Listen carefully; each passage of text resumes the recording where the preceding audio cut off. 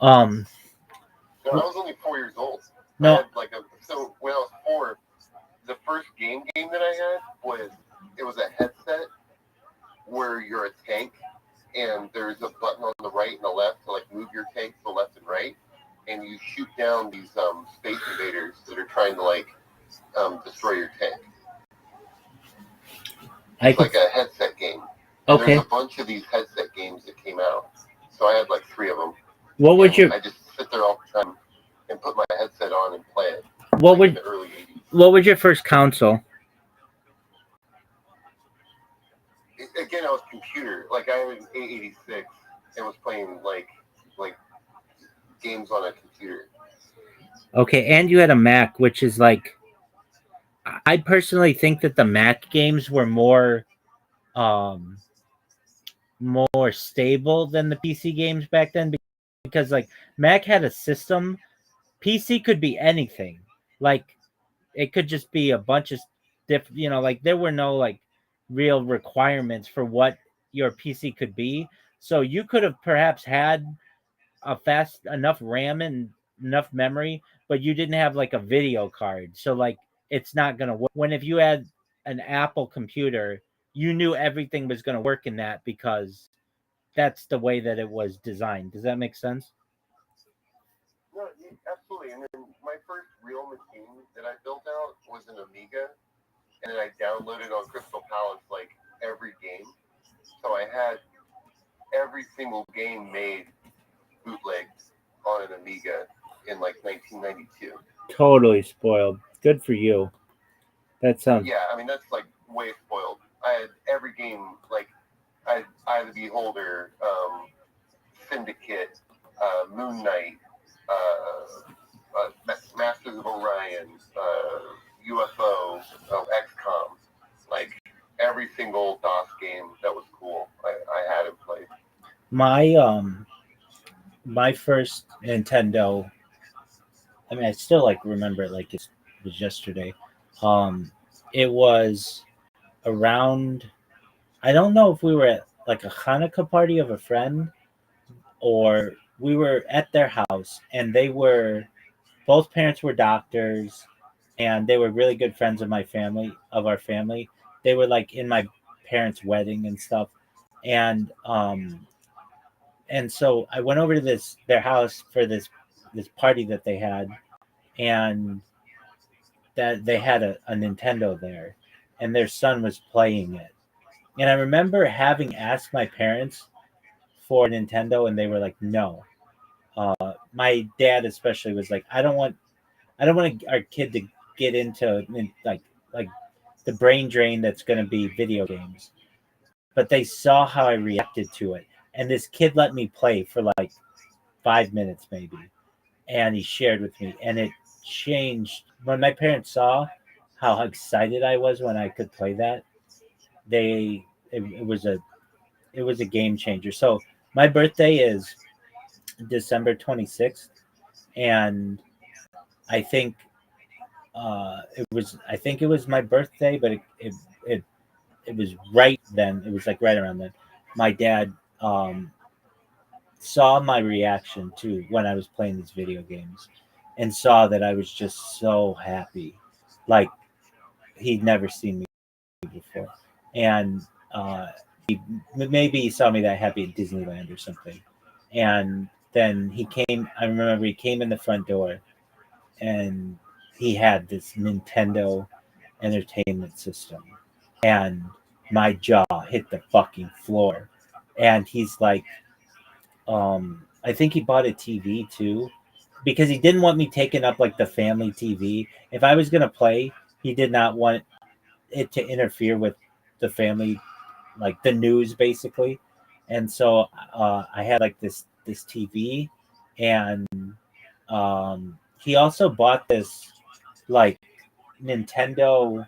It was a gray Nintendo cabinet that like a lot of people had, that had like little slots for the games. And I remember, I think the two games I had, like you had said, Super Mario comes with it, and with Duck Hunt, and I think he got Ninja Turtles, and hold on. Did you know that the second controller controls the ducks? No, I didn't. Most people didn't know that. Isn't that crazy? No, I didn't That know. the whole time you could have been.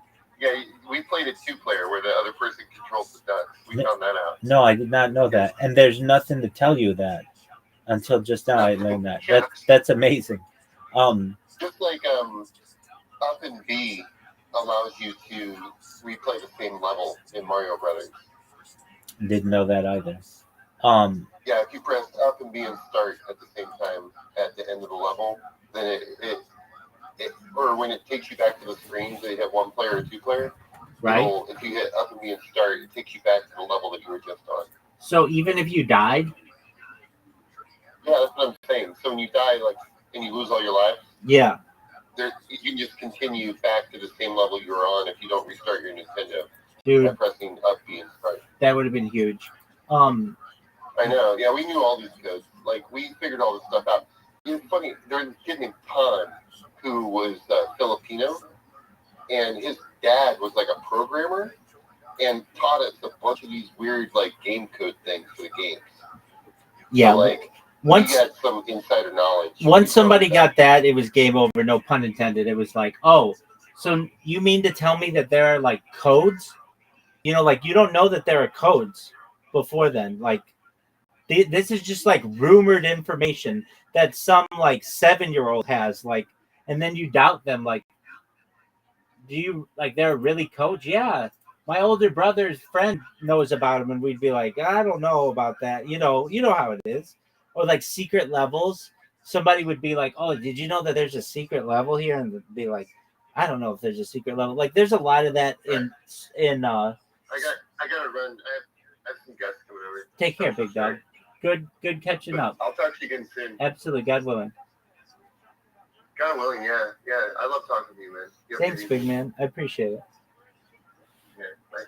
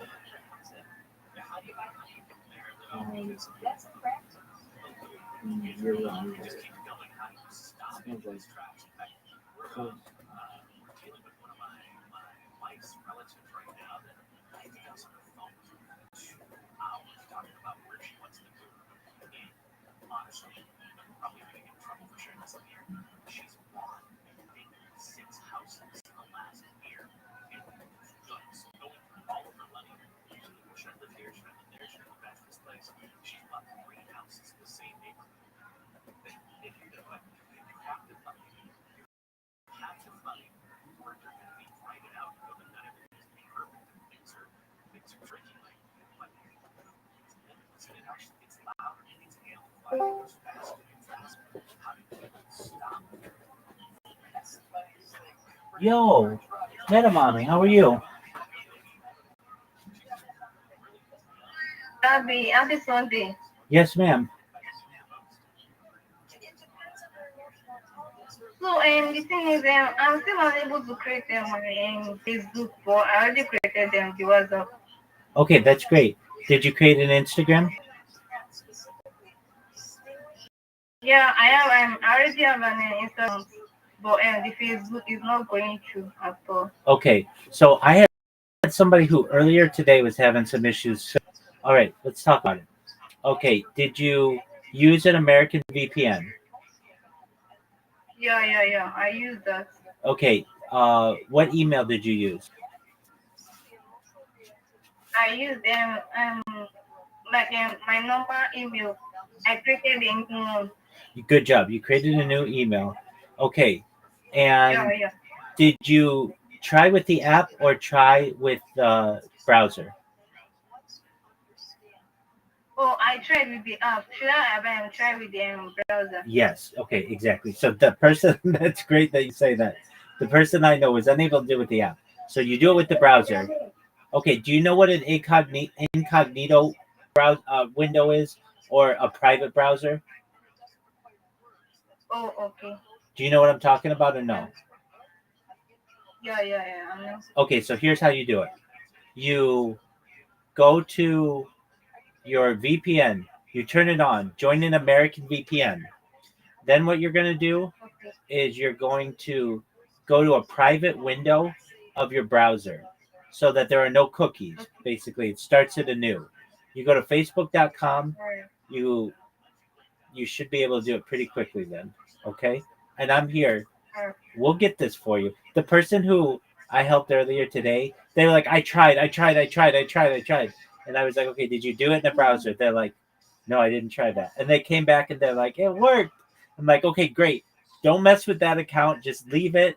We're not gonna post anything, but just let it be for a little bit. So we're gonna try the same with you, okay, Meta Mommy? I saw you in some spaces. Good on you, girl. Thank you. I'm still learning how work you like an X. How Absolutely. it doesn't it seems. So So I still am learning everything. We're all learning, Meta Mommy. Don't you worry. Okay, so you go try to create the Facebook account, and then come right back and let me know what happened. Okay? All right, I You, will try it out. excellent. I'm here for you. I'll be up. You don't have to go either. You can do it in here if you want. I'm just adjusting my different devices, so don't worry about me.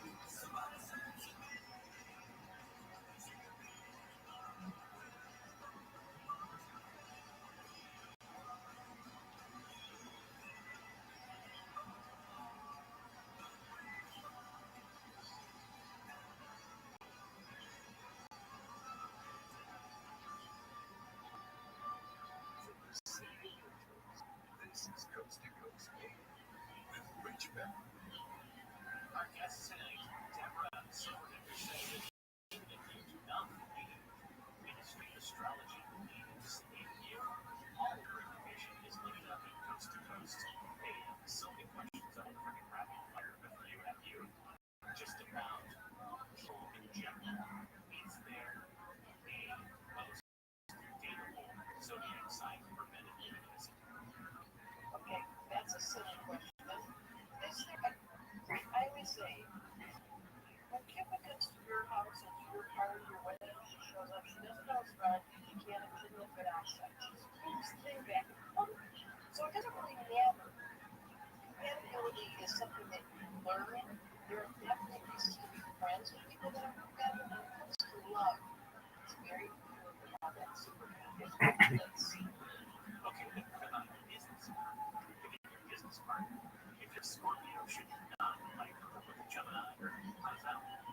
Well, there's lots more planets involved in this ride. So Mercury tells me about your mind, Moon tells me about your emotions. So it's not as simple as it's one or two out of a perfect chart. But let's see what your Mercury is. So if you have a fast Mercury, you're going to get along great with someone else who has a fast Mercury in business. It is always the same that gets along best as well.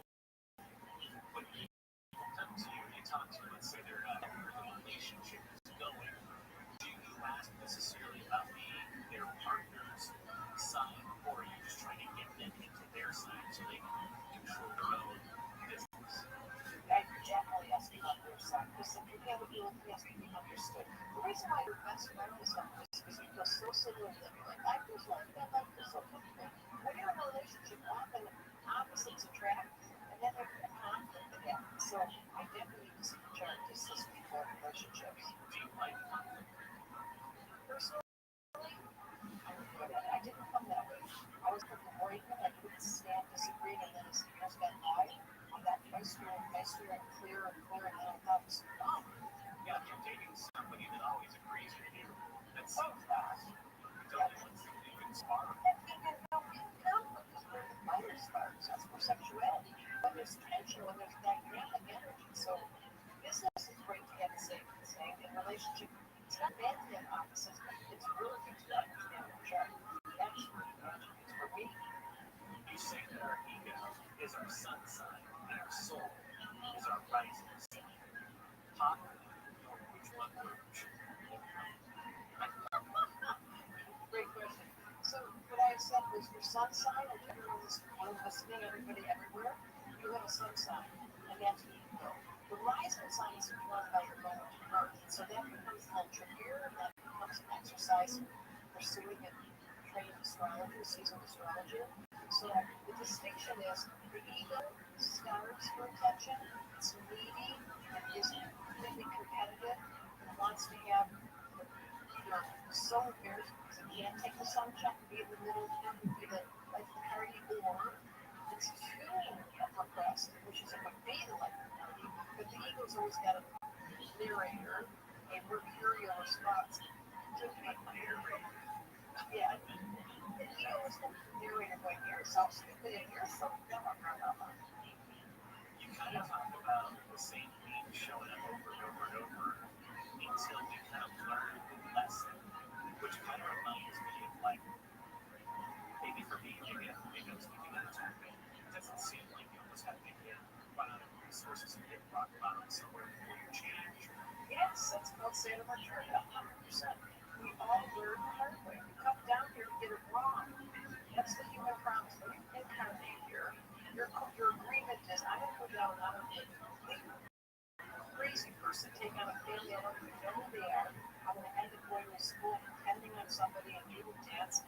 And all of that is a pretense of self-resource until you wake up and realize, oh, there's a free will. But most of us spend our entire lives being the victim to our ego structure and the programming we got into.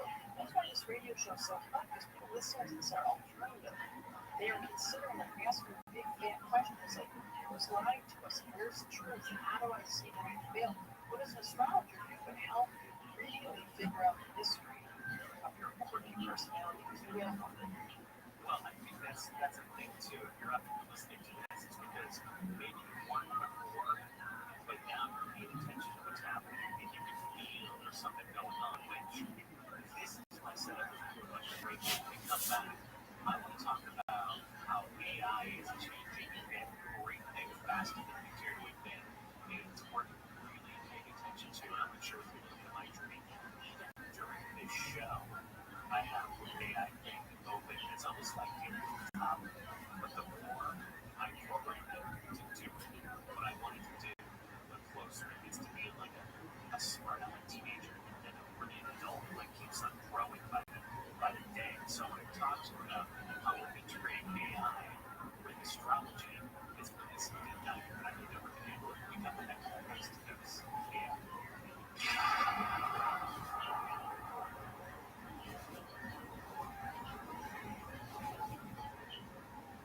Tis the season for identity theft. This time of year, most of us are checking off our holiday gift lists. But guess what? Identity thieves have lists too. Personal information might be on them. Protect your identity with Lightning. LifeLock monitors data points every second. There he is. Landabouts, how you living, pimp? My house got filled with a party, after party with the house, so I had to come upstairs. All right. We were talking about the Disneyland game. It was amazing. Those are the big games. Yeah, childhood Nintendo parties. Yeah. Oh, yeah. So the big thing, yeah, and I guess this is how they built these games as well, so that you couldn't beat them in a whole weekend, so that you had to re-rent them. That was like part of the marketing strategy with the video game developers, and Yeah, 40-hour gameplay and then 100-hour gameplay. yeah, there you go. And we would just race to try to beat the whole game, and it was like such a big deal. If for whatever reason you were on like spring break or something, and you got a video game during it, so you got to actually focus on it as opposed to like having to do whatever else. And I don't know, these are like pre-homework days or whatever. Um, I I got into so what I was talking about when I got my first Nintendo. It was such a big deal, and then I remember the first person I learned it was my friend's sister who beat uh, Super Mario Brothers. That was like a big event. Like I didn't know. Like, well, I believed her. It was like a big deal, but like it was like I won't believe it until I see it. And then I think my cousin said that she beat it, and then she came over one day and I think beat it, and so that was a big deal. Um, then okay, so there was Super Mario 2, which was actually like a different game, but just masked over. They changed like the main player, but that was kind of a weird game. And then Super Mario 3 was baller, but also a weird. But two has my favorite character in Toad. It does have Toad. Yeah, absolutely. Toad's sweet. Yeah, he's cool, man. Like he is sweet. That's when I first started drawing. Was I would always draw Toad because you didn't have to draw hair. You just draw a mushroom on top of his head. That's true. Yeah. So two. So I guess one just at least as the protagonist, the allies. One has Mario and Luigi, and that's it. Two, oh, Princess. Okay. Two, they somehow they worked in Princess Daisy or something into it. I could be wrong if that was in two, but it wasn't or maybe it was no. It was there was Princess, and then they started calling her Peach or something. I forget. But yeah, Princess Peach, yeah, and she can kind of float. And then Luigi could jump really high, and Mario was just like the medium, could do everything. That's was super strong. That's right. You could play as the different characters, which was a game changer. And it was the first girl I'd ever played as in a game. And she good. Princess Peach was. Speaking of game changing. Did you ever play Toons? Yeah, I did. Tiny Toon Adventures. Yeah, because in that one you could change characters in the level while Right, you were playing. right. That was a game changer, definitely. That made it fun. Yeah, it did. Yeah, I played that game. X-Men was like that too. X-Men? Did you ever play X-Men on Genesis? Yeah, I did later on. Did you ever play the Simpsons game? It's like Bart. Right, you have to spray paint stuff purple, and there's like an alien. There's like an alien civilization that's taking over the Springfield. Did you ever play this game? I did. I was never. It was always too hard for me. I was just gonna say, like you're like Bart. You're like Bartzilla. yeah, very difficult game. Very difficult, and then it was random in the levels every time. Like you would go to do random stages. Wait, the stages were always inconsistently hard. I think it was called Bart versus the Aliens. Was that they made them made multiple games because I thought Bartzilla was a different game. I don't know. I remember all of the Simpsons games were off the charts difficult. That's true. Except for the arcade game, which was awesome. Which was amazing. You're absolutely right. 4 different joysticks, and you could all. That game was amazing. That and the Ninja Turtles game were always the most popular games. Like, and then X-Men. What made that game better than Ninja Turtles was when you played with the different characters. Like if you were Bart and Lisa, they would together do a special move. Right. Or if you were Lisa and Homer together, or you could choose the characters. Be on each other's special things. Be on each other's shoulders and stuff. Yeah. Exactly. That was amazing. That arcade game must have made, I mean, back when we were kids, thinking like billions of dollars, like just in coins. But I'm sure it didn't. But I mean, that was such a game-changing game, and it was so colorful and really pretty. Like that's a big thing for games, to be attractive to children, if you want them to play it. And it was what you had seen on television, and that was an amazing game. Yeah, but the games that were on a console that were Simpsons games were like so difficult. Yeah, and then there was that game. There was also, I never had this, with my cousins did, Paperboy. That was a tough game. I don't think I don't know. I don't think we ever beat it, but I never did. I never see Paperboy. I could never even know that game. Like it's one of those. It just got so difficult after level 2. Right. Exactly. Like with death, got you and the random horse and dogs and like cars that it was. Oh, and then the whirlwinds, just a random tornado. Yeah, that was so difficult.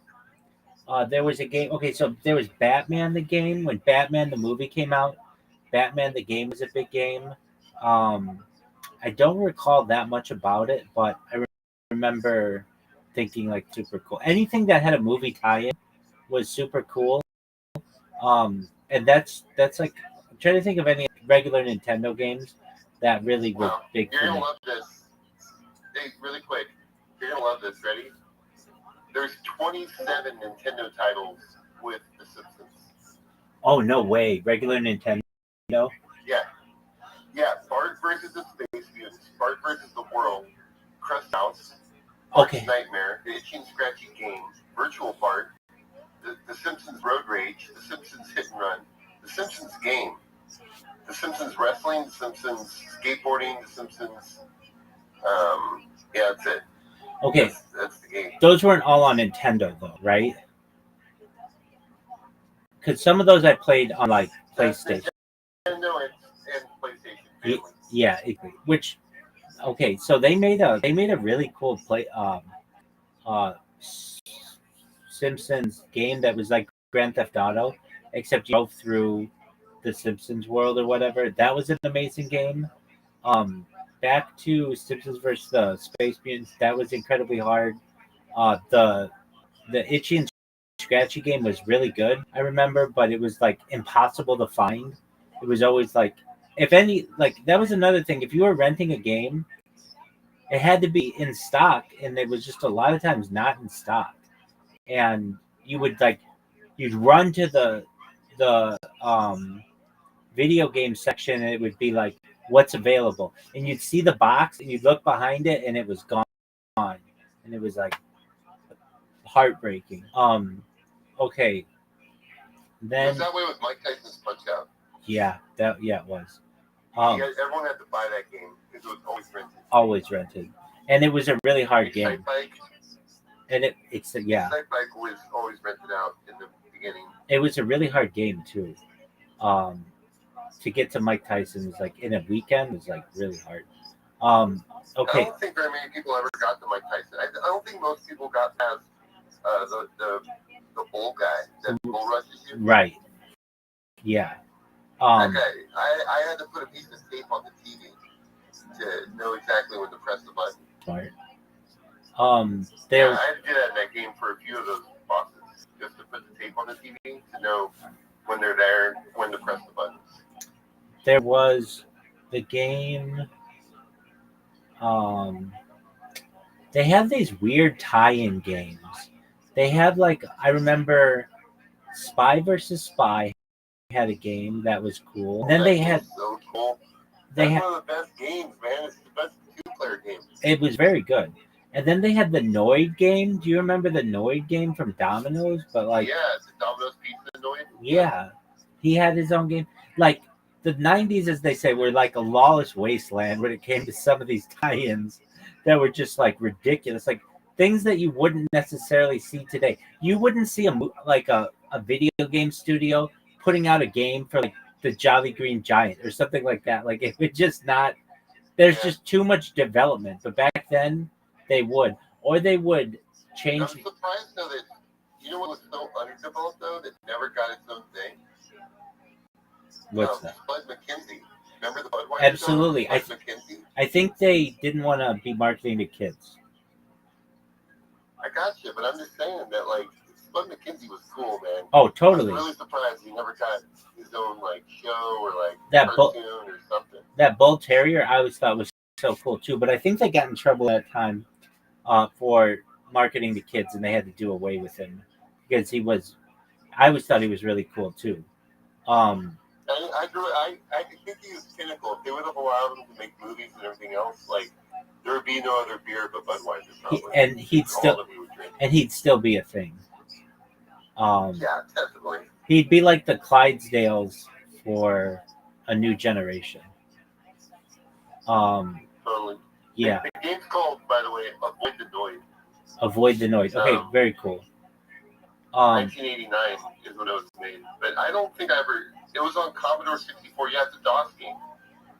It was on Nintendo too, wasn't it? It was, yeah. Yeah, exactly. But it was different on Nintendo. Yeah, and that would be a thing too. They would change it, and sometimes the games on one console were easier than they were on a console. So now we'll move into Super Nintendo, and this around the same time Super Nintendo. One last question though. Go ahead. Sorry. Final Fantasy, did you ever play it? Yeah, I did. I played it. I thought it was amazing. Boy, I don't remember. I mean, I was little, but I remember it being like, couldn't you? Yeah, I'm trying to think. Could you use any guns in that game or no? No, it's a fantasy game. You get to choose like a fighter, a thief, a white wizard, a black wizard. And Right. It's like a Dungeons and Dragons type game. That's right. Like Zelda? Like Zelda? Yeah, well, sort of. Every time there's a battle, though, it goes to a cut screen and you have multiple choices of battle. Whereas Zelda is like a twitch shooter, like real time. Right. This one's like turn based. Okay. Let's have it for a second. I never had it, and I didn't know anybody who had it. But like occasionally I would like play it somewhere, and if you aren't into it, it's kind of a boring game because there's a lot of reading to do in that game. And I remember just being like, "Oh, that was a thing I couldn't read yet." or I couldn't read really well. I was young. So like, when he would talk to people, or when Link would talk to people, I didn't know what he was saying. So I just hit go, go, go, go, go. And then do that, you don't know what to do in the game. Does that make sense? Totally. Yeah. You have to be able to read. Zelda's a lot of reading everything. Yeah. Because there's all these clues that they give to find everything. Exactly. And so that's why it was never that attractive a game to me, because then when I could read, it was kind of an outdated game. But I remember it was gold, and I remember that was like a huge thing. That, like, you mean it's not gray, like all the space gray, like all the other ones? Um, okay, one other thing. This is such a cool statistic that I always think about, that I don't think it's possible to necessarily prove, but I think it's accurate. Okay, so imagine you're gonna play Super Nintendo. Apologies, you're gonna play Super Mario Brothers on Nintendo, not Super Nintendo, Nintendo. The first time, it starts up, and the first bad guy counter is like a Koopa. That, you know what I'm talking about, like the first guy in the first level. That bad guy allegedly has killed more people in video games than any other bad guy ever. And I think that's such an interesting statistic, because I think it's true, because a lot of times that was the first game that anybody was playing, and that you didn't know that you had to jump. You know what I mean? Like, you just, maybe I can run through them or whatever. And and everybody had that game, because it came, like, games don't, like, consoles don't come with a game anymore, but everyone had that game. And so I've always thought that's I bet Blanca from Street Fighter 2 is like second. That could be. Now Street Fighter, that was so mean. Like, no, oh man, like when the computer on hard Blanca. That was Super Nintendo, right? Yeah. And I loved that game on arcade. I would always play as Blanca, but then and when he would be like, he'd win, he'd like, I remember, like, grab his chest. But yeah, exactly. But then I'd learned, like, okay, so then the what's his name? The indie guy with with the arms. He was so hard to beat if somebody would just use those arms on you, because it's like, how am I going to beat this guy? So then I quickly started learning, like, some guys are better than others, and Blanca, even though he's green and cool and stuff, maybe he's not better than this other guy. But then if you knew someone who really knew how to play with Ryu, a doom kick, or whatever, like that, like, he could beat a lot of other people. Then there's E Honda, who was pretty badass as well. Yeah, Street Fighter was amazing. There's Cheesy Chun-Li. Yeah. Who? The flat thing where they just hit you so fast. Yeah, with her legs, she'd just kick you. And I don't know, a lot of people would choose her. I mean, nothing against her. And then there was like a there was like a American military guy. I forget. Guile. Yeah, exactly. Guile's his name. He's cool. Right. He's got the Sonic boom. And that was the thing. You would hear that, like, that. Fortunately, I never worked in like an arcade or anything like that, because you would just probably hear that 8 hours a day, and it would drive you bonkers. Ooh, a doom kick, Sonic boom. You know what I mean? Like, but just incredible. There wasn't that much variety to it. Okay, so. Well, you know that character in the arcade could like glitch out the arcade and just freeze the game. No, I didn't. Like, and ruin it. Yeah, it was so cheesy. He would just freeze the game, time would run out, and then he'd win. Okay, but it's not like you couldn't restart the game. No, so check it out, ready? Here's how it works. At the very beginning of the match, he jumps. If he kicks you in the beginning, the game then freezes, right? Neither character can move, and then the time runs out and he wins. No way. And then it's a glitch. Does it let you proceed? No, yeah, and he wins. Yeah. No way. Two-player mode. Yeah. Okay, It doesn't cool. work against the computer. It only works when both players are playing. Interesting. Look at all this stuff we're learning. I used to think it was so Yeah, interesting. I've been kind easy, of man. I'm kind of obsessed with something. I don't know. I'm not like it's this thing that when I have an opportunity, I really want to delve deep into the backgrounds, not their personal backgrounds, but the actual backgrounds of the games that show like Mount Fuji and like people like sitting around just like watching this fight. I find that stuff to be super like fascinating. Like I don't know, there's something about 1980s Japan that's like really interesting to me because it was a time of like of unparalleled wealth of the country, and also like they it was very advanced but yet still very traditional, like you know what I'm talking about. Yeah, it was. I mean, they were still had deep, deep samurai roots, right? Like, Right, weren't the last samurais walking around in the 1970s still? I think. potentially, but then yet they were still producing like robots and like video games, and it was just wild. Sure.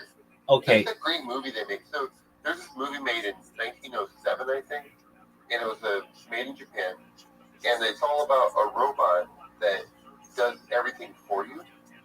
So the robot is like your house, and your robot, and during the daytime, it becomes like your farmer and does all your farm work for you, and then turns back into your house that you live in. And they destroyed the movie because they thought that people would believe that robots were going to like take care of them, and they didn't want the movie to like get out there. And so there's only like some survived photographs and like part of the film. That's wild. But I love lost footage. yeah, That's like one of my I love lost movies. yeah. Those are my favorites from the early 1900s. Right. There's so many good films, and What- they were really into propaganda back then. So anything that was good got repressed or destroyed. Right. And then they had that Warner Brothers fire like maybe 15 years ago that took out a lot of that stuff, which is heartbreaking to me. I lost movies in a fire once too. Wow. Yeah. It Okay. happens a lot. Yeah. More than you think. Yeah. Because it's really combustible. The solenoid's combustible. That's right. That's right. Okay. So it's really easy to happen if it's not stored properly. It just catches on fire and explodes. Exactly. Okay, so then we had Super Nintendo came out, and okay, so you had Mario. Well, wait, back to Mario, back to Nintendo. Mario 1 game changer, obviously. Mario 2 game changer because you could be different characters. Mario 3, in my opinion, game changer because you could fly with the raccoon, and you could wear different clothing. Wait, that was Super Mario 3 or Mario 3 or whatever. Super Mario 3 had the match game where Yeah. you had to match things together. You remember Right. that? Oh, absolutely. Very well. And you could get one ups or like free lives and stuff. Yeah, the code was always on the very right hand, second down to the right. You do that one first to tell which one it is, because that one's always different in the 5 different. There's only 5 different apps.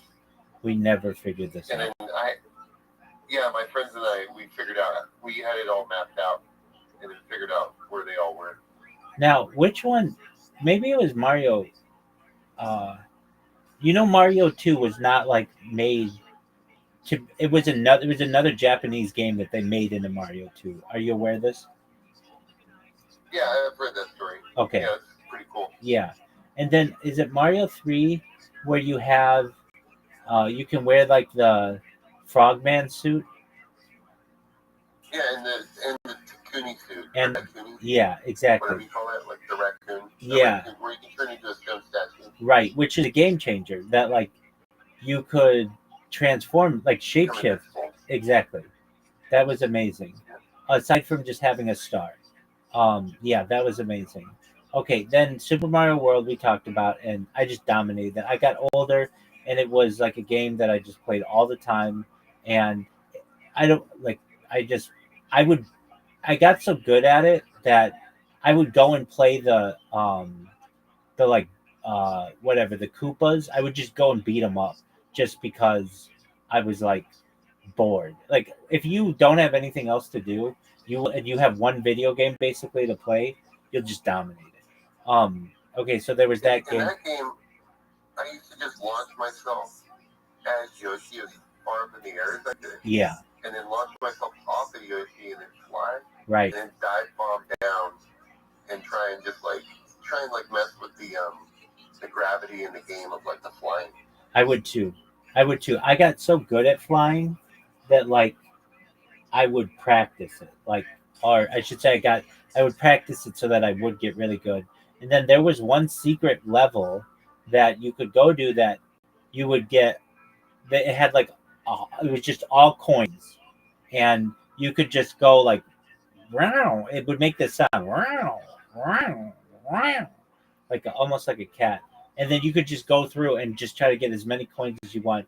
And I remember getting like 99 lives, and then just being uh, I guess uh, I like I don't have to do this anymore. Yeah, that game was amazing. And then having Pilot Wings. yeah. Well, the pilot wings sometimes would take you to like the secret part of the level if we're talking about the same thing.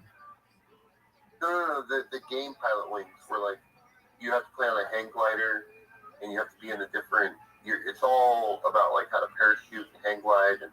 Oh, I sort of remember that. That triggered something in my memory. Do you remember the Olympic game on Nintendo? Nintendo with the yeah, we had a power pad. With the pad? Oh yeah, and I had to talk about Duck Hunt having the gun. I had a gun. I didn't know anybody who had the hand. Did you know anybody who had the hand? I knew someone that had the hand, and they returned it. Okay, I could see that because they only had it for like a month, and we were like, "This thing's dumb," and I tried to use it, and it was just stupid. It's like it's not cool. Isn't it amazing? Isn't it amazing that they'd let you return it after a month back then? Yeah, I guess it was maybe like a couple weeks, but whatever. It's just the controller on your arm. Right, but it was really hard to use. Then the power pad, that thing was a game changer. That like you could do something. It was like so early on that you could actually do something physically beneficial, but like with your body and have it affect something on the screen. It was like very early virtual reality, or I don't know how else you want to describe it, but that was a game. Haptic response. There you go. I remember we not often, but like once a year, there was a kid who had that, and for gym class, they would let us use that, and we would just get so excited to be able to use that pad. And it wasn't really well, like not a lot of people had it that I remember, and then it was hard to do, to make your guy run on the screen or whatever. But yeah, I remember that Olympic game was really interesting. They had like long jump and everything. We used to cheat on that game all the time. How do you do it? We had the pad, right? Yeah. And then we learned that if you just get on your hands and knees and use your fists and just hit it back and forth with your fist really fast, yeah, that makes you run. That's the only way you can beat like the cheetah. Yeah, I remember that.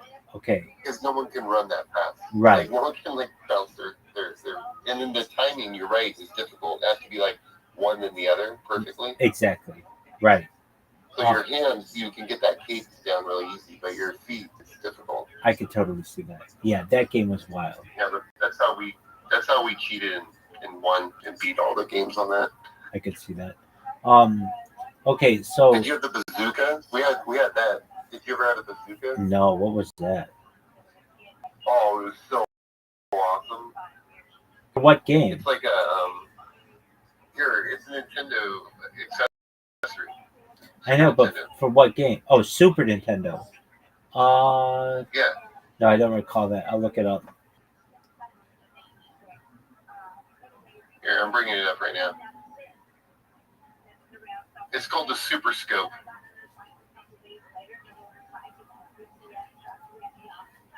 Oh, yeah. Now I know what you're talking about. Yeah, I have seen that. call it the bazooka, but yeah, the super scope. Did you ever use Mario Paint? Yeah, I was just going to talk about that. That was a game changer to have a mouse. It was the first mouse I ever used, and I don't think my parents really recognized how great a gift that was because it was like my first entry into computers to some extent. Um, it was the first mouse I ever used, and I didn't even know what it was. And yeah, you could create like music. It was like such a different game than anything else. The one thing I always regretted is you couldn't save your or like I don't recall being able to. You could save like very little in that game. Um, but I remember they had a fly swatter game that helped my like hand-eye Oh, Bat coordination. Attack. Bat attack, Nat. It's called Nat Nat Attack. attack. Okay, yeah. So you recall it very well. And then making music in Yeah. that, and then making music in that game, and I just remember that was like it like opened up different parts of my brain. That part of the game, like that kind of game, it was so different. Um, yeah, and The composer was amazing in the, it. the Just being able composer to understand, like play with composing music music exactly, was awesome. absolutely. And if like when it hit me, I didn't know anybody who composed music like that. Like I knew music existed, but I didn't know that you basically have to put different notes and different timing. I mean, it was incredible to me, and I still don't think my parents recognized like that was such a an eye opening game.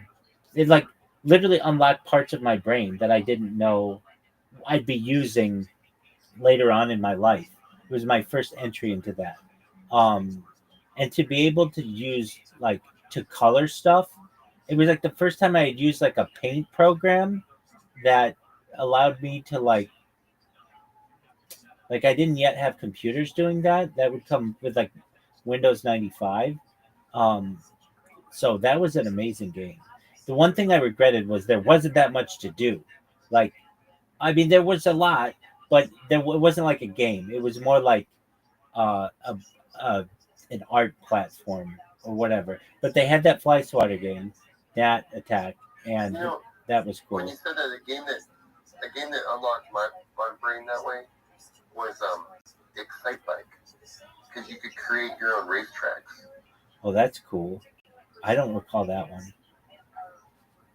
You remember Excite Bike? No. Beep beep beep beep. Oh yeah. And Oh then yeah. Now I know that. Yeah. Now I know that game. Yeah. Definitely. Yeah, now I know that game. Yeah. I didn't know you could create your own tracks. That's baller. Yeah, exactly. Yep, you make your own bike tracks on that game, Yeah. and that was always fun. That's funny that I did not recall that until you did that noise. Yeah, that was a cool one. Um okay. That game. Did you play Pole Position? Yeah, that game sounds familiar. It was a racing game, right? Yeah, or Rad Racer. That's another one. Okay. I had another Where racing. like you're a red Ferrari. I had another racing game, but I don't recall what it was. It was very basic for Nintendo. Um right. So Play Top Gun.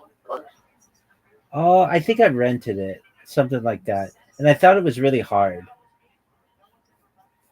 Yeah, landing was difficult, but once you learned how to land, it became easy. But it took a while to figure that part out. All right. So then Super Mario, um the games that stick out. There was this game that I played. It was the first gambling game I ever did. It was called Vegas Stakes, and um, it was interesting. It was like kind of a grown up game. It was for kids, but it like taught you how to gamble. And I don't know if it was for kids. It wasn't for kids. It was an adult game that was on Super Nintendo, and I got it as a kid.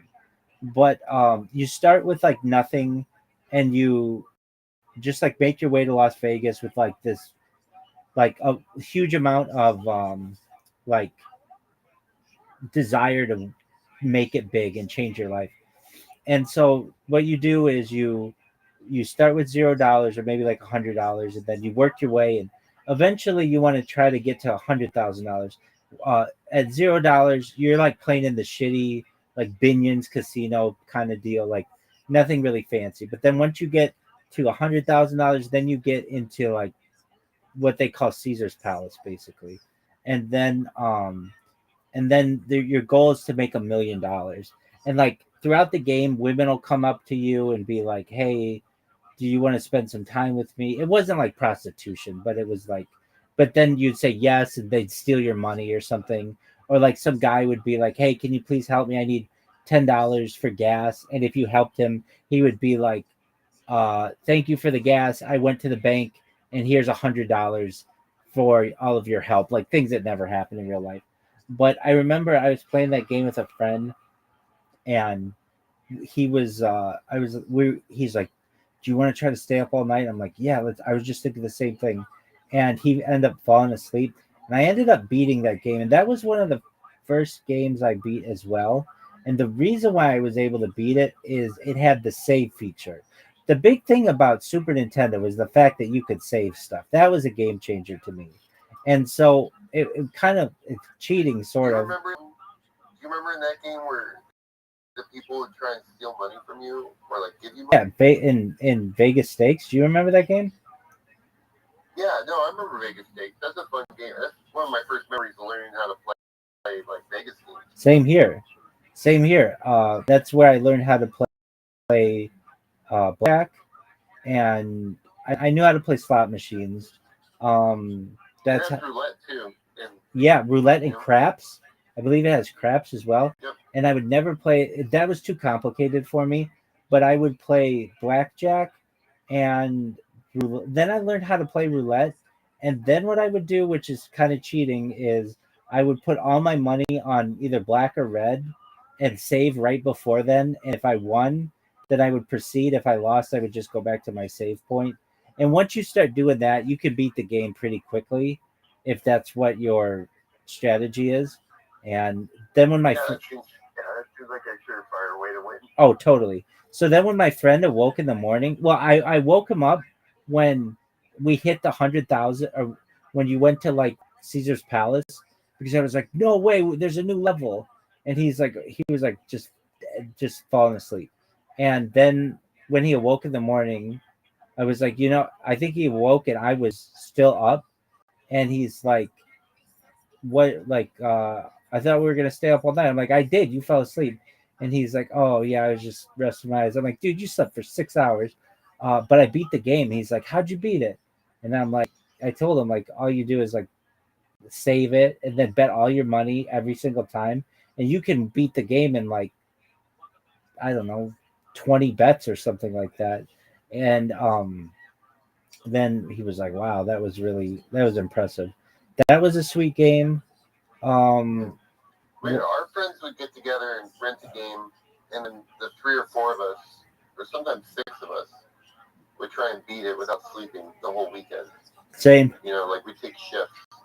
Like we'd sleep sometimes, but for the most part, we were just playing the video game like the whole weekend long. Yeah, that was a big thing on Saturday night. We would watch Saturday Night Live though. Like that was really big because then on Monday, you knew all the funniest jokes. Like you wanted to be in on the in crowd, and there were only, so many jokes that people would have. So, and it would be a big thing if your parents would let you watch Saturday Night Live. And my parents wouldn't always let me, but occasionally, or we'd sneak it or something like that. But that was a big deal. Saturday Night Live was a big effing deal back then. Yeah, we were always playing. We never really watched TV. We were always playing Dungeons and Dragons. Okay. Oh, okay. So this is a game, Double Dragon. That was a popular game that was like a fighting game. Do you remember that game? And then Double Dragon 2, did you play that one? Yeah, not a lot though, but I do recall it. Well, the reason why I bring it up is because it had a player versus player mode. That's right. Just fight each other in practice. That's right. It made it a lot, and it was fun to play that, like just against each other, just for fun to kind of like play the game as a fighting game. As opposed to the storyline. A great Super Nintendo game that just came to me was Teenage Mutant Ninja Turtles 2, I think. Turtles in Time. Did you ever play that game? Oh yeah, Yeah. that's one of the best. Yeah, exactly. And it was so cool that it was like history too. That like you'd be in like the old west or like ancient uh uh ancient Japan or whatever it would be. That was a really great game. Um That game felt super advanced for the system. exactly. Like that's one of the few games that even today, when you look at all the games, that's one of the few ones that just the graphics and what they fit into that cartridge is a lot. And okay, so the game that did that to me, and it did it to a lot of people as well, was Donkey Kong. Donkey Kong looked like a different console. It looked 3D. And um that was a big game. When that game came out, I didn't ever have it, but it was so big because you could switch the guys from Diddy Kong and Donkey Kong, and the graphics were so much different than any other game I'd ever seen. It looked real. And Yeah, they really hit the balance between Mario and Sonic the Hedgehog yeah, as they far as did. like fun and speed and puzzles. That's right. That's right. And the idea, It's like a combo between the two with like a lot of the same graphics. Like it felt like Sonic the Hedgehog, like they kind of maybe just reskinned Sonic, you know? right. Now Sonic, so I got a Super Nintendo one year, then like the next year for my birthday, it was like a Sega, something like that. And but I had seen Sega before, and Sega just seemed really, really fast. It seemed like older, and not for like older kids, I should say. And it was. I mean, they had different games that were like faster. I think it used graphics differently. But one thing, so there were some games that I would get. Okay, one amazing game. I don't know if you ever played this on Genesis. Was Aladdin. Did you ever play that? Yeah, but hold up. Did you ever play original Sega on the little like credit card looking games? Yeah. That's what I'm talking about. Yeah, that those games on that just were absolutely for adults. Wait, hold on. Certainly. Hold on. Are we talking Sega Genesis? No, Sega. Oh, I don't even know what that is. Okay, so Sega came out with Nintendo, and Sega, the games were like on a. They looked like credit cards. They were tiny. They were like a little credit card. And it was just a disc that you put into the game, into the console. Was it called Master System? Yeah, a Sega Master System. Yep. Oh, yeah. I've never even seen this. Yeah, we had one growing up. They're awesome. And then we got a Nintendo after that. But it was for adults. The games were all difficult, and they were like they had like it was just it's just harder games. That's all I can say. Right. Um. I should say that I didn't play Atari until I was older, and when I did, it was it was like I was like I can't believe people used to play this. It would just seem like cheap to me. Um. And uh but I just wanted to say that about Atari. But it had a lot of games. Atari seemed like it had so many games, really cool games. But then you would play it, and at least I was older, and it was just like this is nothing like what the cover looks like. Like it's supposed to be billiards, and it looks like action packed, and it would be like super boring. Okay, so Aladdin on Sega Genesis was a beautiful game. I thought it was really um cool because the movie was it was similar to the movie, but I didn't have many really good hacks for games, but this one I had was really good, and everybody who I've ever heard who played this game always had issues with this one level. It's the flying carpet level. I don't know if you recall this level, and I very early on figured out a hack to it, which was to use the pause button a lot. So like you would go like maybe 10 feet and then hit pause, and then 10 feet again and hit pause. And when you would do that, you could see the obstacles coming and avoid them, and it made that level super easy. That was like the first time I ever had like a hack for a game, where if I just kept hitting pause, I could basically play the game in slow motion, and well, that game was amazing to me. Like there was a genie level that I thought was super cool, and I loved the soundtrack to it. And you had a boo, and that was just a really Yeah, cool you game. throw apples in that game, right? Yeah, exactly. You throw apples, and then you also, I think, get a sword, and you can like strike guys with a sword. And it was just a fun game. I remember the soundtrack was just like da da da da da da da. It had all those songs. I really liked that game. So speaking of which, it was Didn't Robin Williams do the voice on it too? Like the genie was Robin Williams. I think so. There was something like that's what I was saying. It was like really close to the movie. Um, then okay, but if you played Aladdin, I believe on Super Nintendo it was much harder. It was something like that. And I know that Lion King was extremely hard on Super Nintendo. And It was so stupid. Lion King was like the worst game. I remember spending like $60 on that game because I thought it was going to be awesome, and I got it. You know, this is the worst game ever. I played it maybe for like a week, and then just was done with it. And you would think it was so boring. You would think it would have been an amazing game because Aladdin was an amazing game, or I thought it was, but a lot of other people do too. Aladdin was a really good game. Yeah. And Lion King people just thought was way too hard and also boring. When you said Lion King, for some reason, it made me think of the Nintendo game Willow. Did you ever play that? No, I didn't. So like, did you ever play Robin Hood, the Nintendo game? Prince of Thieves. Yeah. Yeah, I did. And they had like, yeah. Now that you say that, it like triggered in my memory. They had like Kevin Costner in the game, but it was like 8-bit, right? Or 16-bit? Yep. Yeah.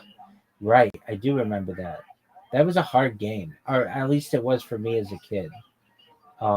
Yeah, I remember that it was game. very difficult. It had a bunch of different ways to play it. Like you had to play in the overhead and in the scrolly. That's right. And you had to make decisions like from a bunch of different standpoints.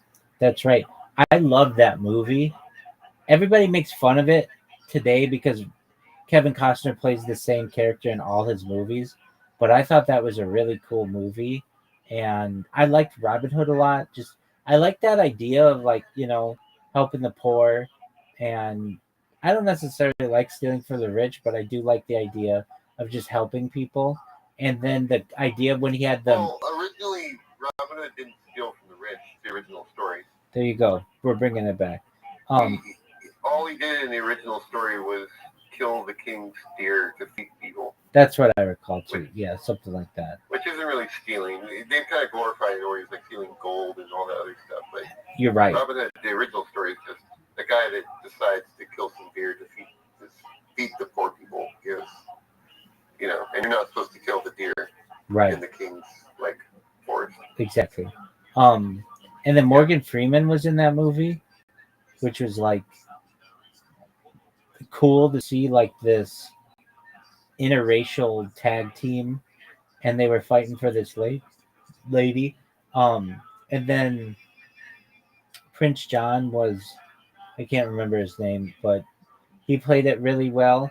And then they had this one character who creeped me out as a little kid. They were like a weird fucking eye, and they were, I forget who they were, but that was a fucked up. The crone. Yeah, that person was fucking creepy. As a little, he turned invisible at one point. Yeah, he was crazy. Yeah, that was and then they had that whole weird birthing thing where like he wants Marion to get knocked up by the sheriff. That's right. How creepy is that? So creepy. It's so weird. Right, and there's a little kid I remember being like, "This is fucked up. Like, this is creepy. This is scary to me."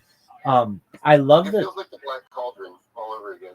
Right. I love the scene though, where Kevin Costner's training the merry men or whatever, and they're like doing bow fights on like on like a log or something. I just think that's so cool. I thought that was such a cool, just a cool movie. And then the other cool thing about that movie is the arrow camera, where he's like you'd never seen that before. What a camera looks like with an arrow in front of it, or and yeah, and that was wild, like splitting stuff. Yeah, but that It's game. totally immersive. Oh. That movie from the beginning was just immersive and took you into a world that was awesome. Right, but the everybody makes fun that of Kevin Costner's. Uh, he doesn't really have an accent. It's not like he's trying to play a British person. He just literally plays himself, which is fine. I mean, to me as a little kid, that was totally fine. But people give him shit for it. But it's whatever. I took a junior college class in economics, and we watched Waterworld for economics. But we watched, and then had to write a paper about it. What was considered the biggest flop in movie history? The biggest. Well, yeah, but it wasn't their fault. Though. The biggest box office bomb. I remember. I remember. The only reason for that though is because they quadrupled their budget because their sets kept getting destroyed. Right. And so it wouldn't have been a flop if they didn't have all that bad weather. Right. And, like trying to make a movie out in the ocean. Like making a movie in the ocean probably never going to be done like that ever again. I agree with you. I thought it was a cool movie, even though. That movie's amazing. Yeah. And what is it like? There's something that is of like really important like currency in it. Isn't it like branches or something? Or what do you remember? The water. Is it just water? Yeah, that's why Waterworld, they drip the water is the currency for everything. Okay, that's what it is. All right. Yeah. That's and a wild. Trying to find the place where there's. He's got the map to the place where there is water. That's a wild movie. And then Dennis Hopper just playing this this wild bad guy. Oh man, he's such a good actor. You know, any movie with Dennis Hopper is a good one. And then the gills in the neck, that's wild. That was a game too. Waterworld. I think it was a Super Nintendo game. It could have been other stuff. Didn't play it that much, but I do recall that. The game was stupid. It's one of those like side scrollers, right? Mind-numbing games that no one wants to play. Right. Now, another game that was a game changer to some extent was the dolphin game. What was it called? With the Nemo one? Echo the dolphin. Echo, yeah. That game was amazing because you could play as an animal, and but it wasn't like an anthropomorphic animal. You were just like a straight up animal, and I remember just thinking that was for Sega, or at least that's how I found it, and that was a cool game. Now Sonic, that was a wild game. It was so fast, and I think that's the advantage that it had over Super Mario. And you could go upside down. It addicted you to that sound too, because in Mario, getting the coins wasn't the whole level. Right. In Sonic, the whole level is you just chasing coins. Right, and here we're talking about Sonic. I'm literally wearing Sonic on my shirt, on my pants, and my bedspread. I mean, because it's a cryptocurrency that sponsors me, and it just shows like. Oh, I didn't know that. Yeah, it's worth $50 million, and it's just it's just like a symbol of like that time or whatever. But like, I played it. I wasn't obsessed with it. Like with like a lot of people, they come into my Discord and they're like, "Why do you like this video game so much?" And I'm like, "Huh? Oh, it's a cryptocurrency." But yeah, that game was amazing. I mean, it was a game changer. You could go upside down, and that wasn't something that you normally saw in a game. And it was just so fast. And you're right, the sound. And then also how you couldn't die unless you didn't have any gold or any coins. That was another interesting thing. And then when you got hit, you had to collect them all. There was like a new way Like normally you just had like health, and if you got hit 3 times, you die. But in that game, you could get hit up 500 times. So long as you had a coin, you were good to go. That was a total game changer. Loved that, and it was very colorful. It was just the speed of that game though was like faster than any other game. And then you do the like power up and like, phew, all of that stuff was really cool. And then yeah, the little speedball thing right, where you go flying through the rocks. exactly. Yeah, that game. It was also open world. Like you could. It felt like in that game you could go any direction. You didn't know which way your character was going to travel on the screen. That's true. Yeah, I mean it was definitely more 3 dimensional. It was 2 dimensional, but it felt like a lot of things could happen. Then there was, You ever played Strider? what is that? Sounds familiar. What is that? You're like a ninja, and it's kind of like Sonic. It's on Genesis, and you jump around. When you swing, you have like it makes a big like swoosh in front of you, and when you jump, you have like a double jump, and you can basically, you're just fighting through different screens and levels as like a ninja. Okay, speaking of ninjas, the game that really was a game changer as well was Mortal Kombat. That game, first game ever that call you could ever see blood and kill a person. Like that was a big deal. And they have like different versions of it, if I recall, where like some of it was gorier than others, and I that was a game changer. And all the different characters, and then that was another interesting one where the video game came out before the movie. So like they usually it was a movie came out and then to coincide they put out a video game. But this time it was like reversed. That was interesting and a game changer. And also changed like how people were speaking. Like you'd hear people be like fatality and like finish him and that kind of stuff. Uh, I love that there's a block button. Definitely a block button. Thank goodness, a block button. Wow. Right. If Street Fighter just had, like you had to press backwards. Right. Yeah. Block, and you only had high block or low block. That's a good point. In yeah, it just had a lot more. I just like the idea that I could just block. That's a good point. It's easier. Okay, then another game that I remember coincided with Mortal Kombat was one called Primal Rage. Did you ever play that game? Is Primal Rage like time killers? I thought it had to do with like giant apes, but I could be wrong. It's Primal Rage. So Primal Rage and Time Killers, I think it's the same game. Primal Rage, you can play. It's like a claymation game. It could be. Yeah, and you play as like different dinosaurs and like an ape thing. Yeah, and, like, and they just beat the shit out of each other. Right. And yeah. Everybody. Yeah. Did you play Killer Instinct? Yeah, I think so. Oh, dude, you just triggered back to Nintendo. Rampage. Did you ever play Rampage?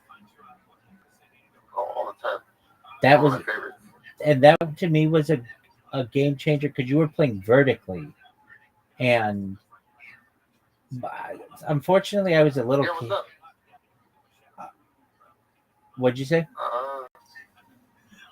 Fun. I'm being summoned. Oh, sure. I apologize. You're good, but just give me one second. Take your time, big man.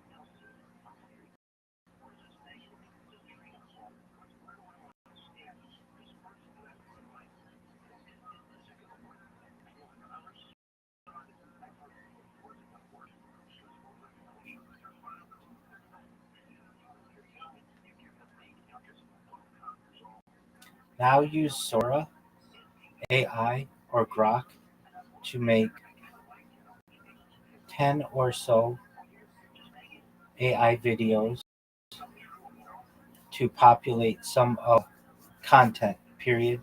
Use hashtags in the title and description, and this will allow you to rank highly in search engines right before your launch on December 7th.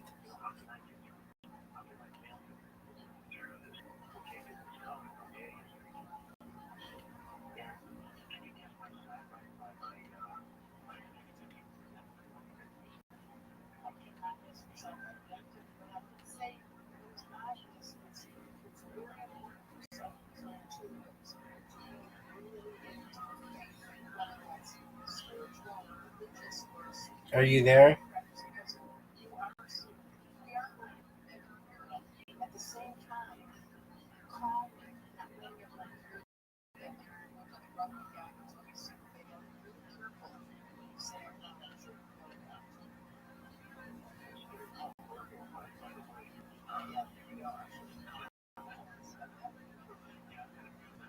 Hey, quick question. Yes, How sir. do I post stuff In here, in Discord? Yeah. I used to let people do it, and then some guy posted a GIF of somebody self-circumcising themselves about 500 Oh, different God. times in every single channel. And after that, I was like, nope. If you want to post stuff, you can post stuff in somebody else's Discord, but not this one. At least until I get moderators who could be here full time. But until then, that guy kind of ruined the party. I got you. That makes sense. There's also a way that people can sabotage your server. Then, and this is how they do it. So until I have a bigger team, I don't want to allow anybody to type anything. What they do is they dox themselves. XYZ lives at 123 Main Street, and then they get on another account and report it for doxing, and then they take down your whole server. Hey, I figured out how to do it. In here? No, I just did it on the Spaces. You send it in Twitter Spaces? In Twitter Spaces, in the little blue pill on the bottom right, I just, on your Twitter Spaces account, on your open mic there, I just went and joined that, and then I can drop stuff in there. Oh, tight. Do you see its video? Let me look really quick. Yeah, it's video. Tight. So you can see me from a different angle, right? Yeah, I see. It's actually a nice close-up of, you're like a good toe model right now. You look like a foot model. There you go. Yeah, there's a lot of that footage. Yeah, get those on there, man. That's your money makers. Oh yeah, big time. People are gonna go crazy. Yeah, later they're gonna be screenshotting it. They already do. I've been at Telegram that's right by that camera that you're seeing, and they randomly take pictures all the time and make. I mean, it's got 12,000 people in it, and they share those pictures. Okay. Yeah, Go ahead. I was saying, I just put the last project at my YouTube channel in there, in that project that I worked on. If you get, whenever you get a chance to watch it. Just one moment.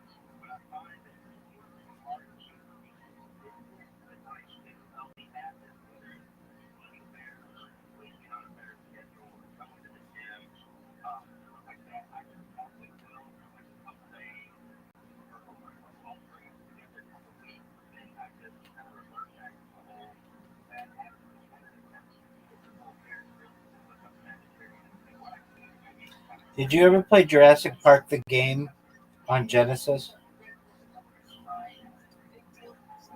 That's the one that was it was too hard.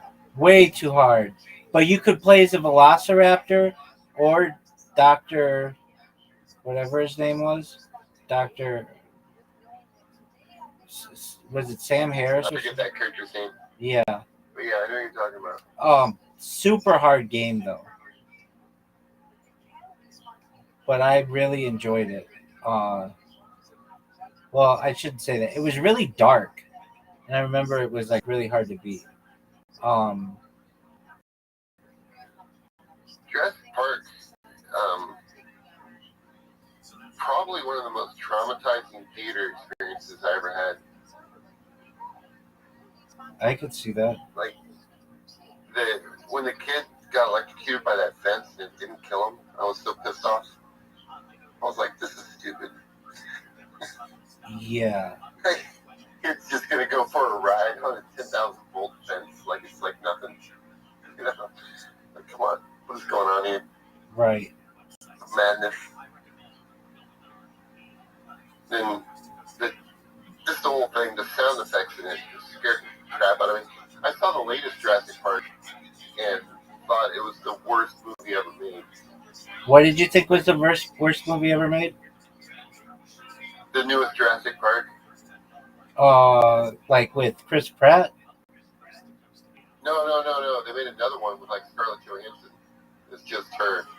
It just came out this like I saw it like 5 months ago. Right. About that, I did not see it. It's bad. Oh my god, it's so bad. It's horrible. Like, I always hated the games. I shouldn't say I hated, but I was always envious when I would see screenshots of a game and I never could get to that level. And that always happened with me in Jurassic Park to drive the Jeep.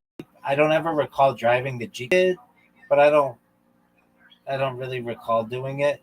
I do remember it was super cool being a Velociraptor, being able to jump really like high. That was cool. Back to page.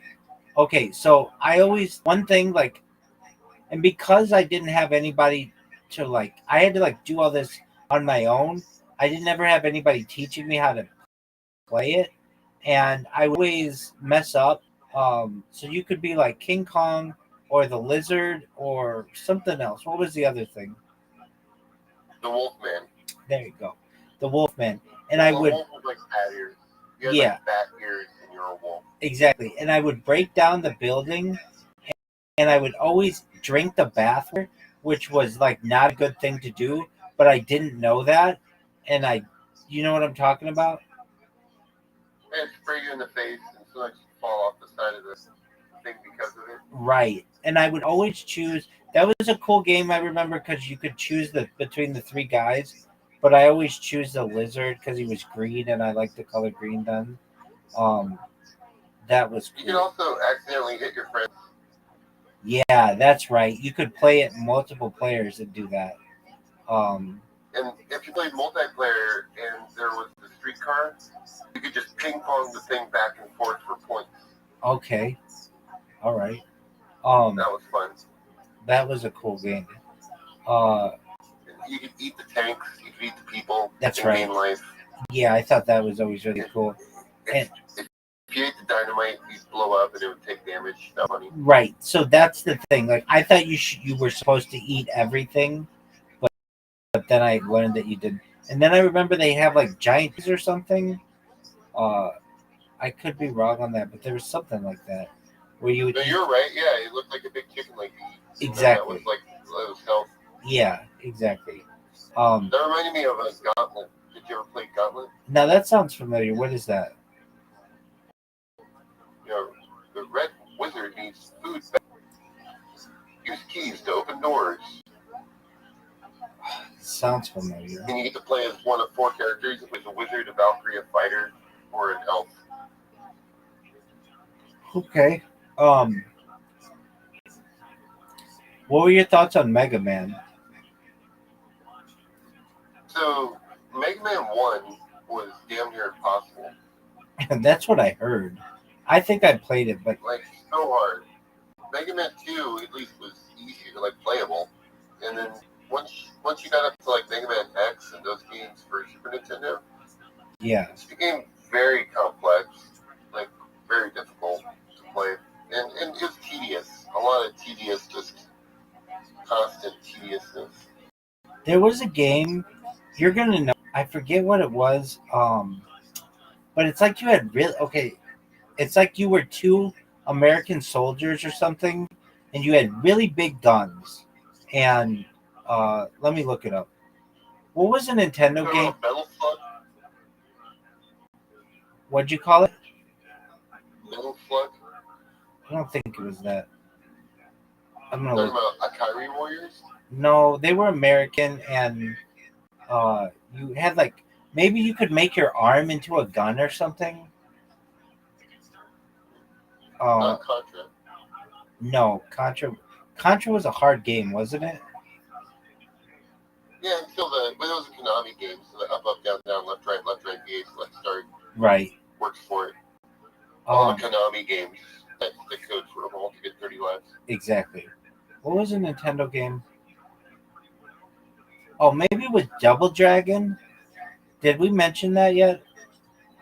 We did, yeah. But back to this, you're talking about it was like two Americans in the game? Yeah, maybe it wasn't Double Dragon. Wait, let me look up Double Dragon. Double Dragon was just hand-to-hand combat, right?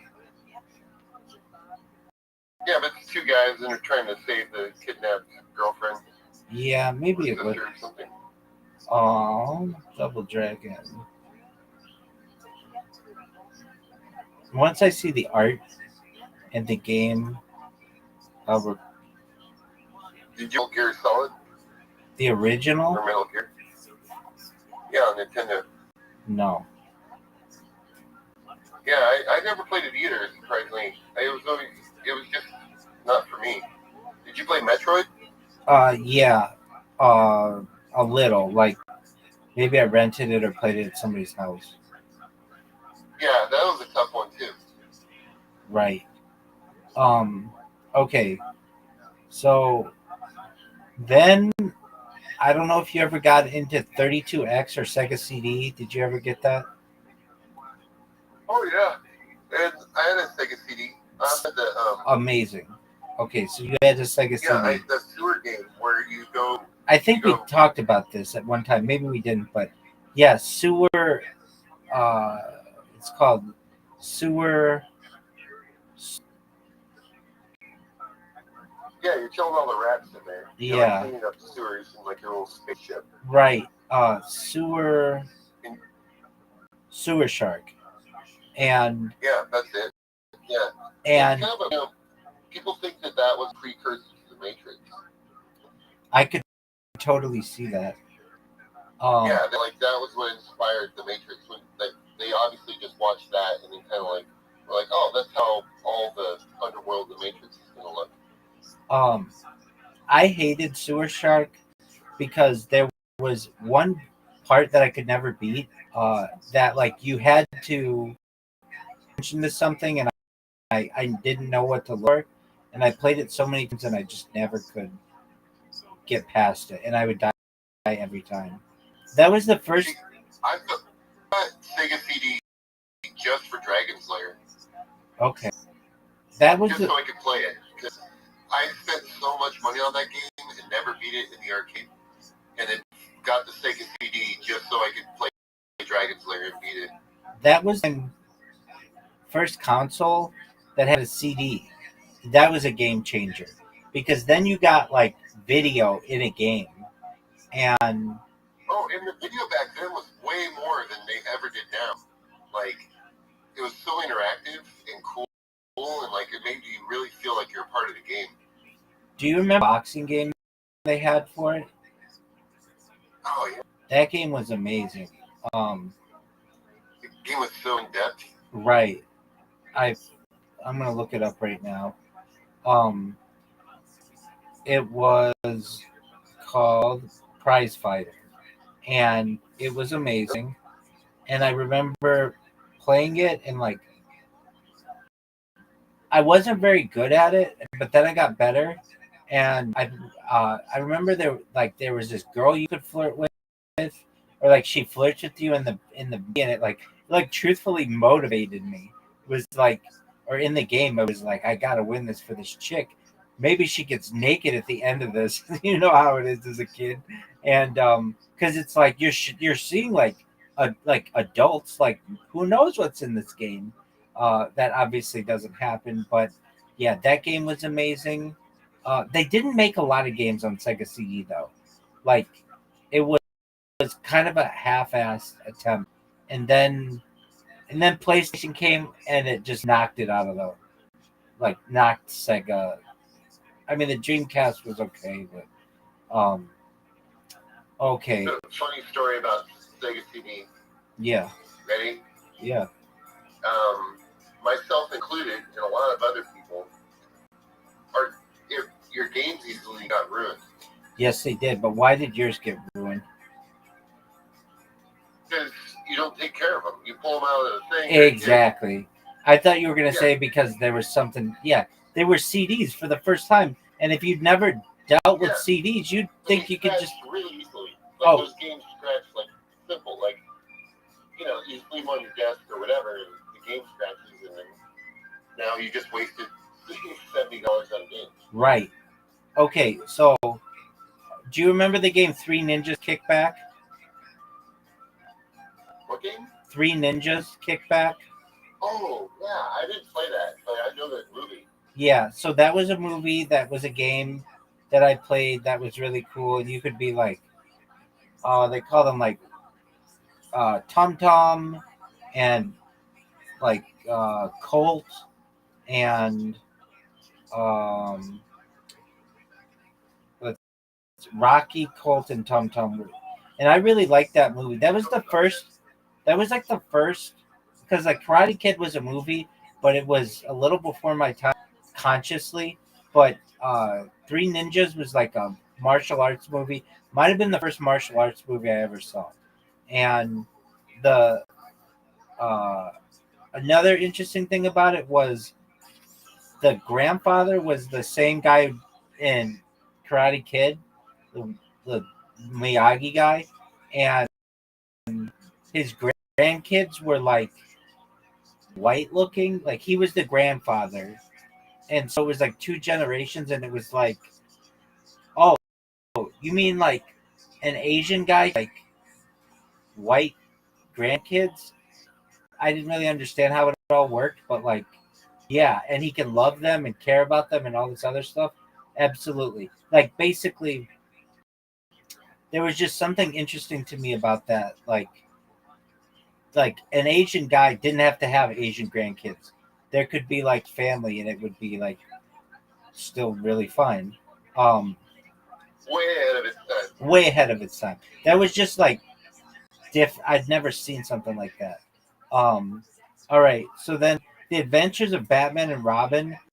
I remember playing this game at some point somehow, and I remember it was hard. All right. All the Batman games have always been difficult. Exactly. Yeah. I think it's because they have a lot of adults play them as well, and they don't want them to just be pushovers. Yeah.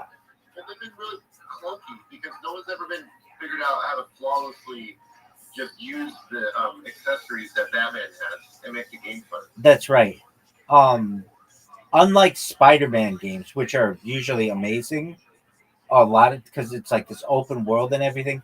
Batman games have always been very clunky. All right. Yeah. I've never, Batman as a character, I've never liked because he's such a jerk. He's a millionaire, and all he wants to do is go beat up like street level thugs. If he would just spend his money, getting a better police force, everything would be fine. I get that. We haven't talked about sports games too much, but I've always been into sports games. Bill Walsh College Football, that was big on EA or on. It's my first like introduction to EA Sports. I'm looking. There was one, Bram Stoker's Dracula. I don't think I ever played it, but I remember it was from like there weren't that many games I remember available for this. I'm looking through them right now and like what ones I really recall. Um, let's see here. Did you play Baseball All Stars? So I played a bunch of baseball games. The big game for me on Sega was Triple Play. Do you remember this game? I don't. The Oh, only reason why I mentioned Baseball it All was Stars amazing. is it was on Nintendo and you could save it. Oh yeah. That's right. I do And you recall. could build your team, and then every time you played somebody, you get money for the game that you played if you won or lost. I And then you could use that money to hire new players. Yeah, and how did they do it? They kept a little battery in it, right? I guess, yeah. Like, and then some of those batteries run out that have to be replaced. Right, exactly. I do recall some of these. Okay, ESPN Baseball Tonight. That was for Sega CD, and I had that, and that was cool. Um, let's see here. Um,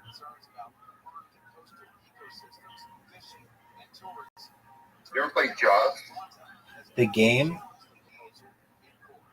Yeah, the video game. on what? I don't recall. Yeah, it was on Nintendo. Yeah, maybe I played it. That might be a thing. All right. Um,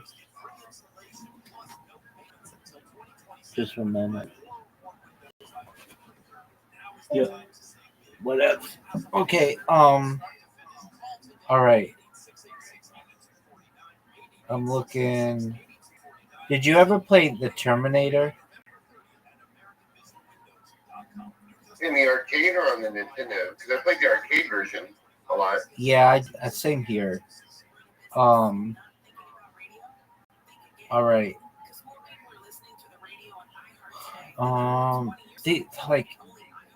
Okay, I'm gonna read these games. These are all Sega CD games. They say these are the top 25. Like I've never heard about any of them. 25 Lunar Eternal Blue. 24 Brutal Plaza Fury. Not me if you've heard of any of these. 23 Night Trap. Like I never saw any of these. 22 Popful Male Magical Fantasy Adventure. 21 Flink. 20 Vey. 19 Keo Flying Squadron. 18 Fatal Fury Special. That looks familiar, but I only played that um in a arcade, and I'm sure you probably did too. If you saw it, you'd be like, yeah, I've played that. 17 Soul Feast, 16 Shining Force CD, 15 Earthworm Jim. I played Earthworm Jim. I don't know if I played it on Sega CD necessarily. It was always an interesting idea that you're playing as an earthworm. Oh, dude, back to Nintendo. Did you ever play Battletoads? Oh, yeah, I've beaten Battletoads. I've gone all the way through. That's a hard game. Yeah, the hardest part is when you're on the bikes and you gotta go through the super fast level up and down, back and forth. We had to map that one out to beat it. Right. There was Sonic CD. I played that on Sega CD. Uh, dude, all of the games that they listed here, I've never heard of any of them except for Sonic CD. Uh, I just you were absolutely right in terms of never had to take care of CDs before, and I couldn't just leave them on a table. Or fortunately, I don't ever recall not being able to play a game because it was scratched. I but games got really fucked up. But they still worked. Um, right. And then I'm trying to think of any other uh games that I had that were Did you ever play pro wrestling? oh yeah. Okay, so on Nintendo, I played WW WrestleMania. I played a bunch of okay. So I think there was a pro wrestling game, but then there was WWF wrestling. I think it was called WrestleMania, or maybe just the WWF. Let me look up the name of it. Okay. I just gotta grab a bucket. You're good. It was sort of just like a lot more than. Yeah, it was called WWF WrestleMania, and it was amazing. You could be Hulk Hogan, you could be Honky Tonk Man, and I used to love his song. I used to think he was Elvis. You could play as Andre the Giant, Macho Man Randy Savage, Million Dollar Man, who I thought was cool, Bam Bam Bigelow, who I didn't really like at the time, but I kind of like a lot now because his whole like flame, I don't know how else you want to call it, like on cars, that like hot rod attitude became really popular, and the Honky Tonk Man. Well, he had that cartwheel move too. Yeah, that's right. I do remember that. And that was a really good game. And then uh, for Super Nintendo, I would rent these games a lot. They had there was another WWF game for Nintendo. I want to say it was, maybe there was only one, but no, there was one that had, Royal Rumble game. yeah, that's right. I had that on Game Boy. There was one that had the Ultimate Warrior in it, and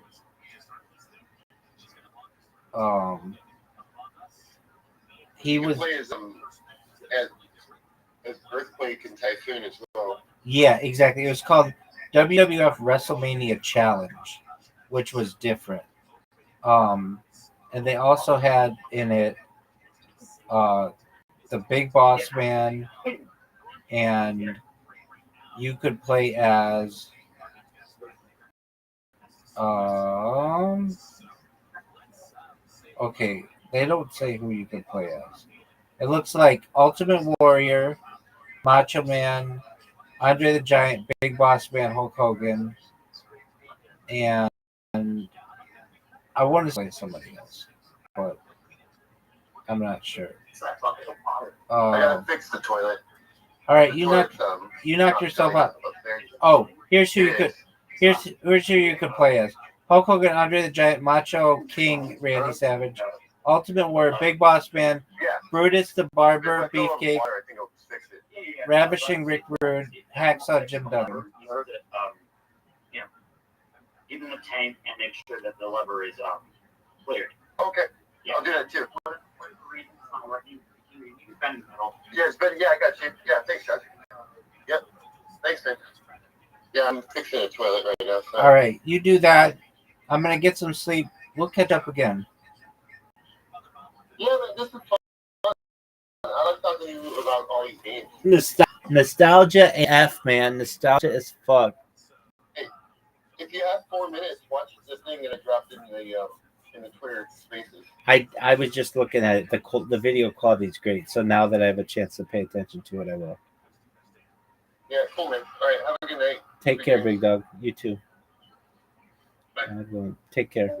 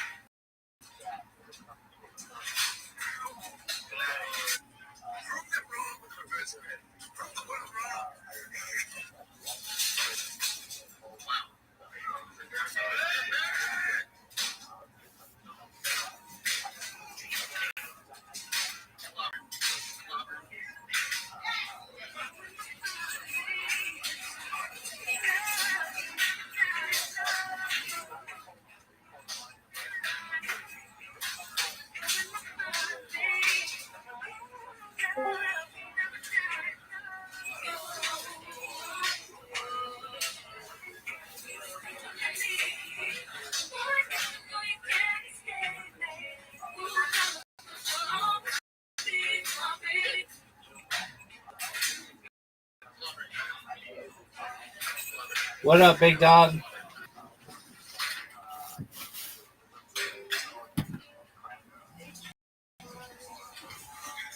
Hi, good morning. How are you, Elysian Whisperer? Long time no see. Okay, fine. I have issue with my phone. Okay. How are you? I'm good. Excellent. All right. Did you make your videos yet? Yeah, don't just do. I couldn't do the rest because of my phone. Okay. So where can I see your videos? I will try sending it to you now. Should I send it to? You can send it to Discord or you can send it X, whatever ones we've been communicating. Send it in X. We've been communicating on X.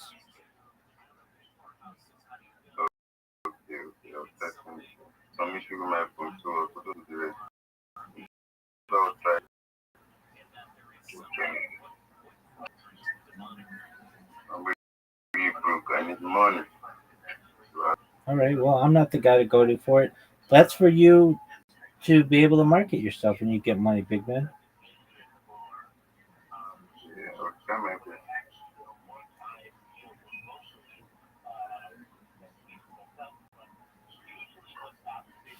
So how have you been? Every day's a holiday, every meal's a feast. I've been really well, thank you. Seen some really great growth on Twitter, and I want the same for you, Big Bob.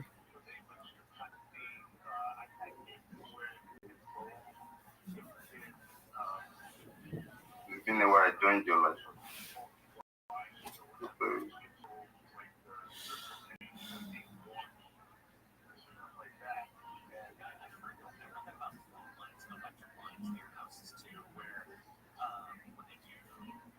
So,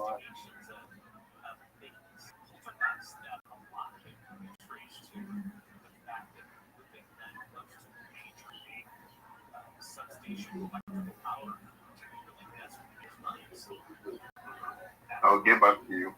Okay, hey, you should also know if you can't get Sora to work, you can use Grok. Download the Grok app and you can make videos, okay? What's the name of the app? Grok app. GROK. Okay, okay. Thank you. You're welcome, Big Dog. Take care.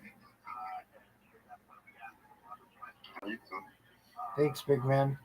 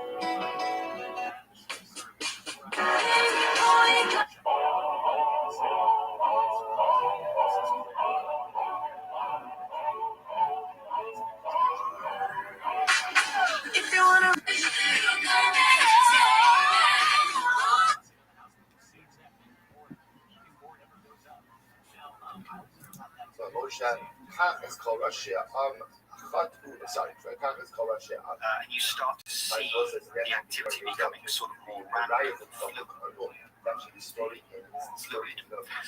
So you get this state of slightly increased disorder, the kind of a tuning dial between order and disorder in the brain has been slightly nudged towards disorder.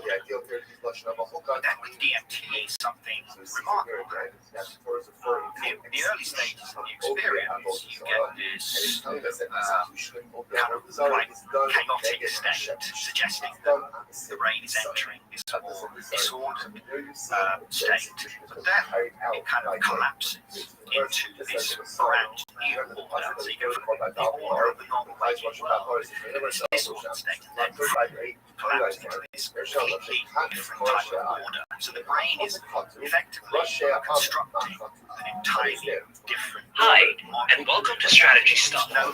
When it comes to conquest in the late 18th century, we usually think first of revolutionary France and its attempts to establish hegemony over Europe.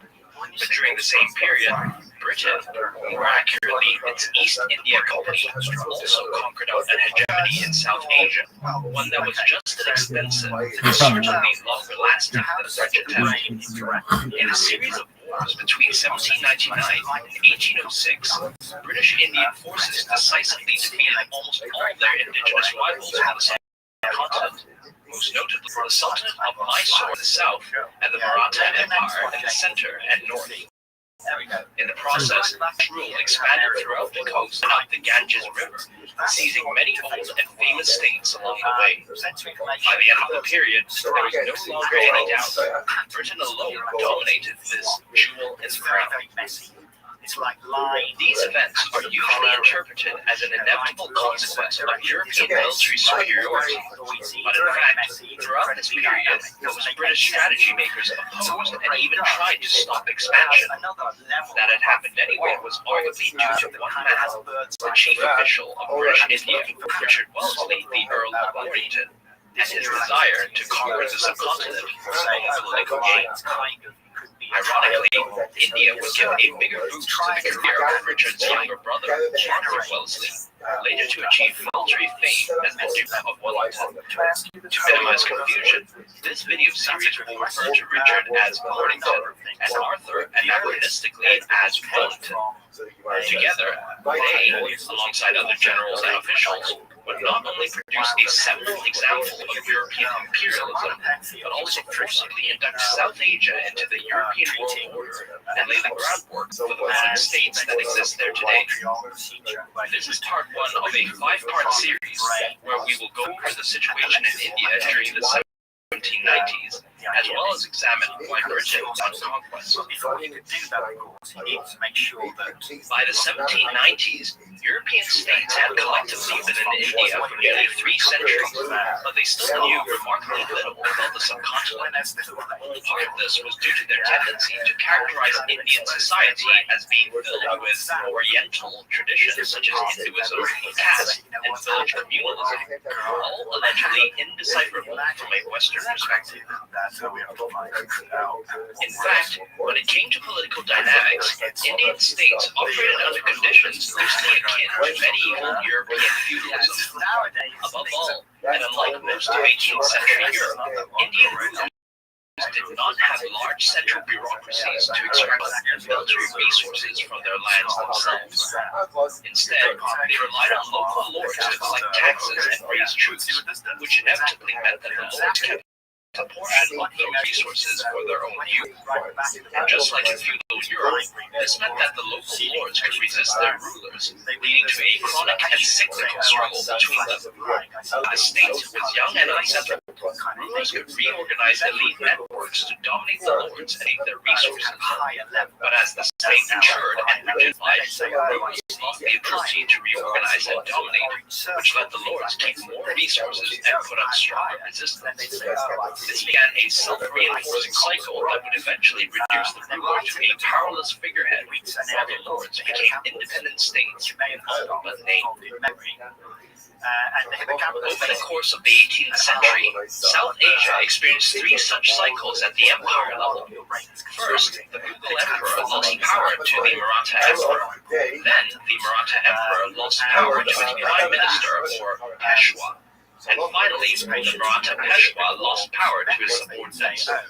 Similar cycles also occurred at the local level, shattering India into a constellation of independent and practically independent states. The smallest ones no larger than a fort, while the largest ones sprawled over several regions. Formal borders didn't really exist.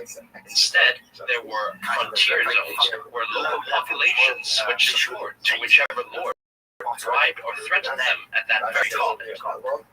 Warfare was endemic within such an environment. To defend themselves, local lords raised the typical feudal units of peasant levies and aristocratic cavalry, but the richest ones also hired from an extensive mercenary economy trading in professional soldiers, nomadic cavalry, and even entire supply trains. In fact, the use of mercenaries was so predominant that Indian fighting and more about the constant negotiation to quote-unquote rehire enemy forces on agreeable terms.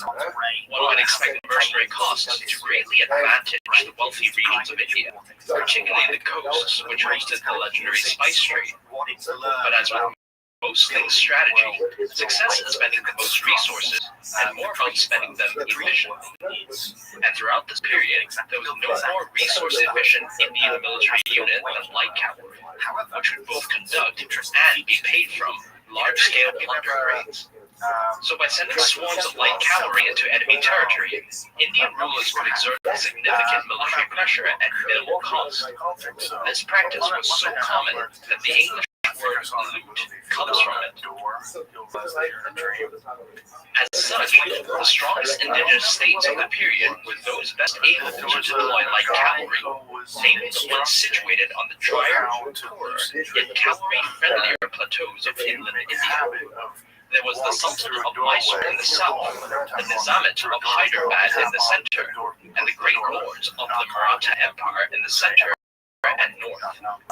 There were also the Afghans from the far west, whose periodic eruptions into this continent were a source of constant anxiety to all, including the British.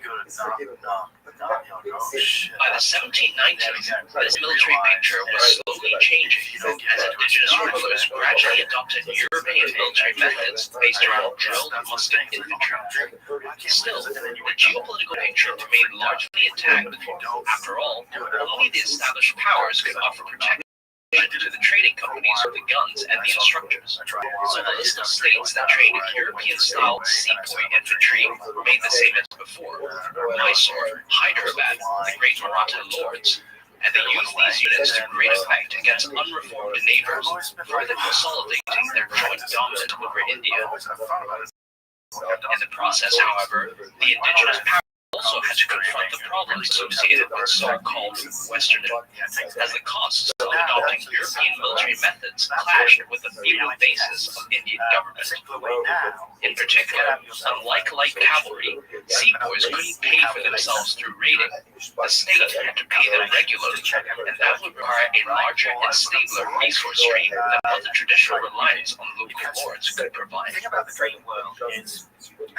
So in response, almost every indigenous ruler initiated centralization reforms to try and extract more revenue from their lands. Some repurposed their sepoys as armed tax collectors. Others adopted the much maligned practice of tax farming, where taxation rights were sold to urban elites.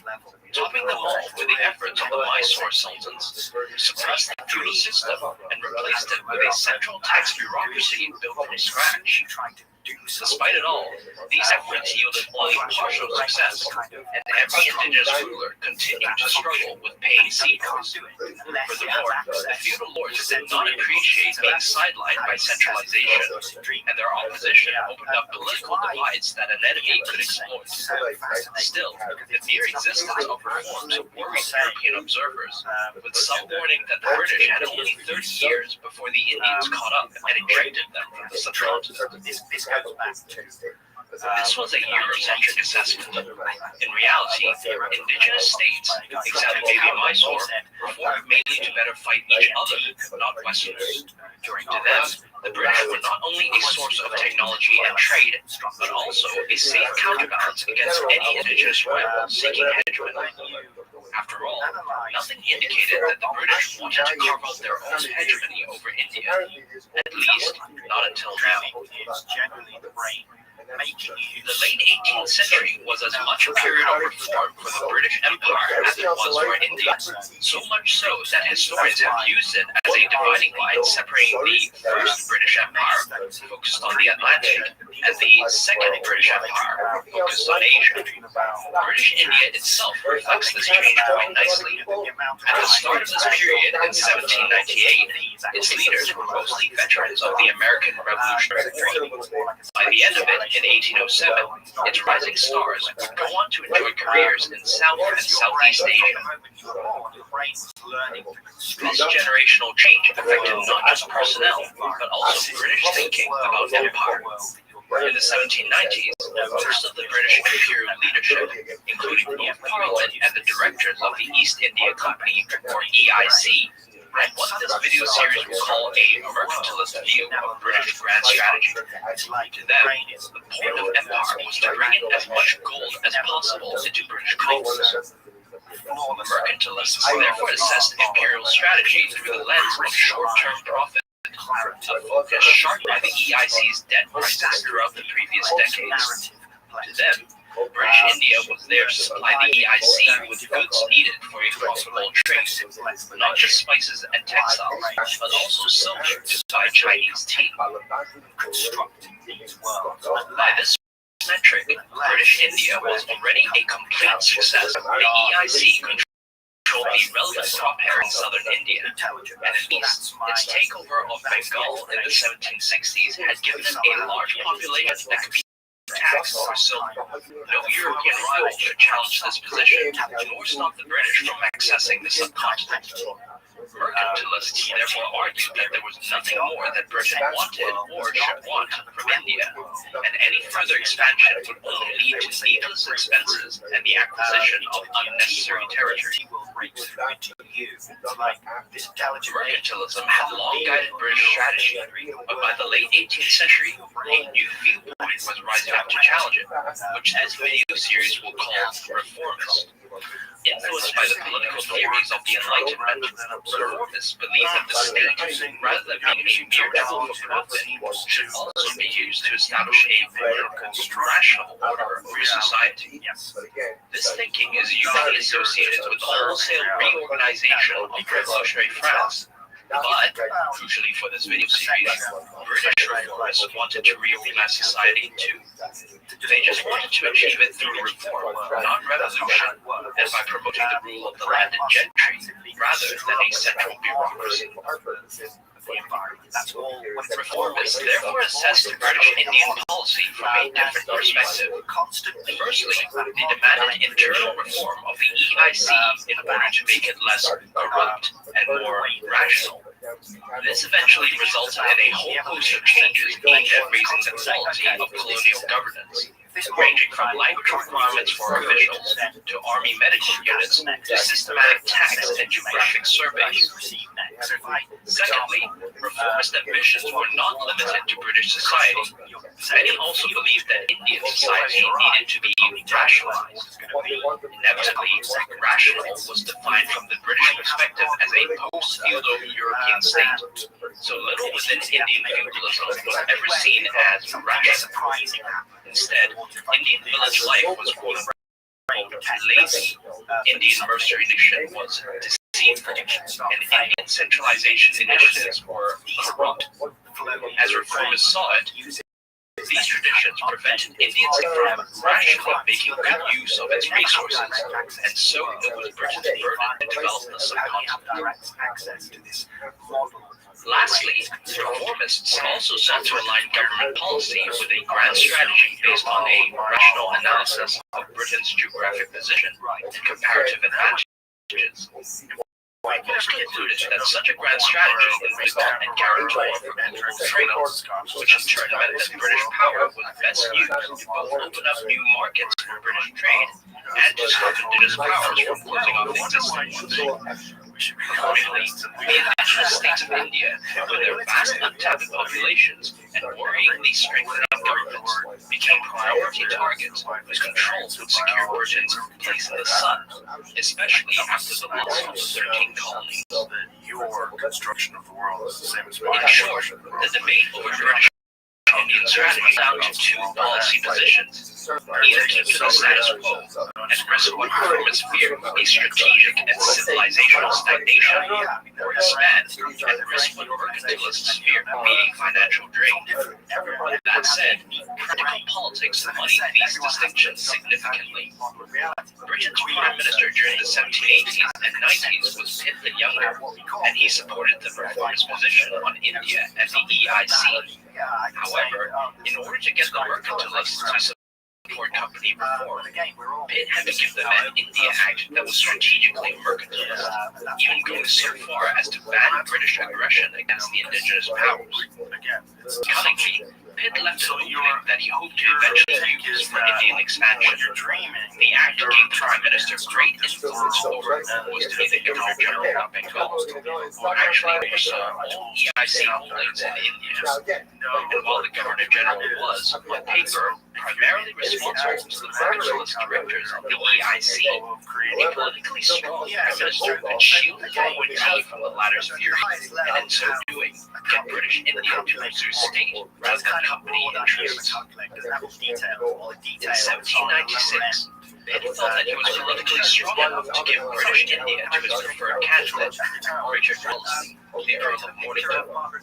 This was partly rewarding a political supporter, but equally importantly, Pitt knew that Mornington desired great achievements to advance his political career. And just to be absolutely sure, Pitt and his colleagues privately encouraged Mornington to expand India, even as official instructions continued to parrot the mercantilist strategy of non-aggression. And so in late 1797, Mornington departed from British India to become its Governor General, determined to make his mark on the subcontinent. Mornington arrived in India on April 1798, finding a land where the British were a major, but by no means hegemonic, player. The formal holdings of the EIC were split into three presidencies, each isolated on land from the others. In the east was Bengal on the lower Ganges River, whose capital, Calcutta, was also the capital of British India. In the south was Madras, whose coastal enclaves hosted the and in the west was Bombay, the oldest possession, but for now, just an unprofitable group of islands that the EIC had nearly considered abandoning. Attached to each presidency were the informal holdings of the EIC, consisting of indigenous states allowed to the British through so-called subsidiary alliances. These were essentially vassal treaties where the ruler had to accept EIC direction over his foreign affairs and also pay for an EIC garrison within his own capital. Subsidiary alliances were a clever way for the EIC to offload some of its military expenses while gaining buffer zones further up the Ganges and along the coast to shield its formal holdings from hostile invasion. Beyond that, the British also had a regular alliance with Hyderabad and central India, the latter having suffered a near-death experience against the Maratha lords in 1795. None of these links were particularly exotic from a European perspective, but one of the most important relationships the British had in India was, in fact, not with a major landed power. It was with the Emperor in Delhi on the upper Ganges. His empire encompassed almost a continent. Now, he barely ruled even the city of Delhi itself. But that historical legacy meant that most of the subcontinent rulers still saw him as a source of legitimacy, whose endorsement would justify the move. The British were no exception. After all, they technically only governed Bengal on behalf of the Moors. So far, the British had acted as a loyal, nominal subordinate of the Emperor. But this meant that it was the Emperor, not the British, who determined what was legitimate when it came to subcontinental governance. As a result, previous governor-generals had to put up with certain behaviors that would have been absolutely unacceptable within Europe. In particular, the tendency of allies, vassals, and even officials to share political, diplomatic, or military information with other states. Because the third image really looks iconic. Like this was the situation that greeted Mornington on his arrival, and with his need for achievement in mind, the new Governor General soon decided on two policies that would align India with reformist goals. Firstly, British India would expand, but would take all the remaining coast, occupy whatever valuable territory was inland, and place as much of the subcontinent as possible under its influence. Secondly, Mornington would also begin the work of rationalizing, or more accurately, Europeanizing India. At the domestic level, this meant remaking Indian feudal society to better resemble the British experience. At the international level, British India would ditch its subordination to the Mughals and establish a new regional state order with European standards of behavior and Britain, naturally, as its head.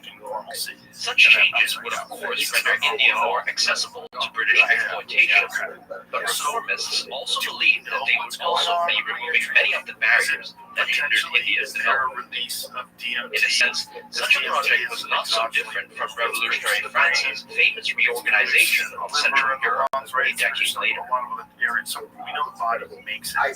Both expansion and reorganization put British India on a collision course with everybody else on the subcontinent. But even before that, Mornington first had to neutralize the inevitable opposition from the mercantilist directors of the EIC, albeit with a communication lag of 6 months. Doubtlessly tried to reach it, violating the India Act's ban on aggression. To a limited extent, Mornington tried to persuade the EIC, speculating that acquiring new territories and vassals would bring in additional profits. But for the most part, he preferred to appeal to state interests, and in so doing, get Parliament to override the EIC. To achieve this, Mornington spun a new narrative for India, claiming that a hostile coalition was forming against the British, and the only way to survive was to embrace aggression and defeat each enemy preemptively. But who was to be the British boogeyman? Given that this was 1798, the answer was, of course, revolutionists. In reality, Mornington did not believe that France, even in league with its Spanish and Dutch allies, posed any threat to British India. Nevertheless, playing up the French threat was a surefire way to get Parliament to endorse expansion. And what's more, the French played their part perfectly. In early 1798, the French governor of Mauritius made a rather ineffective call for volunteers to help the indigenous British rival, Mysore. More dramatically, in mid-1798, Napoleon set out to conquer, with India rumored to be his ultimate target. But if that was indeed the intention, a British naval squadron in the Red Sea quickly stopped any further progress. All these seemingly validated Mornington's conspiracy of a French threat to British India.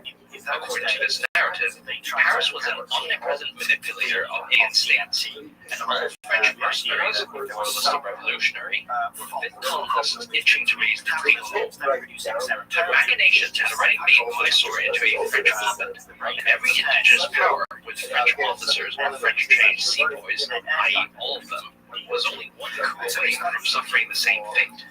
The French could supposedly even get Persia to get the Afghans to invade India. Mornington's ploy worked. His master, Prime Minister Pitt, remained politically strong and easily suppressed mercantilist calls for a less hysterical assessment. And so, Parliament retroactively agreed that the removal of French influence in India, how vague, was a valid reason to take offensive action, no matter how drastic. Mornington now had a free hand to seek his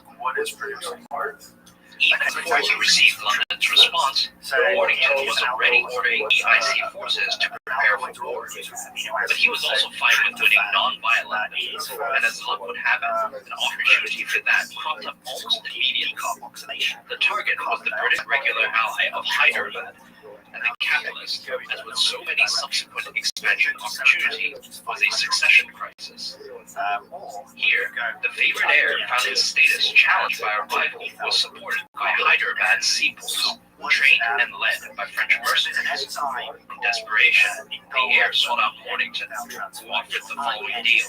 The EIC would support the heir's claim and even send their own sepoys to disarm the French ones. But afterwards, the British troops would stay in the capital, and Hyderabad would pay for them. In other words, it was a subsidiary alliance. Recognizing not only the personal, but also the military consequences for friendless Hyderabad if he refused, the heir agreed, and so, in late 1798, one of the top indigenous powers in India smoothly turned into a British vassal. It wasn't even that hard for Mornington to expel the French. Contrary to his own narrative, the French mercenaries were only interested in money, not politics, and so were easily bribed away by, amusingly, granting them EIC shares that they could sell once they returned to Europe. In a single month, Mornington had gained territory that previous rulers had taken years to conquer. But this only served to whet his appetite, as he speculated that other indigenous powers might be just as quote-unquote corrupt as Hyderabad. In any case, the EIC's armies had already been mobilized with another target in mind. DMT levels in red brain in real time. In the last part, the chief official of British India, Wellesley, the Earl of Mornington, had just arrived on the subcontinent, determined to achieve something to advance his political ambitions. Unexpectedly, he had scored an early success when a major indigenous power, Hyderabad, submitted to Company. Now, Mornington would return to his intended target, the South Indian power, Mysore. Which makes you think. In many ways, Mysore was the perfect target for Mornington, who still wasn't sure how much aggression his superiors in Parliament and the EIC would really tolerate. Mysore had failed the British 3 times, kept links with revolutionary France, and had a reputation for torturing Europeans. Instead, had diminished significantly after Britain obtained peace on it in their last war. Mornington banked that London would not find a new conflict with it too objectionable. Mysore at this time was ruled by the Muslim Tipu Sultan. His father had usurped the original Hindu dynasty in the 1760s. Taking advantage of unsettled circumstances, he had identified British India as their main rival. Both father and son initiated extensive centralization reforms that aimed to turn Mysore into an economic powerhouse with a Europeanized military to match. Tipu, in particular, was not satisfied merely sidelining foreign lords, but creating a new tax bureaucracy. Instead, he also sought to establish factories, merchant convoys, and even overseas colonies. All these changes were bound to trigger discontent amongst Tipu's traditionalist subjects, and so to suppress opposition, he increasingly relied on forced labor, state terror, and Islamic zealotry. The extra resources gained by these reforms were poured back into the Mysorean military, expanding the number of sepoy infantry, repairing forts, founding a navy, and even conducting innovative experiments with rapid artillery. Maybe that's the kill switch. Where the ideal time for these changes to mature, Tipu sought out defensive alliances against the British with whoever he could find. The Indians, the Muslims, and revolutionary France. But here was to be sorely disappointed. Tipu's neighbors, Hyderabad and the Maratha Empire, were traditional enemies and were happy to see him fall, while the Ottomans and Persians were more interested in keeping Britain's friendship than in defending distant Mysore. And as we've seen, French help was ineffective and positively accelerated the onset of British aggression. On the other side, Mornington was also running into problems as he prepared British India for war. The most serious one was with the Afghans invading India again, raising fears that their cavalry would sweep all the way down the Ganges to Bengal. It would have been impossible for British India to suffer Mysore under such circumstances, but the British found a typically colonial solution for this. Bribe the Persians to attack the Afghans and force the latter to recall. Unlike Mysore, British diplomacy worked, and Mornington was soon able to turn his attention back to Tipu. There was also the question of funding, which Mornington solved by raising loans from indigenous merchants and, to the fury of the EIC directors in London, reappropriating the Bengal silver tax that was meant to buy Chinese tea. And finally, Mornington also had to deal with the EIC civil and military bureaucracy, whose officials had been promoted by mercantilists and therefore also shared their opposition to war. In fact, the main reason why Mysore wasn't attacked as soon as Mornington arrived was due to slowing from this quote-unquote deep state. And by now, the Governor-General had finally had enough. In late 1798, he went to Madras, the presidency primarily responsible for fighting the upcoming war, to oversee things personally and browbeat any civil official who stood aside. There's been some As for the militaries, Mornington sent the next best thing, his younger brother Arthur, i.e. the future Duke of Wellington, who at the time led a regiment of European soldiers in India. In a move typical of political patronage at the time, Mornington inserted Wellington into the staff of the Madras army, both to help with the planning of the Mysore campaign and, more importantly, ensure that its commander, George Harris, actually carried it out. Wellington soon discovered that not all of Harris's excuses were vague. The geography of the upcoming war was well known thanks to previous conflicts. Mysore lies on a plateau that rises steeply in the west, gently in the east. An invasion from the east, i.e. Madras, was therefore the logical strategy. That meant an inland journey of 500 kilometers, much went through the frontier zone separating the two powers, which the Mysore-like cavalry was sure to devastate as part of their scorched earth campaign. What's more, the whole campaign had to take place between October and March, because after that, the famous Indian monsoon flooding rivers and cutting communications. So to defeat Mysore, British forces would need to rapidly generate and maintain offensive momentum, and for that, they needed a comprehensive logistics plan. 3 forces needed to be supplied. The main body of the Madras army, numbering 30,000, a supporting force of 15,000 from Hyderabad, and a 7,000 strong detachment from the Bombay army that would invade from the west. These numbers were roughly equivalent to contemporary European forces, but because Indian arms and regulations of baggage and accompanying non-combatants, the true size of the combined British armies was probably more like 800,000.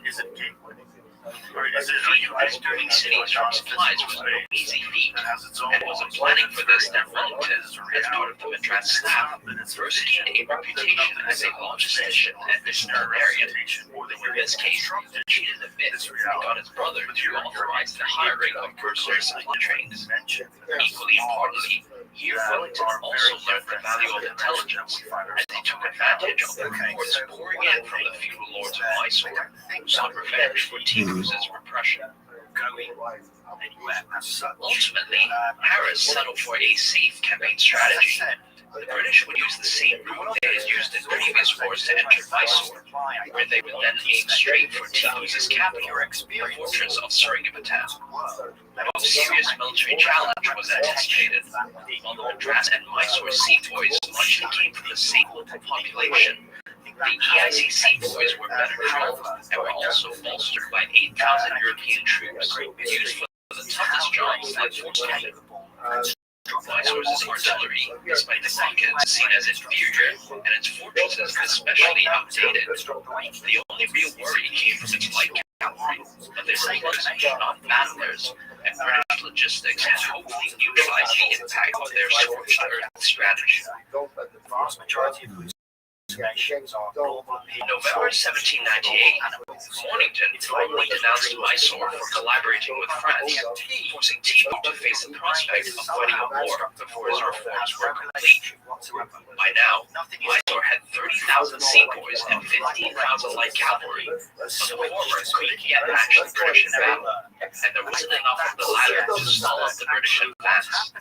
His diplomacy had failed, and within Mysore, many preferred British colonialism to his continued repression. Seemingly resigned to his downfall, Tipu decided on what was essentially a final stand. His own took token resistance as the British invaded, but afterwards, they would withdraw into Seringapatam, where Tipu could only pray for monsoon to save him.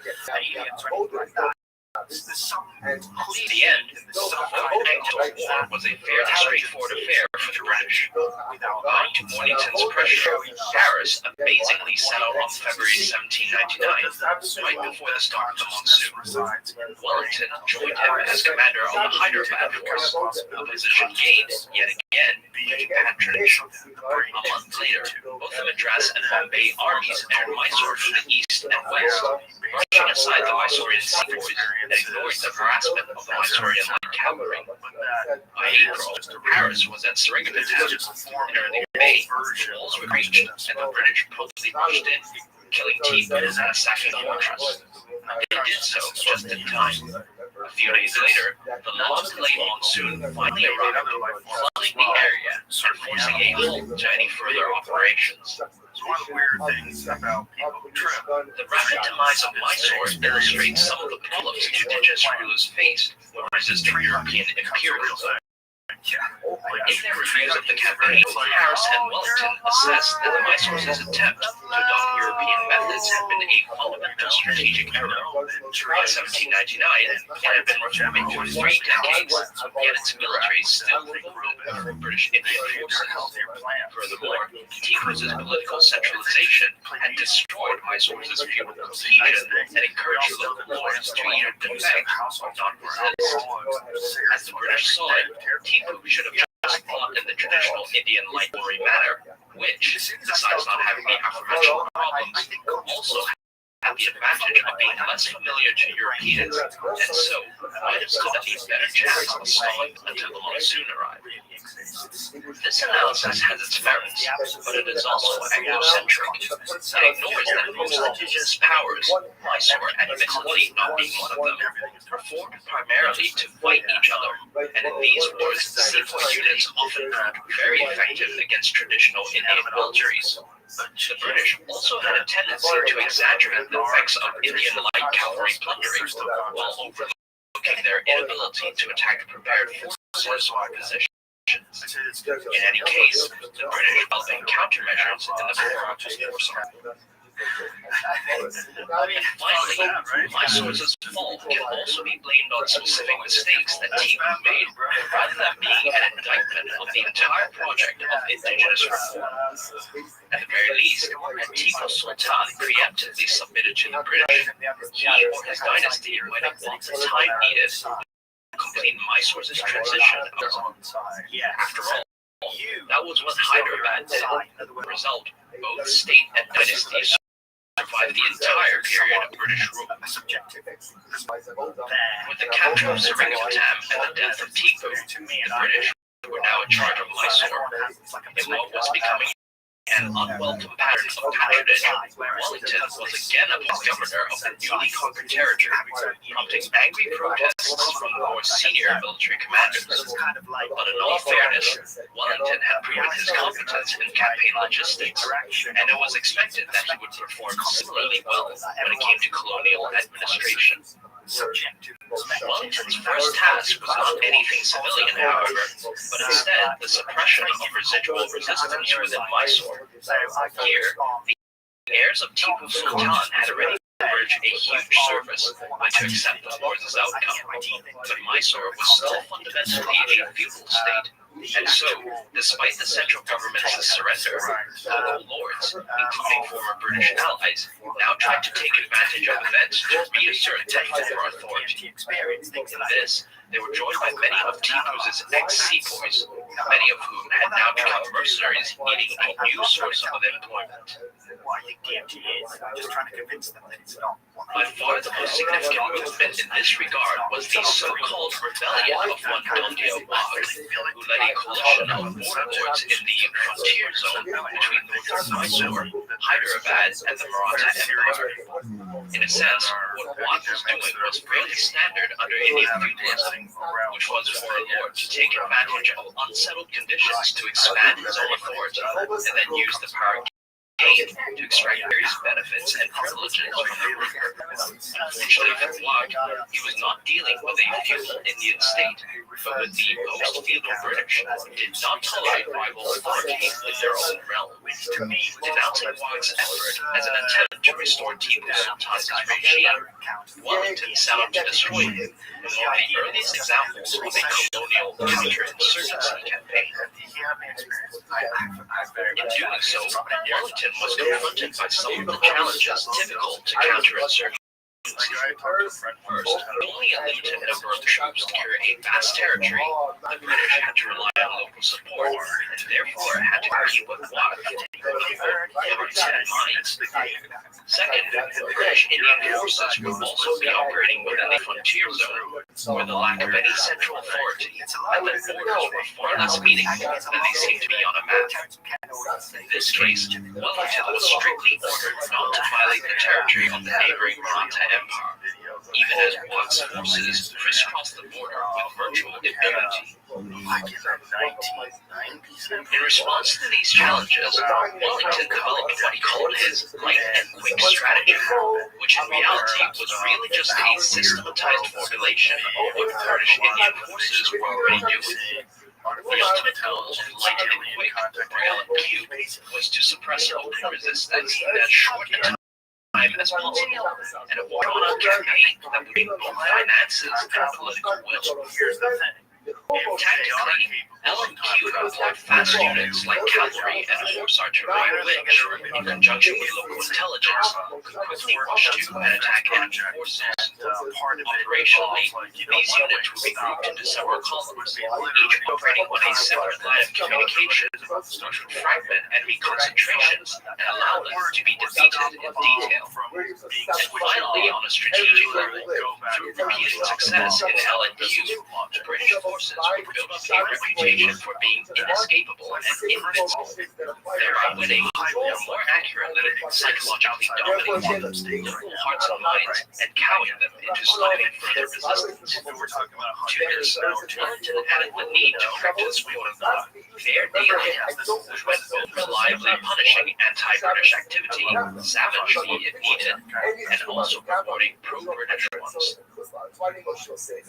The campaign against Wag was Wellington's first as an independent commander, and it was one where the LNQ strategy served him well. Most of the work was done by 5,000 cavalry split into two columns, but Wellington was also smart enough to support them by re-employing the old spy network that Tipu had built up. An initial thrust in mid-1799 failed, as Wag simply relocated to Maratha territory, only to return once the British withdrew at the height of the monsoon. In mid-1800, Wellington attacked again, but this time he exploited his relationship with his brother, who authorized him to offer the local Maratha lords some land, and they made an effort to seal their border. The Marathas agreed, and together the two forces boxed Wag back into Mysore territory. Short of his mobility, Wag's days were numbered, and within a few months, both he and his army were destroyed by Wellington's forces. Because the campaign against Nadia Wag was only the largest of the many minor wars waged by British India between 1799 and 1803, as Mornington extended ESC control over various other frontier zones that had never submitted to any central authority before. From the hill forts of southern India to the villages of the middle Ganges, British Indian sepoys marched, fought, and died to secure minor tracts of territory, oftentimes only to do it again next campaign season as the sites were reoccupied over the monsoon. But the end result was the full acknowledgement of British authority over all of its directly or indirectly held possessions, marking an important step in the construction of a Europeanized state on the subcontinent. And at the same time, a few reformists also wanted to use this authority to change Indian society. We are not acting for ourselves or from ourselves. We happen to be the point. And the last part, the chief official of British India, Richard Wellesley, the Earl of Mornington, had just conquered the South Indian power of Mysore and suppressed the resistance of its feudal lords. Now, with unquestioned authority over their territory, Mornington and his reform-minded colleagues began to use that authority to reorganize feudal Indian society along rational Enlightenment principles, not just to render India more accessible to European exploitation, but also to increase the subcontinent's level of development. Both were ultimately meant to achieve what Mornington had promised his skeptical bosses back in London, a boost to the profits of the East India Company and its shareholders. Mornington had come to British India with two policy directions in mind. First, territorial expansion. Second, reorganizing Indian society to establish a quote-unquote rational and Europeanized order. As a recently conquered territory, Mysore was the perfect testing ground for both. First came the territorial expansion. Accordingly, the British first annexed Mysore's coastline, then awarded border territories to Hyderabad and the Maratha Empire. The remainder was returned to a subsidiary ally, and now British officials were free to focus on their other work of societal reorganization. If we're looking for alien, quote-unquote alien, So what was British goal here? As mentioned in part 1 of the video series, British reformists, following Enlightenment philosophy, believed that the purpose of government was to establish a rational order over society. Furthermore, they equated rational order with the rule of the landed gentry, whose status as both educated aristocrats and local leaders meant that they would best understand and act in the collective interest. This was in contrast to the partisan tyranny that the British associated with central bureaucracies, exemplified in revolutionary France, where society was being repeatedly destroyed and rebuilt depending on who controlled Paris at the time. But before British reformists could even start on their ambition, they first had to answer a basic question: who actually belongs to the Indian landed gentry? In some places, the answer was obvious. Swaths of annexed territory were given to those who had held the British, while the original Hindu dynasty was restored in subsidiary Mysore, alongside the lords that Tipu Sultan had repressed. But in the rest of rural India, the British had the choice of several groups, all of whom held some power under feudalism. There were village leaders whom indigenous rulers had designated to collect tax, village scribes who were designated to audit the collection of the tax, and otherwise unconnected officials whose pay the tax had been earmarked. Communal and religious organizations also had a say in village governance, not to mention the various exiles who now petitioned the new regime to restore their former status. Faced with this complicated social mosaic that they had neither the understanding nor manpower to fully oversee, the British ultimately decided to boil it all down to two principles which, not entirely coincidentally, also structured power in rural Britain. First, local leadership and gentryhood would be reserved for those who owned the most local land. Secondly, and more significantly, whether somebody owned land or not depended on whether they had legal documents that proved their ownership. From a perspective, an emphasis on written documentation might seem like the hallmark of a modern or rational legal system, but the rough imposition of this principle upon a largely illiterate society with its own pre-existing feudal traditions inevitably had huge social repercussions. Here, the British insistence on documentation unsurprisingly favored people with access to things. First, there were the village leaders, while often illiterate, who were rich enough to pay for scribes. Second, there was the caste of literate scribes, who were now in an ideal position to demonstrate or even forge land claims.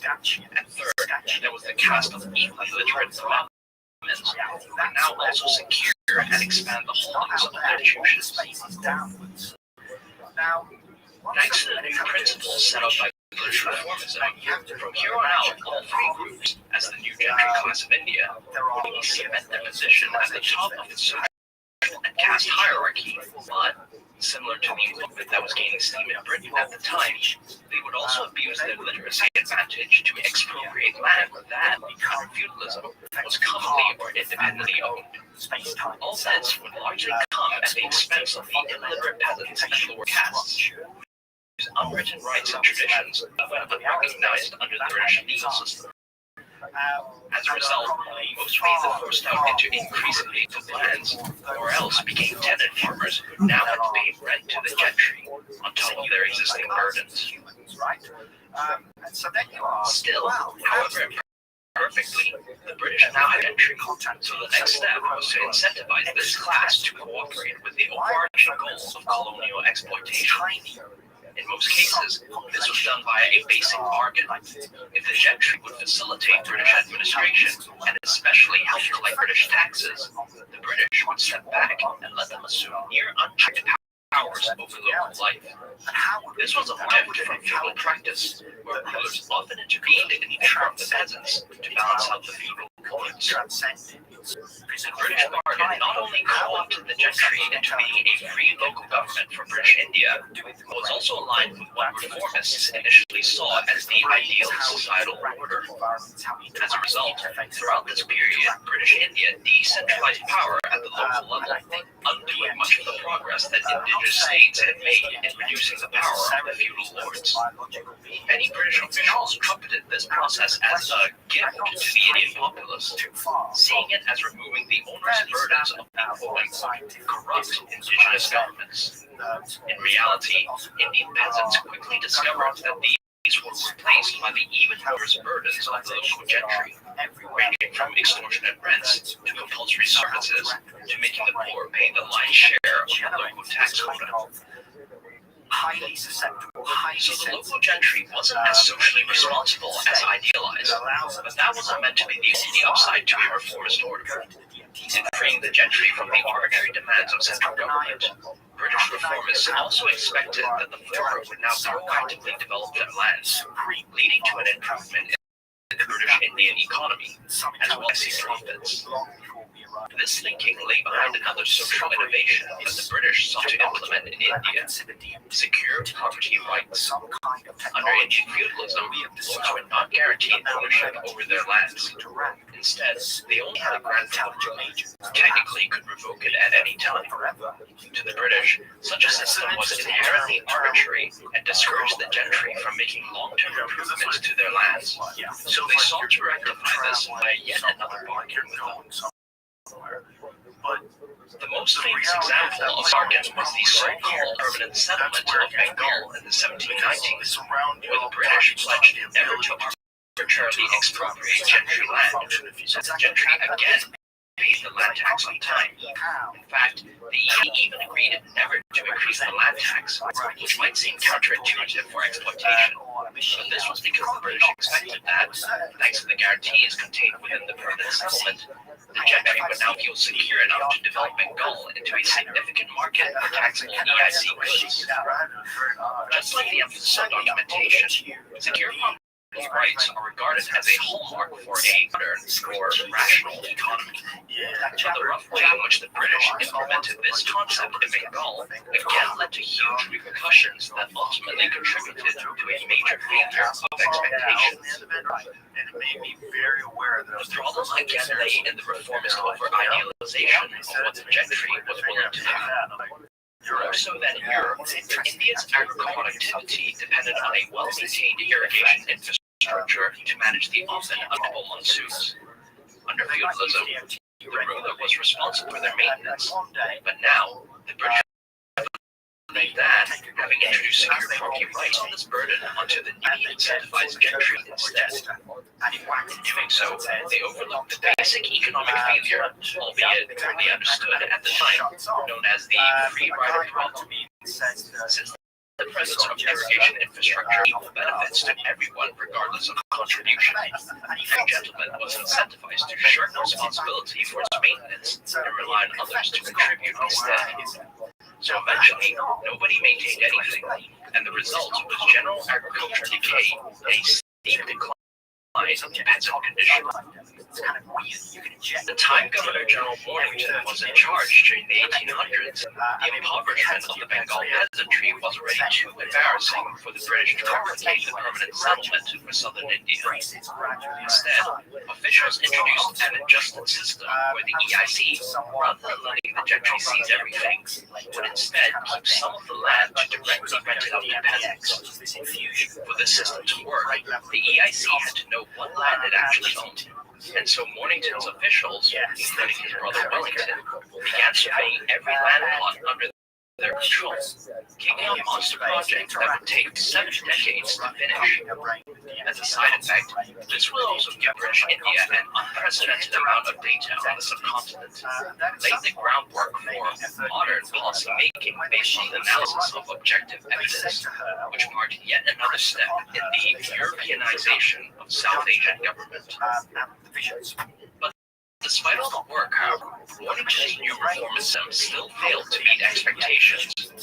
This time, it was not over-idealism which was blamed, but instead cold, hard politics. The British Indian gentry rightly saw these surveys and direct rentals as an attempt to curb or bypass their power. And so, just like in feudal times, they mobilized in opposition, threatening disobedience or even rebellion. By this time, British officials were fully aware of how the gentry abused the peasantry on corruption rather than anything they themselves did. But at the same time, the British also understood that their rule over India was easiest achieved if they kept to the initial gentry bargains. So the British redirected their system to favor the gentry, most notably by placing the latter back in charge of collecting the rents. And as a result, southern India also spiraled into a cycle of rural abuse, debt, and peasant misery. Behind the repeated policy and social failures was the EIC's fundamental need to exploit the subcontinent for profit. The company demanded high taxes from both the gentry and peasantry, with little relief even during times of severe economic crisis. But the way colonial exploitation worked was significantly more sophisticated than the orgy of pillage the British rule is often pictured as. Rather, just like colonial America, British officials used India as a policy lab where they could experiment with local society and, hopefully, find ways to improve administration efficiency or stimulate development. After all, it was much better to fatten the golden goose than to kill it outright. And to that end, the British introduced various social innovations whose worth is still recognized today as part of South Asia's transition into so-called modernity. In that case, why did British colonialism in India fall so short of the reformist ideal, especially given the British success in developing colonial America? Perhaps the biggest difference is that, unlike in America, the British had neither the capability nor the intention to erase South Indian indigenous society and start off with a blank slate. That meant that, instead of societal construction, the British in India were trying to do societal reorganization, a task whose complexity was arguably beyond the capabilities of any government at the time. When British Indian officials tried to implement their pro-gentry utopia, they neither had the knowledge to fully appreciate the ramifications of their policies, nor the administrative capacity to ensure that the local gentry conformed to their expectations. As such, instead of British policies changing Indian society towards reformist ideals, British policies instead were used by local elites to intensify Indians' view and hierarchical structures. The result was an India that was the opposite of what reformists intended. Rules and underinvestment became commonplace, and in their wake came misery, debt slavery, and in the coming decades, frequent wars, and finally industrial restrictions would further add to the subcontinent's woes, ultimately leading to deurbanization, stagnation, and grinding poverty. As an example, the tax revenue Tipu Sultan collected from Mysore in 1799 would not be reached again until 1860. Many British Indian officials were genuinely upset at these results, which implied that British rule was inferior to what had come before. But there was no question of returning to feudalism, nor of stopping colonial exploitation. Instead, the only solution was further reform. And many in Mornington's day, many had begun to argue that India's condition would improve once Parliament abolished the EIC's monopoly over subcontinental trade. In any case, the British were also hard at work reforming India's regional order, as Mornington endeavored to replace the existing feudal hierarchy with a new, Europeanized and British-led one. In 2 short years, Mornington had eliminated 2 of India's top indigenous swords, Hyderabad for vassalization, Mysore for conquest. This feat was more than enough to place him amongst the subcontinent's greatest conquerors, but the Governor-General's ambitions, much like its French contemporary Napoleon, were boundless. In fact, shortly after the conquest of Mysore, Mornington received something that he interpreted as an insulting reminder of his insignificance. Prime Minister Pitt and the British government had honored him with a new aristocratic title, but it was one under the less prestigious peerage of Ireland, rather than that of Great Britain. Furious, Mornington decided that he needed more achievements in the form of conquests of nations. But to be fair, anger was not his only reason for resuming expansion. After all, the reformist project to Europeanize India was in full swing, and was hardly compatible with British India's continued subservience to the existing feudal regional orders. The only real question was, who to target first? Sensibly, Mornington first targeted the most vulnerable members of the regional order, the subsidiary allies of the EIC. On paper, these states had no real ability to act against the British, but they were still Indian states whose idea of legitimate behavior was rooted within Indian or European political life.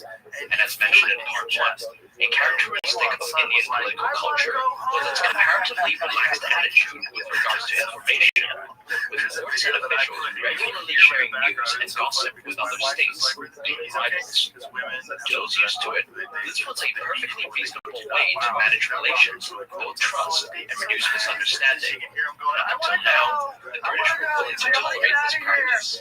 Because it's that freaky. The power of it. Given this, the standard for these subsidiary allies, particularly in southern India, to maintain contact with Tipu Sultan throughout the fulfillment of Mysore War. But Mornington wanted an excuse, and such behavior provided the best justification from a European perspective for what he was about to do. Denouncing the contacts of these subsidiary allies were treason, Mornington demanded, as punishment, that their rulers transfer control over their entire administration to the EIC. With no real means of resentment, the rulers folded, and much of what was once only indirectly held in southern India now fell under direct British rule. A similar accusation also led to the annexation of much of the middle Ganges in northern India, with the offending contact this time being with the Afghans. In the process, the British sent out a clear signal. From here on out, subsidiary allies were to behave according to European standards of political behavior. This was perhaps not the best endorsement for being a subsidiary ally, but undeterred, Mornington seemed to acquire more of them. As the case of Hyderabad showed, a succession crisis was a particularly perilous time for any Indian resource state, and as such, represented an ideal opportunity for the British to set their demands, up to and including vassalization. This time, the succession crisis was in Gujarat in western India, which was nominally part of the Maratha Empire. When Sun asked the British to support a succession, Mornington sent in the Bombay Army along with a subsidiary alliance request, and soon another slice of India came under indirect EIC control. Mornington neglected his Europeanizing mission. Gujarat was specifically asked to stop any further independent contact with their Maratha overlord, and then rely on British India to transmit any future communications. Amidst all this subcontinental activity, it can be difficult to remember that Britain was still locked in a broader struggle against revolutionary France. but that part did occasionally intrude into Wellington's plans. Perhaps the most significant episode occurred in late 1800s, when Mornington was ordered to send a detachment to the southern island of Ceylon, where it could then operate against French, Spanish, and Dutch colonies around the Indian Ocean. This was a low-risk, high-plunder job, and accordingly, Mornington again tried to place his brother Wellington in command. But this time, the payout was too high for the senior commanders to accept this patronage abuse, and Wellington was forced into a humiliating climb down. The detachment was eventually sent to French-occupied Egypt, where it played a minor role in restoring that territory to the Ottoman Empire. That is what we are. Far more important to Mornington was the situation back at the home front, since his position as Governor General relied entirely on the continued patronage of Prime Minister Pitt. But in early 1801, Pitt abruptly resigned as Prime Minister over the fallout arising from the Union of Great Britain and Ireland, and as a result, Mornington's political cover disappeared overnight. Almost immediately, the directors of the EI was worked to have always opposed Mornington's reformist and expansionist policies and fear of the Governor General's plans. They vetoed his proposed colonial reforms and even began removing reformist officials from office, including another brother of the Governor General himself. Things got so bad that, in 1802, Mornington read the first of several threatened resignations, hoping to buy some more time to fulfill just another ambition in India.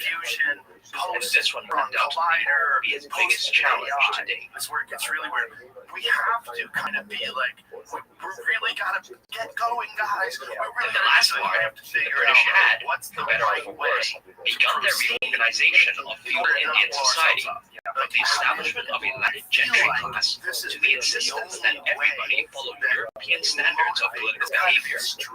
At the same time, British India continued acquiring and absorbing subsidiary allies, extending its reach further and further into the subcontinent. Despite these achievements, however, the chief official of British India, Richard Wellesley, the Earl of Mornington, remained unsatisfied. In fact, the downfall of his political patron back in Britain, he was now under increasing pressure to fulfill his ambitions before his bosses in the East India Company removed him from office. This dynamic might have pushed Washington to make his boldest move yet, an attempt to impose his authority over the great lords of the Maratha Empire. All that's out the window when To be fair, Wellington's aggression was not the sole cause of the Second Anglo-Maratha War. Ever since the 1750s, the Maratha Empire, which dominated most of central, northern, and inland India, had entered into a prolonged political decay. First, the emperor lost power to his prime minister, or Peshwa. Then, the Peshwa lost power to his subordinates, who became independent lords in all but name. By the 1800s, the empire had practically broken up into 4 domains, each paying only the most nominal lip service to Maratha unity. The Peshwa controlled the empire's southwest, while to his northeast lay the Mughal dynasty. The north, including the city of Delhi, was ruled by the Shinde dynasty, while a branch of the imperial house of Muslim dominated the empire's relatively poor east. This state of affairs has often been described as a Maratha confederacy, but by the 1800s, this term had become misleading. Unlike great confederacies like Switzerland, by this time, the Peshwa and his government had, basically, not even a sliver of authority over the lords, and in fact, were often bullied or even attacked by the latter. Despite this, Mornington and his officials continued to see the Marathas as a confederacy, and in doing so, fell into a conceptual trap by believing that the Maratha lords were still part of a political hierarchy under the Peshwa, and naturally followed that by seizing the Peshwa, the British would get to control all the Maratha lords. This was a basic misunderstanding of Maratha politics that seems to have occurred in spite of the extensive British spy effort, and it goes to show that no amount of intelligence will be helpful if the interpretation of said intelligence is fundamentally flawed. This would not be the only time that the British made this mistake in the upcoming war. Have a motivation to do something. Turning back to the Marathas, similar to the other indigenous powers, throughout the late 18th century, the relentless competition between the lords drove each to begin centralizing their governments, both to reduce taxation and to create Europeanized militaries with the help of European mercenaries. However, Shinde and Hong Kong had made the most progress, thanks to the rest of their lands. By 1800, both states could each field at least 10,000 Europeanized sepoys, on top of an even larger number of traditional Indian-like cavalry. Inevitably, the two became bitter rivals in the struggle for subcontinental hegemony. Material that we then put back into the A key part of the struggle centered around control over the domain of the young Peshwa, Bajirao II. Initially, the ruler or Maharaja of the Shindes, Daulat Rao, held sway to his alliance with Bajirao's regent, but in early 1800, said regent died, and a newly freed Bajirao began to plot Shinde's expulsion as well. Naturally, for this task, the Peshwa sought the Holkars and their Maharaja, Yashwant Rao. Holkar went to war with Shinde in early 1801.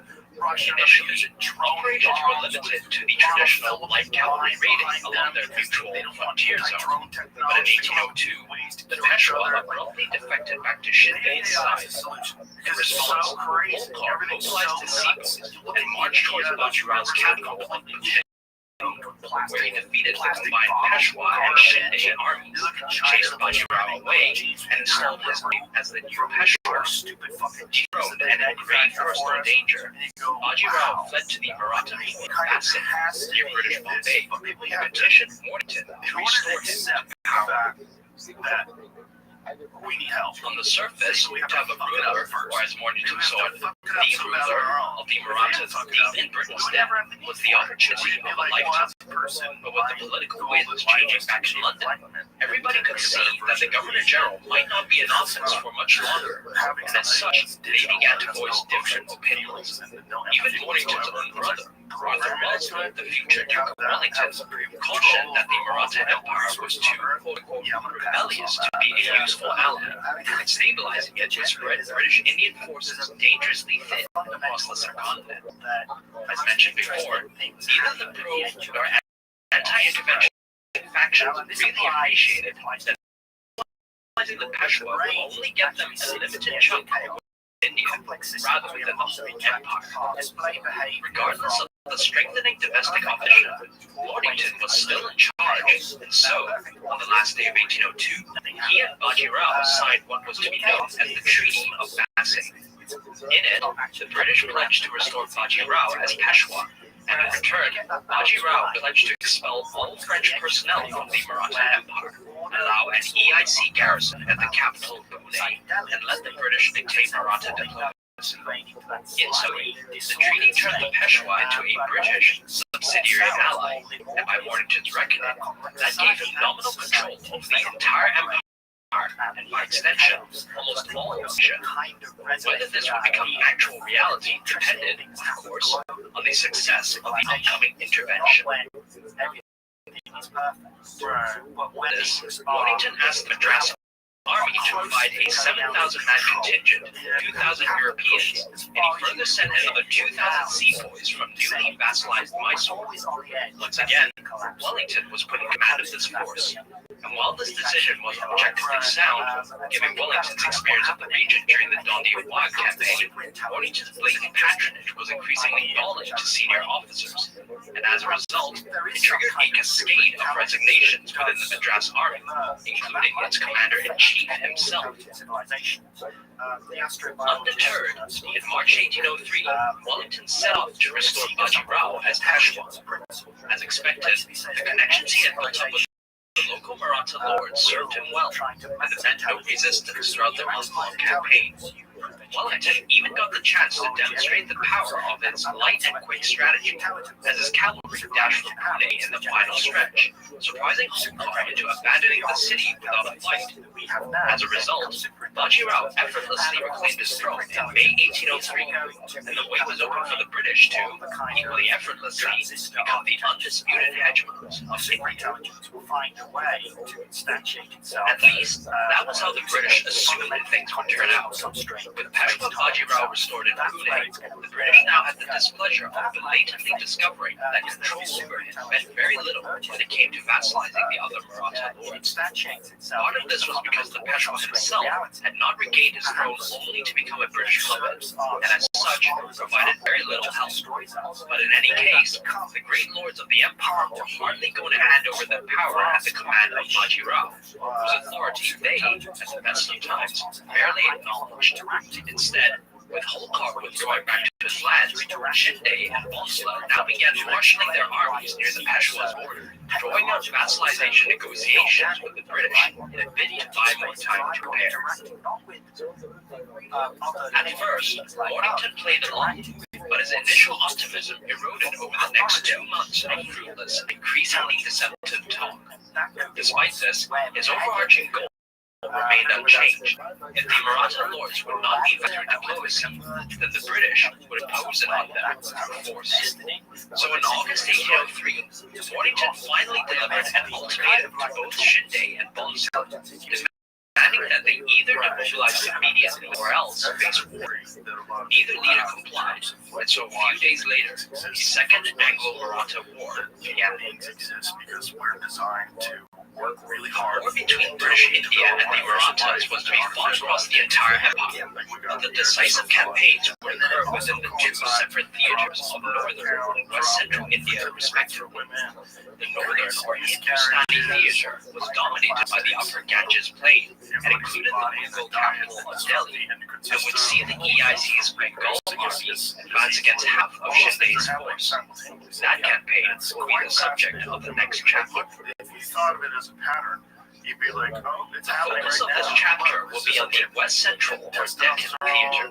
This was where the Peshwa's capital of Pune was, as well as where half of Shinde's force and all of Bonslas had initially gathered. The region was the traditional military route between northern and southern India, and as such, was dominated by some of the subcontinent's most renowned forts, each overlooking one of the many rivers that crisscross the area. By 1803, however, these fortresses, mostly held by Shinde, had become quite obsolete to modern artillery, and a major monsoon of drought meant that the rivers were not as impassable as they typically were. Instead, the real limiting factor would be the spiking logistics costs due to drought-induced crop failure, which pushed both the Marathas and especially the British to seek a quick decision before the financial strain became unbearable. It's kind of extraordinary. And Avilo was pointing out, as for forces, Wellington had with the 10,000-strong contingent that had restored the Peshwa, and on top of that, he now requested a further 10,000 cavalry from Hyderabad. Opposing him was the combined army of Shinde and Bonsla, consisting of 15,000 sepoys and 40,000 light cavalry. These impressive Maratha numbers, however, belied a serious problem that was rapidly atrophying the power. As the prospect of actual fighting loomed, many mercenaries, both British and non-British, began to resign from Maratha service. The EIC encouraged and even managed this process, with the most dramatic results occurring over the course of the Hindustan campaign. But even in the Deccan, the loss of mercenary officers sharply reduced the tactical cohesion of Maratha units. While Wellington benefited from the operational intelligence these defectors often provided. But as mentioned before, all the intelligence in the world cannot help if the interpretation of said intelligence is flawed. Mornington made this mistake in the previous chapter. Now, it was his brother's turn to get the Marathas wrong. This time, the mistake was military. Having never really observed Maratha forces in battle, Wellington assumed that they would just be like what he had seen at Mysore, with below-average infantry and artillery, and above-average light cavalry. Based on this, Wellington expected that the Marathas would deploy a light cavalry-centric strategy, namely the wide-ranging plunder raids that the British had repeatedly insisted was the best strategy for indigenous militaries. Wellington devised his counter-strategy on that basis, which was a version of his light and quick strategy, fully expecting that catching the Marathas would be far more difficult than defeating them in battle. Wellington organized his primary force to prioritize speed and aggression, rather than firepower, which was to be reserved for the siege train.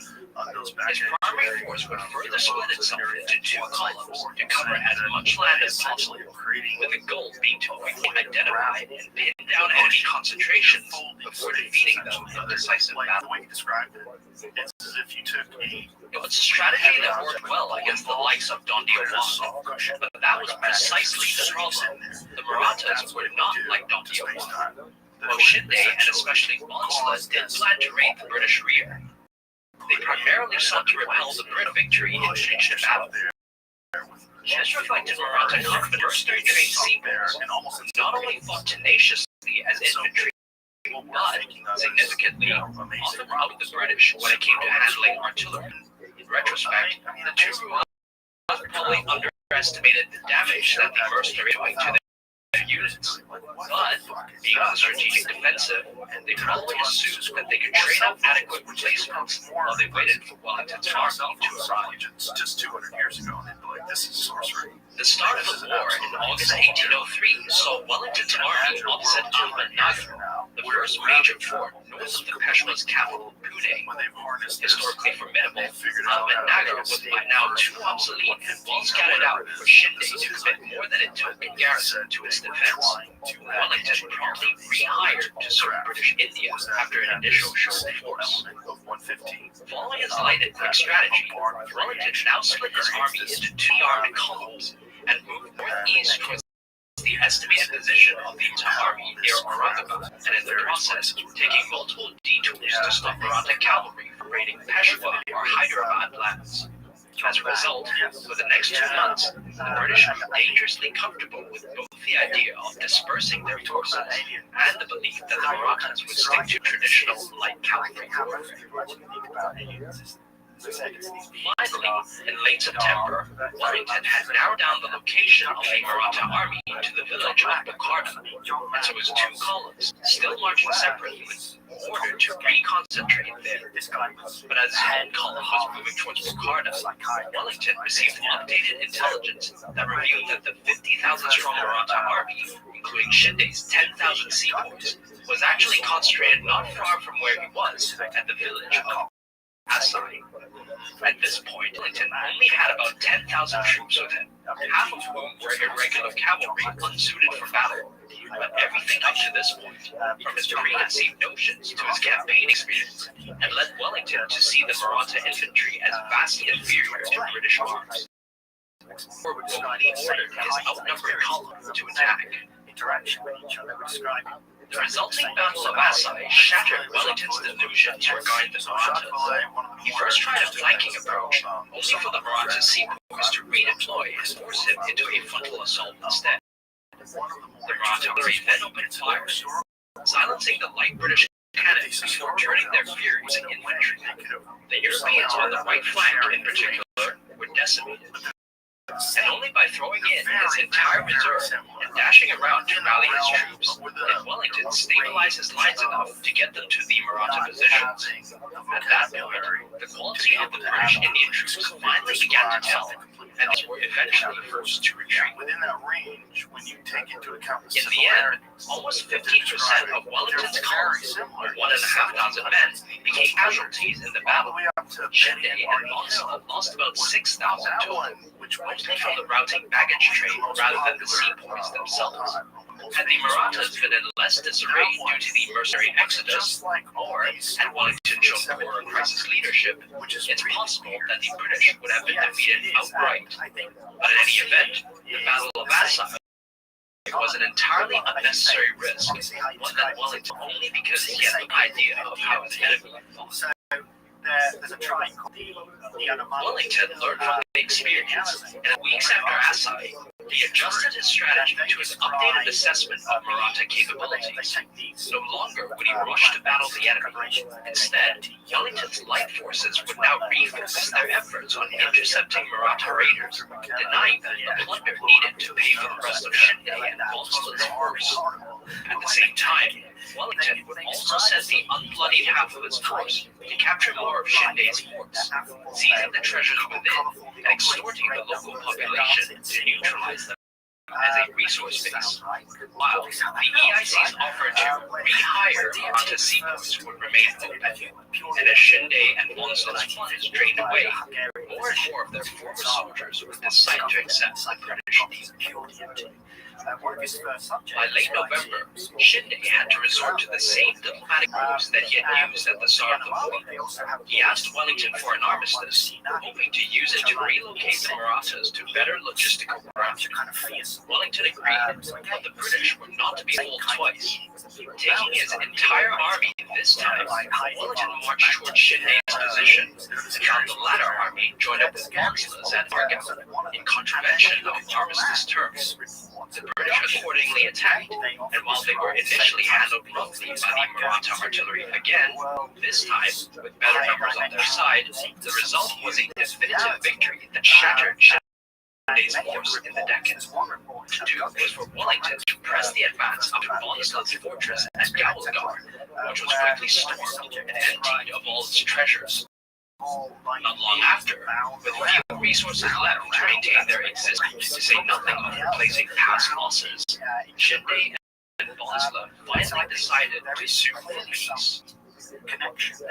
The Deccan campaign marked the height of Wellington's career in India, though as we've seen, was hardly a stellar performance from the future Iron Duke.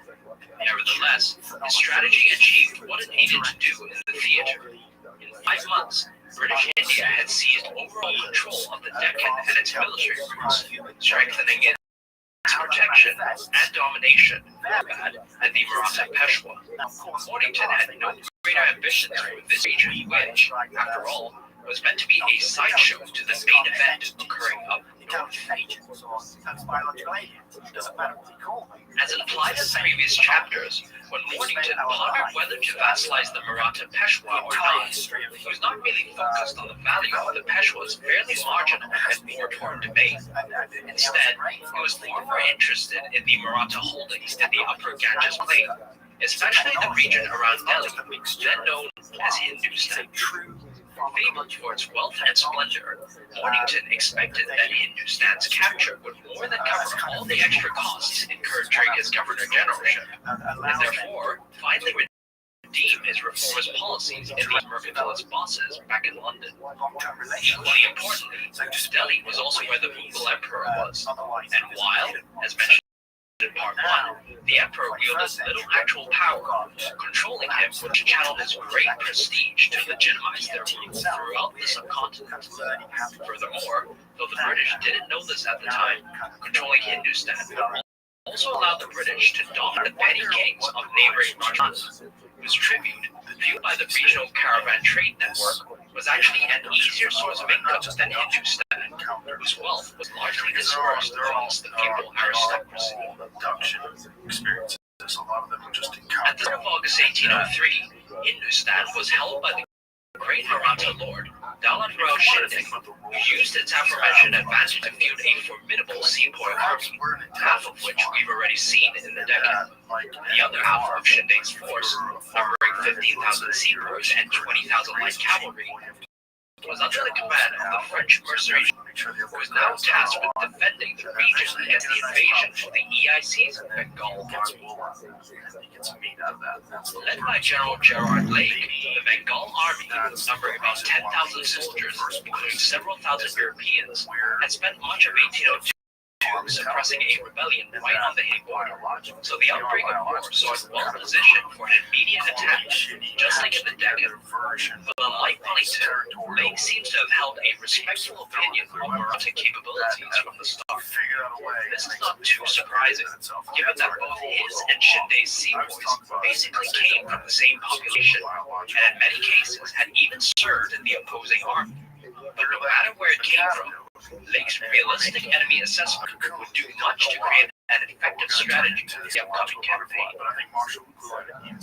True to its name, the Upper Ganges Plain is relatively flat throughout, with deserts or hills only emerging at the edges. The Great River rivers of the region, the Ganges in the north, the Yamuna in the center, and the Chambal to the south, were therefore the main obstacles to movement. But the monsoonal drought that was afflicting the Deccan at this time was also afflicting the region, which meant that the rivers posed no real challenge for either side. Similarly, the defenses of the region, including the famous red forts of Delhi and Agra, were hopelessly obsolete given modern artillery and the limited number of troops fielded by both sides. So it was little stopping Lake from going where he pleased, also held for the other side, with the Marathas or any other opportunistic ruler on the borderlands potentially able to strike wherever, whenever. In the same way, I think it's happening with the Mornington had already given Lake a potential out by allowing the Bengal army to prioritize capturing Delhi over the defense of even Bengal itself. Nevertheless, similar to the underlying logic behind Wellington's light and quick strategy, Lake ultimately decided that aggression, right from the start, would give him the best chance to drive events towards a quick decision rather than a long, expensive stalemate. Unlike Wellington's initial instincts, however, Lake was not about to charge straight at the Maratha army. Rather, more like Wellington's later instincts, Lake would focus first on the denial of Maratha raiding and the capture of local forts, heading down and starving out Shinde's soldiers in the process until the Bengal army could easily defeat them with minimal risk. So weird. That's like, Lake's strategy would be helped by a truly impressive example of military subversion from Oriental. Despite pushing for the Europeanization of the subcontinent, the Governor-General was nevertheless interested in exploiting the mercenary attitude prevalent in South Asian military culture at the time, especially of rehiring soldiers to fight for a new side. And of course, the people who most exemplified this attitude were the European mercenaries in fact, for whom profit was the sole purpose of their service. Here was when they got abducted. Wellington had used subversion from the moment he arrived in India, but what he was about to do in Hindustan dwarfed anything done previously. Even before the Maratha War broke out, the Muhammad's emissaries were still negotiating with Shinde. Wellington's spies had already made secret offers to the mercenary leaders of Hindustan, up to and including the Maratha commander, General Pahol himself, raising the real fear of an uncomfortable death on one hand, while offering a wad of EIC shares to be sold back in Europe on the other. Wellington had, in fact, secured Pahol's allegiance a full 2 months before hostilities began. Similar efforts occurred at all levels of the mercenary hierarchy, triggering a cascade of defections and self-sabotage that a bewildered Shinde, despite his best efforts, was unable to stop. Like in the Deccan campaign, the results severely compromised Maratha tactical cohesion, but this was not the only outcome of Wellington's subversion in Hindustan. God's eye view, it would all come After war broke out in August 1803, Lake spent a month finalizing his preparations before advancing first against the major fort of Aligarh. On the way, he clashed with Shinde's army under the compromised General Pahol. He put up a token resistance before falling back. This behavior finally confirmed Pahol's unreliability to Shinde. And in response, the new Maratha lord hastily appointed a new French mercenary, Beauchamp, to command. But unbeknownst to Shinde, this introduced a new dynamic into the Maratha army, that of the French. Since Beauchamp supported the revolution, while most of his compatriots remained royalist. As a result, the Maratha army in Hindustan split into pro- and anti-Beauchamp factions, stoking mutual suspicion and hostility amongst the sepoys that persisted even after the French had left. Meanwhile, Lake had taken advantage of all this to storm Aligarh in a tough fight, after which he steadily proceeded up the road to Delhi. By mid-September, Beauchamp was finally forced to offer battle before the city's gates. And while the individual Maratha sepoy and especially artilleryman fought capably, the attachment command hardly exercised any overall control, and the British were able to use a phased retreat to lure the Marathas out and then decimate them. Delhi surrendered a few days later, and with it, British India not only became the new regions for the Mughal Emperor, but also obtained the surrender of a few sepoy units, and even Bhutan himself was now sent back to Europe along with Kabul. Lake remained in Delhi for a while longer, rearing Shinde's sepoys to serve in the garrisons, also conducting diplomacy with Rajput rulers. Finally, in early October, he marched to capture the second city of Hindustan, Agra. There, he was again met with a Maratha army in chaos, as the sepoys inside Agra's Red Fort locked up the reinforcements sent to strengthen the drama. Inevitably, both armies were soon defeated in detail, and with Agra's fall, Lake was now overall control of Hindustan, having suffered barely more casualties than Wellington had done at the Battle of Vasai alone. All that was left to do was to remove the remnants of Shinde's army from the region, which occurred a few days later, as Lake located and attacked the retreating Marathas at Laswar. Once again, the individual Marathas fought hard, but by this time, they were far too small and demoralized to do anything more than delay the inevitable. With their defeat and subsequent dispersal, Shinde's power was definitively broken, not just in Hindustan, but also in Rajputana, whose petty rulers now flocked to place themselves under EIC protection. The bulk of British India's military effort during the Second Anglo-Maratha War, the Deccan and Hindustan campaigns, but all across central India, small detachments also launched their own attacks, particularly on the coasts, which Mornington wanted sealed off from non-British influence. By the end of December 1803, British India had reached a territorial extent not seen since the height of Mughal rule a century before. It directly or indirectly controlled almost everything between Delhi and the subcontinent's southern tip, and between Gujarat to Bengal. This represented more than a quadrupling of EIC territory, and all this was achieved within a mere 6 years. At this point, it must have seemed that all that was left for Mornington to do was to formally declare the EIC's full hegemony.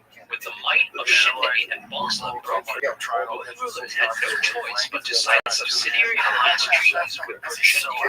And despite the stated casus belli of the Second Anglo-Maratha War, which was to get the Maratha lords to submit to the authority of the vassalized Peshwa, the treaties also formalized the breakup of the Maratha Empire, as they sharply limited the Peshwa's power over the defeated lords, while mandating that all communication between them be conducted by the British. And with the vassalization of the Marathas, there was really nobody else on the subcontinent with the ability to even approach the power that Mornington now wielded. But all was not as it seems, and in fact, Mornington was slowly being overwhelmed by a multitude of problems. First, he was increasingly at odds with his officials and even his brother Wellington, who by now were fully opposed to further expansion and the overextension of EIC resources that it entailed. Second, the first reports on Hindustan were also coming in, and they definitely did not show the region as the land of easy tax and tribute that Mornington portrayed it as. This directly led to the third problem, as the enraged directors of the EIC, furious at being duped again, were now lobbying the new Prime Minister to remove Mornington, and slowly but surely they were succeeding. Fourth, and perhaps most ominously, the British were rather mistaken in assuming that they had secured full control over the entire Maratha Empire. After all, there was still one domain that they had not formally subjugated yet. That was Hong Kong. Are you just making it up? Is it just a myth? Was there a different in the last part, British India had, within a year, first vassalized the nominal Maratha leader, Peshwa, and then destroyed the Europeanized armies of the Maratha lords Shinde and Bonsle.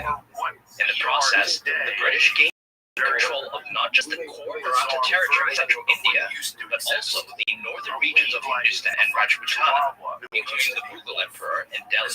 Were we something very different at one point? At this point, the chief official of British India, Richard Wellesley, the Earl of Mornington, might have finally considered his expansionist ambitions fulfilled.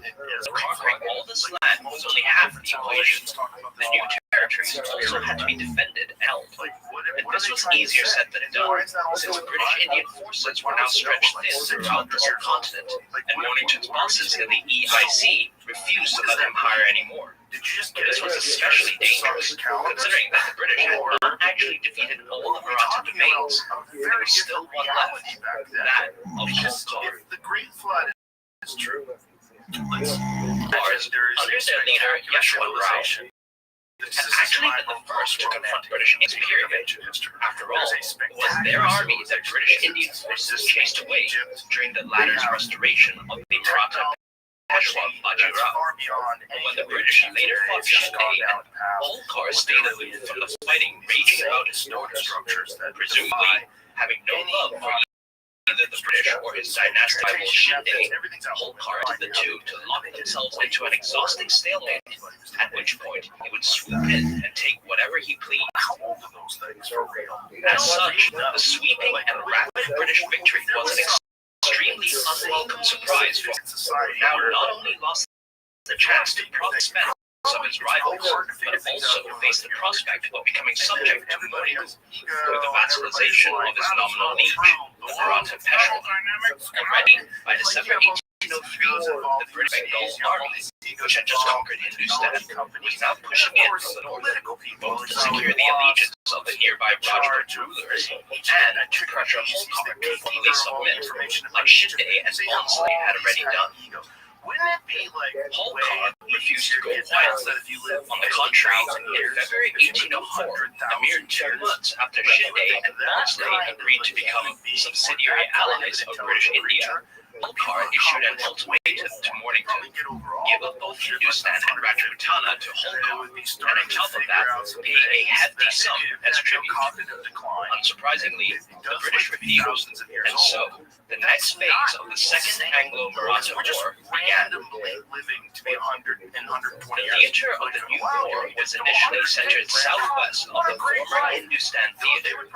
Unlike Hindustan's plains, however, the hills and rivers of this new region were far more limiting to military movement. In particular, the city-state of Kota was a key point of control, whose possession would box Holkar in and eventually starve his domain out. But by now, it was not only the Marathas who would be starving, for the monsoon drought and crop failure that had ravaged South Asia in 1803 was continuing into 1804, and already the British were having trouble collecting supplies for their planned operations.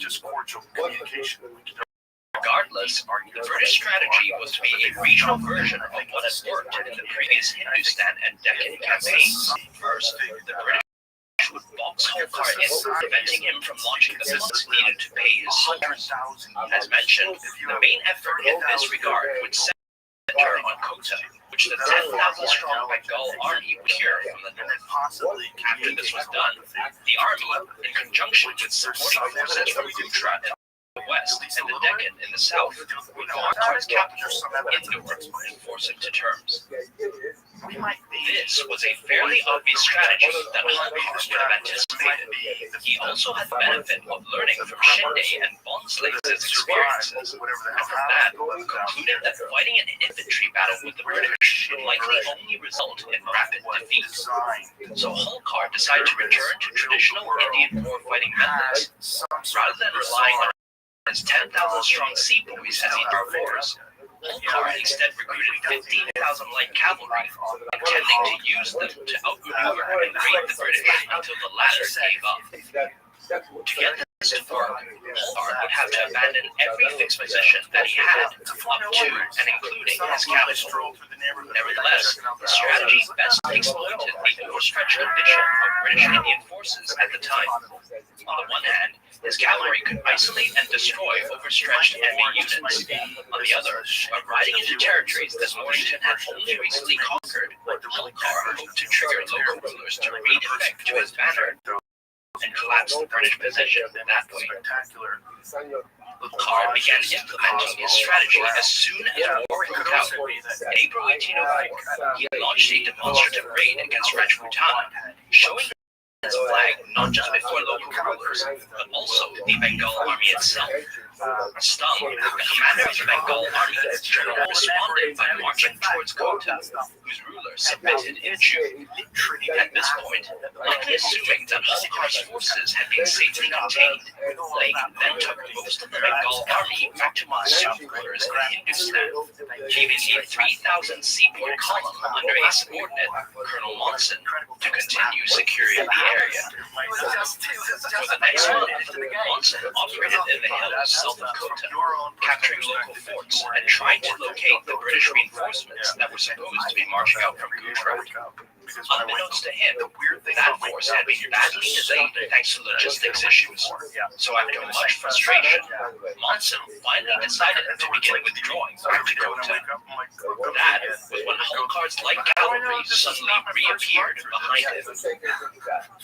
What happened next was a British catastrophe of Napoleon's retreat from Russia 8 years later. Tailing the British, Holkar's light cavalry began doing what they did best: picking off stragglers, clearing baggage, and stoking panic. As morale collapsed and his seaboard column dissolved into a desperate mob, Monson abandoned everything and dashed for Kota, only for the ruler to shut its gates and defect to Holkar. Over the next 2 months, this sequence of events repeated itself over and over again until Monson, almost by himself, finally leapt into Agra, having lost all his men, a third of the Bengal army, in the process. Equally importantly, his defeat had left a gaping hole within the British encirclement, which Holkar could now pour through to reach the rich and indefensible plains of Hindustan. As soon as he heard of Monson's disaster, Lake remobilized his Bengal army, but until that process was complete, he could do little. In the meantime, the British were forced to perform strategic triage, abandoning almost everything in Hindustan to concentrate within the cities of Delhi and Agra. Even the occupation of Holkar's capital by the much-delayed Gujarat force did little to stem Maratha momentum now. Finally, in mid-September, Holkar erupted into Hindustan.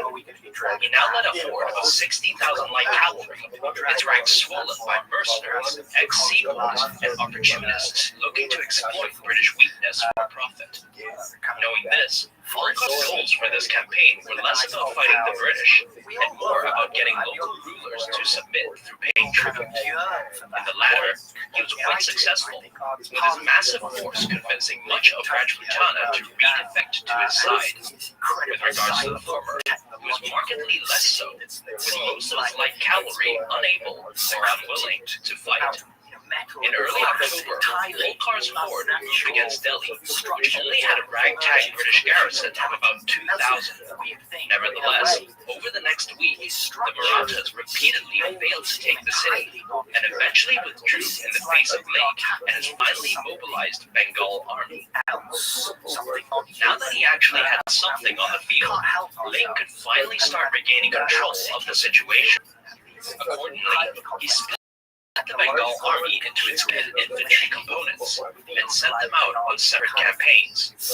First, Lake personally led the Bengal cavalry on a chase of Holkar, looking for any opportunity to disperse that force. That opportunity finally came in mid-November, when Lake managed to surprise and storm Holkar's camp in a night battle, which the Maratha cavalry decided to hit while the going was good and scattered with their loot. Second, Lake tasked the Bengal infantry with mending the damage done in the wake of Monson's defeat and rebuilding the strategic encirclement of Holkar. One of the key objectives in this regard was the fortress state of Maratha, barely 50 kilometers from Agra, and a key link between Hindustan, Rajputana, and Holkar's domain. Formerly a British subsidiary ally, Maratha had defected to Holkar during the latter September invasion, and its recapture would do much to recover both British India's borders and its badly tarnished prestige amongst the indigenous lords.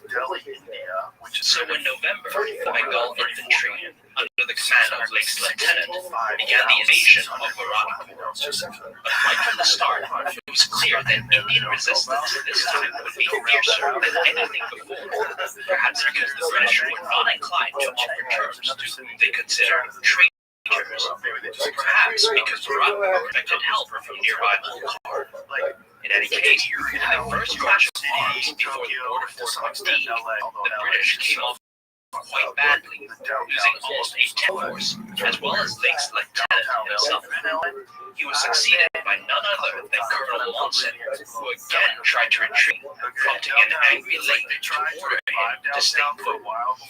The general arrived in mid-December, took Deeg, and proceeded towards Morocco itself, which he besieged as 1805 known. The siege of Morocco was yet another fiasco for the British. Two assaults in January cost another tenth of Lake's army to little result. In mid-February, after being reinforced by the Bombay army, Lake tried again twice, only to lose a fifth of his force this time, and on top of that, suffer an embarrassing mutiny of his European troops. All in all, the British lost almost 3,000 men in the siege of Morocco, and by late February, Lake had to partially admit defeat and pull back for a long-term blockade of the fortress. Wisely, Morocco took advantage of this to quit the war while it was still ahead, offering to resubmit and pay in return for forgiveness. Lake accepted. Like the dissolution of Holkar's cavalry hordes, Morocco's rather mercenary behavior was made in the context of Holkar's failure to make further inroads against British India.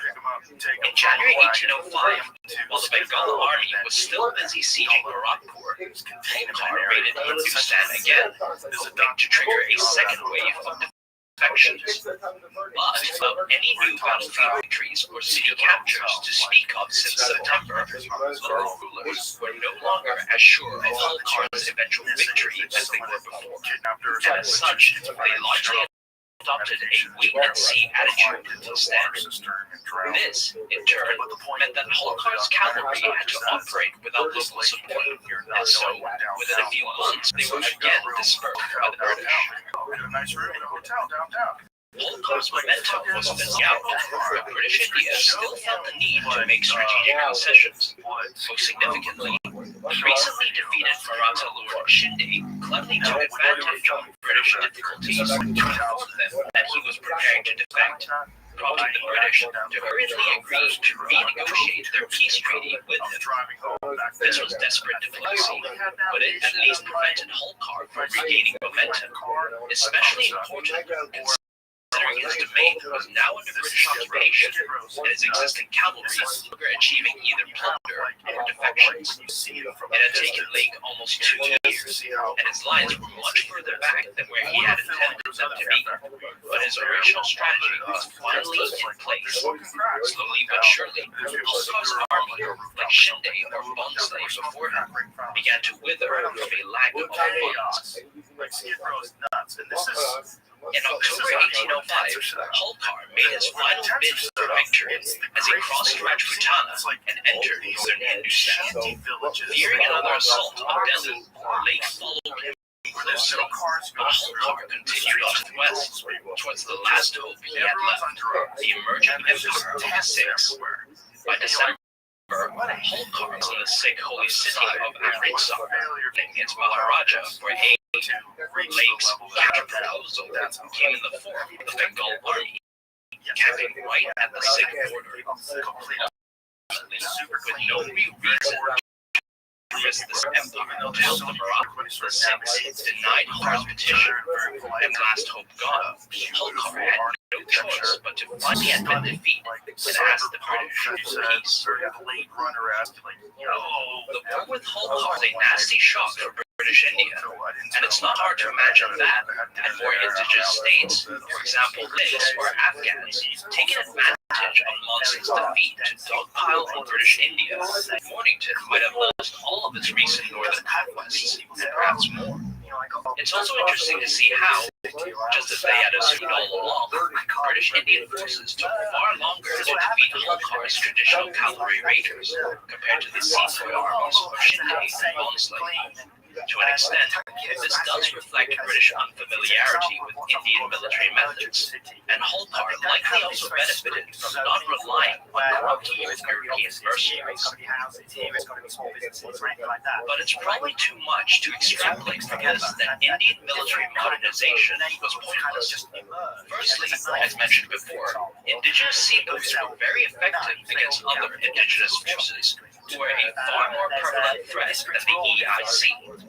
Secondly, much of Holkar's success came from his defeat of the rather incompetent Munson, and Maratha momentum quickly fizzled out once General Lake resumed command. Thirdly, compared with the Maratha sepoys who had least bloodied British Indian forces in pitched battle, Holkar's light cavalry, despite their massive numerical superiority, failed to storm any defense or inflict much damage on non-routing British forces. All they could do was harass the enemy and, like an insurgency, hope that the latter would eventually tire of upholding the status quo. Luckily for Holkar, the EIC was rapidly entering such a mood.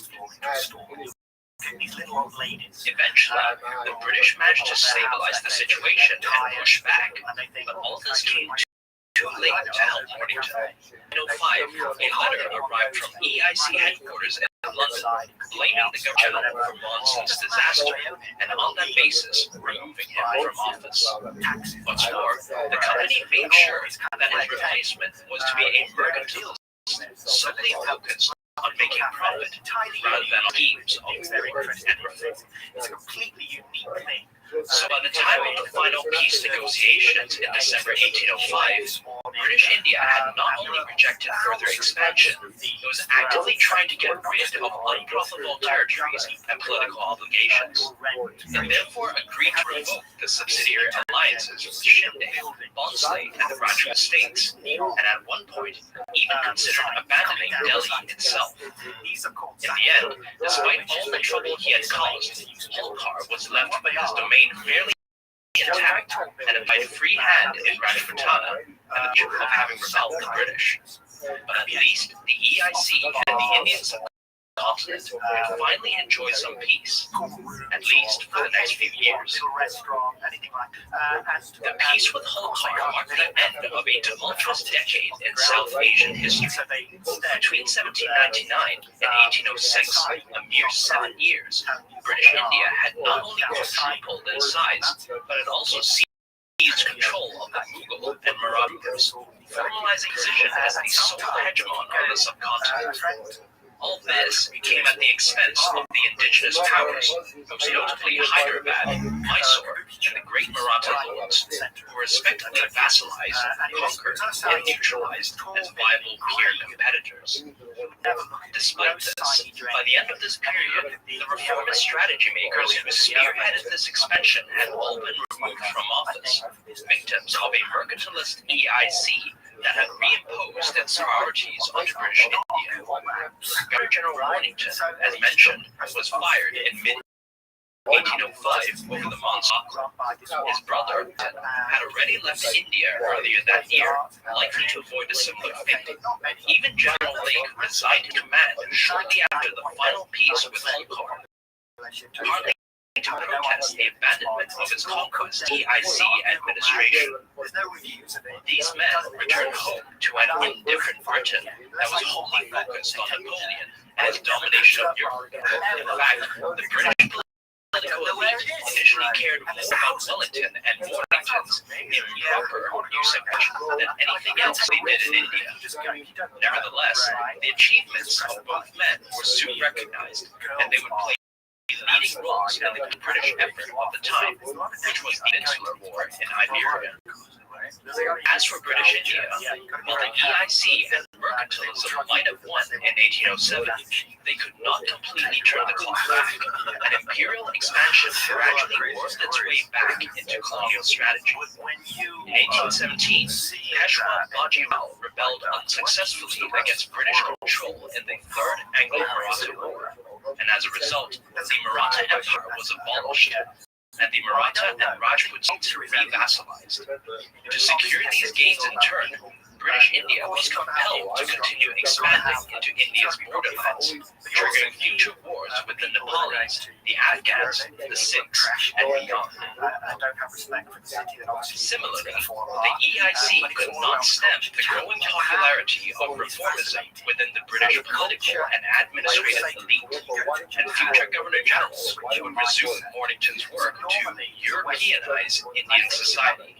In time, they would even go beyond the land reorganizations mentioned in Part 3 and begin dabbling in cultural reform, most notably in banning traditional widow sacrifice. The EIC itself would not be spared from attack, as its monopolies would eventually be abolished in favor of free British trade.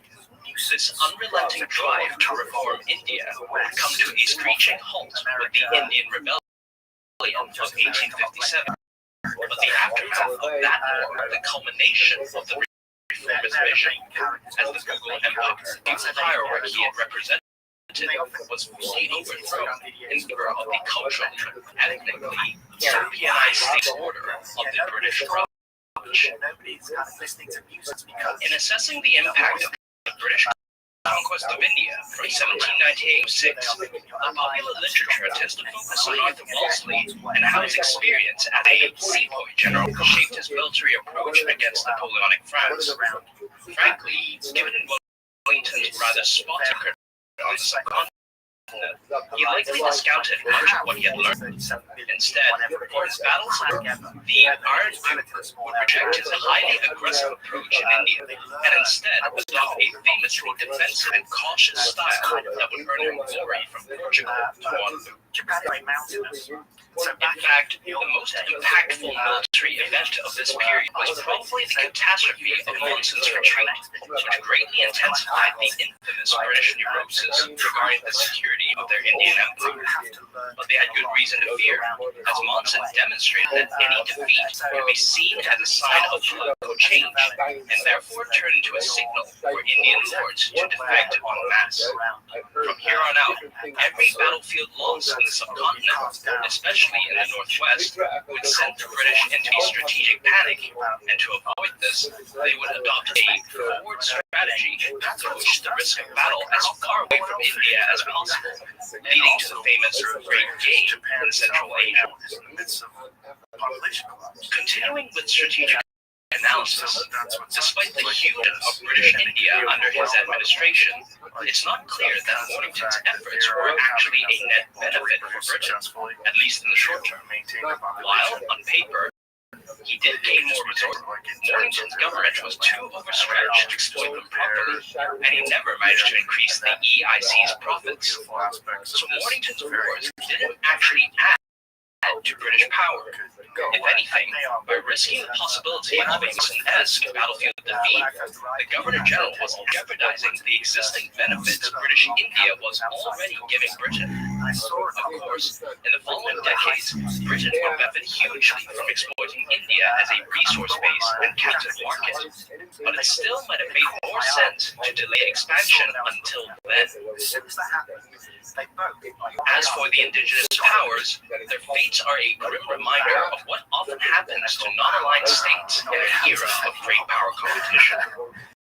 With little political or ideological stake in the broader struggle between Britain and revolutionary France, it's perfectly natural for indigenous Indian rulers to try and avoid committing themselves to either side, especially since being explicitly pro-French like Tipu Sultan guaranteed war with British India, while being a pro-British subsidiary ally and loss of independence.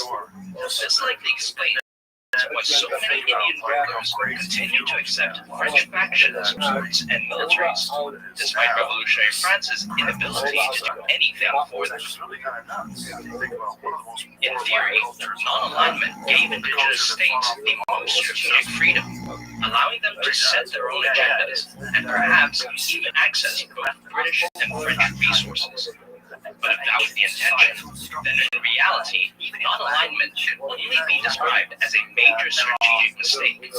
Far from securing their freedom to maneuver, it instead drove indigenous into war with British India, as Mornington depicted their attempts to balance out British support for revolutionary France. To an extent, this outcome was unforeseeable, as Mornington was an unprecedentedly aggressive leader, but ultimately he was appointed and supported by Parliament, which indicates that Britain, to some extent, was also no longer willing to tolerate Indian non-alignment.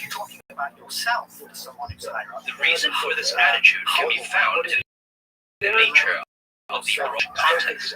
Launched in an ideologically driven struggle where a compromised peace was deemed impossible, British strategy aimed to completely overpower France, which meant mobilizing and optimizing whatever resources were within its grasp. And as seen in Part 1, and unfortunately for the indigenous states, British reporters by this time considered India within their grasp as part of Britain's sphere of influence, and as such, they expected Indian states to use their resources in a way that supported British strategy. So in this charged, uncompromising environment, by merely refusing to conform to British desires, non-aligned states effectively and perhaps unknowingly marked themselves out as British enemies. And while the inevitable reckoning would be postponed thanks to indigenous strength and resistance, in the end, only Hyderabad, the power that most aligned itself with Britain, managed to survive this period with its starting position largely intact.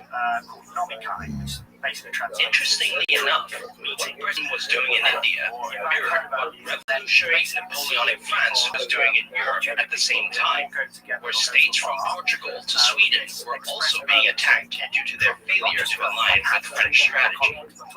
This is only one of the many parallels that can be drawn between the two regions. Others include the frequent use and abuse of vassal states, the megalith of both Mornington and Napoleon, and even their ultimate downfalls due to overextension and barbarities. Crucially, both British India and revolutionary France also saw themselves as vanguards for a developmentally superior political order, which justified the conquest, exploitation, and reorganization of their quote-unquote backward neighbors. In this way, we can argue that both the French Revolutionary Wars and the hegemonic wars of British India and the ideologies they represented, liberalism and imperialism, were actually manifestations of the same trend, which was the rise of Enlightenment political thought in Europe and its associated tendency to quote-unquote scientifically categorize and rank societies based on material achievement. So given the similarities between the British and French attempts at regional hegemony, why did Britain ultimately succeed in India while France failed in Europe? A common explanation usually revolves around the lack of South Asian unity, but European states, notably Prussia, hardly coordinated any better than this could. Another explanation focuses on the military weaknesses of the indigenous Indian armies, but European forces were arguably just as disadvantaged before the military innovations of revolutionary France. Nevertheless, despite the annihilation of major forces at Hohenlinden, Austerlitz, and Jena, neither Austria nor Prussia fell completely under France's control. Both countries were even strong enough to resume the struggle within a few years of their defeat. This resilience contrasts with the near collapse of every Indian power after defeats was the result of Europe's intense bureaucratic development throughout the early modern period, which allowed states to mobilize resources at an efficient rate. By the 1800s, Austria regularly had hundreds of thousands under arms, while the indigenous Indian powers, despite probably having larger GDPs, struggled to maintain forces in the tens of thousands. The sheer size of Austria's armies meant that, unlike the Indian powers, it was never rendered completely helpless after a single battlefield defeat, and accordingly, France was never able to fully control it, and therefore establish complete hegemony over Europe. In their defense, the indigenous Indian powers were already some of the earliest non-European states to try and address this bureaucratic deficiency through centralization reforms. But they simply ran out of time, and in any case, plenty more pitfalls lay ahead before they could fully achieve the resilience needed to secure themselves against European imperialism. One other difference that might have contributed to British success and French failure would be their contrasting approaches to governance. While as mentioned, both British and revolutionary France sought to reorder conquered societies, the French appetite for change was far larger than that of the British reformists. In particular, while Mornington's government limited itself to land and elite reorganization, which was already disruptive enough, the French demanded redistribution, feudal abolition, and cultural change stretching down to even the very calendar itself. Unsurprisingly, the French rule was constantly plagued by local resistance and rebellion, even in culturally adjacent places like Belgium and Switzerland, which siphoned resources away from primary hegemonic struggles. By contrast, colonial resistance was fairly manageable during Mornington's time in office, and it's no coincidence that the biggest challenge to British India during the 19th century, the Indian Rebellion of 1857, occurred once the British also began meddling in local culture. Lastly, we should also mention the accidents of history that facilitated the British conquest of India between 1798 and 1806. The string of high-level events in the 1790s, which ended cooperation amongst the powerful Maratha lords, the various succession crises that led Mornington to seize large swathes of territory without a fight, and the fratricidal civil war that prevented Afghan intervention in the Sultan. While none of these events could have been accurately predicted or planned for, the dramatic impact they had on indigenous states is also a symptom of the aforementioned bureaucratic deficiency in feudal India during this time.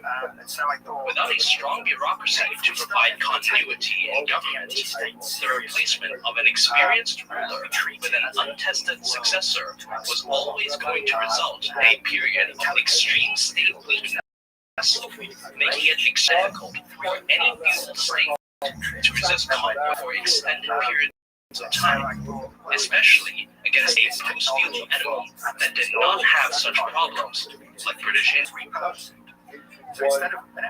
No, the story of the British conquest of India from 1798 to 1806 can be said to revolve around this theme of state capacity.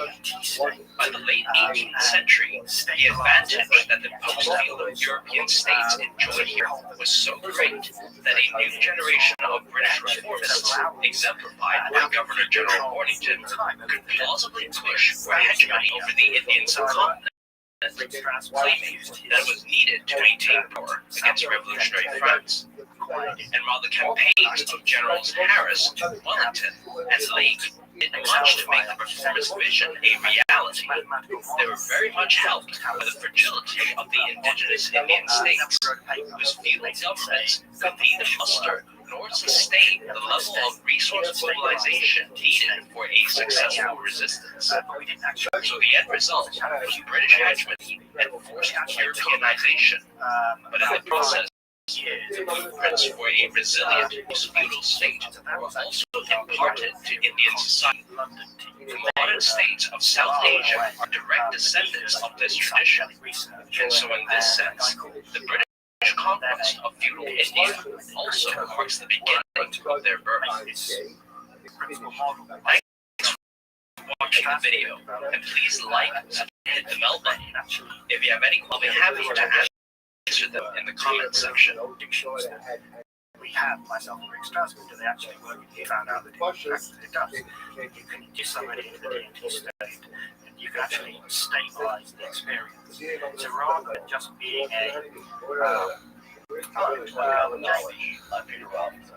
be sure things I'm talking about, I show you actually watch D&T trips or the kind of time course the D&T looks like over time. So normally what happens is the blood level rise very rapidly. It takes us a minute for blood levels to rise. They reach the brain, and then almost immediately they start collapsing down exponentially. And that brief period when the brain level is high, however, when the brain DMT levels reach a peak, then start inflection. It makes it compensate the DMT is being lost by the calories. It's like you have a bathtub to water, you pull the plug off the drain. If you turn on the taps, you can keep the level constant. And so that's the infusion. So you stabilize the state. And our hope is that the actual experience itself, rather than that initial roller coaster phase that you get with DMT, where it's all very, very disorienting. It's like, what's going on? That's, for most people, that's kind of it. And you drag back out of it. And our hope is that actually over time, if you stabilize the DMT in the brain, it would actually stabilize the experience. People can actually navigate and explore space and even perform kind of experiments in the space. And this is what's become known as DMTX. What are they described? Well, so this first study was done just a couple of years ago. As I said, by Rabbi Rothschild. It was written for a pilot. They wanted to show that it was safe, it was tolerable, people weren't going crazy, that they could handle it.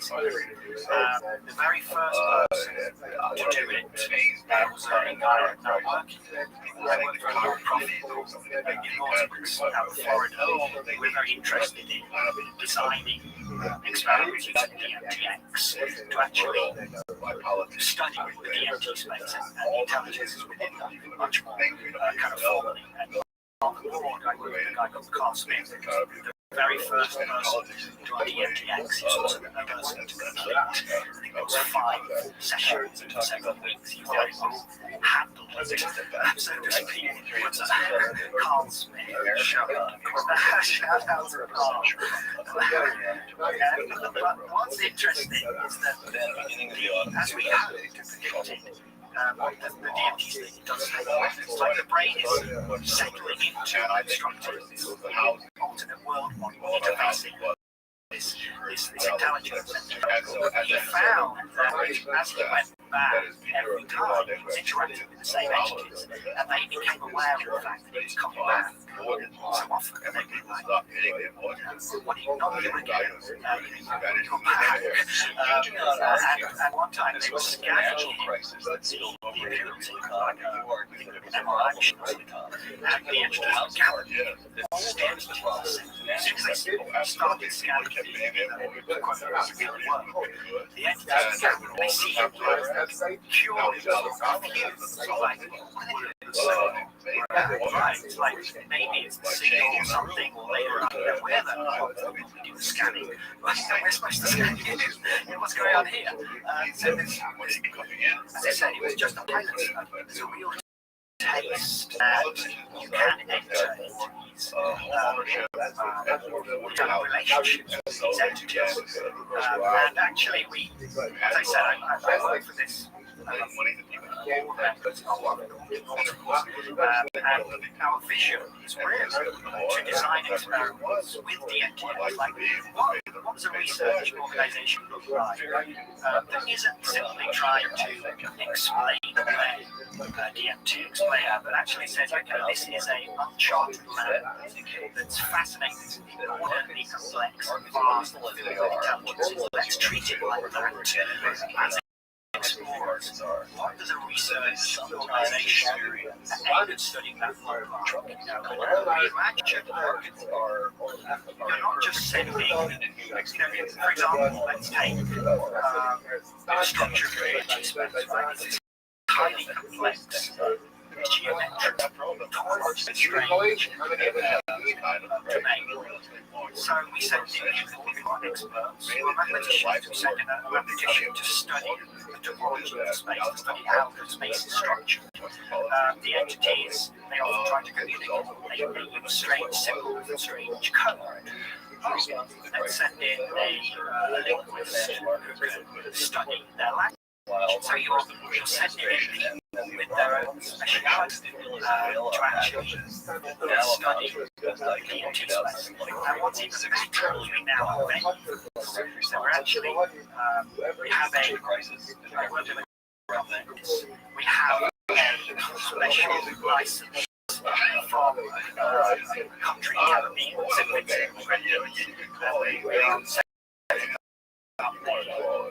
retreats and research center to provide DMTX that is 100% legal, that is safe. We've got anesthesiologists, psychiatrists, and nurses, a perfect setting that's also designed by Carlsberg as well, that allows you to perform these kind of research studies aimed at analysing and studying the disease, but even better is it's also open to measurement. So if you think about researchers to the freaks, and they have the freaks, but in the 1980s, Strasbourg did the biggest study of its kind. You don't have 60 people. So you've got 60 people with treatment forms. What happens if you bring in 300, 400, 500 people a year? There will be a screening process, an initial screening process, and then ultimately have a psychiatrist who sign it off. So it's not just anyone. And anyone they can sign up, they can go to losesmind.com, they can put their name down, sign up to apply to this way, I think it's called, in a beautiful, perfect setting, spend a week on the island, undergoing a number of DMTX sessions, and being able to explore this world using the DMTX technology, and of course, you start to amass a vast data set of highly controlled, very fast, by posting online, or just like you know exactly what it's taken. It's pure pharmaceutical grade DMT, and generates vast data set. We're also working to develop a AI model that will take this data and in real time generate images. So someone can talk to the model, the AI model, and it will generate the image. And you say, oh no, this isn't quite right, this needs to be more like this. And so you're converging on making a map of the territory. So you end up with this vast library, not just of textual images is available now. It's open. We're kind of building that's being developed now, and it should be open officially on March 1st next year. So go to lucysmind.com. That's soon you can sign up. Just enough time for the call there. Yeah, and it will be the first, the first of its kind, totally safe, medically supervised location where people can send it to a that's the thing about these interventions. Whether it's Egypt or whether it's Asian countries where this comes from, they all are using psychedelics. There's evidence of psychedelics in all different. It's just our completely twisted sex society has decided that the most beneficial drugs should be the ones that are illegal, which is, you lump them in with the ones that destroy lives. They're categorized meth, which is completely insane and the sign of a twisted, sick culture. It's the sign of what McKenna was talking about, with the chaos of a species that's preparing to leave for the stars. Yeah, I think so. Things are changing. You see positive change in the internet, the attitude to the United States. You understand, I think there's also a giant shift towards people on the right accepting, because so many soldiers have come back from the war and used it and had great benefits. So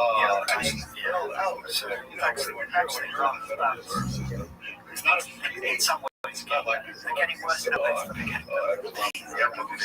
Yeah, that's it. They need bad in order to inspire good. Yeah, that's unfortunate. One of the things that's just in this story, it's always been way.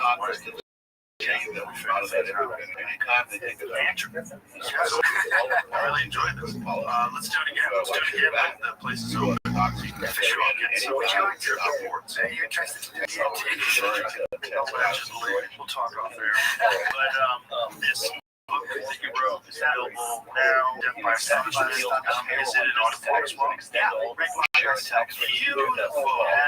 Voice for it. Perfect. I love when authors read their own work. It's so important. They wanted to get an action. Fuck because I was in get some weirdo who doesn't know what he's talking about. Thank you very much. That's really good.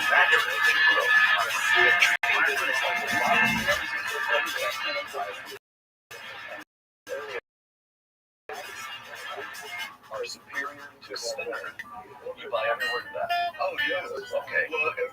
Well, what is painful to me, really, looking back at this argument, is not a new argument.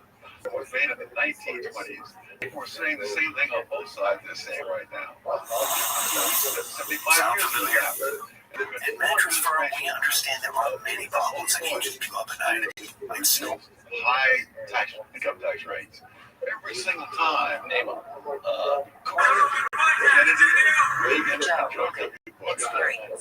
My day, Joe Rogan podcast by night, all day. I'm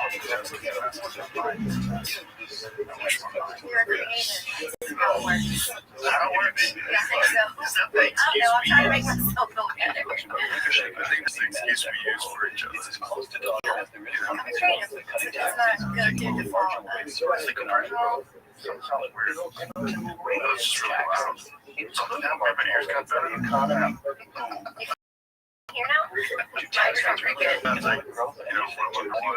you want to go swim or something like that? I forget, but I know my ears have water in them, and then they come out like, this is how I hear. I feel like I had the reminders for my job. Right. I still I've been doing for 20 years. I feel like I come from like off the top world where you can hear everything. Hear the room. Well, it's so good that people have them now. Boy, so many people I know from back in the day are almost dead. Yeah, I'm so glad we have it. It's not the same. I mean, it's, you don't feel like you heard, but they can hear it. It's a good treat. And you can hear it enough. It's a good treat. Yeah. And so many of my friends who shoot guns do the same thing. Yeah. That started hunting when they were kids. No ear protection back then. You had to say something to them. What? Like, they're all never dead. Yeah, my dad is a police officer, and I swear that's how my parents are something. The dog ate his hearing aid, he never replaced it. I'm like, is that a purpose, Dad? That's hilarious. Definitely developed the ability to shut things off. Otherwise, just men and women think and communicate differently. And if you want your wife to communicate with you the way your buddy should, then you're married to do. Yeah. Okay? So if you want to be married to a woman, just going to last and everything. And sometimes it's like, journey to get to the point. And you think, what the fuck are you talking about? They're like, oh my god, why are you so loud? So you have to go Selective hearing. But my husband, I'll say it, and I'm not saying nothing. And like, I found that when I do that, it's worse. I'm like, say what I said back to you. Get bananas at the store. So I kept telling him, where's bananas? I didn't get it. So don't repeat it, just hold it in there. That's hilarious. He got for himself. That's very funny. The hearing thing is kind of nuts. That one wouldn't like, it just makes you wonder, like, when did people, I wonder when people were aware that, like, loud music was kind of killing you. I don't know, like, I've had the in-ears for a long time, and I did say all of our ears, but it's like, I think that it's in like the longer you go, like, still, even though I have those, like, I'm not going to I'm not missing the energy, and so, take one out, like, sometimes when it's like a half band and shooting more complicated than that. Yes, it's amazing. It's just like the little on-stage monitor. You know what I mean? So, but it's just so loud. I mean, it's so loud. And also, I do night shooting. And so, I saw that. That's crazy. so it's a good reminder. Like the first time I took off on the first one, I just started last year. I'm not sure, but I love it. And I took off on my horse, and I forgot to wear earphones. I was like, I really should. Plug my ears when I'm shooting a revolver. Yeah, but is it a revolver using a regular bullet? I recall his saying he was Black powder. Just the powder itself? As you know, Yeah, just that's what I just say for it. So it just sprays Sprays powder powder in the air. at the balloon. Pops Yeah. Wow, what distance? situation we have in this It country gives you is untenable over the longer term. Yards? And he said, Yeah. broadly speaking, So you just ride around the horse 50% of I Americans love it. care. I do. What was the origin of that sport? I don't know, actually. One of my best friends, her name is Kinda, was saying, and she lives out in Scottsdale. She's like a world champion. Whoa. We became World Championship of Papa Balloons on a horse? Yeah, it's called mountain shooting. And cowboy mountain shooting, but she's cowgirl. And she's like, guys, girls, everybody. She's a badass. And we have friends with her, and I just never had the guts to go do it, you know? Push more Finally, healthcare into the my market husband's like, stop talking about it. Go out there, do it. Go out there, choose her. You're going to love it. Does that make And sense to you? I got That analysis? addicted immediately. It's just like something different. Well, it's very wild. It's essentially training how to fight with a gun on a horse. Yeah. Except it's stated here. That's how you would train. Yeah, it's right? Without super killing fun. people. And it's like, you know, just something that like started a new hobby at 40. Like, it's just trying to, like, figure out what's on my mind. And, You know, where you can be ignored I don't know, I think it inspires me to, like, take a break from thinking about what I think about every single day. Music industry, you know, so just, like, trying new things and something else important. That's very influenced. I try to talk to kids when she feels like something. Yeah, like, hobbies are Like like, golf, go fishing, do something. Maybe I play pool, do something. I just started golf too. I tried to things there. My yes era, like, sure, I'll do it. Started golf, not sure great yet, but I just played the Ryder Cup. Somebody heard I played golf, and when they heard that, I literally started like that day. And I literally was like cramming my ass off like this September because I was on the world somewhere and I didn't have time to practice. You know how that feels like golf is, you have to practice. And I had a coach, Dan, I have a coach, he came with me as my caddy. But it was an experience. It was a lot of country. I mean, I just felt like until I done when I got there, it's like playing something you don't do in front of people. A lot of people Do it, you just don't do it. Yeah, I don't do things in front of people, but singing. So singing in the club. I'm not saying doing something that you suck at. Well, the very scary place is Jimmy has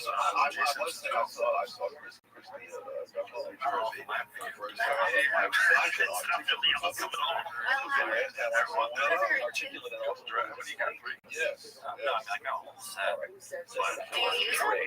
I have used one of them. Did you get well? I have. That's why I use it. Where are they blessed to curse?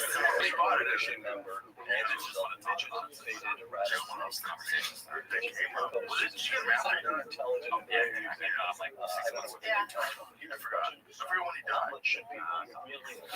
Well, that's cool. I mean, I guess, but it is really important to have some kind of a thing that you do to take your mind off of business. Because people know that their mind is only on business, whatever it is, music, comedy, whatever it is, they go crazy. You can eventually get lost in your own world. you do. And I think it's like, you know, especially if you're like a writer, you gotta go live to write about it. Nobody's writing about the same shit you're saying. You know, it's like I need to go live a life and gather information and hear other from people and sort of open my circle up to just, I don't know, different environment. My friend Austin does that. He disappears for like 3 months once every year and a half or so. Like he gets rid of his phone, he gets rid of his email. He like goes off grid. Oh, he goes over and he goes like Asia, backpacks through Asia, and he's famous. He's a famous comedian, and he doesn't give a fuck. He just goes to the gym, like, you can't find him. No one knows where he is. I don't hear from him for 3-4 months. I just hope he's alive. Is it changed? Oh yeah, he comes back weird. He's weird already. He's weird. He's weirder when he comes back. He's, you know, in foreign countries. Yeah. Well, I'm not. I mean, I'm a shooting one. That's cool. But the thing you're doing, the thing about both of those things is they require all of your focus while you're doing it. I mean, if you're riding a giant animal while you're shooting a gun, there's no room for thinking about, oh, I got to do. You know, there's no room. You're just doing that thing. That's what I think I loved about it. You know, and I guess I don't really have. I always say I don't have like an adrenaline junkie in me, but I guess I have to have a little bit for joining the circus. Like I do. You know, I guess you do. It's kind of enjoying the circus. Yeah. So, but like I think that's just that little the focus and the little jolt that you get of like, you know, the same kind of high we get like after a show. You know, it's like circus. I need that, just in a different form. Yeah. Join the rodeo. There's something about shooting at things too, like to archery, shooting at things that also just really cleans your mind. Because in that moment while you're pulling the trigger, there's no room for anything else. You're trying to hit a target, there's no room for anything else. And it pushes all that stuff away. A little mental vacation. Yeah. 100%. And then you come back like cleaner. What kind of shoot? Shoot a compound. Yeah. Should we be worried about it? Yeah. I got back out here in 2020 when I was in Tommy World. My husband's from New York City, so I was like, I got to know so we just set up the targets and got all fixed up. It was fun. I mean, it is fun. It's the same thing. I think it's fun. It's focus. It's just, even if it's just for a little while, it's that little moment in time that this is all I'm doing right now. I used to be another. Yeah, I did. I hunted for a long time with that. Tree stand? Yeah. My girl wanted me to. But hunting was my absolute favorite to do because it was the focus and it was intimate and it took a lot of skill and practice to make sure you're good. Yeah. But I raised a baby. So my hunting days are behind me. He's on my heart. We found a broken leg on our property, and my wife took the feet. Enthusiasm for me hunting kind of went out the window because it's kind of like a dog. He was just like a dog. Like, wild as white-tailed deer. Like, became like my pet. And it's different than any other feral animal in that they domesticate like that. They really do like this. Literally, I come home and run over to me like a dog. Like, so definitely changed my mind. It's because when the unfortunately the old I think nature has them set up to be not very intelligent and just food. Yeah. You know, and he's a beautiful thing. Yeah. That's really what they are. Yeah, my dad, I grew up hunting with him, like, taught me how to shoot a gun and all that stuff at 17, and when I raise that buck, it's over. It's over. I would never raise a baby else. Yeah, don't do it. I get it. I mean, we have deer in our neighborhood, and I see these little cute babies are born every year, and I'm just on the cross. Especially snakes are everywhere. And there's predators I can shoot them. So it's like these deer are all over the place. They're super big. Unless they get hit by a car. They're like not offensive. But they are beautiful. And it's just, it's cool to have animals around. Just it's cool to be at least in some kind of form of nature. Yeah, I'm such an animal lover. I mean, I don't do well, like, that's why about your doctors, I'm like, I just, that is part of who I am, is to have, especially dogs, because like, hard, but I have a foundation called Nation Foundation. I started with my mom in 2009, and so far we've raised over $11 million since then. It was like a little mom and pop operation back in the day, but but we just, it just has been my heart since I was a little girl. I think growing up in a country where there's just animals everywhere, whether they're stray dogs or stray cats or whatever. I think it just kind of prepped me for, when you like get a platform and someone's like, what do you want your charity to be? It's like, I know what it's going to be. So what does your charity do? The rescue, well, we advocate for rescue. But Nation Foundation, we don't have shelters. We lift up the arms of shelters, is what we say. Because my mom and dad were private investigators my whole life. And so my mom, just because I started rescuing dogs, just when I was a little girl, we live in a country, people don't walk and whatever. Started adopting stuff from the shelter as a teenager, volunteering. So, she sort of started vetting shelters just because that's her background. Checking up on people, make sure they're doing what they're supposed to. And so in 2009, it's like, I kind of started to get a name for myself and need to pick something that you're passionate about that you want to give back to. So we started it. Basically, we advocate for we advocate for adoption shop, and we raise money to give to shelters all over the country. Every year we give a $5,000 grant to a shelter in every state. So there's just so many that need help, and there's some amazing animals out there. We just try to remind people there's amazing animals out there, you don't have to go buy one. My wife is allergic to one of my dogs. Dogs. If that was the case, I'd have like 50 dogs. Yours are not shedders, though, right? Yeah, they shed. Yeah. She's not nearly as bad as when I first met her. When I first met her, she really would get like hives if she pet the dogs. Also, I was not that good at washing my dogs. They were washing the yard. They're always dirty. Yeah. If you don't have dogs have like extra love. Your love in your life will be whatever the level's at now. It'll be like 35% higher.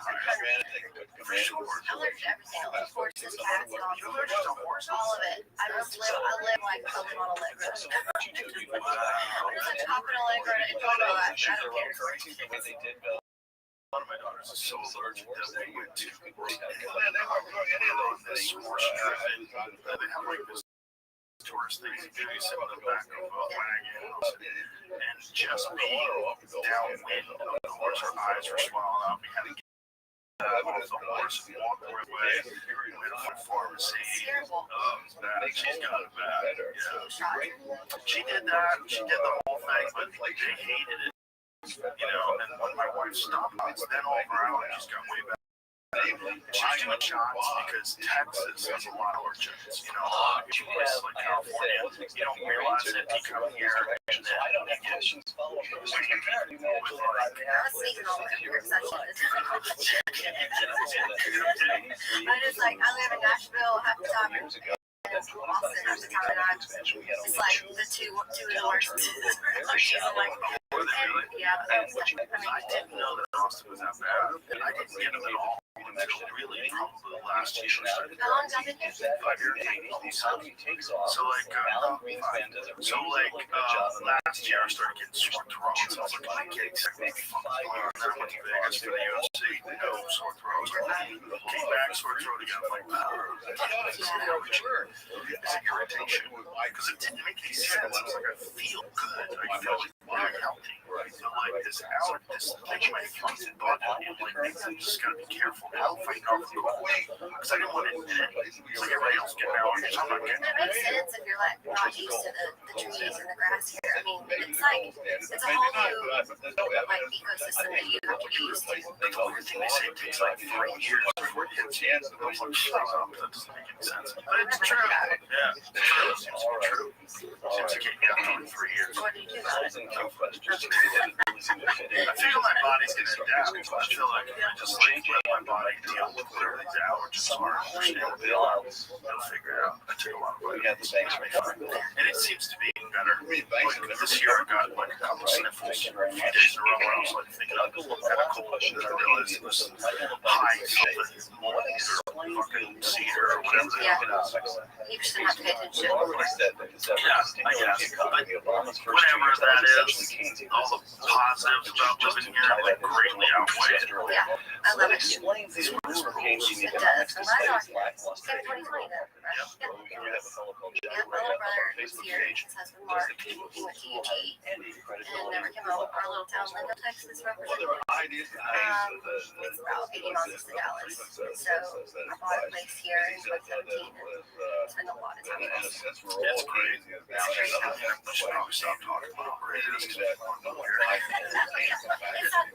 a lot of allergies, guys. I talk a lot about allies here. Yeah. Well, Nashville's our other city that's happening too, but The thing about Austin is like it wasn't really much of a comedy. There was one comedy club that closed before it already closed before the pandemic. And I guess like at the beginning of the pandemic, and so the comedy scene was kind of empty. You know, when we moved here, we started doing shows here. It was one of the only places in the country we could do live in-person shows. So we were like, fuck it. And then comedians just started moving here because they were convinced that LA was never going to open. Once I was here, and Rob White was here, and Tony Hitchcock was here, everybody was like, well, what's fucking I live? I don't want to be trapped in my house and not be able to perform for a year and a half or whatever. Data brokers are invading your privacy and recording everything you do online. And if you live in the U.S., they're selling your information to anyone and everyone who's willing to buy it. But thankfully, there's a way to stop all the tracking and spying, and that's with ExpressVPN. ExpressVPN is an app that hides your IP address and reroutes 100% of your online activity through secure, encrypted servers. This keeps data brokers from tracking your information, protecting you from invasive advertisers, scammers, and even criminals. ExpressVPN is now offering 3 different plans, allowing you to customize your VPN experience. The basic plan starts as low as $3.49 a month. That's less than 12 cents a day. Or if you want all the bells and whistles, including identity protection monitoring and a dedicated IP, just choose one of more premium plans. It's up to you.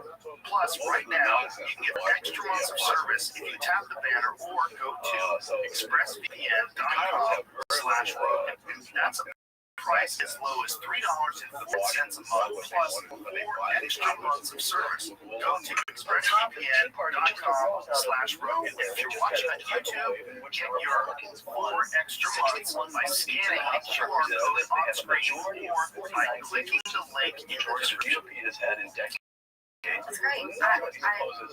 My first show I think it was after like 332 days of no shows, no bus rides, and super easy. It was at Billy Boss in Fort Worth. It was like we said, Texas was like, well, COVID. We're going to go do stuff. We're going to open told right now. So it was, we did a little residency at Billy Boss. And we did 5 shows. And I mean, but I had it before. I had it before we even knew what it was. It's on the road. Like, so I was on tour. And before we knew it, I had this thing like none of my tricks worked with, like all my signature tricks, like stereotype, B12, IV, vocal rest, like just couldn't shake it. And then a month later, it's like, oh, that's because it's something real bad we've never heard of. I had to cancel shows, it's terrible. But the first show back was, I had 5 in a row, but the first one was like, just rowdy and like so old school honky tonk feeling and like, it was a cool moment. Now at twitter.com/common knowledge. Send us your comments. It's related to Mitch. We discuss suggestions for upcoming guests. Common knowledge. Today, Dr. Thomas Sowell is my guest. Thomas Sowell has taught economics, intellectual history, and social policy at institutions that include Cornell, UCLA, and Amherst. Now a senior fellow at the Hoover Institution, Dr. Sowell has published more than a dozen books, including his latest, The Housing Boom and Bust. I wasn't sure. Segment 1, economics of the housing boom. I told you to yourself It's hard, from and so, housing boom and bust. yeah, I was happy to do Although the that. housing boom and bust has national repercussions, its origins tend to be concentrated in particular places. Explain that. Yeah, recover most of the Do you ever like carve out the adventurous say like for the was month concentrated in places like Yeah, coastal that's the California, winter, like last year. Phoenix, I went places in to Florida. the And Phoenix this is area, where the rode great all those bulk capital of to the the horses, and I was like, defaults and just cultures feel occurred. rejuvenated and refreshed. And I was Later like, I years, need to. I found it out even I just think minor none of us are it's good in at that. particular You're really counties driven, in these states, so and really really a very small goal-oriented, part of the United like you States are. I mean, generated I have to like the make myself, and delinquencies, then the defaults, I'll the go and foreclosures, say, well, they're working me to death. They just me. I'm the one out of financial my system. calendar. And even spread over That's the me. state. My husband's like, you said you were going to be off this week. Expensive areas. Well, I had this one, this like, so I really am making like a priority, like, to And take where so people much in money. desperation had turned to Because we all start kinds of touring, creative don't stop financing, till such as winter money hits. down, I feel like it's important. It's intelligent. subprime Right, it's mortgages, an intelligent thing to Yeah, give yourself in order to a forced alternative break. And this is true Just about think of your creativity. You can't run your phone until it's got zero. You got to charge it. so that given Stick the it in the blacksmithing cable, standards, put it in the a wall. speculator could come in and Let buy it charge for a 4 or while. 5 expensive houses with a relatively small amount of money down. Chill. I don't do a lot of chilling. And sell Well, I them. don't, I didn't think I so. do other stuff. Tom, you mentioned Same. I was like, I feel like you're pretty prices. Yeah, These I small watch TV. number I like to of watch housing markets, the prices have been artificially high. I watch YouTube And I have to say, videos. in reading the housing boom and bust, you're not going to live in coastal California. Much. And a lot of what you said got Like pretty close that to the feeling. I feel like I'm wasting time. As you sit across the table from a man with a gigantic Well, mortgage, that's the thing. It's like, why not did just, those, you know, why were the housing going prices out there to artificially chill out on the high in couch, that like, handful of or in the desert. Because despite the abundance Also, of like, land in California, musicians are like, our life isn't that building on much of physical, that and land it's kind of made it a, as far prohibitively as like expensive activity, on the like rest of the we land. write songs, So we're that sitting the around housing songs, we're sitting around practicing, prices standing there, should hard. the land So like I on think which the that, houses were like, built tremendously. So the whole open space. you know, Yes. Sure. I lived in one of those houses on the Stanford campus. This shows how long ago it was. The house was 260,000. I think active stuff probably aiding your writing. I saw my insurance that it was insured for only $60,000. So that's the cost. Makes sense. It's The other $200,000 sit down was for the leasing like of the land. sit I down didn't and own write the for the land. computers. You wait till And so idea it's comes the to land you. that You write on is a really piece the of key paper. to this whole thing. all That of same it, house, incidentally, I'm told now, usually has like, sold for over $1 let me million. go back. I myself, I'm not good at it. I encourage it for any artists I'm Coach mentoring or against that knowledgeable do it and myself least more. experienced home buyers who are now financing their purchases I met you with actually, some of the one of my favorite newest writers, and most complicated mortgages. Jack Ingram, Yes. him and Because the John whole issue Randall, was you other wanted to best make friend and I, housing we affordable took for it people to who otherwise couldn't buy, which meant low-income people, often people with limited education, people who had never bought a house before. Have you been there yet? And so they It is were like presented with these complicated That's what Rick Rubin says. it is different, mortgages. literal. They'll often begin with low initial rates, so you I don't know pay $500 a month for this house, but in 6 more months you'll be paying $800, and then at the end of the year you'll be paying $1,200, Anyway, and 2 like, years later you'll be sit paying down and $1,500. Well, JR, not everybody may have understood all that. And when it started going out like that, the That's whole how thing it's started right. going Remember, that's out. more fun to And you also celebrate. read at the other end of the knowledge spectrum of purchasers. Some of the best ideas that comedians have ever come A up lot of purchasers unsophisticated and complicated as There's always a moment where at the other end of the knowledge scale, sophisticated Moody's and Standard & Poor's had only a very limited amount of hard data available to use you know, by making creativity is ratings of stocks and bonds that were based on new and exotic mortgages. inspired. Yeah, And you're never more inspired than you are. the rating companies had decades, even generations of data on what happens with regular 30-year Oh, you're a really great writer, great 20% musician. down. So they use that to try to guess whether it would be like exotic mortgages or all kinds of complications. And someone who once worked Yeah, for Moody's especially like described it I've as been working with. using a century's worth of data I love seeing on their weather in smile, like Antarctica they're to predict the weather in like Hawaii. racehorses at the gate. You know what I mean? And it reminds me of how that felt, and reminds me to find my life where I feel like Construct the layers of the problem. It's the United States, coast to California being one. It's also largely because of government interference in the first place. That's the correct way to put it. It's basically like artificial government-imposed restrictions on land, drives up land prices. People in those housing markets become desperate. and you're like, uh-oh, now you're What step is next? Institutions begin lending to them, but more and more creating kinds of loans where just step somebody's encouraging those. More than encouraging. The government was required to see somebody else experience. 1990s, when it feels like that spotlight, supply data of people they were lending. The race, the income, communities in which the people were located, and those numbers, the government. Banks have great track to do things that others can do without government permission. But with the bank being regulated, that's depends on I don't really have an answer because I care, and I want to do This brings well. us to segment 2, which is the title of the second chapter of the Housing Boom Bust, which is the politics of the housing Once you stop thinking something, You just made an absolutely critical point. Banks have a closer relationship to I'm government sure when you feel that than many other sectors in the private economy Yeah, I because haven't stopped feeling anything yet. because the banks are regulated by the government. Banks can only make certain decisions when the government says yes. I'm still They feeling make all those lists of feels laws, for a but while. other banks, they can't just go to their lawyers and arrange it. They've got to go to the regulators and the government No, regulators. it's not up to you. And I Then think they that's can why do I it, like otherwise this they can't. Fannie Mae and Freddie Mac, what are they and what role do they play?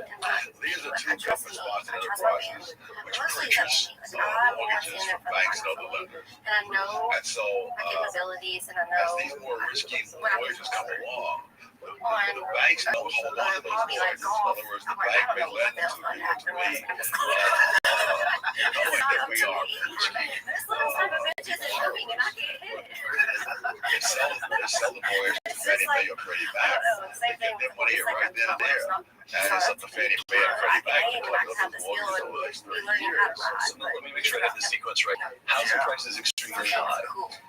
That's his name. Congress, With the K or among other entities, Congress places pressure on the banking system, the ordinary retail banking system, to make loans to more and more affordable. Banks respond to this pressure by coming up with all kinds of creative instruments that give them permission to take so a retail bank sells a mortgage, and then the retail bank flips it to Fannie Mae and Freddie Mac, which essentially package huge numbers of these mortgages across the country.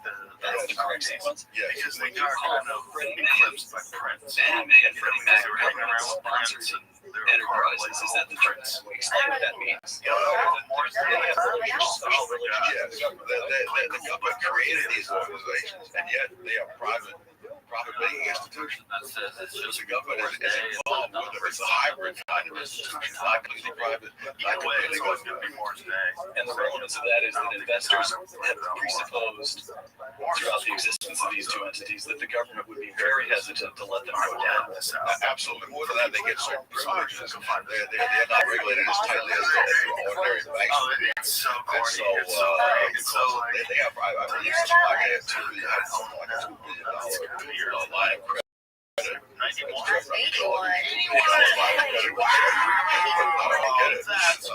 And so they have these advantages over other mortgage buyers. And then what you say is the crucial thing, which is that investors who invest in these companies rely on the fact that the government is not going to let them fail.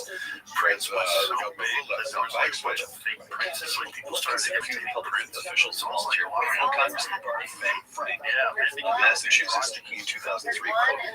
I would like to get Fannie and Freddie more deeper into helping low-income houses. I want to roll the dice a little bit more in this situation towards subsidized housing. One was Congressman Frank thinking, He was thinking of getting reelected because he would do favors for people. Those people are more likely to contribute to your campaigns. They're more likely to vote for you during your district. And so all of this is perfectly understandable standpoint of Congressman Frank. So to your recent statement, he wants the Fannie Mae and Freddie Mac to lower the living standards for condos now. Whereas lowering the standards for housing is such a big success, he's now going to the ones with the condos. I was different. You know, get to the apartments. I was delivering the president of the United States, George W. Bush. You write, President George W. Bush joined the push. It was, I want to be your lover. Show that. Yes. And it was like, this is like the guy. I know no rational explanation. She's like 5 feet tall. It was that he wanted to want people to this is the magic thing about what did this guy do? This guy's a sorcerer. Like, what? He was so talented that people are still playing with him and no one cared. It wasn't like, what he dressed like, no one gave a fuck. He was so out and so... There's something about the panic buy a house without a down payment. He took a down payment, which is one of those so undeniable that everybody was like, come up with. Holy shit, what is that? That's what happened. You being very rough. This was the passionate part of passionate conservatism. He was trying to make the conservative free market position more palatable for voters as a whole, and this was one of the ways in which he did so. 7 to 11, understandable. Most disasters are Alan Greenspan, chairman of the Federal Reserve Bank from 1987 to 2006. I couldn't afford the House of Corn Bust is saying during a television interview, this is Alan Greenspan. While I was aware of a lot of these practices were going on, I had no notion of how serious they had become until very late. I really didn't get it until very late in 2005 and 2006. Should Greenspan have gotten it a lot earlier? A lot of other people got it a lot earlier.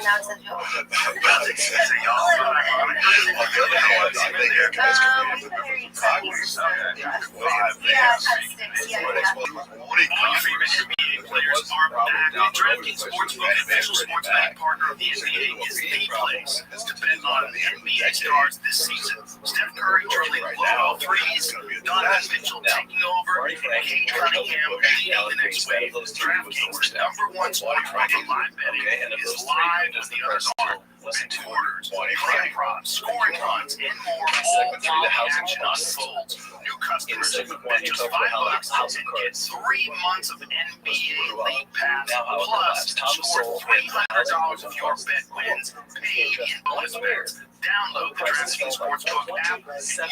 Use the code San Diego. It's code Rogan. Just and 3 months of League Pass plus $300 in bonus bets if your bet wins. In partnership with DraftKings, the crown is yours. Gambling problem? Call 1-800-GAMBLER in New York. Call 877-8-HOPE-NY or text HOPE-NY 467-369. In Connecticut, help is available for problem gambling. Call 888-789-7777 or visit ccpg.org. Please play responsibly on behalf of the Louisville Casino Resort in Kansas. Has every major tax may apply in Illinois. 21 and over. Age eligibility varies by jurisdiction. And in Ontario, restrictions apply. Bet must wait to receive bonus bets which expire in 7 days. Minimum odds required. League Pass on renew until cancelled. Additional terms at dshng.com/national limited time offer.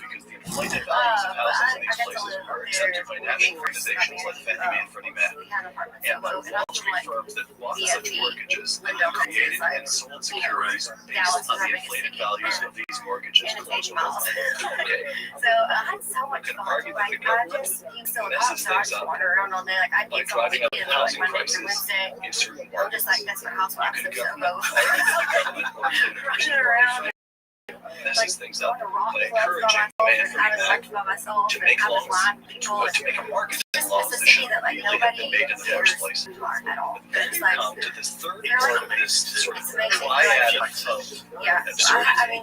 And what she's get to is great big financial institutions with extremely well-paid individuals. I enjoyed like really immersing because I've never done that, and I'm not really a city girl. But I'm just gonna use. They make mistakes as idiotic as anybody else. They're holding instruments that can't. I didn't know what that was. I know that I decided to work for my government. Well, one great time are you created the rating companies rated your bond, forced the government restricted them to treat it. There were 3 weird environments that had to opinion. I think the worst environmental threats is when they're standing on top of everything pieces. Well, the regulators don't know at all. But if you wanted to go spot that, like you're always in alleyway, you're radiators. Always. Yes, my husband just now. You may be right. Talked about yesterday. And so now this happens. I think So the government restricted the most important aspect of every market information pricing. You still have to vibrate at a different energy, especially if you're Largely like that's a because whole of government different. regulations, You know what I mean? And so principal actors in the market had to pretend they didn't know any better. I wouldn't say that the others were pretending. They really just didn't know. There was not enough data. Conventional mortgages, you have data covering It's a lot of, war, like, I couldn't prosperity, do and this depression, and so 24/7 forth. for And you long can follow periods of these time data because I back just for can't come decades. down like grandma You must have some pretty good idea what different guys and boys behave like over a period of time. There was no such records, and so they were going by guess, like ours. In the history of the world. Because they had such a strong good reputation, right up there, like in the places their ratings of other kinds of securities. Yeah. People just took them at I their have word. friends that are cops, And were cops they that could have tell been you more cautious. that the people that are They should have working been more in cautious. the field, like So- police so, officers, I guess here's what I'm trying to say is they're going and at a number of places there was sequence of events they're seeing way more carnage. It's very clear to see the hands of government in These guys have been served. messing things. Yeah, Just putting price signals and making it impossible for the market to respond. Right. It makes sense. It's a lot. I mean, And It's one a end of it, though, police and officers, that's my the whole Wall family Street is Act, firemen it's and much police harder to officers see too, so I direct think government that's kind of hard. interference. And Well, so anyways, we want to say, do you want to argue that that's just one instance of Well, I was around a lot of cops. one of those troubles, one of those manias that takes place even in free markets? Okay,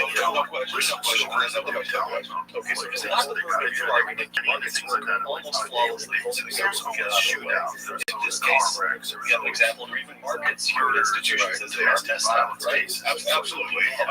But that's also the case that people didn't So the fear problem. Yeah. Went back to the cares, no one So a lot of respects people paid their And like, they're just, as you well. know, I think that like they don't even acknowledge it. It sounds like I know my dad worked by Dallas for his whole career. Downstream, the question is, And already back in the day, like, and my husband, like, they just don't, and then they just come home. In March 2008, Bush's Treasury Secretary He's like, well, I guarantee you. Good job for sale, whatever. or sale, or fire sale was called to JP Morgan to the institution. The accounts remain alive. In September 2008, Paulson refuses to arrange any such sale for Lehman Brothers, permitting Lehman Brothers to declare the bankruptcy. Which of those two steps was correct? This guy named Shane Van Boning. Really? He shuts his I'd hand have to know an awful lot more about his So just like, what isn't quite clear. Screaming The and loud. answer what of is it about pool? the Like, ability what's to the, pick you winners said and you play pool, losers. you like That is a very dangerous power. Not only in terms of economic decisions that can be made, but also in terms of people being able to throw their weight around. They don't care what you think you are, who you know, how much money you for have, the deal, what you've accomplished already. And And they you shut argue to in that them, people people bust don't care. that a lot of the thinking that explicitly underlies the Obama administration's approach to the current economic crisis arises from Franklin Roosevelt's New Deal. And I quote you, So you're dealing with like the advocates of Obama's policies will cite Franklin Roosevelt's New Deal as a it's model, a close dance quote. of the mind in these forms. You're What hitting is it a about ball the New Deal to another ball that permits that's people to trying cite it as a model straight, with a straight face just requires decades after it was enacted? harmony of Because of the widespread hand-eye belief coordination that it was in your spirit. So you have to like stay calm. got us out of the depression. And the market Wasn't. that's a very good explanation. I'm the worst. in politics, that is not what the facts are. What matters is what people believe. Because I have Because played people vote on the basis of what they believe, so and bad. not on the basis of what the facts are. This one was not good. In my judgment, this is critical. This is one of the most important aspects of this marvelous book. You're right, Tom. The larger question that remains as relevant as ever 8 decades after the decade was it the failure of the free market that led to the massive unemployment which persisted throughout the 1930s, or was the Great Depression prolonged by the government interventions that were intended to shorten close quotes? And your analysis is as follows. Well, there are a lot of ways of going at this. One is to look at the sequence you have. And we go look at the sequence. In October 1929, the stock market crashed. 2 months later, unemployment peaked at 9%. Over the next several months, the unemployment began to subside irregularly, down to 6.3% by June of 1930. Perfect position on the next shot. 8 months after the stock market crash, we have not yet hit double digits in unemployment. June 1930, 6.3%. Geometry of the Government intervened its first rule of intervention on a massive scale under the tariffs, reduce unemployment by restricting imports in the United States so that more things could be built in the United States by American workers. It sounds good. Thousands of economists, leading universities around the country, signed a public appeal to Congress and the President not to pay us like they would not do what they say would do. It would not reduce unemployment. It would in fact lead to retaliation. It would make it harder for Americans to sell their goods in other countries, as often happens. No one paid the slightest attention. The bill was passed, and 5 months after the bill was passed, we had double-digit unemployment for the first time. Bill designed at this time it did not subside. You probably get never fell below double digits for the entire decade of the 30s, not even for a single month. That's probably the draw. Not all schools were all terror. When FDR came in 1933, he then put the National Industrial Recovery Act, put in the Agricultural Adjustment Act, put in the Wagner Act, issued more presidential executive orders than all subsequent presidents throughout the remainder of the 20th century. So the government intervened on a massive scale. And yet, unemployment never came down from below hundreds of thousands of dollars for the entire decade. So we can mention 20. Herbert Hoover, as president, understands that something terrible is happening. Fundamentally, the policies in place are those of California and every president before, small federal government. And we see signs that the market begins to correct itself. The economy begins to recover. And then Herbert Hoover and Congress decide what to do to fix things. Yes. And immediately make things worse. And Franklin Roosevelt comes in and keeps fixing it and keeps fixing it, and it stays bad. Yes. That's a fair assessment. Okay. So then we have to move on to the next question, which is, well, then what did end the Great Depression? If it wasn't the New Deal, that's why it never and then it gets over by the place where unemployment is down to almost zero by the middle of the war. So what happened? To understand what you're seeing here, to really see what about the war? Well, yes, right. I'm not. One of the things that the war did was most people see not to I didn't really. I don't have a softball here. so it's going like the first Well, it's my first, and my shooting just yes. They are actually participating on So let's people see. overlook. One of the things about how the war, Dr. Newdale was replaced by Dr. Rothschild. And what that meant is the war put an end to the New Deal.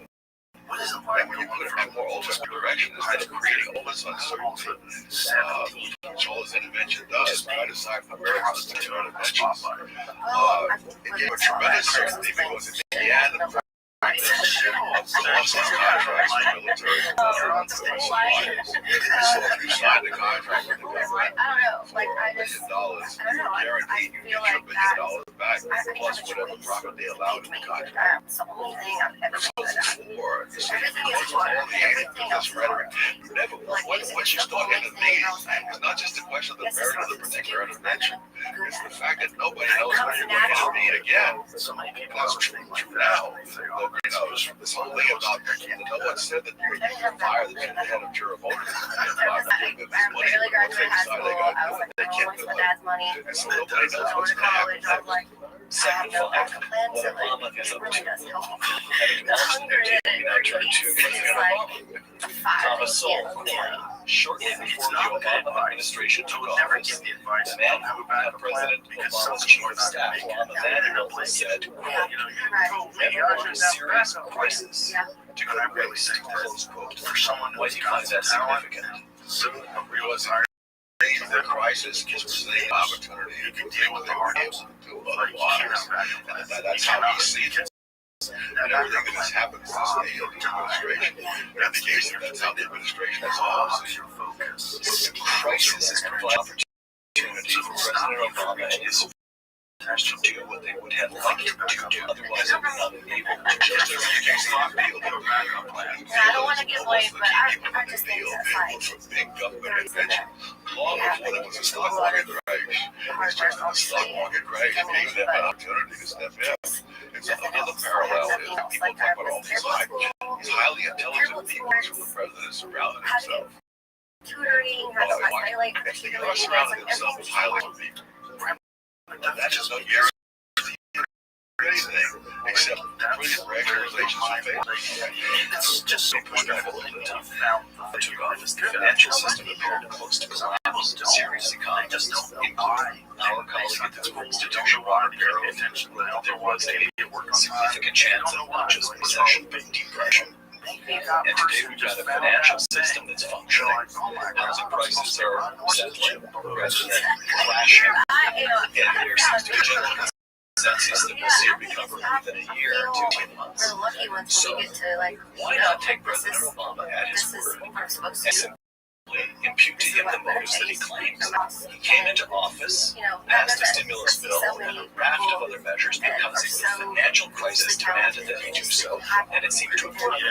and you don't know why, I'm not like as the why optimistic said, you don't know and really think how things are going to fly in a couple of period in years. her life, But or we'll know more in a just couple not of seeing it years. the right time, or choosing the right thing at the right time. And If you look at the stimulus I don't know, I package, feel, one thing it has I not feel done very is thankful stimulate. for that, but I'm also like trying to Prior to the learn new things at 40 because I spent my whole adult life the banks were doing lending a that. certain And amount. somebody gets them out, I'm like, After what the can we do bailout next? got money, Let's the find banks were another lending hobby. less. That's a great approach, though.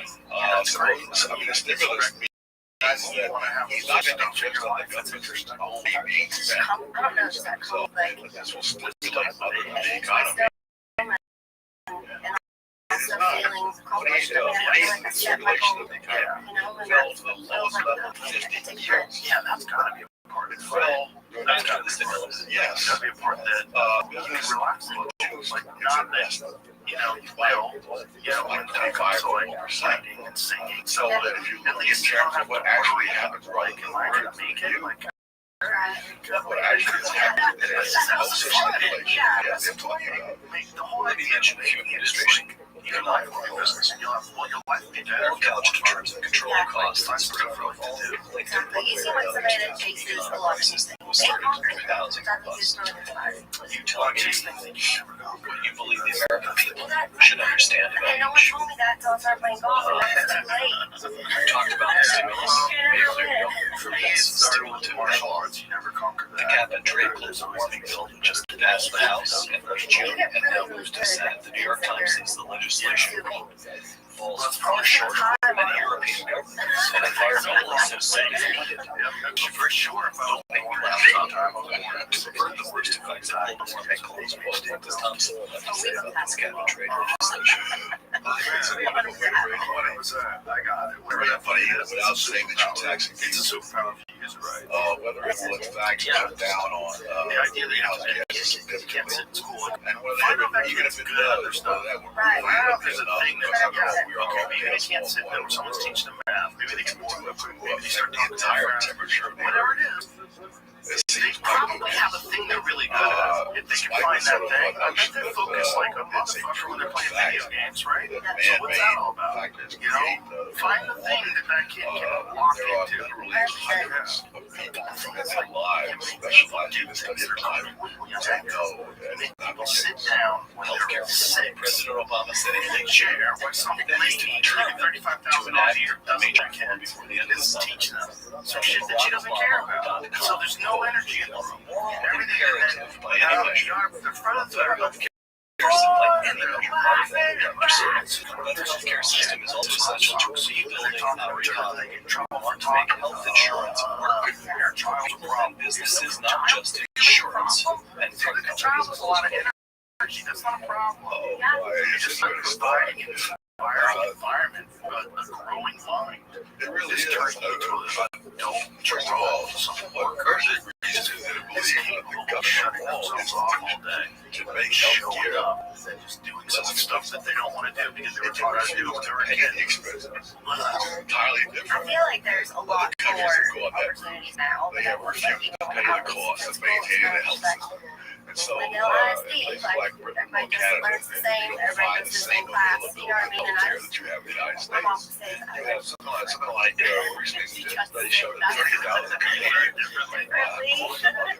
looking back, it's straight, like, you just described my entire, like, free of charge in Canada, and they've got to go somewhere else, and they go because of the MRIs per capita in Canada are about half of the United States, which also has a government health program. They're about what they are in the United States. If you're talking about going in for surgery, I don't have the exact figures right in front of me, but something like people in Canada wait for people like this.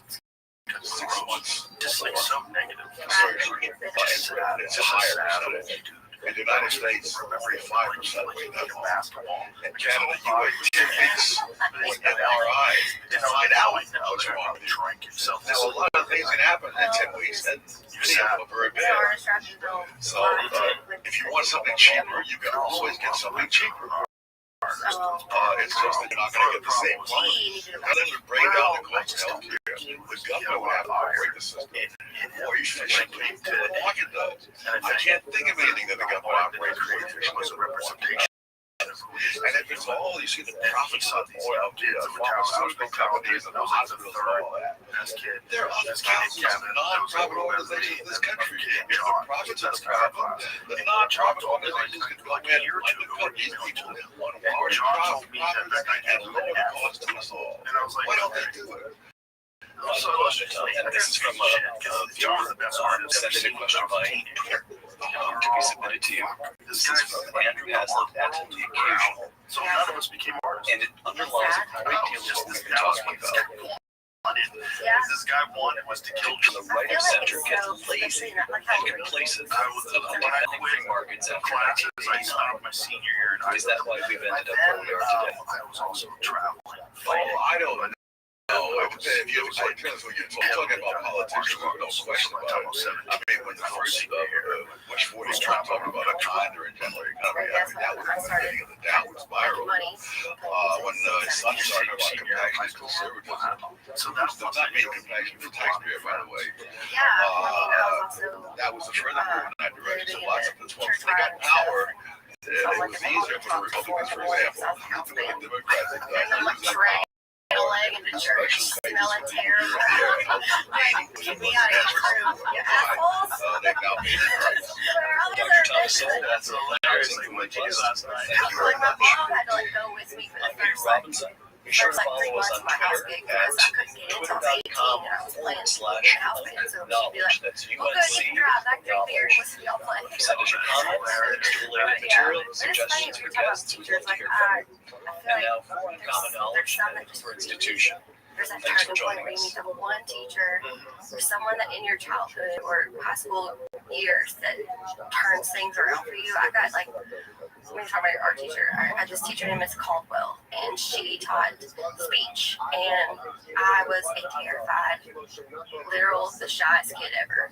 My parents were both very vibrant personalities, and like I couldn't get a word in edgewise, so I just didn't talk till I was like 16 because they just wouldn't shut up. They're just constantly dad's telling little stories about his past days, and my mom's a PI, so she's telling all her cool stories, and so I just was really shy.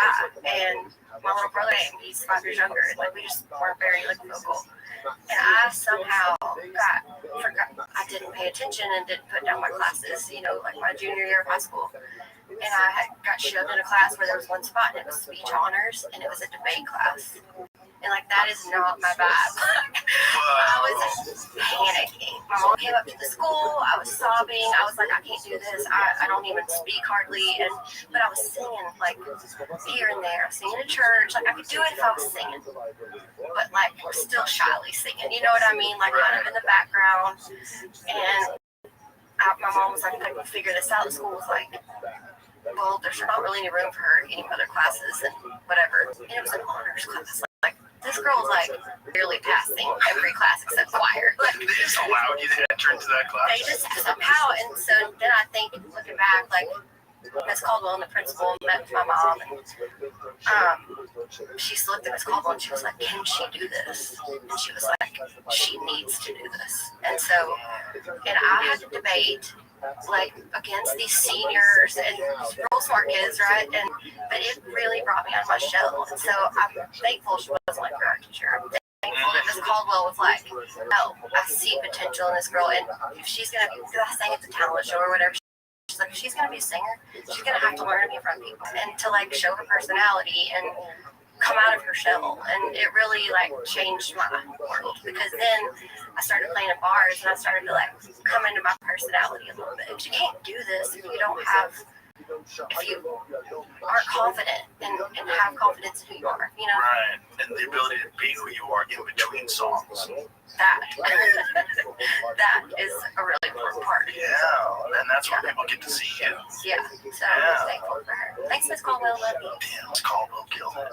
She killed it. Yeah, that's beautiful to have a teacher like that. And anyone can speak. The anxiety about like, oh, I could never public speak. Like, yes, you could. It's not impossible. Can you talk to me? Okay, then you can talk to a bunch of people. You can do it. You might have to do it a bunch of times before you figure it out. But it's not like breathing underwater. You can totally do it. It's so scary to me. I mean, honestly, like you're so good at it. Also, comedians, like that to me is the scariest of all the showbiz that you could do. Is that? Yeah.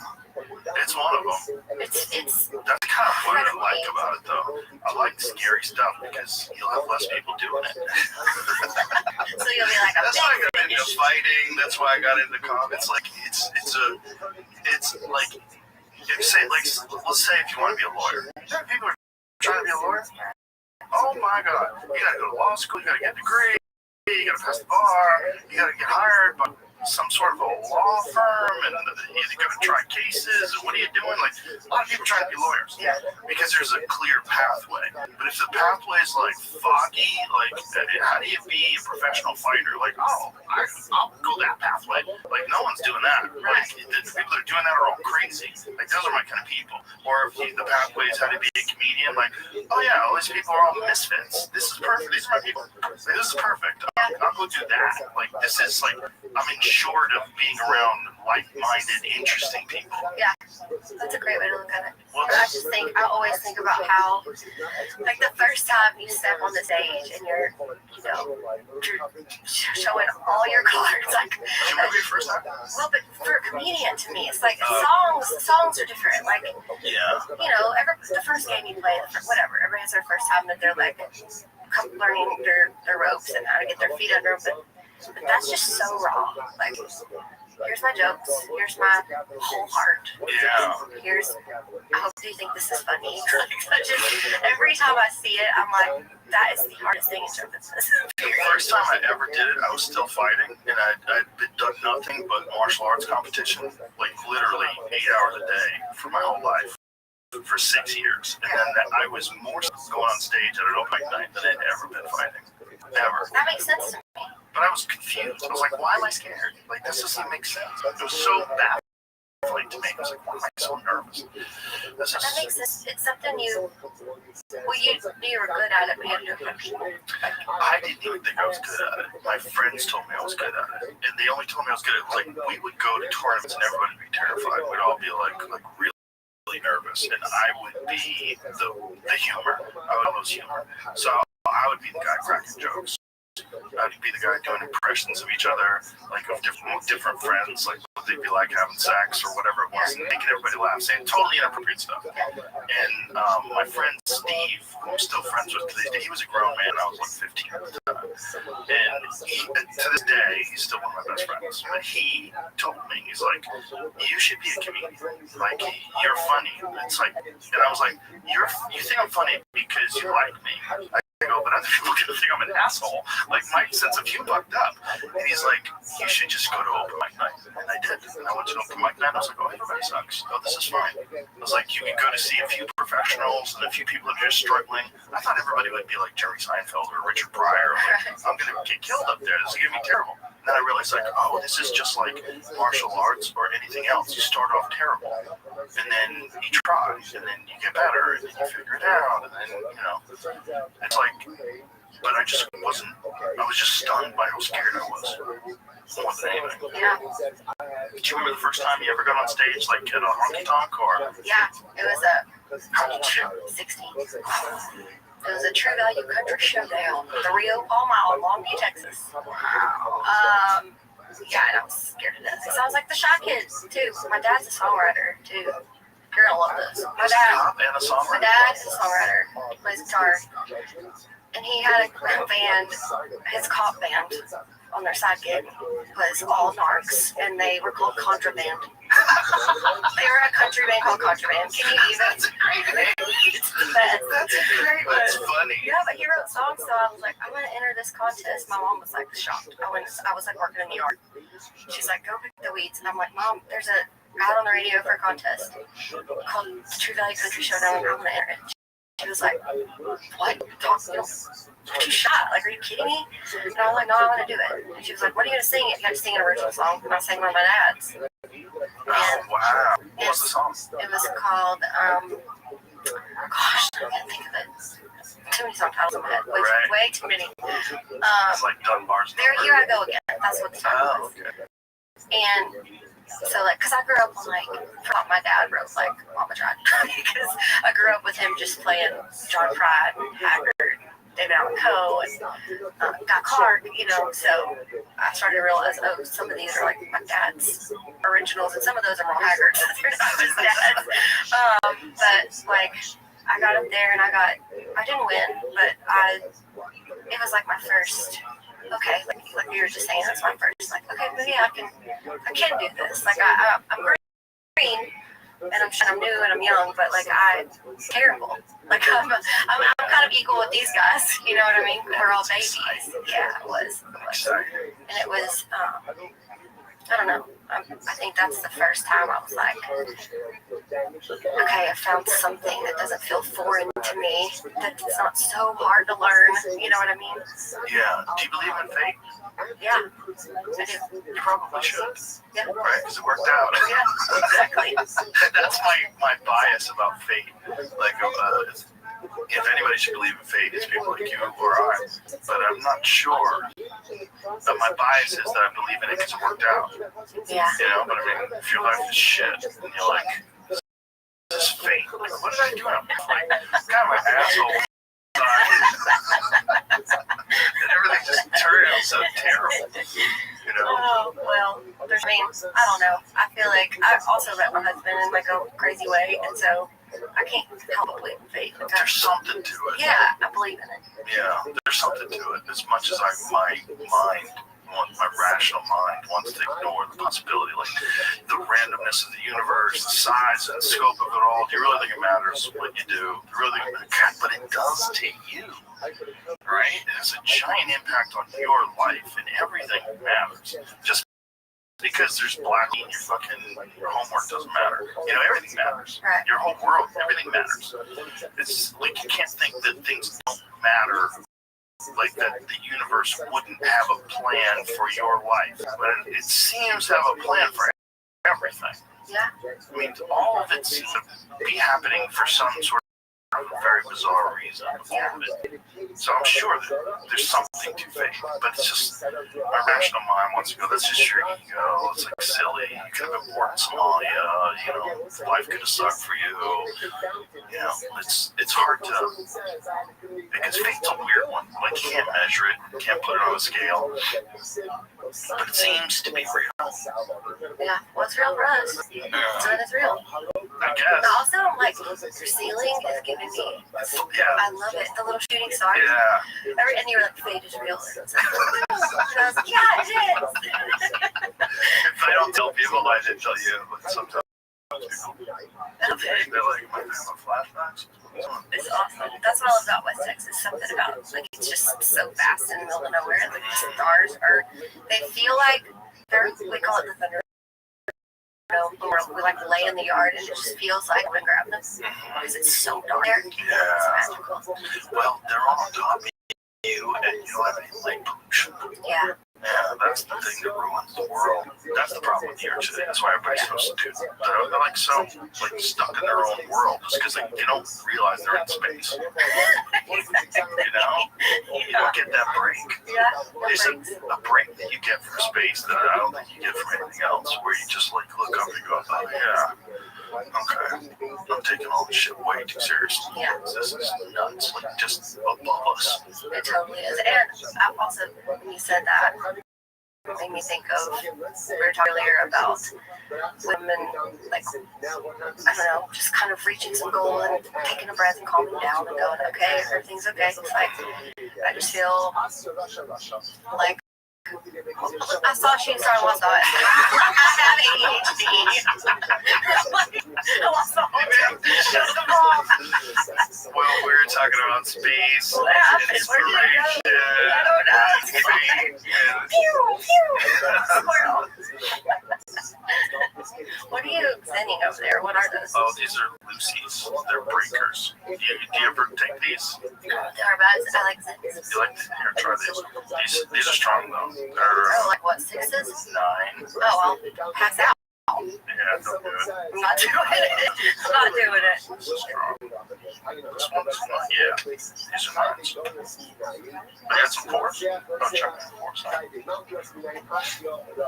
What's the Lucy's? Or are they different? They have like a little thing inside of them that they're called breakers. So it's like coffee flavored. You put in your mouth. Just like that? Yeah. And you crack that little sucker open and give you a little Oh, it's like plastic a little, flavor.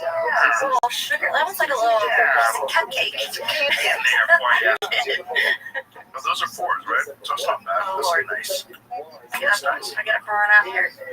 Already concentrate because of the shooting. I saw a dude online. He got a 50 milligram one from overseas. What? Yeah. And he tried it. And, you know, he's violently ill, lying on the ground like a vegetarian. Why would you do that? Well, I think he did it for props, you know, like so he could get some online cred. Just for the views, did it for the Did it gram. work? I mean, I guess I watched it. I wanted to see. I'm like, you gotta take a 50? Oh, you're fucked, dude. And he said, oh my god, it's like drinking battery acid. And then he was lying on the ground. The end of it, it's like, I really fucked up. I made a giant mistake. Because it's so much nicotine. 50 milligrams is crazy. But you're so into health and just take such good care of yourself. And what is the big, why are, I just tell people, well, they're good for you. What do you think? Like, tell me your opinion of these. There's old craze. Nicotine is not bad for you. The delivery method is what's bad for you. And the delivery method with cigarettes, in particular, with cigarettes that have a bunch of chemicals added to them, that's even worse. Like the regular cigarettes, like natural cigarettes, I bet are probably not as bad for you. Dr. Suzanne Humphreys, she's a physician who was on here, was explaining to us like why regular cigarettes are not as bad, but it's still not good for you. So you smoke in your lungs, but nicotine itself is not bad. Nicotine itself is neuroprotectant. Nicotine itself actually is a nootropic, so which means it's cognitively enhancing. So nootropics are like vitamins that help brain function, and there's a bunch of them like We have some Alpha Brain that's great. I've seen that. A bunch of companies that make different versions of nootropic, but there are nutrients that enhance memory and enhance your verbal memory, so your ability to recall words. They can enhance peak alpha flow state. Like they've done 2 double-blind placebo-controlled studies at the Boston Center for Memory with Alpha Brain. It shows more effectiveness than any of the drugs that they had studied over the past 9 months before they did this. This is pretty impressive. So nicotine does that too. Nicotine enhances your memory, enhances brain function, it stimulates you. So there's a lot of benefits to nicotine but the problem is how do you take it? How are you taking your nicotine? Probably one of the best ways to maybe calm down on these things. People are wearing patches now and stuff. Crazy people. That's wrong. Why he wears a goddamn patch? Well, I got a patch on and I'm smoking. He's got a cigar. He's got a Zen. A fucking animal. He's such an animal. But I think there's real benefits. I know a guy who puts a nicotine patch on for productivity rights. Well, that makes sense to me. I feel like all songwriters are, right now it's about everybody national singing. And I'm like, I'll try one that really does give you a little stimulant. Yeah, and also have a lot of words in my head. I need to remember words and also need to write new words. So I need that. Anything you want, if you want help with memory, Alpha Brain's a really good one. I want to try that because I just think at some point too when you're tired, it feels like you can't. I mean, you just saw me lose my train of thought. It's I don't want to be on a bunch of Adderall stuff. I want to find a different method to have my brain functioning as best it can. These are addictive, and I gotta say, different people have different levels of how addicted they get with these. Some people cannot have them. I went on vacation. I said I'm gonna go on vacation and not bring any and see what happens, see if I freak out, just to see. And nothing, zero, nothing. It's I kind of missed them, maybe for a day or two. Wanted one, didn't have any. And then after 3 days, I was like, oh, this is fine. It's not a thick, oh my God, I'm joking. It's not like smoking. I'm a shaking. Yeah. But I know people that have tried to get off of that really struggle. I mean, it is addictive. I mean, it's nicotine. I think the vapes are the hardest to get off of. The vapes, I don't want heat on my voice either. Right. Well, vapes are really hot, but it is. If you buy them ones that are in the chin, no, where those are. But the ones that heat up. Oh yeah, the crazy ones. Adam Curry, Adam Curry. He's the first podcaster. He used to be at MTV DJ. Yes. Good friend of mine. He carries around one of those robot lunchbox vapes, those big old crazy ones where you're blowing. And it makes noise. It's kind of like a power bar on the side of it. It's so ridiculous. And then he blows his giant, but it's all he fills it with natural oil, so it's air quotes healthy. Air quotes. Yeah. But that's what people say when they smoke American spirits. Yeah, it's healthy. Come on, there's video on there. How can they get away with that? Is it American spirit, Native Americans? This year. No, so how the fuck do they have a Native American on there not catching these flags? They do, right? Don't they have a... brother of was killed in He's Gaza like,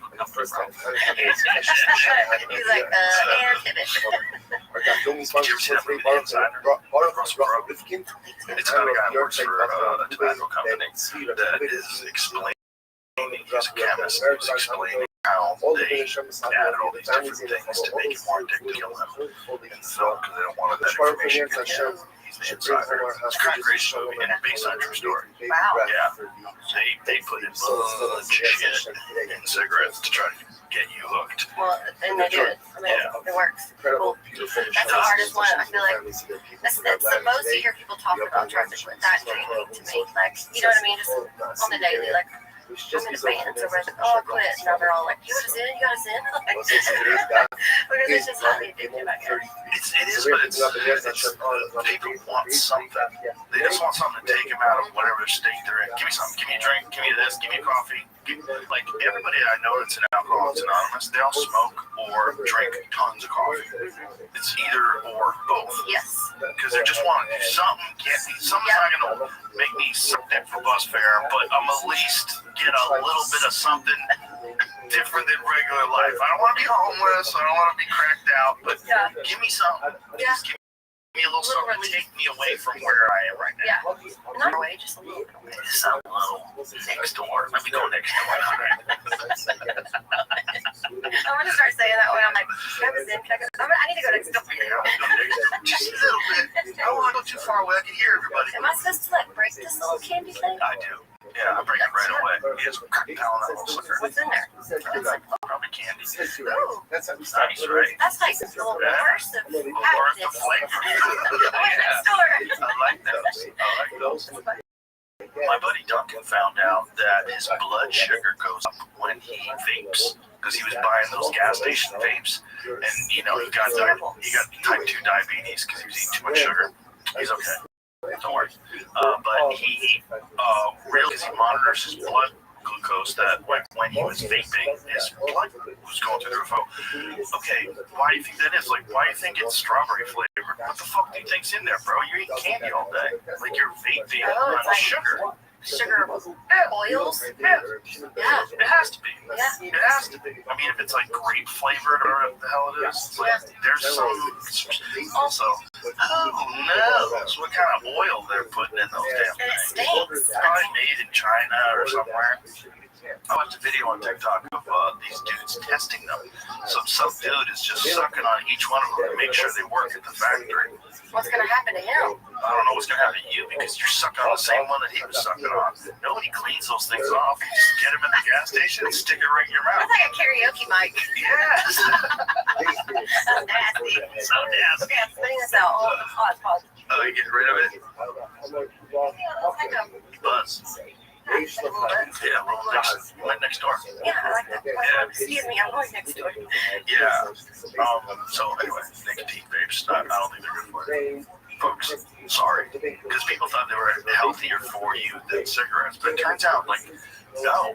Not only are they not, here's this dude, look, he's testing all of them. All those cute little pink ones, you gotta make sure they all work. By the way, how hooked is that guy? That guy That's looks awful. fucking. Where is this taking place? Does it say in the? That guy has to test all of them. I would like to see like what that guy's. Look, that guy looks like he's 15 years old. No.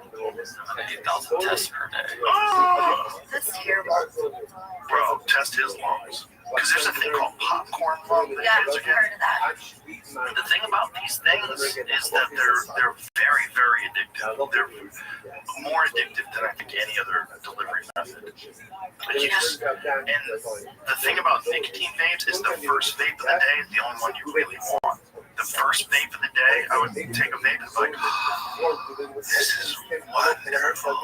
Like, this feeling is wonderful. It's wonderful. And then you chase that dragon and you never get it back until the next day. The rest of the day, you're sucking on this thing, go, Yeah. no, nothing. I'm not getting that wonderful feeling. Yeah. You have to have no nicotine in your system, and then you have that one hit. It's like, welcome me into your life. Do these people get like that feeling from those patches? I don't think so. I think the patch just make you. Like a little Adderall. Yeah, it's like, I'm sure people have Adderall patches, don't they? Do they have an Adderall patch? No? Adderall's a sketchy one. I had someone here the other day who was telling me they were doing Adderall right before. I did an Adderall. Just saw one. It's like it's a writing. It's very cool.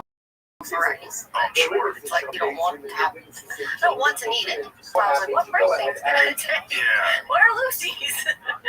What does it say, Jimmy? Oh, amphetamine patch. There it is. Oh, sure are. ADHD treatment that lets you control your time, your way. They always say that. Like, look, there's a woman who's in control. Look at her with her jean jacket on, her arm crossed. Baby, control. She's got a control posture. Look at her posture. I'm on a meth patch. I'm in control. Please, Lord, no. You are literally on a drug that will kill your superpower.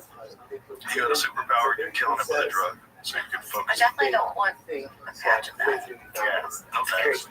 I don't need it. Maybe somebody needs it. I don't want to judge.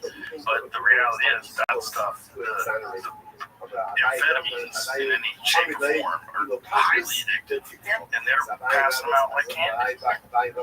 My daughter's in high school, and a bunch of kids in high school have, air quotes, ADHD, and because of ADHD, they get Adderall, and then also they get more time on tests. Because they got ADHD, they can't focus, so they're fucking on speed. Tricks of the They trade. get more, yeah, so because it's very competitive. Yeah. Parents want to get their kids into colleges. They're getting their kids diagnosed so they can get their kids hooked on whatever they're probably already hooked on too. Because a lot of people that are adults are hooked on it. Yeah. And you can tell those folks because they come to the parent-teacher meetings and they can't shut the fuck up. And they just want to talk to you about everything. Oh my god! They want to corner me in an episode I did. Oh my god, I love that episode. You did the guy about climate. They're so cracked out. They're so obviously cracked out. And there's a lot of people out there just running around cracked out, but they feel like they got it from the doctor. The doctor gave me I'll tell you, 30 milligrams on person. It's better about all tasks. I'm actually, I like to talk to that person daily. Like, I feel like those people are everywhere. They're everywhere. Yeah. Well, we looked it up. Use Perplexity, which is one of our sponsors, and find out how many prescriptions for Adderall they wrote in, let's say, 2024. Let's say, yes. How many? I mean, I could not even ballpark that. I want to say, I bet it's 40 million prescriptions, at least. It's probably a lot more, but I'm going to Folks, this motherfucker's so athletic. Look at these moves. 2024. This is unprecedented athleticism. Yeah, 40. You're probably closer. I bet it's like 90. I bet it's because it's like individual people refilling prescriptions. I don't think it's like 90 million patients, but it's a lot. I bet it's all journalists. I bet like most people that are writing things. Yeah, I bet that. Okay, how many Adderall prescriptions were written in 2024? According to Perplexity, 45 million Adderall prescribed in the United States. Well, we were both in the middle. Yeah. Wouldn't you go 51? Yeah. I said 40. Commonly prescribed stimulants for conditions such as ADHD and narcolepsy. This number follows several years of notable growth. It's Weird, more people need it. It's up since 2019. Yeah, notable growth. Data suggests prescription rates began to decline slightly after a sharp surge during the COVID-19 pandemic. And shortages affected, 2019 it was only 35. Interesting. So it's up 10 million. That's crazy. 41.4 million in 2021 and 45 million by trade. I bet there's a lot of people getting it illegally too. Like, what's that number? Okay, there's that shortage. Right. Also, short started. You've got dealers. But people are using mushrooms and stuff for that now too. That's a very different thing. I've heard a lot about that. Yeah, microdosing mushrooms. That's a very different thing than Adderall. Yeah. That's like the opposite of Adderall. Yeah. Even if it's more focused, right? Like, Well, I'm sure it'll help you focus. on something. Yeah, but you gotta mind your P's and Q's when it comes to your dosages. Also, like, where are you That's so getting it? scary for me. Like, I'm like, where is it from? Like, just go to cow pasture because that's like what teenagers are with. I heard they were doing mushrooms like they're like cow tip in it. I'm from East Texas. So. Yeah. Well, they definitely found them growing on poop. I mean, that's how all humans originally probably discovered psilocybin. They found them on cow poop. Yeah. But the thing about that, though, is like, you gotta get them from somebody who knows what they're doing. Because they're all different. And you can get some that are crazy strong. Like, there's some out there that will knock you into another universe. So, what do? Are you just eating a cap? Are you paying attention to are you getting them in pill form? Who are you getting them from? Like, I have a friend who They're all my questions too. gets them from a friend. And I was like, It's a good guy. who's the guy that you not seen these things get packaged? Out of here. Little Sketch. Super sketch. And they all, it's like Merrill's before the legality specifically in California, when it was medical, it was because now they because of the regulations in California, I think the most they can make is 10 milligrams, which is normal. It's a normal dose. But before that, when it was medical, like it became medical in the 90s, they would make 500 milligram Chiba Chews. These things that like they're 500 milligrams, which is insane. It puts you in another dimension. I never even heard of that. They're so strong. And my friend Joey, who's a real demon, Joey used to take the wrapper off of 25 milligram ones and give people a 500 milligram one instead. Oh, he's a real demon. And he would just laugh because he can tolerate insane doses. So he would give people like preposterous amounts. I have a songwriter friend, and I love her dearly, but whenever she says, do this, I'm like, that, whatever that is to the public, do yourself a service. Do a quarter of that. Ridiculous tolerance. Marijuana, yeah, I mean, it's crazy. I'm just over here taking a Lucy from a random dude. It wasn't that bad, right? I would never, like the 9, I would have told you. Like, That's a lot. It's a lot. Yeah. I have 12s. What did you use those for? Real busy days? I don't like them. They jolt me too much, but I have them just because Lucy sent them to me. But I think the right dose is 3 or 4. That's right. It's just a little, just a little. Not the cracked out soccer ball. Yeah, not the cracked out. Not Adderall. I've never tried Adderall. I'm scared of it. I want to try it one day because I'm scared of it. Because I'm like, I need to know what everybody's fussing about. Because everybody I know that's tried it is like, don't try it. You'll love it. You'll love it. You'll fucking love It it. is focused. I mean, it is. It really holds it. I have a buddy of mine, and his wife told him to stop because he was snorting it. Because he was writing. That's insane. He's like, that's the best way to get it real quick. And he was like to his wife, he's like, why do you care how I do it? She's like, you're snorting drugs while the kids are asleep. He's like, okay. Yeah, it's a little far, dude. Slow your roll. He's not an addict though. He just felt He's not an like addict, though. He's not an addict. he felt like he had to snort to really get the most out of it. Well, everybody's, like you said, everybody's trying to find something. Because I think if you take it as a pill, it probably takes like an hour before it kicks in, and he didn't have an hour. So he's like, I lied. yeah. Is your friend that disappears, does he, like, he doesn't have phone, no digital? No, nothing. I wonder if that digital detox is, like, one of the hardest ones, I feel like. It's kind of the hardest. Yeah. I've done social media detoxes for multiple days, and you genuinely feel better. And then you go, why am I doing this to myself? Why don't do this? I know, but something that's annoying, if I can just say it, is that, like, when people do take a break from social media, that's, like, all they tell you about the whole time. Oh, I'm on a break from social media. I'm like, can you be on a break without telling anybody that you're on a break from social media? Right, they have to tell you how virtuous they are. I'm actually on a break from social media, unlike you. Like, cool, bro. Yeah, you're a little addict. Scrolling your cat into Scrolling. Yeah, there's a lot of doom scrolling. Yeah, it's like people who do yoga. They can't shut the fuck up about it. Yeah, or people with, like, a special, like a special diet, like, Oh, yeah. you're hearing about it. You're hearing about it. Vegans are the worst. You're gonna hear about it. They're the absolute worst.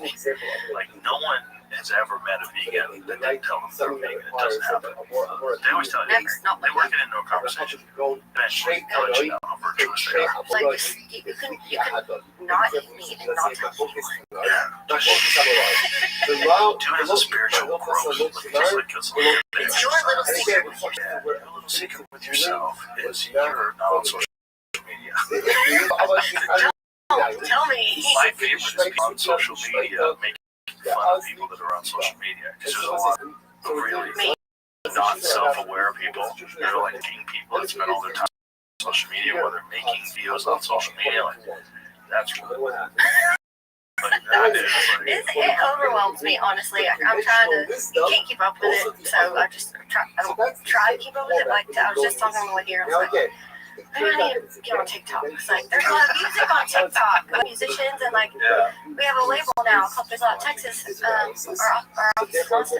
And I'm like, I know there's amazing talent on there, and one of our flagship artists, Joe Fawcett, posted something awesome on there, and now he's out there crushing it. So I feel like I'm missing out. And I'm like, do I need one more thing? Like, I don't know. It's like this Do you have an assistant? battle. Yeah, and I have great management team. This is great.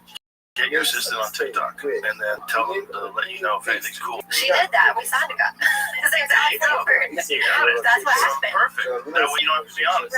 Right. So you can avoid it, and she'll be a net that catches all the good fish. Cameron, it's all you, girl. It's all you do. So like, she'll catch the good fish. You don't have to go by the river. Yeah. Just stay off that TikTok river. I need that talk today because we just had that talk on the plane on the way here today. Because it's a rage. I'm scared. Yeah, you should be scared. I'm like, I'm already like, ooh, everything's just a lot of information all the time. I know. For me, it's like a show of force when I leave my phone on the nightstand when I go to the bathroom. It's like, I'm going to do shit without my phone. Do you tell everybody? Nope. See, Just told you. see, good. Just told you. See, you're not one of those. I'm on a social media break. No, my wife has like an app on her phone that shows like how long she's been without social media. Like if you want to go on social media, you have to go into the app, enter a password, and open everything up. I think that's so smart. Oh yeah, and she showed me the other day with 90 hours. I was like, that must feel so good. She's like, you feel different. You feel different. It's not good for you. Not for everybody. No, but we need it. But for some things, I get it. It's great for artists. It's great to promote your work. It's great for comedians to put clips up. It's great for musicians to put songs out there. It's great. It is great in a lot of ways. I'm so happy it exists. Oh, me too. I was stapling my posters to a phone pole when I started. Like I did it old school. Like boots on the ground.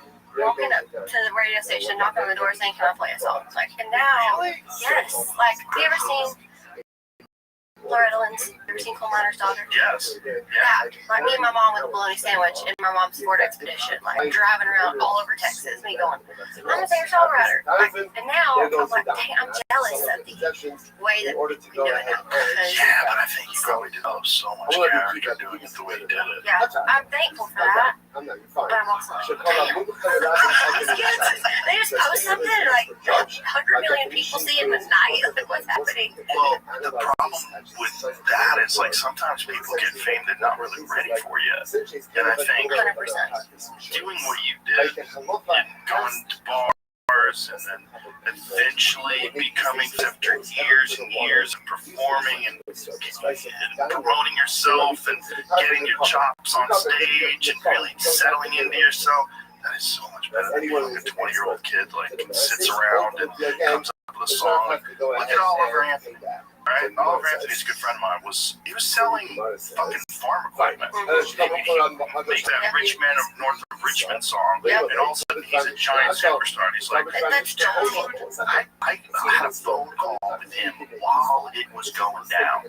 You know? Was he just like help? Like, I mean, that's crazy. Yeah, he's like, people are offering me money. I go, don't take any money from anybody. Do not sign with anybody. I go, you don't need anybody. You already did it, right? You've got talent and you're already famous. Right, you just made a giant hit song. Don't play any of you. Yes. Don't sell it. You know, he's like, well, they're telling me I gotta strike while the iron's hot. I'm like, fuck those people. They don't know what they're talking about. You can do this again. You can do this again and again and again. And now that you already did, it's gonna be way easier the second time because everybody's gonna be waiting to see what you say next. Yeah, I know. And that's like, also, nobody can't learn.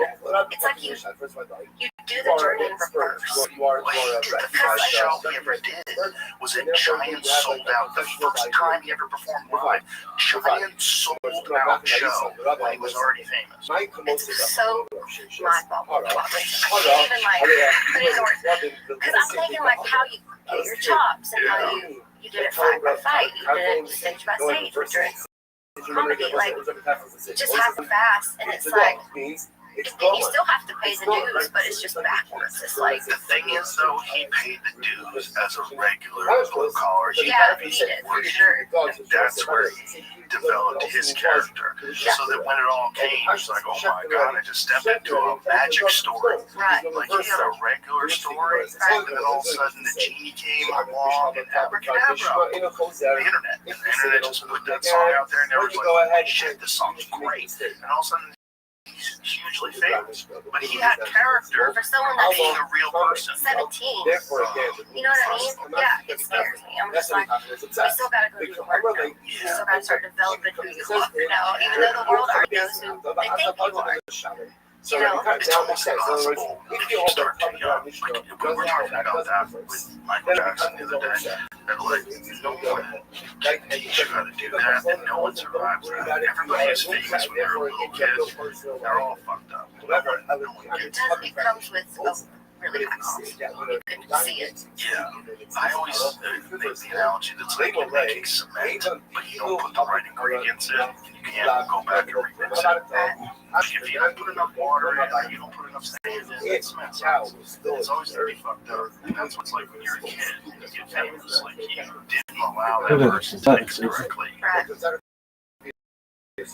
I think that, like, that's why I'm glad I didn't go to college, but I got to have the learning times of just being 17, 18, 19, 20, like, just learning life, like, while playing music, but it was just kind of in some dive bar somewhere. It wasn't in front of people. You know what I mean? And you get to build your character. You get to figure out who you are. And that's why I think the Down by the River and the TikTok River.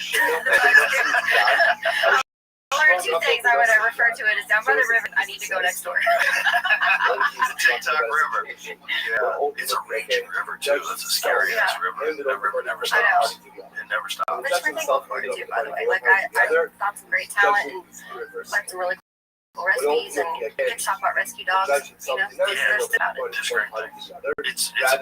It's basically a new element of human that we have to contend with, that we've never figured out how to. There's no real like precedent on how to navigate this, especially as a child. No children ever grew up with it before. Well, these are the first children that are growing up with it, and no one can tell them how to do it right. We just observe what's going on with it.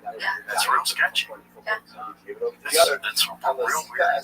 And people say to me, like, do you let your kids on social media? I'm like, yes, because they have to be able to handle it, and they have to know what it is. But also, don't do it. One of my daughters, my youngest, also has that same app on her phone. She never goes on social media. She's 15, so she stays off of it. She'll watch YouTube. She'll watch YouTube videos, stuff like that. But like social media, she's like, it just doesn't. I don't like it. It's not good for you, and it gets in the way of schoolwork. It gets in the way of stuff she's doing. So she stays off it. But she's just wise. If I was 15, I'd be fucked. Oh no,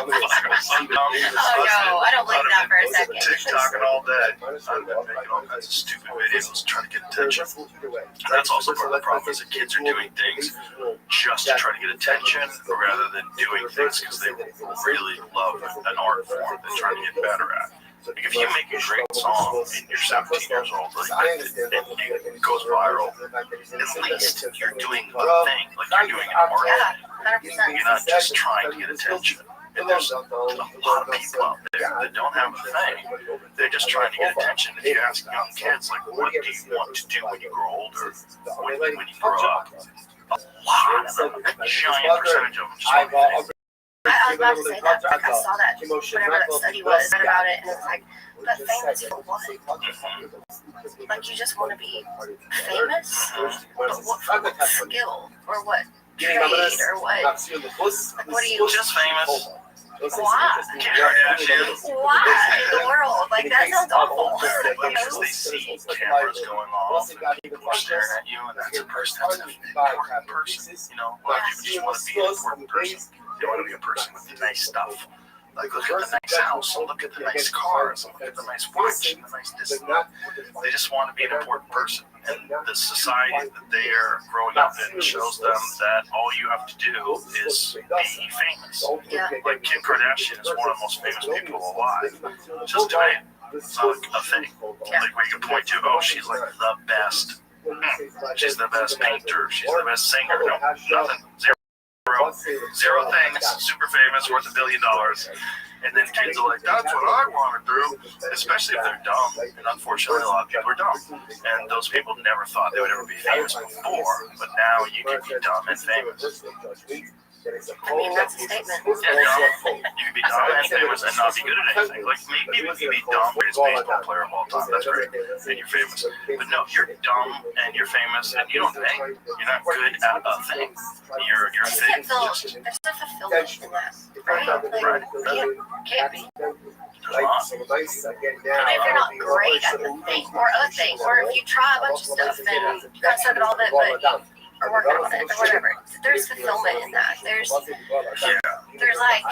an accomplishment. Like I paint full chickens and I'm terrible at it. A little just full guard chickens. I don't even know why. I have no idea why, and they're not good at all. I just made them on little canvases. Well, I just call it full guard because it's bad. And when I look up full guard, I'm like, oh, I can do that.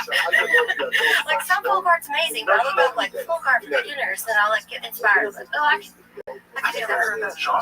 Look it up. It's anything and everything. Can we please look up full guard? What is the definition of full guard? That kind of stuff. Oh. Just Okay. kind of Reflect the cultural life associated with fields of folklore and cultural heritage. I don't 19th century concepts. I don't know anything about it. I just am drawn to it because I think it's cute and fun. It's like in my backpack. It's not showing anybody. It's like I'm paying for my mom. She has to hang it up. Mom, she put it in her kitchen. I know. That was a show me some more of those images. That was a genre. I had no idea. It's like I'm terrible at it and I don't know anything about it. And I would like to learn. I want to take some like I'll look up like YouTube classes or whatever. So it's like keep it on that. So it's like not realistic. Full guard chicken. Okay, there's a full guard chicken. Let's see. Look, they're so cute. Look how good they are. Okay. Like that one, like that little chunky one in the middle, the black How one. about the whimsical red hand above your? Yeah, see, that like I'm only as good as like go back. That one, yeah, that's about. See that one that says whimsical red hand right there above your? Oh, she's cute. Above your cursor. Yeah. Yeah, click on I that. feel like. Oh, look at that But one. you like, and I'll go to like YouTube to teach me. All that to say, trying something. It's great. You're doing different things. Boy, some of these chickens are terrible. Oh, that one. Hey, it's art. You can't speak ill of that. Chicken like that, I'm like, that chicken. That's what I look like, for real. They're so bad. Put in my yard by My China. husband's probably dying out there that I even brought this up. He's like, I'll just be in there, he's like cooking, and I'm just like, I'm painting my chickens right now. Always chickens. I don't know why. I have no idea. It's easy. That's why.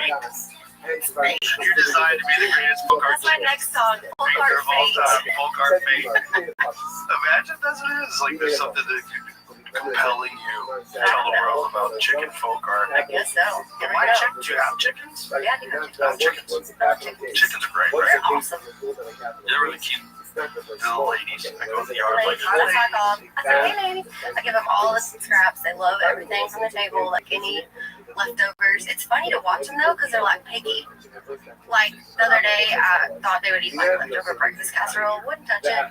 really? But they were all, they didn't eat the biscuits. Chickens don't like biscuits. Maybe they know the breakfast. Like, Jesus Christ, they're nuts. Trying to turn us into cannibals. Ridiculous. I didn't think about that. Maybe it's Oh, like, no, I don't know, ladies. it might be like a natural reaction to them. I'll tell you what they go crazy for. It's mice. Have you ever seen? Oh, yeah. Yeah. So this is how I found out. I used to have a house in California that my wife, she changed our back fence. It was a wrought iron fence, and she changed it to glass. And when she did, she signed a death warrant for a bunch of hawks, and they kept slamming into that fucking glass. And like 3 of them died in our yard, and 1 of them got KO'd. But survived, and I was on the road, and she had told me about it. They'd taken this hog, and they had put it in a box. And when I got back, we got them what's called pinkies. And what pinkies are these little baby mice that they feed them to lizards and snakes. Like that's what they're for. Like when you go to the pet store, they sell you these things. They're not weaned from their mother. You feed the snakes. I know it's dark. So they bought a bunch of them and fed this hawk these little baby mice, and it ate all of them except 1. And my daughters were very young at the time, and they're like, "We gotta keep that mouse for whatever reason." I'm like, "Honey, you can't. It's not gonna live. Like it's not weaned from its mother. It won't survive." I go, "I'm just gonna go see if the chickens ate it." I put this thing down, and these chickens attacked like they were raptors from Jurassic Park. One chicken grabbed it, and they all chased her around. They were What in stealing the it, world are you pulling saying? it out of her mouth. is that they are so ferocious. Like you've never seen anything like a chicken with a I've mouse. never heard this in my life. I'm gonna show you a video. In this video, there's a bunch of videos of cats with mice. So this is a mouse. And look at these chickens. Oh my god. They just kill this mouse. And look, they all attack each other, trying to steal the mouse away from the one chicken who has it. Oh, they eat it quick. Yeah, they devour it. So there's another mouse in there that they don't know about yet. So see, there's one with a cat. So the cat is playing with the mouse, like, you know, don't kill it, and they want to play. And this chicken just runs over and snatches it from the cat like I have cookie. never heard this in my So life. look, the cat has a mouse, and the chicken's like, give me that bitch. And it's good. Look, it's got a mouse. And the cat's like, Jesus Christ, you guys are psychos. Why not? Yeah, well, because they're dinosaurs. That's what they are. They're just dinosaurs that are really small that survived the impact of the asteroid. I also like dinosaurs, and maybe that's why chickens are called paint-my-full chicken. You just don't realize how ruthless they are. I've never heard this in my life. This is long. I'm country as a bumpkin, and like I've never heard this. They destroy mice. Yeah, Dang. destroy them. They love them. They tear them apart. Well, I'm not gonna go do that, but I'm glad I know that now. Like nothing I've ever. We also saw a mouse that got loose in the chicken coop once. We had a big chicken coop, a mouse went in there, and I saw these chickens just tear that mouse Because up. my breakfast casserole is not offensive. They eat their own babies.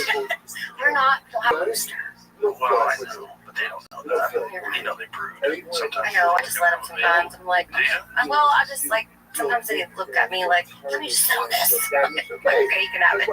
That's your egg now. Yeah, but they pluck their feathers out. I know, it's hot. They get real. It makes you sad. It's like they want to be a mom. They do. Yeah, you know, we had a rooster once, but he did not last. I do not enjoy roosters. They're They're ruthless mean. fuckers. Yeah, they attacked my wife. She's like, Me no, too. When they attack me, I'm out. yeah, they're assholes. But killing you because they're trying to protect their hens. Like, they don't know that you're okay. They just think this big fucking thing is moving around their hens. With this giant They're person also thing. mean to the hens. Real mean. Brutal. Rip their feathers out. I'm like, I can't do it. Yeah, they're nasty. How many do y'all have? We have 15 or 16. Y'all name them? Yes, I don't name them. But my daughter, my wife names them. But the rooster, we only let him got to maturity, and we gave him to a friend. We're like, this motherfucker can't. I was gonna kill him. They're mean. Yeah, he attacked me. I went into the. I was like, you just gotta like show him who's boss. He's like, no, I'm not attacking you too, bitch. Yeah, exactly. He attacked me. I was like, bitch, I will fucking kill you. And so to avoid killing him, I gave him away. Because I was totally ready to kill him. Yeah. So when I go in there, you face off against me, just leap at me and Every claw time. me. My son attacked me too, and Dad dealt with it. I don't know what happened to him, but Dad dealt with it. That's the thing about roosters too. I guess you can't like just outright eat them. They're probably really tough. So if you do kill them, you gotta like either slow cook them or turn them into soup. So, wait, I had a landscaper back when I lived in LA.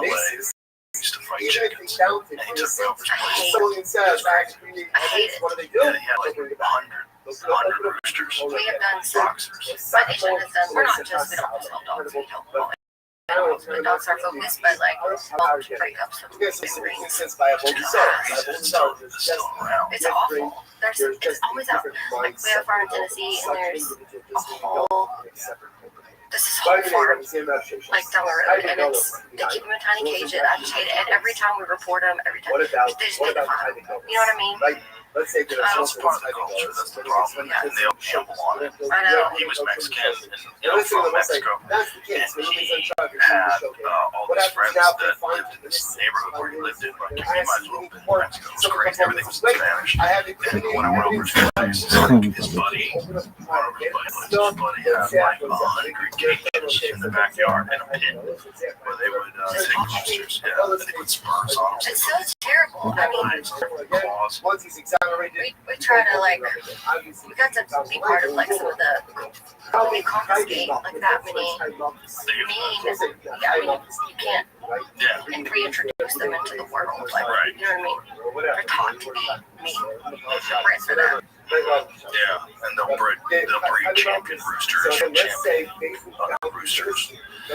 Let's just take our little backyard hens. How about that? Yeah, it's a weird thing because like their culture's been they fight them and then they take the rooster and they cook them. Just make it seem like it's no big deal. And it was like to them was their gambling recreation. They'll gather around and come long distances to bring their chickens to fight. To me, it doesn't. Dogfighting drives me nuts.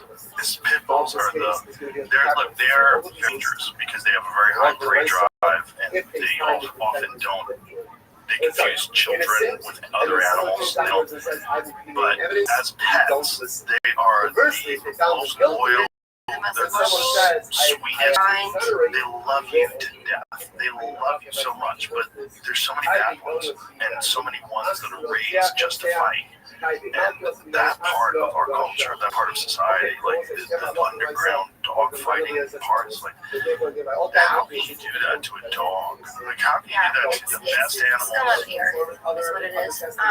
I feel like I have some friends that are huge into people rescue, and when they're either rehabilitated or just they get a bad rap here, right?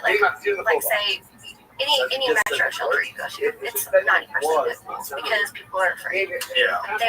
They get such What up, bad Hilly? reputation, but there are some amazing kitties. Hilly, what up? How are you doing?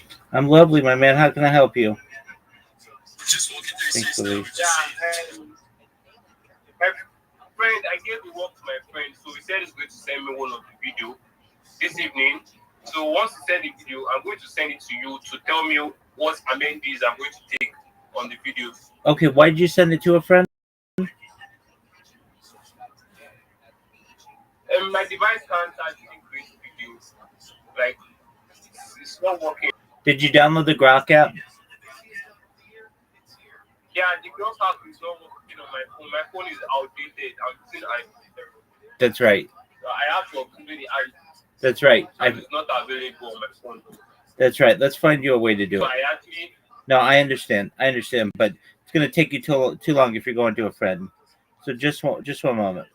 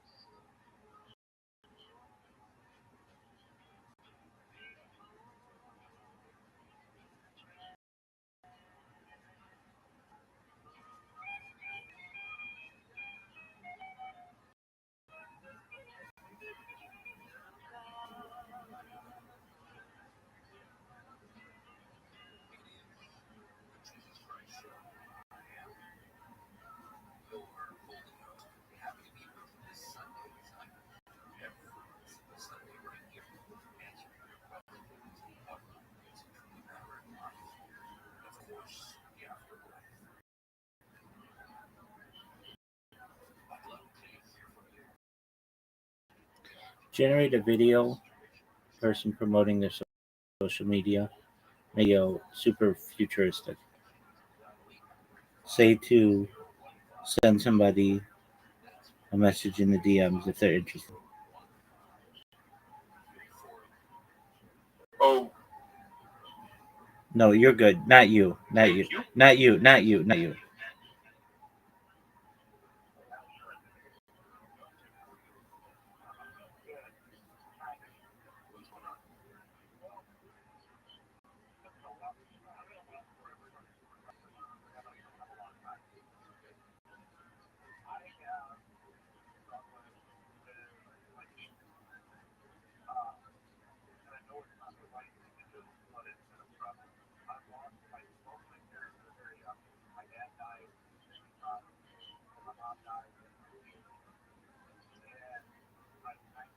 Okay, we're gonna have you try one. You're gonna have to sign up for it. It's free though. Pilly. So I will send it to you.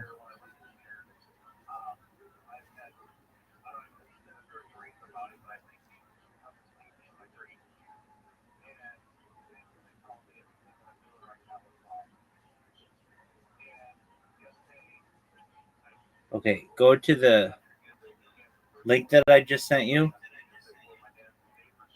Okay. and read the instructions. I'm gonna send you a prompt. Okay.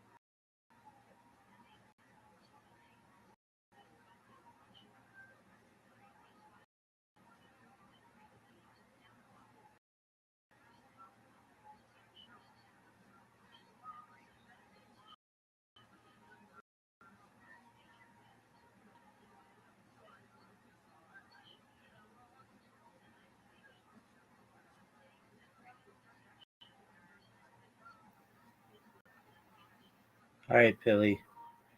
I'm about to send you the I prompt. am. I'm putting in the prompt that I want you to use. Actually, hold on one second. I'm deleting that one. I need to customize it for you. Just one moment.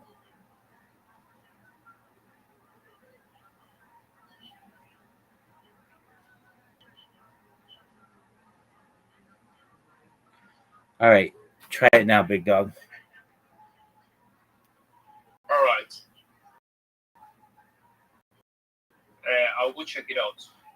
What happens? Okay.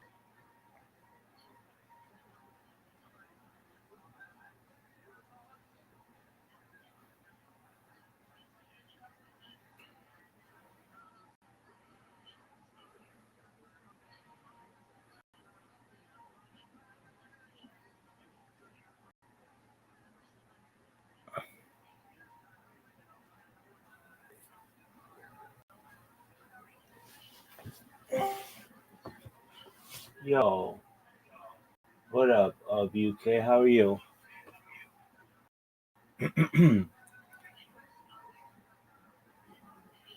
UK, what's new?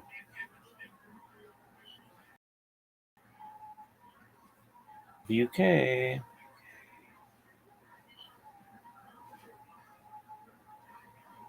Abuse you 6. Okay.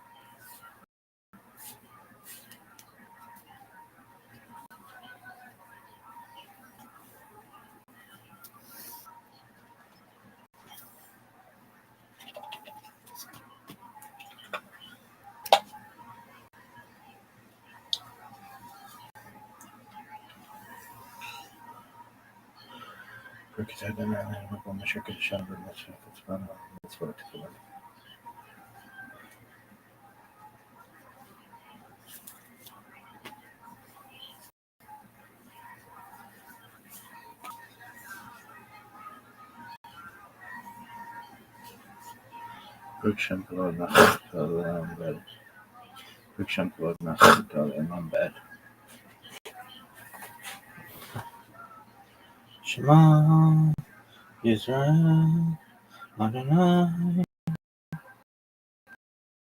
Adonai Adonai. Baruch Shem Kavod Malchut Olam Ed.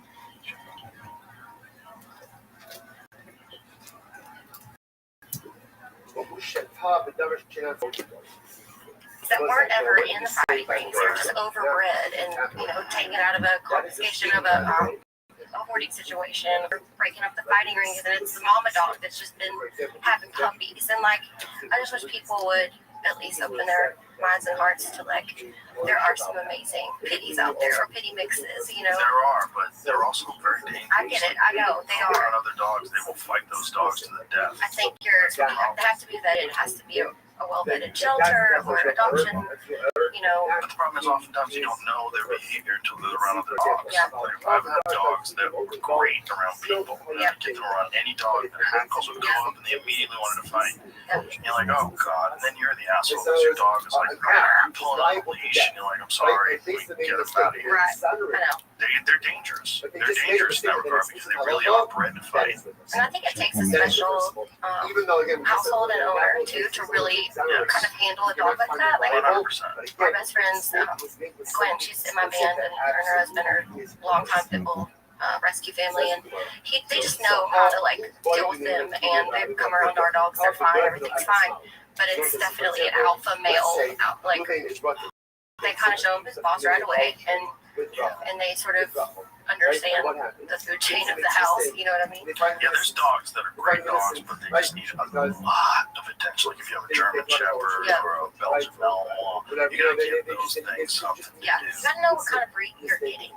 Like, I feel like people, I always preach adopt, don't shop, but I still think you, within the adoption, like really need to go, I'm gonna spend some time with this dog, I'm gonna talk to its foster family, I'm gonna foster it, just to really understand what kind of breed you're getting. If you want like a lazy, cuddly thing, but still protect your kid Pyrenees, you know what I mean? Like, just know what you're getting. Like, just understand, like, is my household ready? Because there's a lot of what breaks my heart the most is the, like, owner surrenders and the returns at the shelters. You know what I mean? It's like, you didn't think through what you were doing. The dog already thought it had a home, and now you bring him in. Right, because you wanted a lazy dog and you got a cow dog and it needs to run.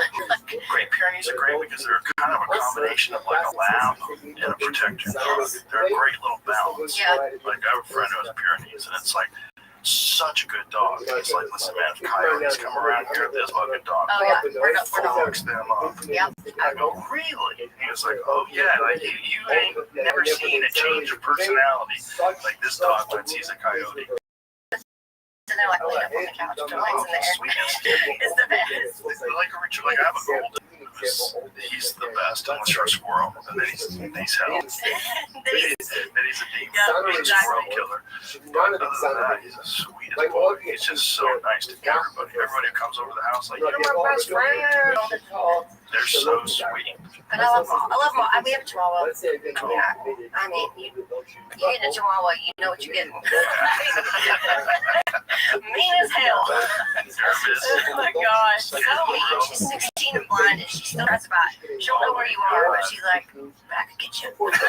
16 is old. And blind is bad. Oh my god. Senior dog house over here. Have you had her since she's been? Yeah. Wow. Adopted her from a shelter when she was like 8 weeks old. We got 2 seniors now. I was crazy dog lady when my husband met me, and I had 8 rescues. Like, it seems crazy now, but I have farm land, 3 Pyrenees, 2 golden mixes, and then 3 little, I don't know what, and one every year for 6 years. And so after this, 2 seniors left, and my husband's like, he's like, he never had dogs at all. He loves dogs, but he was like, this is awful. Like, ever since we met, we've lost one because they're stair-step in age, and so I'm like, my heart needs a break. Yeah. It's hard. It's so hard. You're supposed to them, and they only lived like not long enough. 13, and that's over. They're like put here to show us true. They really are. The Chihuahua. Wolves turned bitches. That's really what happened. Like I have a King Charles Spaniel, he's the sweetest. That's Is it Charlie? Is that Charlie? He is the sweetest. He's so cute. You pick him up, he just gets in your face. He's just so adorable. That was a wolf. At one time, someone took a wolf and turned that wolf into a bitch, and like, you're not enough of a bitch. Let me turn you into more of a bitch. And more floppy Now we have ears. Bernadoodles. It's so weird what humans have done to dogs. I know. That we've created all these like totally helpless little tiny breeds. I know. It's weird. Shih Tzus and all these little tiny things. Yeah. But they're all amazing, and there's plenty at the shelter that y'all should go check out. Look, they're amazing. I love them. But it is a weird thing we've done. I know. Because they all used to be wolves at one point in time. That's got to be the weirdest transformation of an animal. It's human interaction.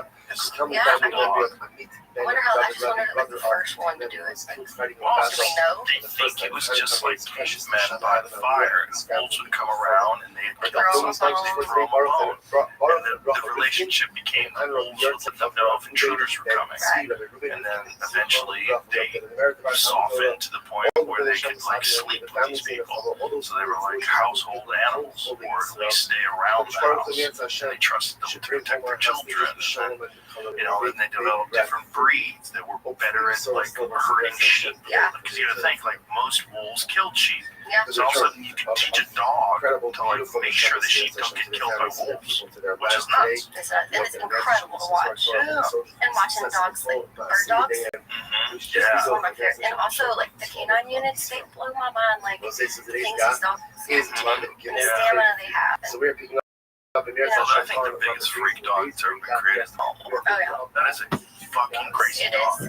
When you see them run up walls and fly through They're the air. insane. But, like, that's one of the dogs you're like, you need to know what you're getting. Oh, yeah. You need, like, a dude that can run with his dog. All day, and you can't leave him alone. And you can't, like, hey, man, can you watch my dog when we gone for a week? Like, fucking, that dog's coming with you, bitch. You need to. That dog's watching you. Yeah, that dog needs activity. Yeah. Have you ever seen the video of the difference between the way a German Shepherd approaches an assailant versus a Belgian Malinois? No. So they do these drills where they have a bunch of chairs in a room, Yeah. and the German Shepherd runs around the chairs to try to get to the guy who's got the bite suit on. The Belgian Malinois goes over all the chairs, just like flies through the air, touching the chairs. What's this? So here's the shepherd. See how the shepherd runs around? And he's like, I'm gonna get you. I'm gonna get you. And he finds you and he bites you. Watch the Belgian Malinois. As soon as they let him go, he's like, fuck these chairs. Right over them. That's incredible. They're just meat missiles. They're missiles. Yeah. Like they're designed to go fuck things up. That's their task all day long, and they're crazy smart. They're really It's smart. intimidating. Oh yeah. They'll look at you like a raptor in Jurassic Park, checking you out. Yeah. What are we doing? Am I killing you, or are you just one of my Perfect analogy. like looking right at you like this? Like, oh, And you're like, can I pet it? Or is he at work right now? he's working. Yeah. Yeah, I don't ever pet Malinois unless I know for sure. Yeah, same. They're just, that's a working dog. It's a different thing. Same. You know, I mean, but it's also kind of crazy that they figured out a way to make a dog into that. Like, how do you make a dog into my dog, which is like just a cuddle, but he just a cuddle bug. He just wants to lie down with you. Like today, we were watching TV. Like, got his head in my lap, and we're watching TV. You're like, So happy. It used to be a wolf. The only one I think about in my house that used to be a wolf is my chihuahua because she's the meanest. How ironic. That is a wolf. That's so funny. But it's just so crazy that they figured out a way to make a wolf into a thing that protects animals from wolves. Yeah. I didn't think about it like that. I mean, some of them, have you ever seen that? What is that shepherd dog, that crazy giant one from Russia? What is it? What is it called? Not from Russia. It's like a mountain shepherd. It looks like a werewolf. And it's got really crazy thick hair because of the climate that it lives in.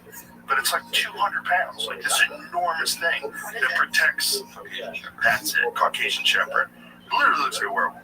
Like that werewolf that we have out front, the American werewolf in London. That's what it looks like. And they just protect. Look at that. Oh, I've seen those. I just didn't know if they're called. See if you can find one that's doing bite. But look, that one looks sweet. Yeah, break into the house. I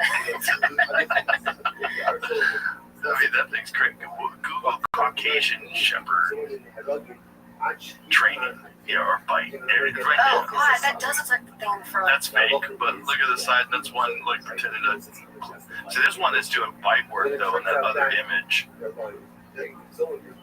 That's the word for them. This is like a word of charka. Like that big ass dog. And that's another dog that they use to protect against wolves. So the size of that sucker. It's huge. Are they the Russian? That looks like they're transporting it. Oh, okay, they're training it. What big bag of shit dog food? that dog food that people buy, that stuff's so terrible. You do farmer's dog. Me too. Yeah. We started off with another company called Made, which is great. It's frozen. But just the way he eats farmer's dog, the way they eat it, must taste way better. And it's the same kind of thing. It's real food. It's frozen. Get it frozen, thaw it out, feed it to him. Like, when he's ready to eat, They love it. Devours it. Yeah. I'm going to start that with my senior dogs because they just had all kinds of things, and everybody had ailments and needed pills and everything else. I was just like, all right, we're just going to do the suspension dog food. But I had 3 Pyrenees rescues, 2 golden mixes, and like 3 littler dogs. I'm like, this is like $700 of that for all y'all to eat. Like, so I started making it for a while too. Like, I would just make like ground turkey, that's great. but I just couldn't keep up with it. So I mean, farmer's dog will be easy too. Well, it's definitely way better than regular dog food because anything that can sit on a shelf can't be good for you. It just can't. It's filled with preservatives, and that's not It's like good. little Cheetos, I feel like. Exactly. But sometimes I want to eat them. Sometimes. I love them, but if you were stuck in a cabin for a week and you couldn't get out, and then there's an unlimited supply of Cheetos in the cabin, you're gonna live. Right. But you're not gonna feel real good. No, people are always like, "What's on your rider?" I'm like, Cheetos and Tito's, kind of honey. Is that it? That's a rider? Cheetos? Cheetos. That's hilarious. That's hilarious. Some people have black. What's on your rider? Not much. I have like a cheese tray, maybe. Or Yeah, I have a meat tray. When I was drinking, it was we would definitely have like some whiskey on there, and maybe like a bottle of wine. But I really don't drink anymore. Not that this is like, I wasn't an alcoholic, so it's not like I can't drink. I had a glass of wine with dinner the other night. But it's not, I don't drink anymore. Like, I don't, like, I would go to my comedy club with my friends, or we'd go on the road. I'd have a couple of glasses of this, a couple of glasses of that, and a margarita at dinner, and then the next day, shit. And it wasn't ever like I couldn't stop. It was just I did, and then one day I was like, I think I'm just gonna stop while I see how it feels. And I felt so much better. So much better. Because I was drinking like 2 or 3 nights a week. Sometimes before I go out to date with my wife, I have a couple of drinks. I go to the comedy club, have a couple of drinks. Maybe I have a drink or 2 with someone in the studio. yeah, it just, I mean, I feel like that's showbiz. I mean, just part of it. Like, it's part of our culture. And like, we have to bring the party too. That's the other thing. It's like, how am I supposed to bring the party if I'm not partying with you? Right. That's a problem. Yeah. Yeah, that's a problem. Especially like the honky tonk days. Like, I came up in like beer joints. I'm talking about like dive bars, you know what I mean? And just start getting in it with people, and then you're on your day off. You're like, oh, we're gonna have a nice date and have a drink. You know what I mean? It kind of spirals. I know. But I love it. I love red wine. Like, it's my favorite thing. Yeah. I don't hate drinking. I just hate how I feel the next day. But like, I'm not, I'll say I'll never do it again. But for now, I'm not doing it anymore. But I'll still have a drink. Not even 2. I drink. Like, I had a full glass of wine the other night. Like a half a glass of wine, we're good. But like, if somebody has a bottle of Buffalo Trace and we're sitting around talking shit, I want to have a couple of drinks. I might. You're just giving yourself permission to be wherever you want. I'm just trying to be healthier. That's what it is. And I recognize that, like, if I do all these healthy things for my body, I work out all the time, I eat so well, I take all the vitamins, like, why am I letting myself get poisoned 4 nights a week? That seems stupid. Especially with my lifestyle. It's like, better, like, even if it's limited to 1 night a week, it's better. But really, it's better just not. Yeah. The reality is, it's not good for you. It is fun. It is fun. Catching a buzz is fun. Some of my favorite podcasts we've ever done. Like, we do Protect Our Parks, we get hammered. Yeah. They're fun. Yeah, I bet. Yeah. I mean, people aren't doing it because they're stupid. Right. There's a reason why they enjoy being drunk. Yeah. And have for thousands of years. I mean, it's probably responsible for so many relationships starting in the first place. So many people meeting people. So many fun friendships. A lot of the memories too. It's like on the road after the show. It's like, when everybody's just being themselves. It's also a culturally acceptable drug that most people know how to consume. I mean, they might do it wrong, or they might get too drunk, or DUI, or be an asshole, or it's possible enough of a normal thing that a good percentage of people know when they've had enough. Right. And they know the right dose. You know, you have a couple drinks, like, I'm good. Yeah. You know where you're at. Whereas any other drug that you're trying today is illegal. Yeah. And any other drug, it's like, who knows what's going to happen. Right.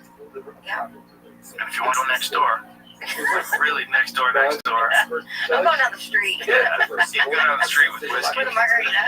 It's It's martini. Like, everybody knows. Like, do not drink more than 2 martinis. Are you an insane person? Like, you can't. No one can do that. Everyone should know it. Like, I feel like that's what really. Kreischer? That motherfucker puts some martini. Really? Like, Yeah. I'm like, 2's good. Like, just straight up. Well, you're smart. Just straight up. I mean, and then have your voice on whatever you want. Like, that's too. When you see, like, somebody sit at a bar by themselves at like 3 o'clock, and then you're like, dang, that's my third martini. They're about to hit the deck. And if, like, something's gonna happen later. Something's gonna happen later. Yeah. Here's your sign. Yeah. It's supposedly better for you, right? Isn't it? Like, to drink Tito's, like a vodka martini is probably, is gin martini the same? I don't know. Tito's and Topo. No. Tito's and Topo. They say that clear liquor is better for you, right? Don't they say that? I don't know. We've made excuses for every single thing we want to do today. They say tequila Like, is the just best make it one. easy for us. Tito's is clear. It's supposedly better for you. Is there a reason why clear liquor is like a real reason why clear liquor is additives in it? Yes, additives. That's it. If it's tequila, Scott, you got fucking good stuff. Right, but if you find it good, that's the other thing. I was reading this thing about how much tequila is fake. How much tequila is not really made with agave. That's a lot. A lot. Yeah. That will hurt your ass. I mean, tequila will stop forgiving if you abuse it. It's a certain kind of drunk. Don't ask me how I know. Tequila is like a shootout with the cops drunk. Yeah, that's like I shot my CD with my shotgun. It's a high speed chase drunk. Yeah. Tequila is just like, ooh, we're drunk on tequila. Yikes. You just picture yourself doing something incorrect. Yeah. It's something. I guess it makes sense though that music and comedy in a lot of ways is connected to drinking, because drinking it lowers inhibitions, it makes you want to sing along, and it makes you want to dance. Maybe you don't feel like you got the confidence to dance, but you get a couple of shots. Fuck it, let's get on the dance floor. And it's like raising the praise. It's just that. It's like it's like a feeling, and you're part of the party, you're part of the song, you're part of the show, or whatever. Like, what I just think, especially, I think music and comedy are the most as far as show business. Like, you're not, that people just feel like that's something that they go there to do. Right. Well, the two things that you have to go see live. You don't have to. I mean, you can just listen to music in your phone and all that stuff. But it's way better if you're there live. Like going to see live music Billy is like so inspirational, because I don't have any skill that live. See what I sent you? No, sir. Just one moment.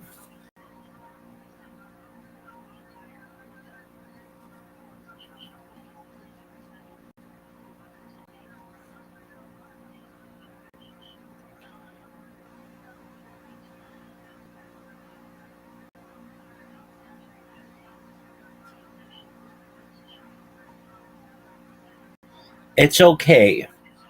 It's not ideal, and it's not the best. Okay. I can just make a voiceover over that. No, don't worry about that. Okay, so what we're going to do, we're not going to put 10 videos up. We'll just put 10 pictures up. Well, let me see. Okay. Let me read it. Yeah, no, just because the text at the bottom is really bad. Okay, so I think you can go to Sora.com and you can make 10 pictures. Send me 10 pictures, and your prompt, you can use the same prompt that I sent you. All right. Thank you. Absolutely. Send them to me. We'll look at them, and then we'll upload them. Okay. All right, no problem at all. Absolutely. Take your time, man. Americans, I want your grit, your brains, your hearts. Your country calls. She needs every one of you. Step forward. Stand tall. Me. I want you.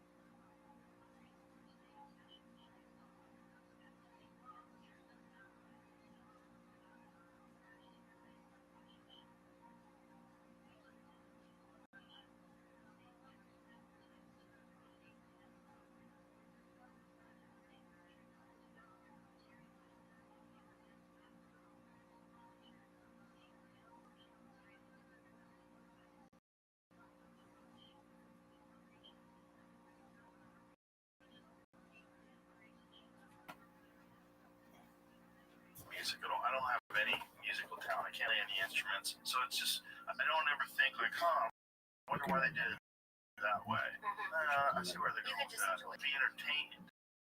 That's great. And it's, music is a drug in and of itself because it does something to your, a great song does something very powerful to you. Yeah. Like it'll make you feel power emotions or powerful inspiration. Yeah. Like it does something that nothing else does. In a weird way.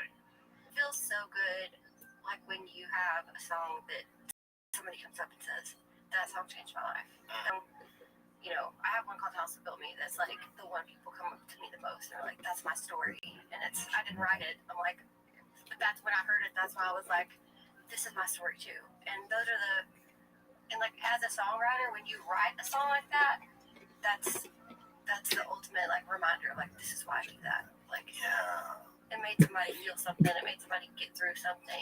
It made somebody want to punch somebody. Whatever the emotion is, as long as it brings out emotion, we've done our job, right? Think how many people you've done that to. How nuts that is. Like you've had so many hit songs. You've had so many songs that resonated with people where they all felt that feeling when that song came on. Like, oh, this is my song. Yeah. This is my song. Turn it up. I have like a lot of the feisty.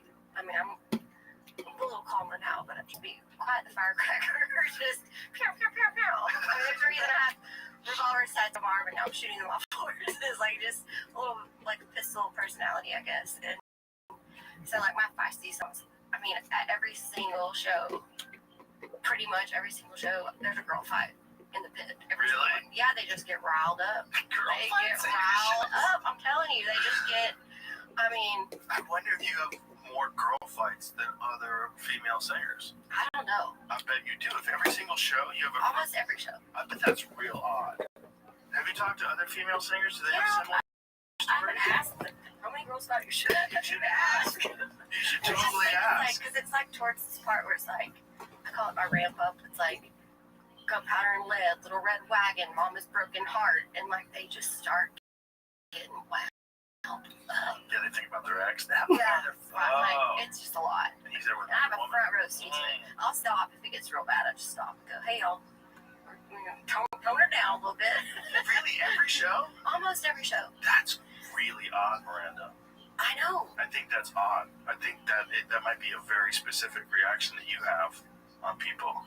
Maybe I mean, now, and I'm pretty calm now. I'm like, it's all right. We got some ballots coming up. Everybody take a sip, take a seat. Y'all sit down. I think it's great.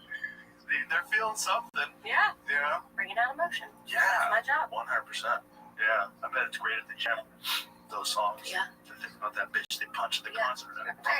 The electrical machine. I have a lot of those, like, girl, you're my bitch. Like, those kind of girls that are. Yeah. And I love it. I love it. Yeah. That's awesome. That's awesome. Yeah, you can't buy that. That's a weird feeling. It is. Yeah. You have to earn that feeling. You'll have to come to a show that's, like, one that I know for sure is going to be one of those. Like, I would love to. And I would love to.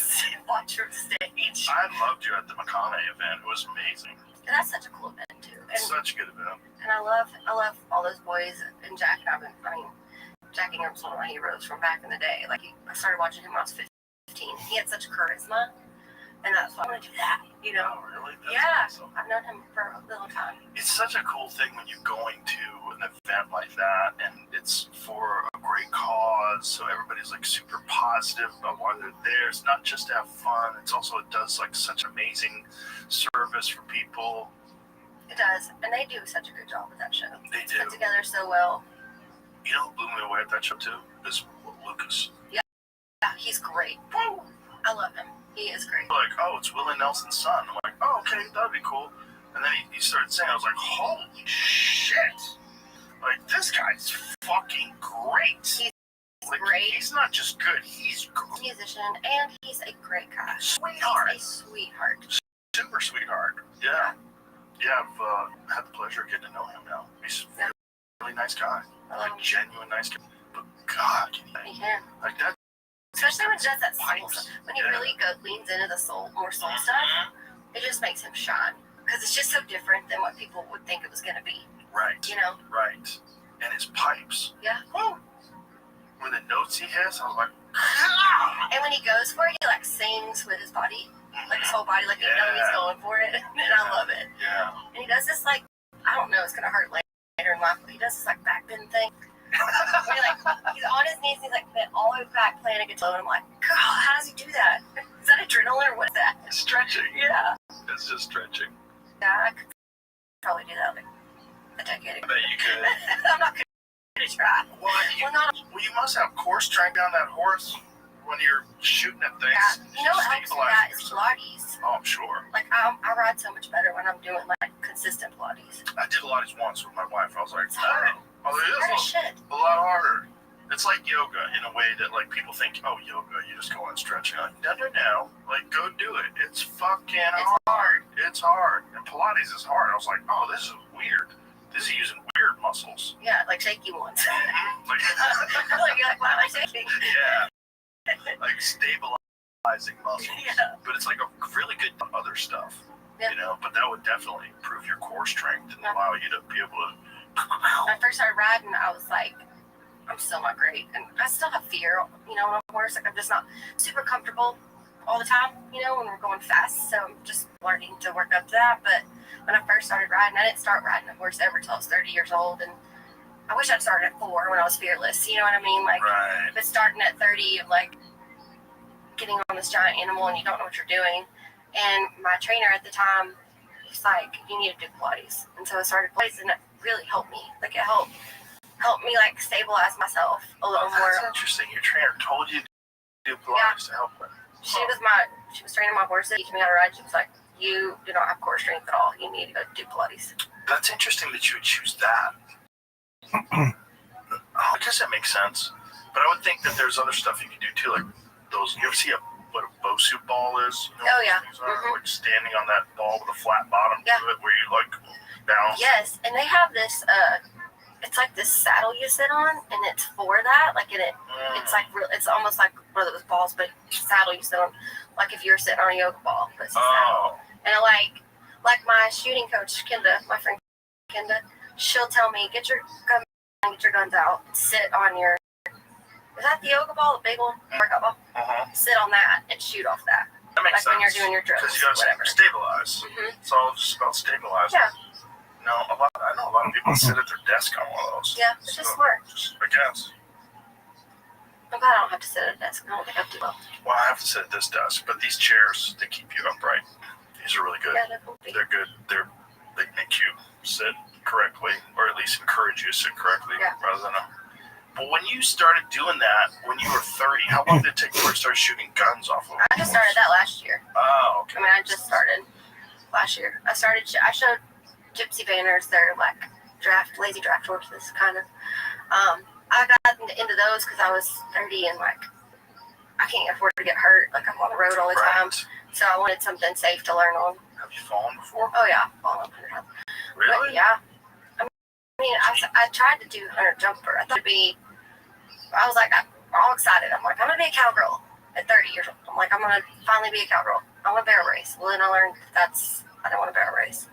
Which kind of the guns, it's patterns. It's going faster. You have to go around the barrel. So kind of back to that. But this old cowboy trainer where I got my first horse, he was like, you need to go take English lessons because you need your fundamentals, because you're not just going to get a Western saddle and act like you know what you're doing. Go take lessons because English is so proper. What is English lesson? English and like, it's like the hunter jumpers, like and dressage. It's like the very proper, English riding teaches you the fundamentals. Look, I'm sitting up straighter talking about that. To where Western is a lot more loose. And so it just taught me a lot taking English lessons. But I thought I'd do hunter jumper, which is like, jumping over the poles. Right. And that's where I really hit the ground a few times. Like, I wasn't ready for that. You know what I mean? But it's been a cool journey. It's just, it's a lot to learn.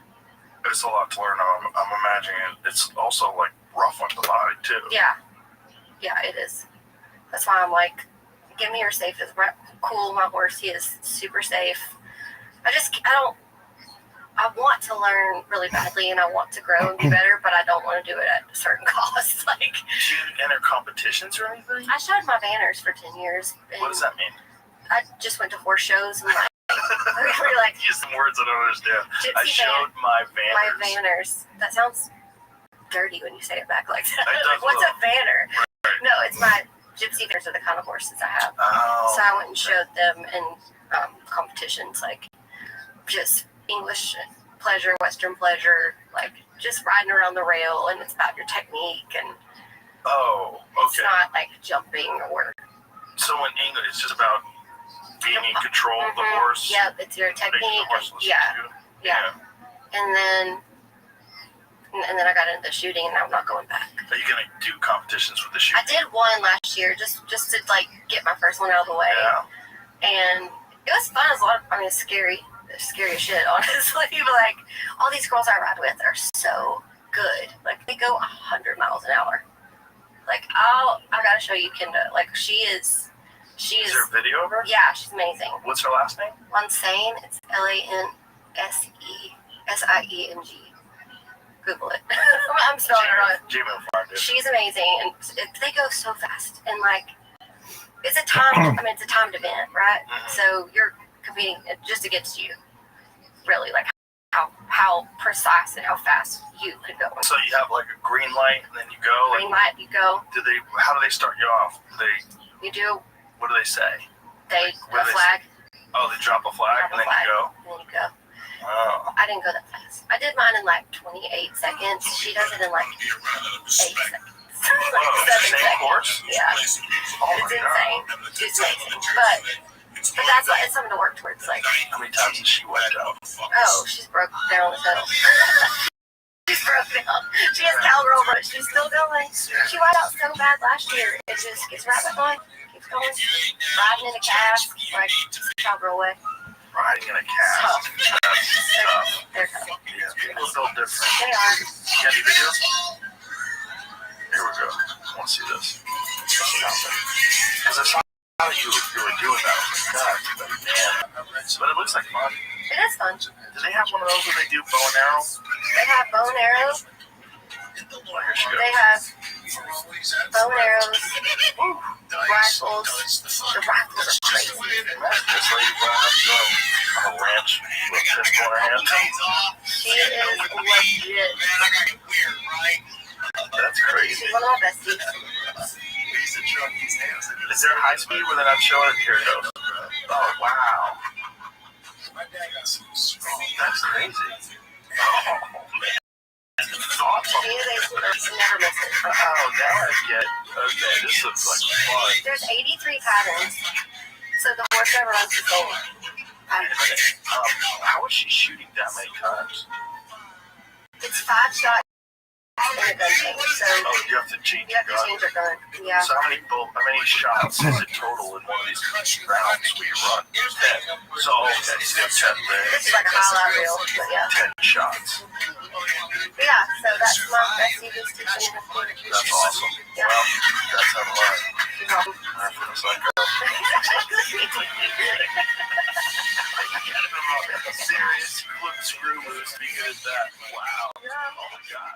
This dude. Oh, this is her. Wow. Oh, yeah. How about your Ken God? 12 and don't know what those numbers mean, but it looks awesome. She did. Yeah, it's really fun. And it's, I don't know. It's a very country thing to be. Well, guess what?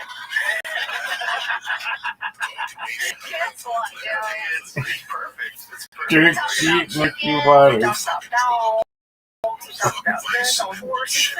Archery, hunting, fill in the blank. Cheetahs. Yeah, exactly. That's a very true activity because it's not just a horse riding. It's a horse riding with pistols. Yeah. It's funny that I didn't know that was such a big thing. See if there's one where you do it off with bows and arrows. I want to see that. It's crazy. That's I haven't seen that in person, but the rifles, like, rifles they do too? the rifles, you don't have reins. Because you use two hands to shoot the rifle. So, like, they're riding with their legs. Whoa. Right? Right, and the horses are making wild turns. So you have crazy strength in your legs. That needs a lot of bodies. Oh, yeah. So you can find one where they're doing it bows and arrows. Because I know that's how the Mongols did it. That's how the Comanches did it. They learned how to shoot while they were... They learned how to time the release of the arrow while the horse was in the air. They had the least amount of disturbance. What is this one? Mounted archery. Is this a competition? Oh yeah, so they have targets. Horseback archery. See, that's it. She's going to dislodge that. Oh yeah, look at this. You guys got the crazy Mongol hat on too.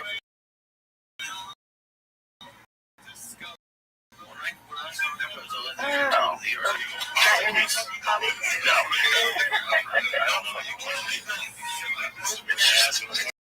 I love them. I think I want to ride them. Oh, that's cool. That's like a pattern. Yeah, so very similar kind of deal. Yeah, exactly. Yeah. Pterodactyl is a tactical range in California. We go. That's where Keanu Reeves learned how to shoot guns. I used to go there when I lived in California. You do like shoot already? Yeah. And you go through tactical. That's what we shoot out at Intel's Hill. It's a called Ben Avery shooting facility, and it's like all of that. Anything that can be shot is shot there. So they came to have him build a rodeo arena so we can do all the balloons. That would be the coolest thing to have on your property. Yeah. Have a tactical range right on your property. This place is huge, and it's out there in the desert, so like there's plenty of space to do all things. That's what I'm thinking about. The shooting pistols. Like, when did they figure out to not do those? Because like, Something happened. Something happened. And the horses wear earplugs too, which is great. They probably had to figure that out later in life too. Horses wear earplugs. When did they figure out how many people got shot before they realized, hey, we probably shouldn't be using real bullets to shoot these balloons? Yeah, black powder might be a better call. Because you got all those people in the audience, and you got someone on a horse. Yeah, it is. And she catches hell for it. People are like, It's athleticism. It's really, safe for the horses. really Everyone impressive, wears isn't it? black powder. People, like, everybody wants to bitch about something. Right. You know. But that's just how it's You would know more than anyone. I don't need to tell you. You can't make everybody happy. It's impossible. No, you can't. You're always going to make someone mad. So it's really bad. You'll be okay. And as long as you stay offline. Yeah, stay off that TikTok. Stay out of that river. That TikTok river. I want to be around out of respect. I basically never got on that river. Yeah. Folks, I really want to just summarize. Anything else you want to talk This about? is fun. Yeah, I mean, we talked about every country. This They is talk just about impressive. I mean, Listen, look at this body. fun to talk to. I really enjoy Look it. at this body. My pleasure. And I love your music. What? Just muscles on muscles. Bitches call me muscles. See, it's on the road. I would love Muscles to. on Are you muscles. ever in Austin? This motherfucker has muscles. And his muscles have muscles. Sickest shit ever. Are you ever in Austin though? I've played in Austin in a long time. Really? I don't know why. I'm here all the time, and I don't know. I need to settle this. Okay, well, I will come. Thank you. My pleasure. If anybody wants to go find you out on the river, social media on the river. I'm on all your social media platforms. MarinaFavor.com. Bitch, you on Amateur? No. Well, then you're not on them all, baby.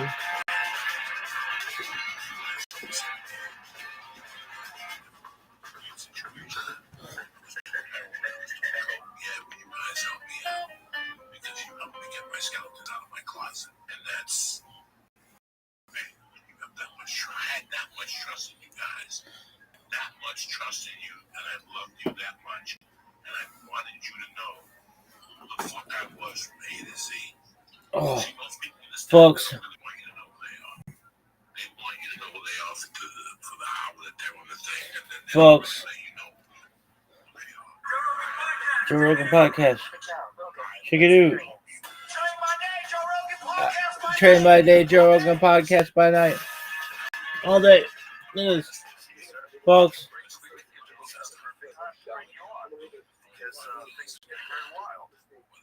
Yeah, there is a lot of misinformation. Some people said I invented three analysis object.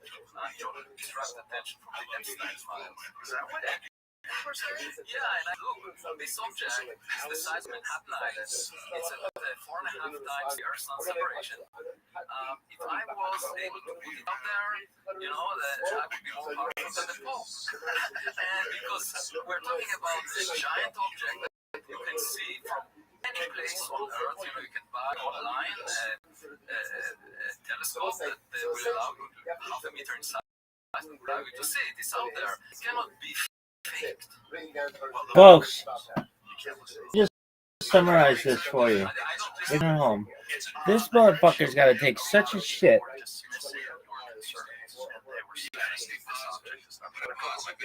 Positive.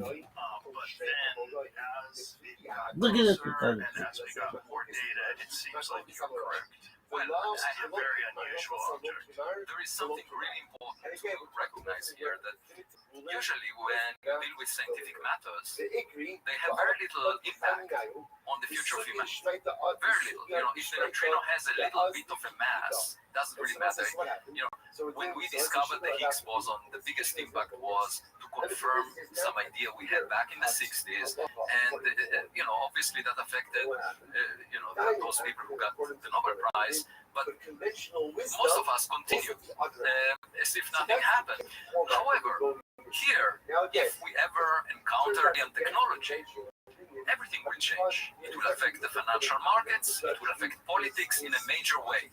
So my point is simple. This is different than other scientific matters, and the intelligence agencies know that events with very small probability have to be considered serious cause.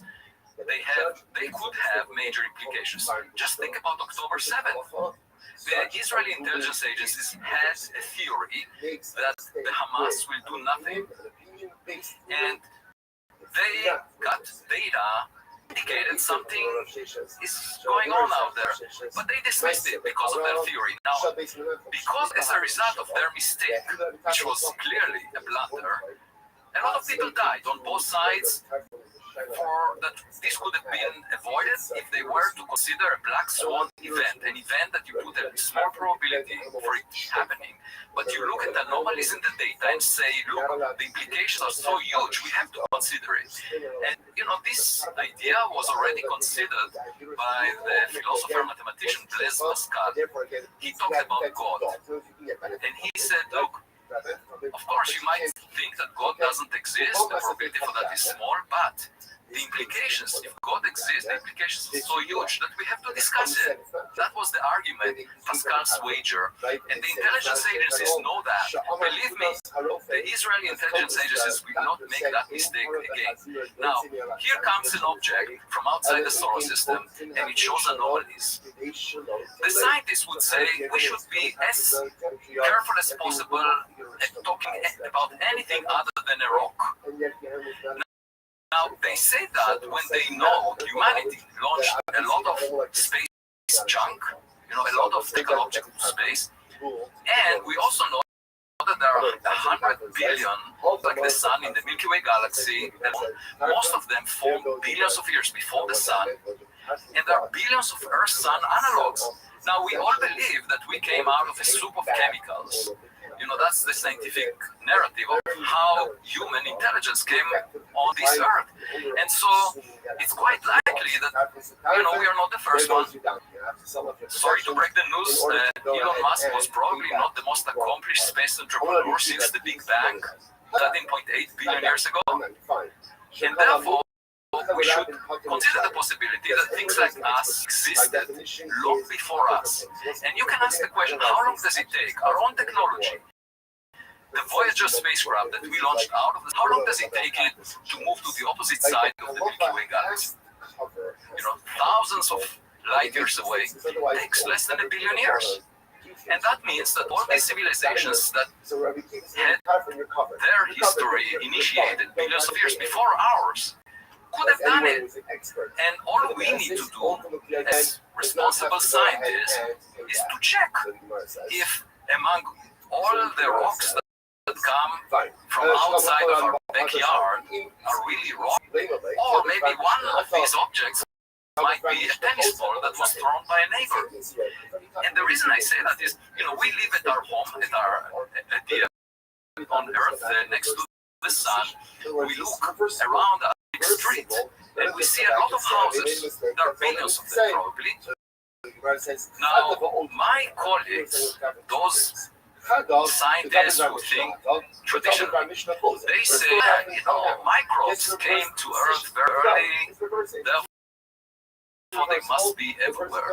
So we find our highest priority searching for microbes on other houses in our cosmic stream. And I say, God, you can do that from the vantage point of your home. You can look through the window and search for microbes in your neighbor's yard. But you would need to put $10 billion to develop a big enough instrument that would be able to detect the chemical fingerprints of microbes, on exoplanets. And think about the possibility that there is a resident in one of those houses. That resident might show up in your front door at some point, or you might see an object that arrives to your backyard or your mailbox from that resident. A black swan event, or you might see some construction project from a distance. That might be easier to detect than microbes, so we should hedge our bets. We should invest billions of dollars on both fronts. At the moment, the scientific community is willing to allocate more than $10 billion to searching for microbes. But no recommendation is made to allocate any federal funding to the search for intelligence. And I say that is an oversight. Now, they have found evidence of microbes on Mars, correct? Well, it's not exclusive. We need to bring materials back. It's called sample return, and NASA has plans. We need to bring a sample back to Earth so that in our laboratories we can do isotope analysis and make sure that whatever signatures we see on the rocks there that do look as if they were made by microbes, because we know that Mars had an atmosphere like the Earth.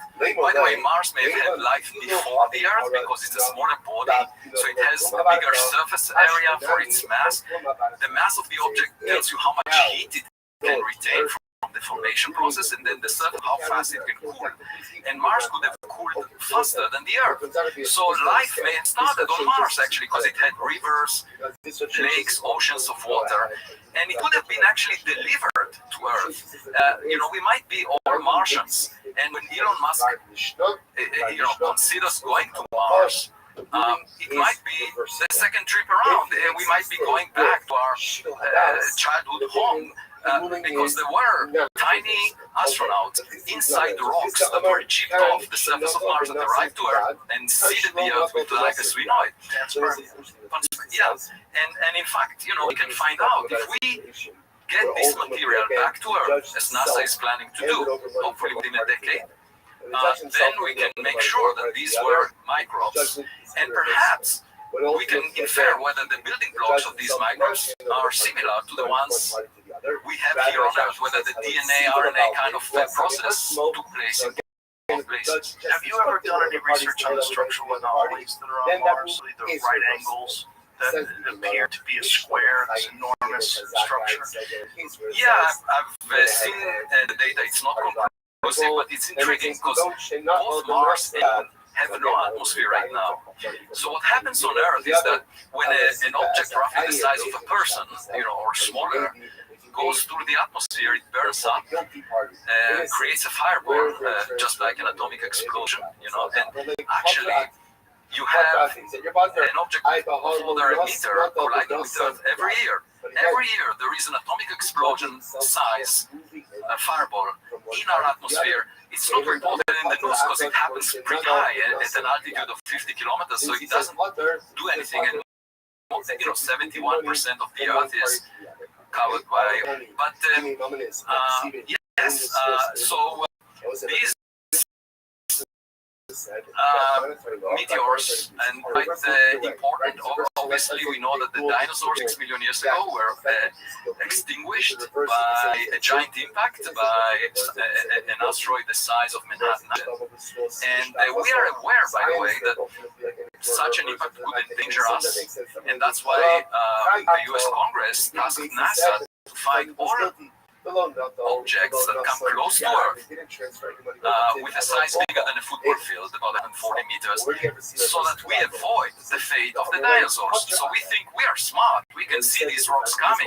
But just imagine alien technology. It will not follow a path that you expect if it has some intelligence in it. And that's a risk that was never attended to.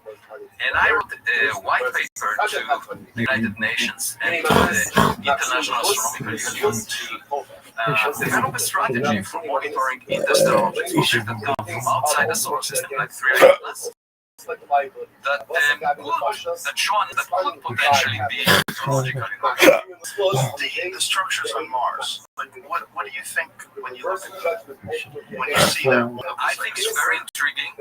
Both Mars and the Moon have no atmosphere, so the objects that come into them do not burn up, as I mentioned before about Earth, and therefore the museums. Okay, so any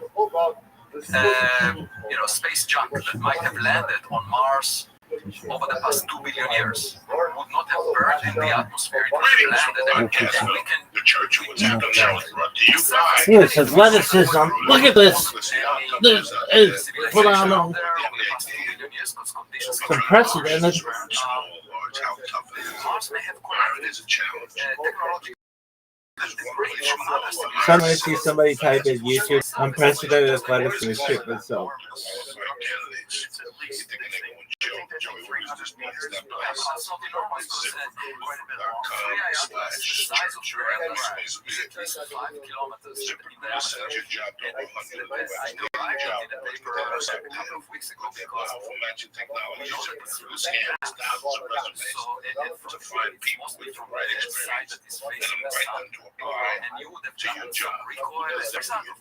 No, in the opposite direction. Right now, the church family can try ZipRecruiter for free. That's right, you heard it right. Right now, the church family can try ZipRecruiter for free. ZipRecruiter.com/church. That's ZipRecruiter/church. And we were able to say the trajectory is this podcast is brought to you by 4G Sports.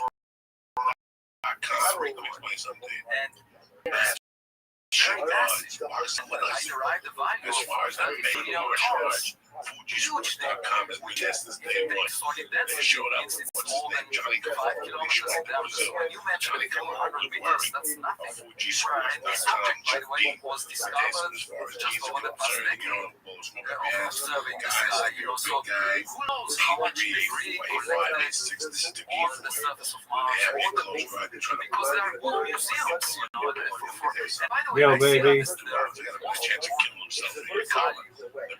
Let me just say one thing about my fundamental. Yeah, I don't want to talk to you.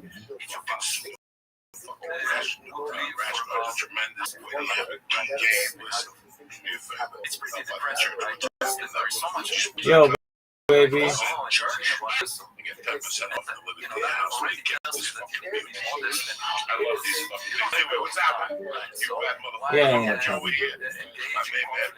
Stevens and Lisa.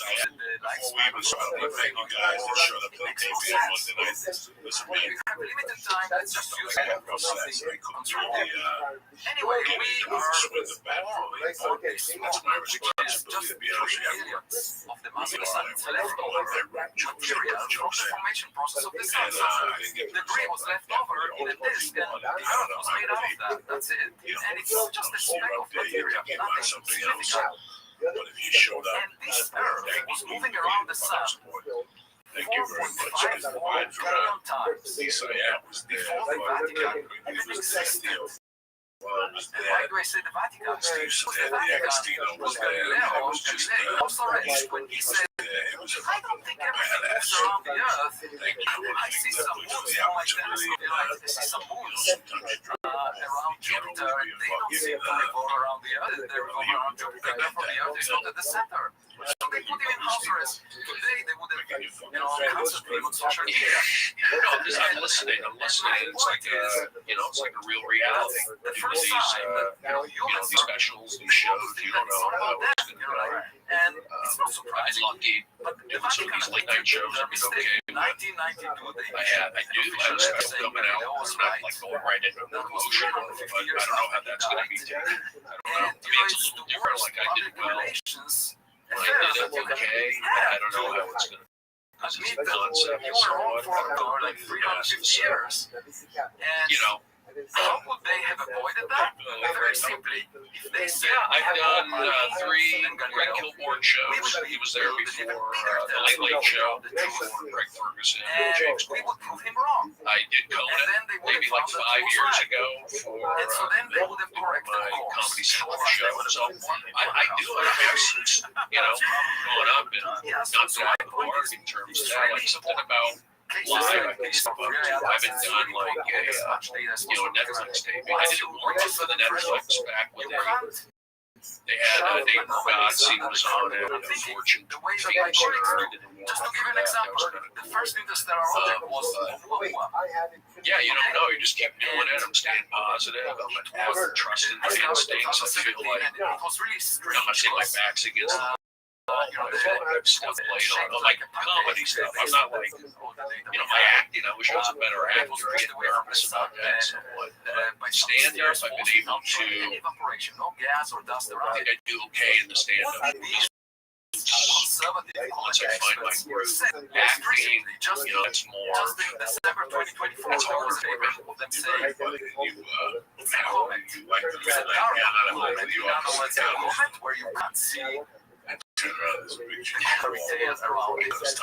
it's just like experts specializing in zero. And they go to the zoo and they see an elephant.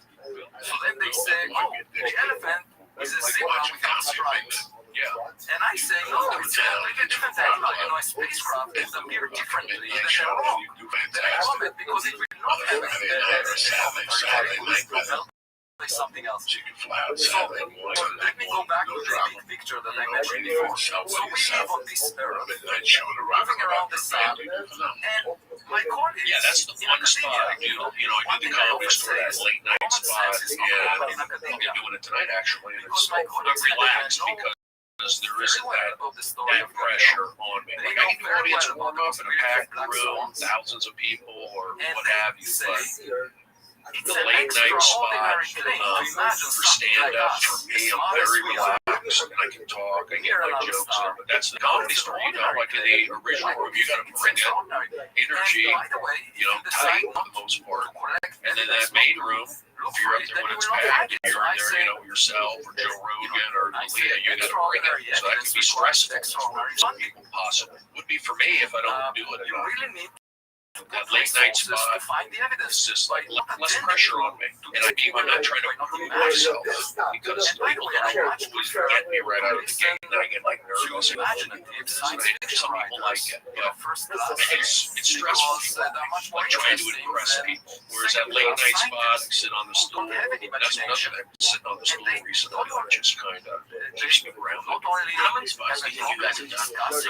Alien intelligence, they also have a problem with I would say, Joey probably and they will try to suppress that voice. And I think it makes no sense whatsoever because the public really cares about my essays on medium.com, they get a million windows a month now. And the public cares about it. The public funds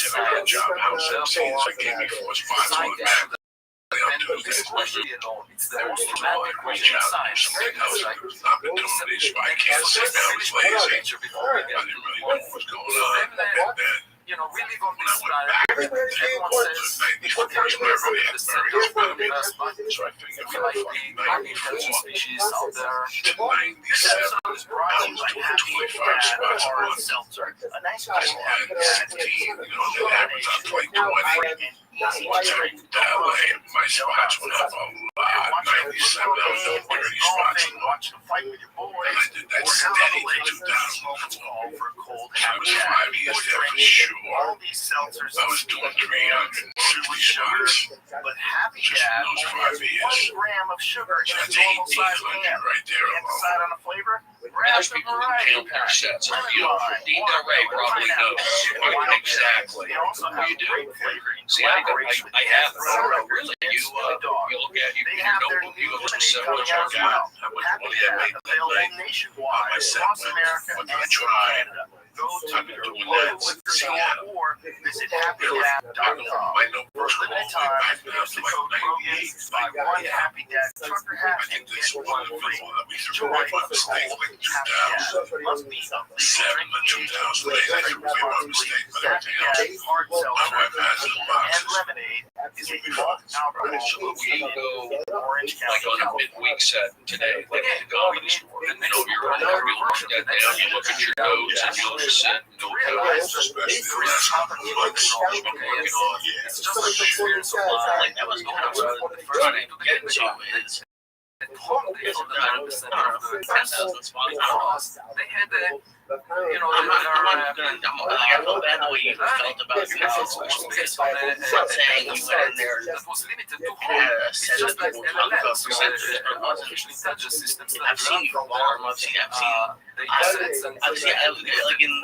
like the late night haha or something like kids just like that, and they're looking to tease. Like I've seen you have that's the big picture. Now, why is it so important for the future of humanity? like there were things that didn't get as far as maybe you would have liked, and there's only something that's different. I hope you're proud of it. Climate change and so forth. They don't realize that the issue is not the earth. The issue is the climate. The earth itself is very likely based on different corrections. And there is something that you won't find much discussed because of the friction of the envelope of the sun, the trash back to Earth, and the Earth will move all the way to the center of the sun. Nothing will be left. No monument can survive.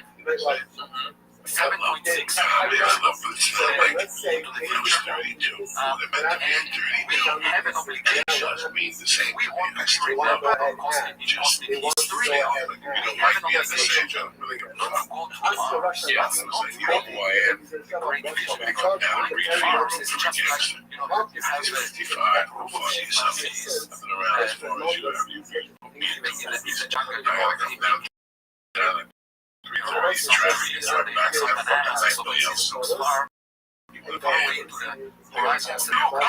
there is another region that we can go to, and actually it's clear that there's no connections there. So the same is about Mars, you know, like, to save humanity, but it's actually not the great. Is that because I guess older, right? Is that what you're saying? You're 54 years old. So here's my point. It makes much more sense for us to invest in sharing the platform in space. Let's not rely on another robot that happens to be just George provisions. There's no atmosphere. So let's make a time commitment, you know, what they're going to creativity, make sure that small humans who live for long periods of time can produce artificial gravity generation. But we're spending $2.4 trillion every year on teachers' budgets. We were just to change our priorities and say we want to build enormous spaceship and analogy to enormous power to save humanity or catastrophes that happen to us. You build such, you put a fraction of this $2.4 trillion a year, and I'm willing to bet. Yeah, that's a tough thing. This century, our engineers, architects, scientists, if you put the level of funding of $1 trillion a year for the next several decades, we will come up with the concept that and it's stressful. humans in space. You know, every tweet you put out there, I could get in trouble. I want to get back to Mars, because, you know, that about structures on Mars, if you're why would you think that they came from space debris rather than a fire civilization?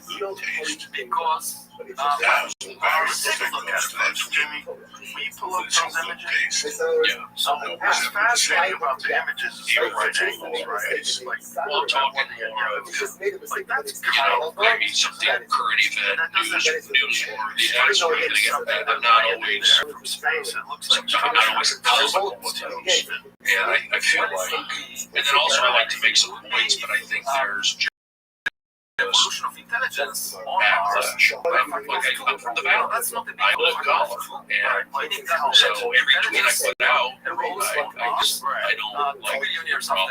I get nervous being on Twitter, interacting. You call me, you're a phone. I like that. But if I was to like, hey, Joey on Twitter, or hey, everyone's watching us, so I kind of I've had experiences with people like. Just over the years about in Mars because they're getting into trouble beyond that. I've tried to reach out to people like get weird. So for me, I've kind of in those cases, I want to check I hold back. I like talking. I like Periscope because I don't think about it. So Twitter, it's stressful. For many reasons, I can see why people are leaving it because they hate the work. You feel like you're wasting time, or you were going to say something wrong. So because of the natural catastrophe, I don't need it, but it's fun. I try to have fun with it, or at least I try to show positivity. That's the thing. Like, I never want to like brag either. I'm aware of like when I promote the comedy store, I know guys want to get spots, so that's kind of I know I need to promote the comedy store. It's good to have people see. in the paper itself, so I can get also like go on the road. I don't do a lot of road as well. And the so problem of Earth is that because social media, waking up and seeing the it's just like but I try to show the age of the Milky Way galaxy. Show what I do. I'm trying to change your mind. So I'm saying like, but positive energy, get to be the comedy, positive energy, get to do So I'm talking positive about vibes, not being a hater. And I can be a hater. I'm a human, right? But trying to take that high road. I think people do a job existed for a few million years. actually educating your audience you do a job, you do a lot, which I like you reach with them and say, well, can I have that's honestly actual evidence. I do have evidence because I either feel them, it's just like kind of want to that or I don't know, if there's a lot of text, so go back and forth with them. Joey, you get a lot where now I think at least what I see, every once in a while you roll off on the bush. I think it's probably scare somebody coming at you. You've had some interactions. What do you think is the big dominant theory that explains the lack of Mars is the massive planet that the Earth and has less fermentation grid on its atmosphere, and as to why the atmosphere was lost, there are various ideas. It may have to do with the eruption of the sun that they removed it, or the magnetic field, the strong enough magnetic field to retain the atmosphere.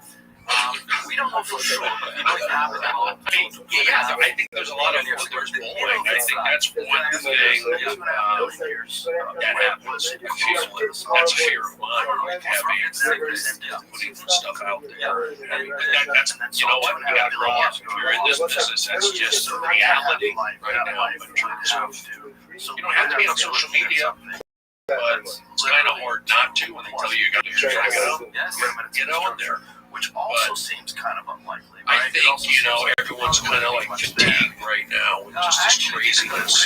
So, again, try to keep it for anything on the surface. light, but it's not easy. And I calculated that might be airs, everything, right? Because there's nothing. That's right. And I calculated the amount of energy over a few billion years that was deposited on the surface of Mars is equivalent to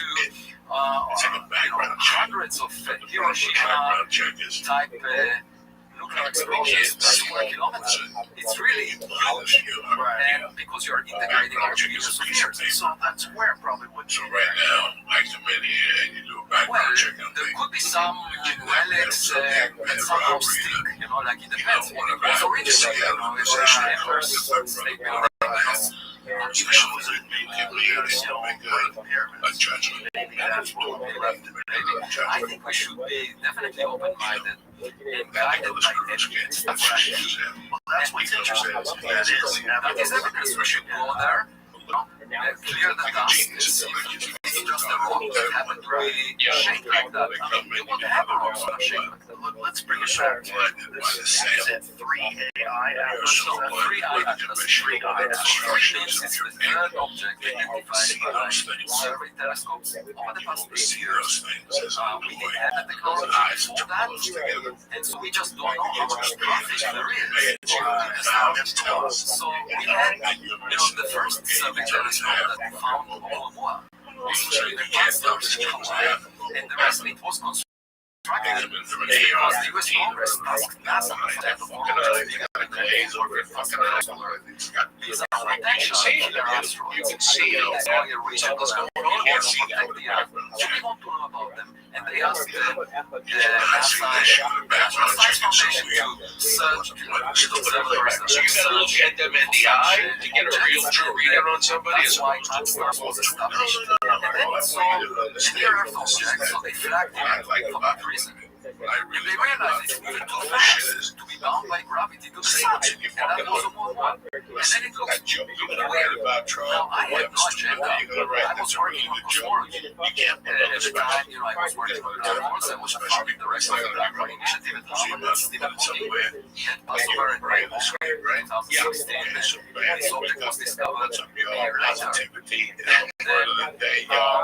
I said, well, okay, that's interesting, but it has a lot of the amount of brightness coming from it by reflecting sunlight changes by factor of 10. I said, that's really strange. And I started getting more and more into analogies. And I got that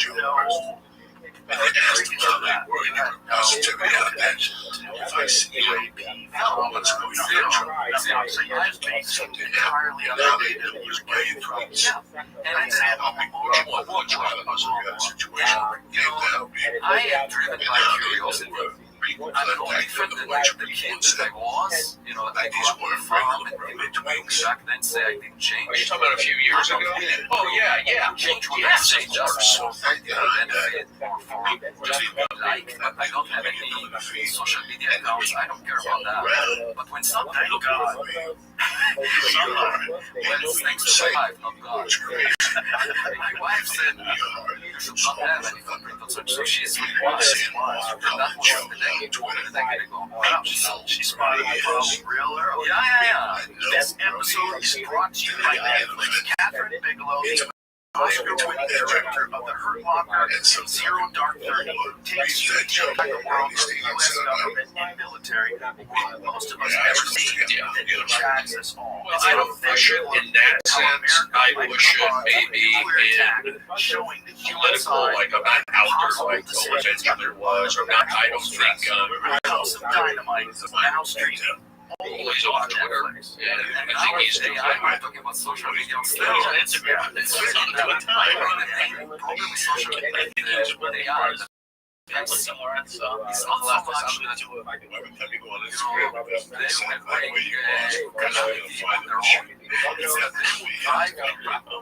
Instagram is fun. I just show photos, and again, it's nice, but just show some fun stuff and some fun.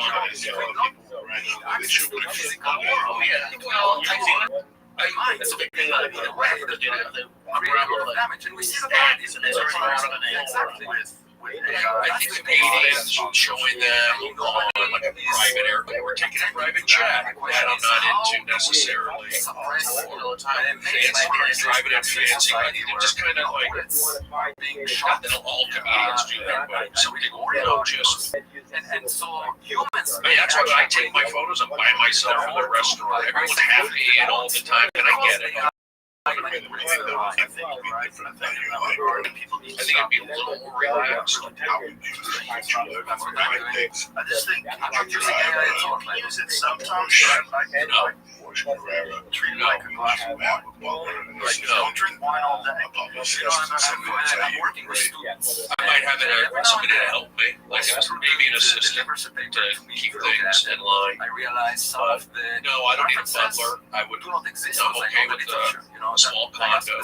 What is I this? don't I've need never heard about this paper. huge stuff. I get to do And it says, cool oh, sorry, things already. it I'm turns out already the getting AI to do just Major took League names Baseball from authors fantasy and character activities. I get to go to the comedy store and do whatever I want. I get to do podcasts. So because the you know, have students fun using with AI. that. So all I need, honestly, is shelter. They don't read Eventually, I'd like to have a relationship. I'd like to have a dog. I'd like to have a kid. And people say, oh, I just always they use don't know if that's going to happen, but if it doesn't, I'm okay. misinformation. 48, I just turned 40 up there. And it's all about exactly. That's one thing. But then they don't. Yeah, you know, I look up to you guys. I look up to you. I look up to this is Shane Forbes. He's got Eddie Pepitone. These guys AI is getting more who are, intelligent, but a little bit older than me. Like, I look up to you guys. It's like, okay, they're doing it. I can do it. I think that the So AI would I feel supersede good about the that. And, capabilities of humans. you know, it's like I think relationships matter. Again, we're getting to I mean, I that see Twitter that. stuff again. You're usually a lot of time for yourself. But I'll say something. It's been so great in the last couple of years of content. I felt like, honestly, I had to put my energy When I did a lot of into people that, say into I collaborated with my favorite sticking up AI for myself, sticking up for my and if you want to say, I'm just not crazy, progressive. I really want everybody to do well. I think that's what Everybody. And I think that I go home, I go to the comedy store, I go home, and I go on that internet, and I'm just searching, I'm just putting out. That's where my mind is. I don't think I'm alone in that, like in terms of it's hard to enjoy things. I used to enjoy things a lot more, but I would say the last year or so, just with the tension in the air, I'm not enjoying it. That's what you Let's go back. Honestly, I don't follow politicians because there are some times where I'll go check and I'll start doing that was the side cases on the Twitter. So for this person that's small and compared to 3i, frustrated. that's my point. That is a million times more massive, at least a million times more massive than AI. And I immediately, as it was discovered on July 1st, and so my wife asked me to go on vacation for Uber 2 days later. Do that. So that's why So I was mad because I don't follow the plane, and as I arrived there, I realized my like if it's sitting here from.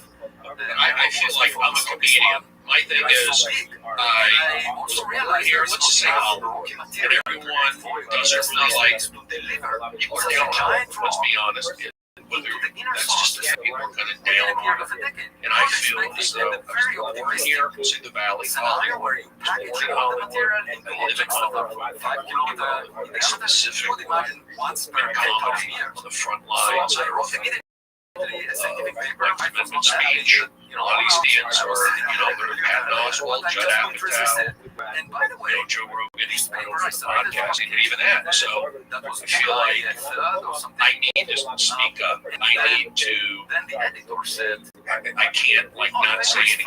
I just feel like I have to speak my mind because I'm from here, I'm born here, and I hear things that just kind of doesn't feel right to me. And I felt that, and I worked in show business. I've been in movies. I've done 3,000 television audience programs. I had every high school come in, every military branch.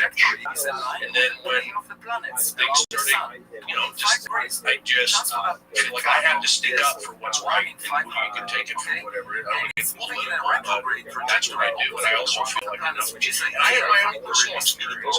So I don't want to go into that, but I'm not for how I feel about things. So I'm not trying to change people's opinions, but I want to let them know you like that I hang out with things. It's pretty good, right? I put out energy, so why don't you listen to me? That's kind of how I feel sometimes. But yeah, I'm sticking up for the Valley. I know they used to pick on the Valley all the time. Reseda sucks. You're from Reseda. I went to Reseda. What the hell? So I got picked on, but you know what? It made me stronger. I'm just like, just admit it. You know, Latino guys do Holocaust jokes, black guys do jokes. I played sports. The football team. Well, this claim or that claim was never published in a peer-reviewed journal. But here's the deal. You're talking about the background check. These guys weren't malicious. I know them. I can name my Mexican teammate friends, and they would do Holocaust jokes, Jew jokes. It didn't feel good, but I knew it wasn't coming from malicious. I could tell. It's a direct baseball knowledge. Me and my white guys from Orange County in Arizona doing Jewish jokes. I get it. So I just would say, like, Jesus is Jewish. And then it would laugh. It would, like, diffuse them. And to this day, I'm very good friends with those guys. So that's like looking them in the eye. And I just feel like there was just honesty back then. And that's just how it was raised. So I don't want to like make waves or anything, but I also feel like if people feel like I can back off, and I want to get back into just having fun, rock and roll music, baseball, enjoying things. I don't want to be involved in this. Towards the sun, it's not taking away from the sun. Usually commentary tails, feel like dust and gas, which is pushed back away from the sun.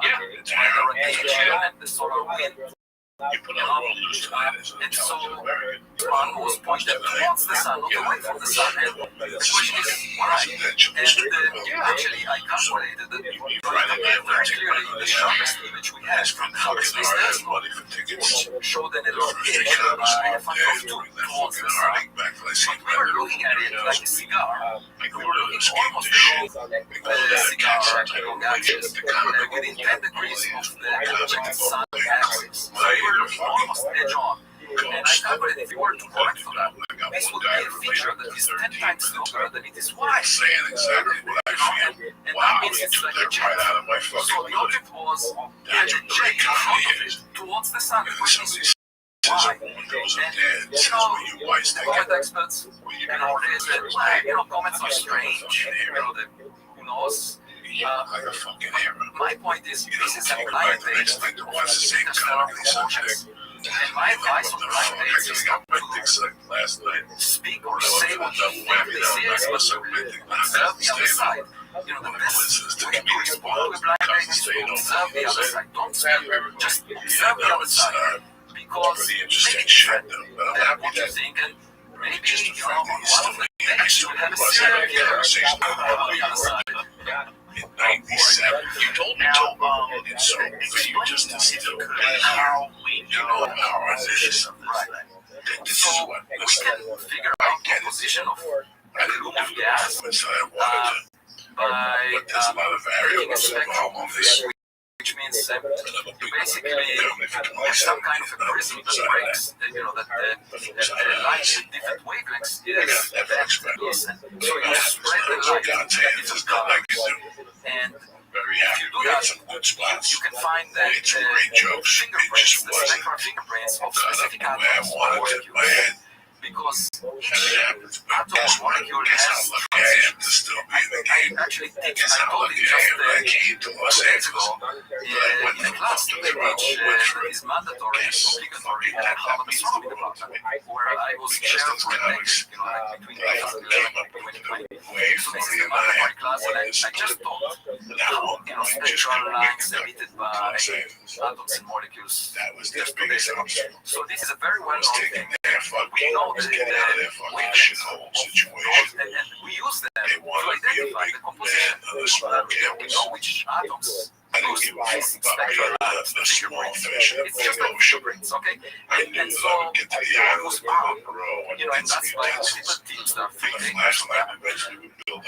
found and that was exactly a lot of nickel, but very little iron. At first, no iron whatsoever. Now, usually in all the comets in the past, from the solar system and also from interstellar space, there is one comet, Borisov, that was found in the second just like a familiar comet. I had nothing to say about that one. It looked like a comet, behaved like a comet, it was a comet. But it had similar abundances of nickel and iron. The only Seattle for me, I learned public speak up there, selling T-shirts with Seattle Supersonics, doing the cable access show, and then when I went to New York, I was a tour guide at radio stations, developing seller, so I was trying to make sure that I had jobs where I was able to project and talk. I feel like was my that helped me out quite a bit. What the authors of these papers Find said a job is where you could maybe nature is learn capable of speaking. So for me, it was like selling those T-shirts, and you just gotta stand up and go for it. Same thing with like in our industry. audience So they made performance, the gotta conjecture that go for this it. You can't carbonyl be, pathway, and that's which is some well of these known in the people, industry, yeah, these small markets, carbonyl is they're the trying to pathway, like the name of the go pathway. for it. They said, And, well, maybe this carbonyl pathway happens in that's nature. what I learned Seattle was good for that. For me, I found my voice in Seattle. I honed it in New York, and then I came back here and got into warm No, up it's and all not an that alloy, stuff. it's just that somehow the nickel gets Literally, released, the iron gets I went to New suppressed. York and then I Nobody pulled would argue back that to Seattle. sort of separate nickel That's from where iron was they're produced together in church shooting stars. And in fact, how did he decide to the go sun to has Seattle? iron Then he started here. 10 times more, Right. like Yeah, you know, I've So, played baseball we basically just all the way don't know, through college, as and I in the case of coached at this Arizona subject State. that I So was mentioning, the final which semester, recently I took an turned acting into class at Arizona an State, educational and it was kind of the month of like I was finally away from baseball. also, you know, why It was just a nice change in like baseball. It was kind of like is not clear. There are lots of I took anomalies. this There acting was class also at a very Arizona State. negative There's keepers polarization in of the there. light. And also, There were cute girls in there. It was funny. I was trying to be a serious actor. was detected in 1977, Would which was was there a guy like Joey farting in the back of your radio class? signal No, we had some that characters definitely in there. came from outside of this I mean, yeah, the girls, the people would laugh at me. was So, coming from a source that was approaching so I the took sun. the acting, and when I moved back here to student film, I just wanted to learn everything about the business. 0.6%. Really good laugh. I just said, well, I'm that's trying to like interesting. not smell the fart, was but also speaking business to of my freedom. readers. Can we I don't want to time, you know, Since you're bringing it up, can we talk about just that? read That you about insulted me during the Periscope. of a nuclear reactor I on Earth, can't Chicago believe saw to produce such a Joey, radio signal. insulting you By the way, Voyager, as of now, is do a one technical light thing. I day just away left from me Earth. there, Just think about it. waiting One for the light shit day to from, took like 30 seconds to you show know, the up, and he cuffed farthest it. He cuffed it and threw it, and one light it day was shocking. away, and the size of the Milky Way That's galaxy, the they're kind of talking about relationship tens you of do have when you thousands can fart on of each light other. years. So one day out of tens of thousands of years. But that's real That's brotherly the difference between interaction. the distance that we Being able manage to fart. to bridge so far. Compared to another civilization and something to our Now, have we ever observed things in the past that have changed their tail? So, our feature to a tail. This is called the anti-tail when it's pointing towards the sun. There were optical illusions. A situation where, you know, there is a tail which is pushed away from the sun by radiation and solar wind, but you're observing it as the Earth goes through the orbital plane of this object, of this comet, and you're seeing it from a perspective that it looks as if the tail is pointed at the sun, but in fact it's just a perspective, it's an optical illusion. And there were cases like that. That was seen, but as far as I know, none seen in this situation were and in Atlas it was very far the sun and Earth, and we saw it be an optical illusion. It was approached only after the sun. So I'm not aware of that.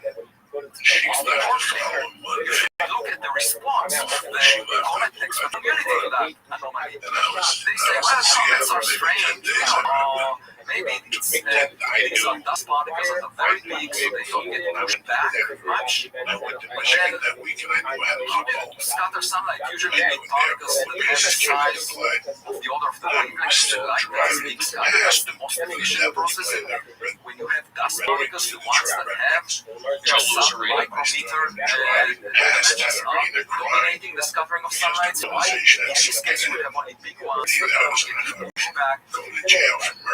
It could be fragments of ice that are scattering the sunlight that have nothing to do with the gas. Those fragments of ice evaporated, and so they don't have enough time to turn back. I wrote 2 papers on that, trying to explain that. But my point is, many scientists are not curious.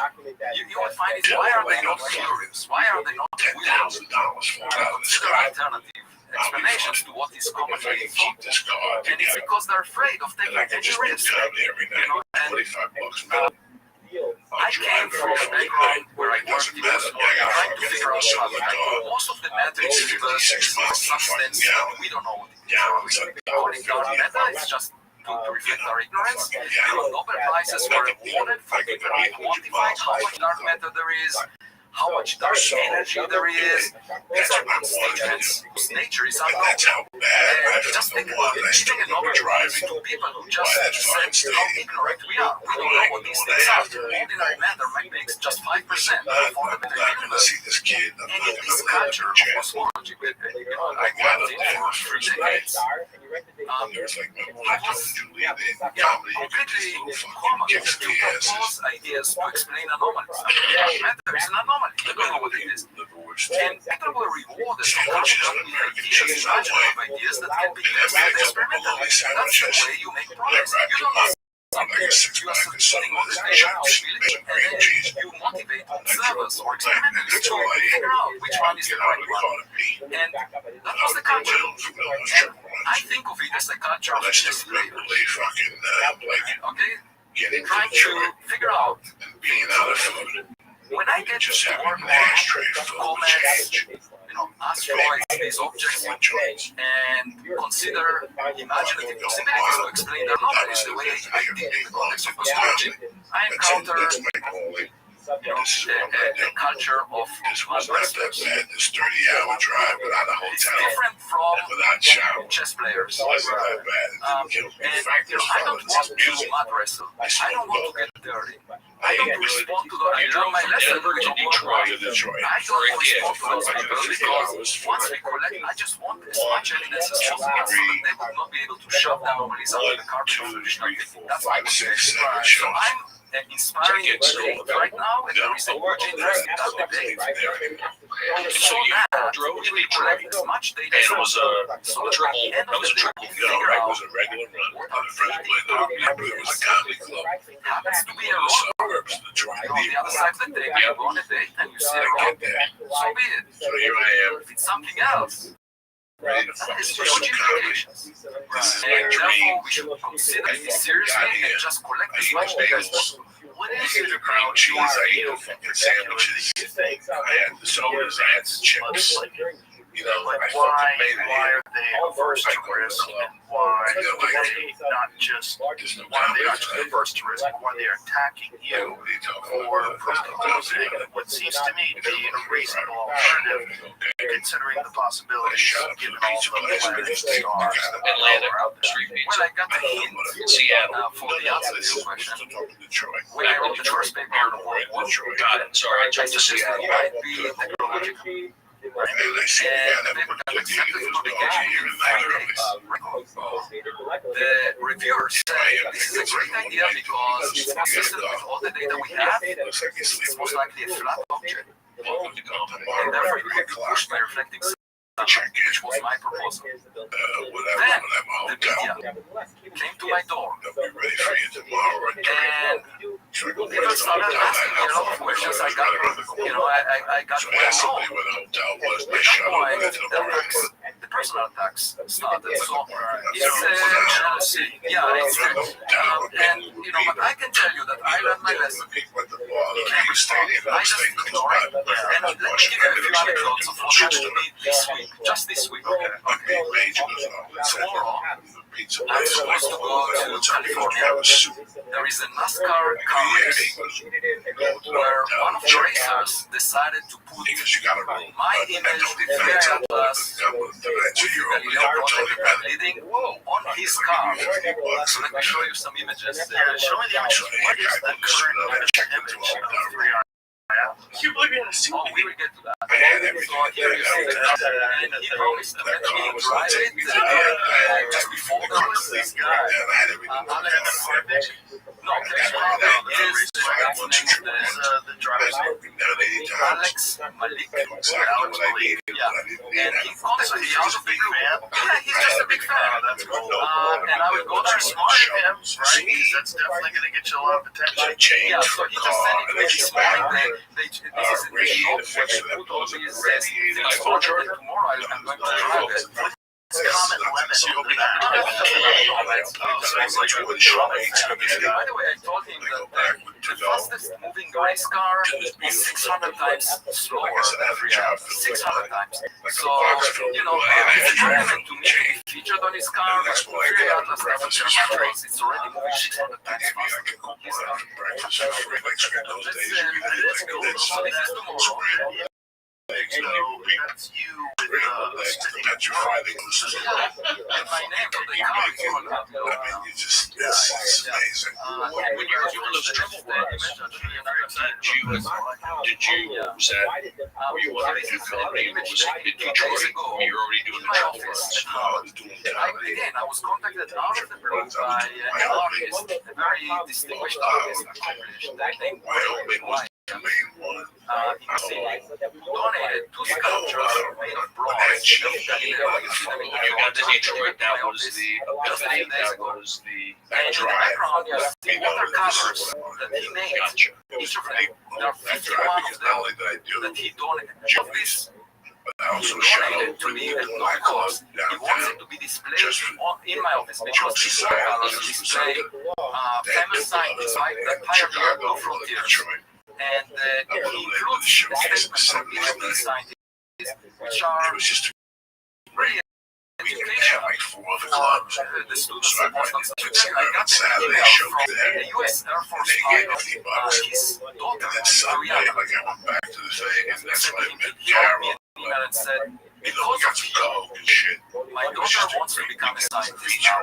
She saw you on television, and now she only speaks about aliens. 2 days later, I speak with a reporter from the London was Times, after the triple runs. and he puts out his report and says, I read the report for half an hour to my kids, and they told me they want to become scientists. And, you know, this is another thing, that two things that are missed by my college. One, it's an opportunity to excite the kids to get into science. You know, that's an amazing. I mean, when we discovered the Higgs boson, you know, it wasn't even a confirmation of an idea that came in the 60s. The Nobel Prize was awarded, but I bet you that the daughter, Ariana, the daughter of the US Air Force pilot, would not be inspired to become a scientist because it's very abstract.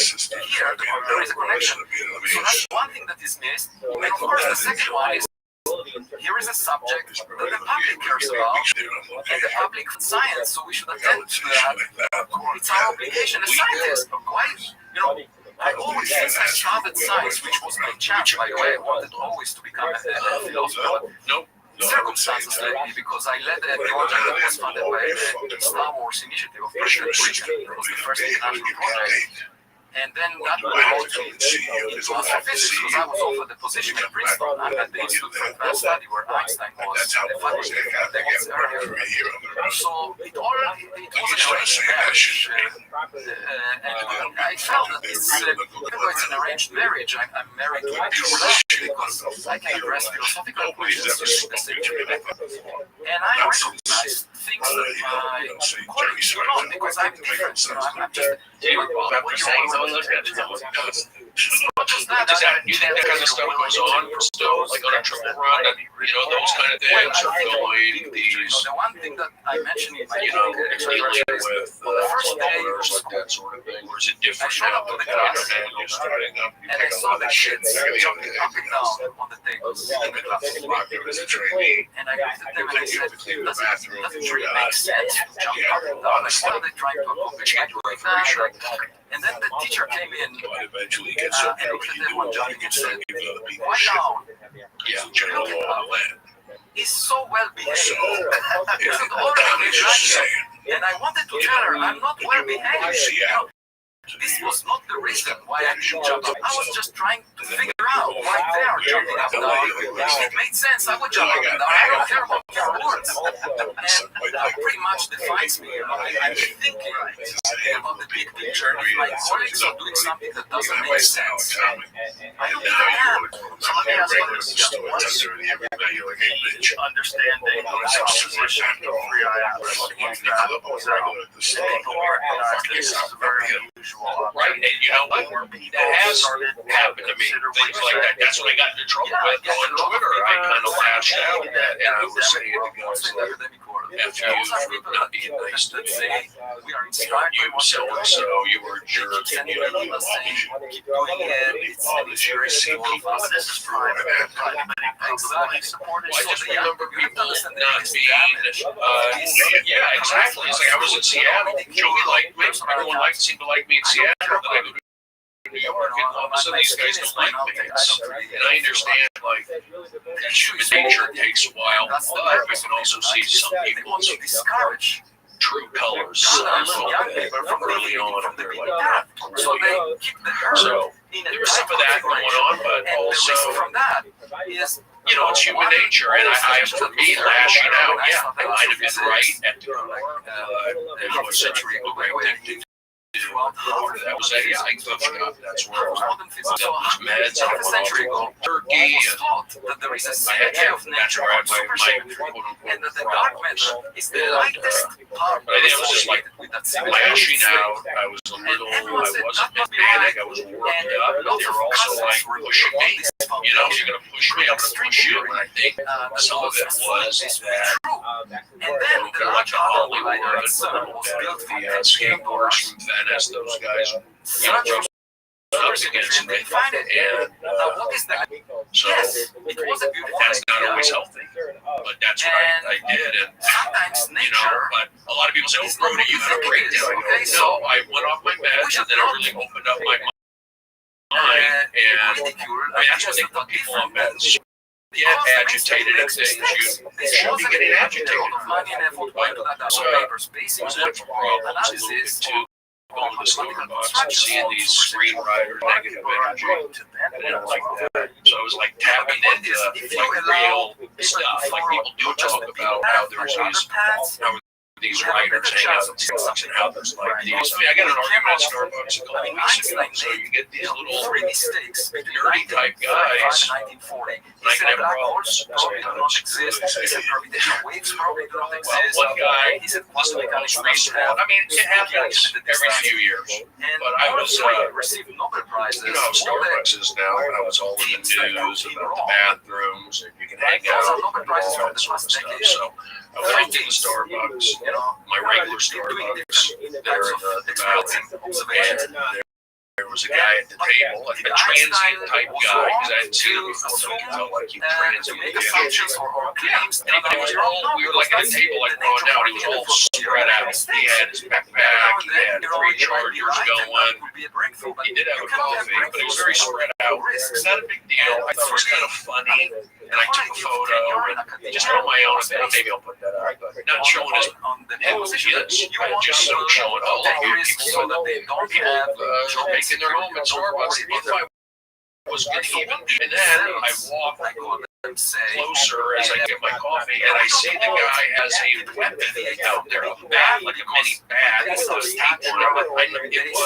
weapon, sorry, and the weapon was on the table. So not only was the backpack and he was spread out, now I see the weapon. So it just kind of like, to me, it just verified my initial instinct. So I go, you know what, I'll take this photo and maybe I'll post it. So I clicked a couple shots of the weapon, and I go, my friend, fun slide, want to make a big deal, and then so take a clip of the weapon, and then this guy comes up to me and goes, hey, what do you think photos of? Like friendly, and I go, I can see, like, I read his energy, like he was questioning me. I go, and I see him in my camera, I go, this weapon, and I go, why? He goes, oh, I thought you were taking pictures of me and my girlfriend. I go, why would I want to take pictures of your girlfriend? He goes, I don't know. I go, why don't you get the fuck out of my face? I'm about to knock you out. He goes, really? I go, yeah. Sphere in Las Vegas. And I was getting worked up because this guy freaking said I was taking pictures and I took his wife and I told him, I said to him, you don't want to do that. I go, I'm not real outside the worked up. And I go, nobody wants to take pictures of you and your ugly wife.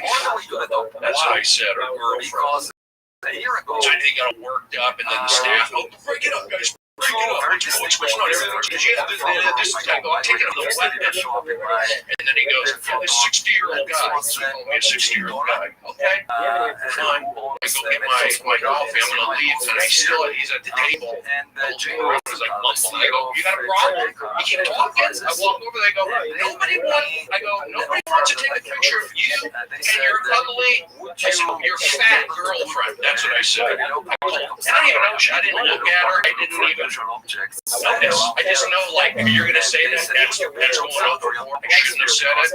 I didn't handle myself properly. The bottom line is, I wasn't taking pictures of him and his girlfriend. I didn't even notice. When he first came up to me, I thought he was a fan or a friend. Then he says, yeah, you're taking photos of me and my girlfriend. Why would I do that? Well, I don't know. Get out of my face. So I was upset, and I got a little. So anyway, I probably shouldn't have said his girlfriend. It was ugly, but I guess just instinct. Sorry, I'll go road. And but the bottom line is, I took the photo. I probably shouldn't have. That's a risk. So I took the. I was a bit sensitive about it. I admit that, but you know what? He could have easily been onto the manager, and that's a risk you take when you step to somebody. Maybe they'll snap. Like me, so think twice. And he was a little skinny, Antifa type guy, little weasel guy. That's what he was. So I just I pulled him out of the. I shook him up. His cage got rattled. Definitely, you're gonna cut photos. You and your girlfriend like I'm a creep with people, Tom. F out of my face. Let's go to the weapon. I haven't been back to that store. I don't know. Nothing. I don't care about the weapon. I thought it was funny. What's being in the news. I wasn't mad about the weapon. That's why I couldn't take the weapon because I thought it was funny. Just based off my instincts being right. That's the risk you take. I didn't appreciate it. I mean, if it was a big guy, I probably would have all asked. I'm going to be more with somebody. Human-made objects. And that would be amazing. It's very exciting. I see that You meet a random community on the highway. On tap,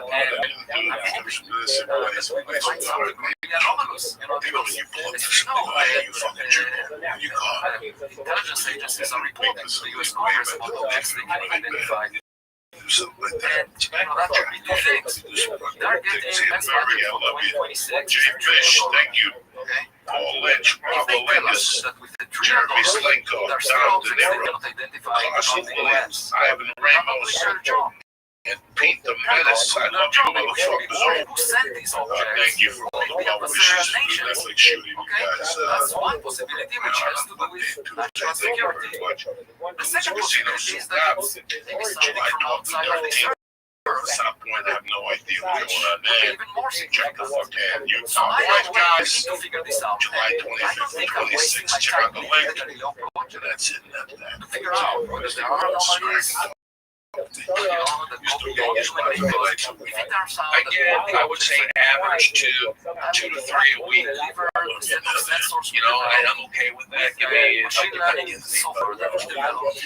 the Laugh Factory, improv when I call in for spots. I can definitely like show my face at shows. So my time was not wasted as a scientist. That's up to I'm me. doing something useful. I'm not getting enough spots. You know, I can always go do these backyard shows. I can go to the hospital. I never blame others. I was always on me. I feel like It's up to me, yeah, there's I just like, and that's probably a problem sometimes too, where I'm like, but, So I feel that this is already pursuing, but the Galileo project is really the first organized project that constructed a reliable set of sensors in an observatory configuration that does systematic study to collect millions of objects in the sky every year. We have 3 observatories in Las Vegas, as I mentioned. By the way, this is the first time it's mentioned publicly. And then another one at the Massachusetts. scared of what's next. There were more funders by people who approached me and said, here is the target. If it wasn't for those, how many laboratories are used to drive fuck not? Is that Well, there are some teams that are making a trip to collect some data. There is constant observations of scientific origins. No, that's crazy. That's crazy. That's what I'm saying. That's crazy. And by the way, I gave a briefing to the US Congress on May 1st. 2025, and Congresswoman Anna Luna was there, and she was very excited about the work we're doing. But the day before that, I visited an office in the Pentagon that is called office. And I asked them, you looked at this unidentified So many people wish they could use stand-up for so long, but the person on these actors, they can't do it. Yeah, I'm lucky. It feels good to be able to walk in, and the comedians have been very nice to me, so I definitely feel feels more like, and they're tough critics. The comedians, they like you, that's an indicator of something. You don't necessarily look for comedians, comedian will take it, and so I'm not fighting it. Want to do is imitate the Galileo project that I'm leading. But yeah, it does feel good. You would think that it would be. I officially started going for it. I moved to Seattle in February of '94. I took Sandy Seashore's comedy workshop. I don't get it. Having this conversation, I feel that they're not monitoring the sky constantly for anomalous objects. That's what I'm the Chinese spy balloon? Well, I grew up in the valley. That's my mother, boyfriend Jack, they Fixing the right sky. down in Tuloma. His daddy would see the comedy since I was a kid. I would see the energy, I could feel it. And I wasn't necessarily, wanted to do stand-up. I was just, There is a reason I was around it. I was around that. I saw it as a kid. I saw the comedy show. Then when I was at a workshop back in '93, the best scientists in the world. at UCLA, the comedy show workshop after I'm funded at the level class of to drive to the comedy center and the get government can do it. What is it? It's a problem. Budget for the government. I was performing back in 93, but I wouldn't go in. I don't think it drones that are used, so it just didn't feel like There are nations and you want to have the very best sensors using the very best, of course. Yeah, I mean, I was scared even once I got past. I was going to be intimidated there. It's real men there. Tough guys, chilling in the parking lot.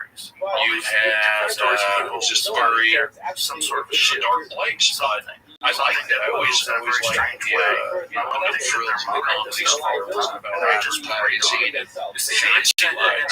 It was real. I knew early on, like Mitzi accepted characters, real people with problems. So I knew that right away, and I was just drawn to that opportunity.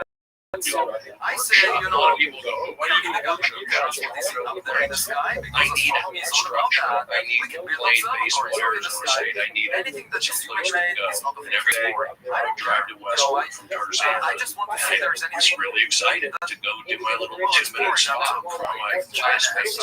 So that was a big 30 check for me. Going like this, so I could do it. I get very exhausted. So my Sandy's year off after the show, just I wanted to just soak it all in, and then I figure out restore, and then I did like one of them. I knew I wasn't. I did the graduating class at the comedy school. Crushed it in the original room, 1993.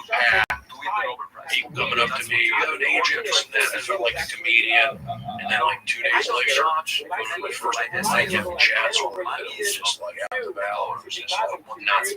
But I understood. I go, I get it. I just don't want to go this route, especially in my hometown. I had something like pride that feel like I'm not going to let this MC at a bar kind of like talk down to me in my neighborhood. You moved here from somewhere, I'm sure. This is my town. So I do that, and I stopped with you.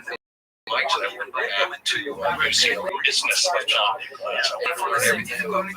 And I did that, and then I remember the guy who's an instructor said, if you want to do comedy, get out of LA, go somewhere else. So it was either Phoenix where I went to college or Seattle where I went to Seattle. So my uncle said they really support the arts up there. So I moved up there in February of 94 after this Northridge earthquake. I was working at Macy's went to Canada, and they got red tag, so I didn't have a job there. I wasn't making much money, and I just drove up to Seattle, jumped into the comedy underground, mics, comedians treated me pretty well. I was liked there, but I made it to I found my voice, but that was about it. I wasn't going to really get feature work. It's like they knew me through it.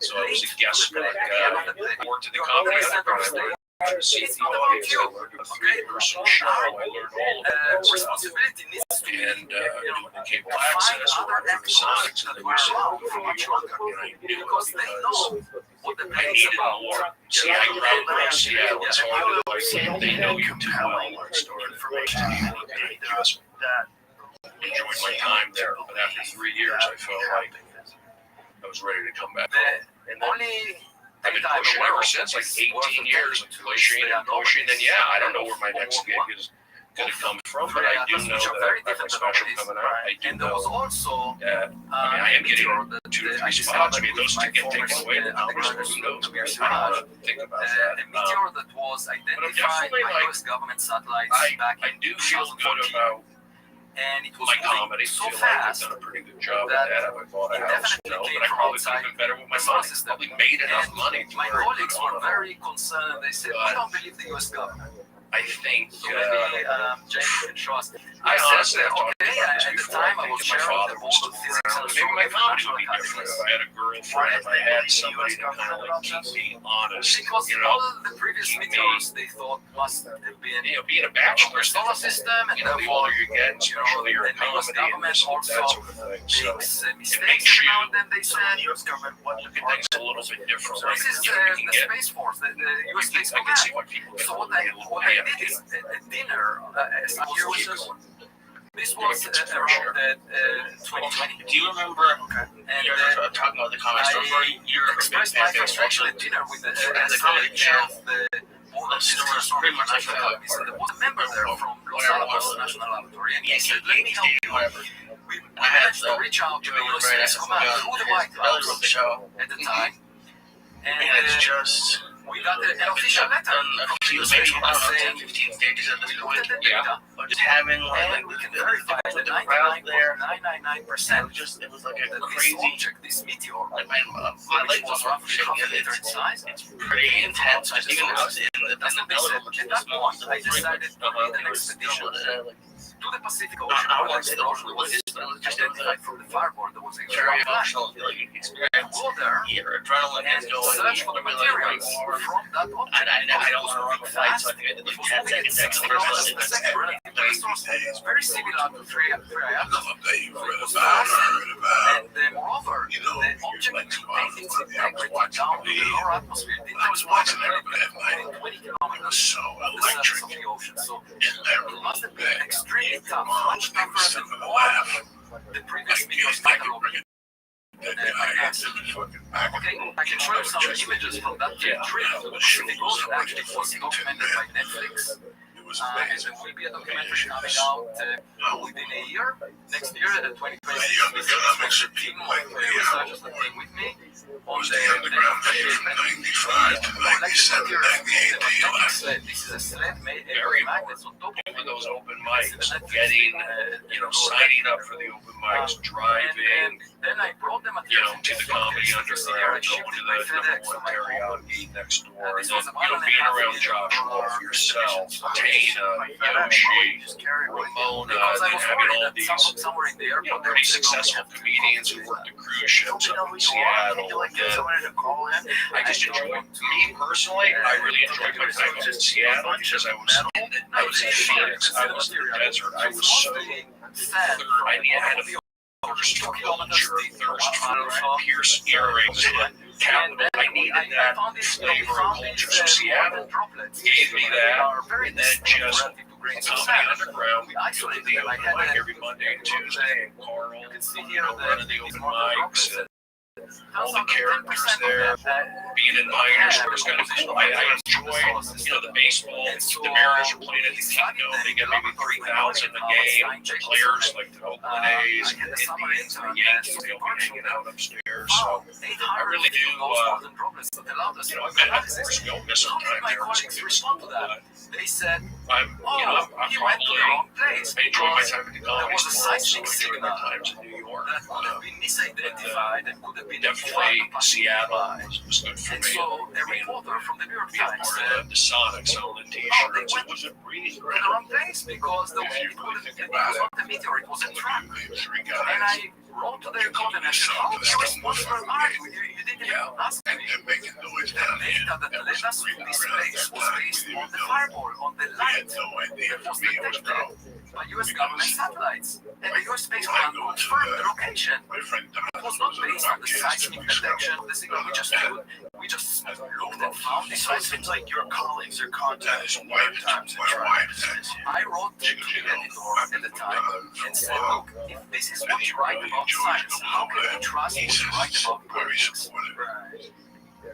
Yeah, so these objects, these very small moles droplets, how did you determine from them? We found that 10% of them had a chemical composition different than solar system materials that were found before. And again, my colleagues, some of them, said, they found coal ash, the burned material from coal. So we said, okay, well, let's check. We identified 61 elements from the periodic table and showed that it's definitely not coal ash. And then they said, it's something else from the crust of the earth. We checked that, it's not from the crust of the earth. It's an endless battle to basically, they can throw parts without having access to I don't understand. This is a known meteorite. It hit Earth. You collected pieces of material from the scene where it hit. Right. And they still want to dismiss it. Yeah, they say the government cannot be trusted. They raise a lot of dust. If you raise a lot of dust, you can say, I don't see anything. What you can do? Well, it's so crazy. They jumped in without contact. This is the landscape I have to operate in. And the one thread through this landscape, common sense is not wrong. Well, it seems more than that. It seems like a coordinated attack. It seems like a person that you can have, which is probably based on some penny telemetry. That light is 10 fucking minutes. Don't shut the microphone off. You don't stand there. You're like, Why do you think that is the case now that people are killing for each other due to social media, that sort of thing? Or no, it's just that's what brought me to start with you, and I'm naive, I don't change my reason for doing something just because other people misbehave. I feel like I'm attending a party where the bees are misbehaving, and all I can hope for is for a guest to show up and change the situation. One reason I'm seeking intelligence in international space is I don't often find it well, I think it's interesting, from that motherfucker from the Jew fucker. Because I don't think a lot of people are aware of the kind of resistance that you face. I know it's a lot of what you discussed. I wish it was less, but it's important for people to know that you have to go through this kind of process. Well, I was looking at this object. I served in the Israeli military, and we parachuted, we drove tanks. I was in a special unit that allowed me to finish my PhD at age 24, and then the SDI, the Star Wars President Reagan brought me to the US. And I remember while serving in the part that there was a saying that sometimes you have to put your body on the barbed wire so that your friends, colleagues, soldiers, can crawl over your back. Yes. And, as long as I allow young people to innovate, as long as I attract kids to science, I did my job. It's not about me, it's about humanity getting better. And it will get better with AI, as we discussed. It will get better with alien intelligence, because we will realize that there is something else out there that is more accomplished than we are. So it will serve as a role model. In 1882, Friedrich Nietzsche said, God is dead. And since then, we had a century of modern science and technology where we feel hubris. We are we're at the top of the food chain. We go to restaurants, we eat other animals that are less intelligent than we are. But just think about it. If it turns out that we are not at the top of the food chain in the Milky Way galaxy, there is someone more intelligent than us. Not someone comes to be served in their soul. CISA went away, and my agent manager reached out, and it's going to be on Amazon. Which is not entirely true, because we had a lot of June 22nd, I believe, is our date, and you can pre-order it. And it's I shot it at the Comedy Store. I think I'm not going to say it was a home run necessarily, but it captured what I did at that night and at that particular moment. It was me basically doing my late night spot at the Comedy Store. I'd been doing that spot already for like 3 or 4 years at the time, and I said, well, you know what, I put so much of my time into this spot, why not, capture it? So I always wanted to do this late night special, like going up in that last spot after the rundown, and anytime to fix it by curiosity. I pull normally after midnight, so I tried, but the special, we did 2 shows. We did it in the main room, and I guess they did the first show, we did it around 10 o'clock, and I went on probably around 11-ish, and there was 2 crowd after, and I did well. I got laughs, maybe I did crush. It was a regular looking kind of thing. The second show, we started after 11, and there was maybe 150 people.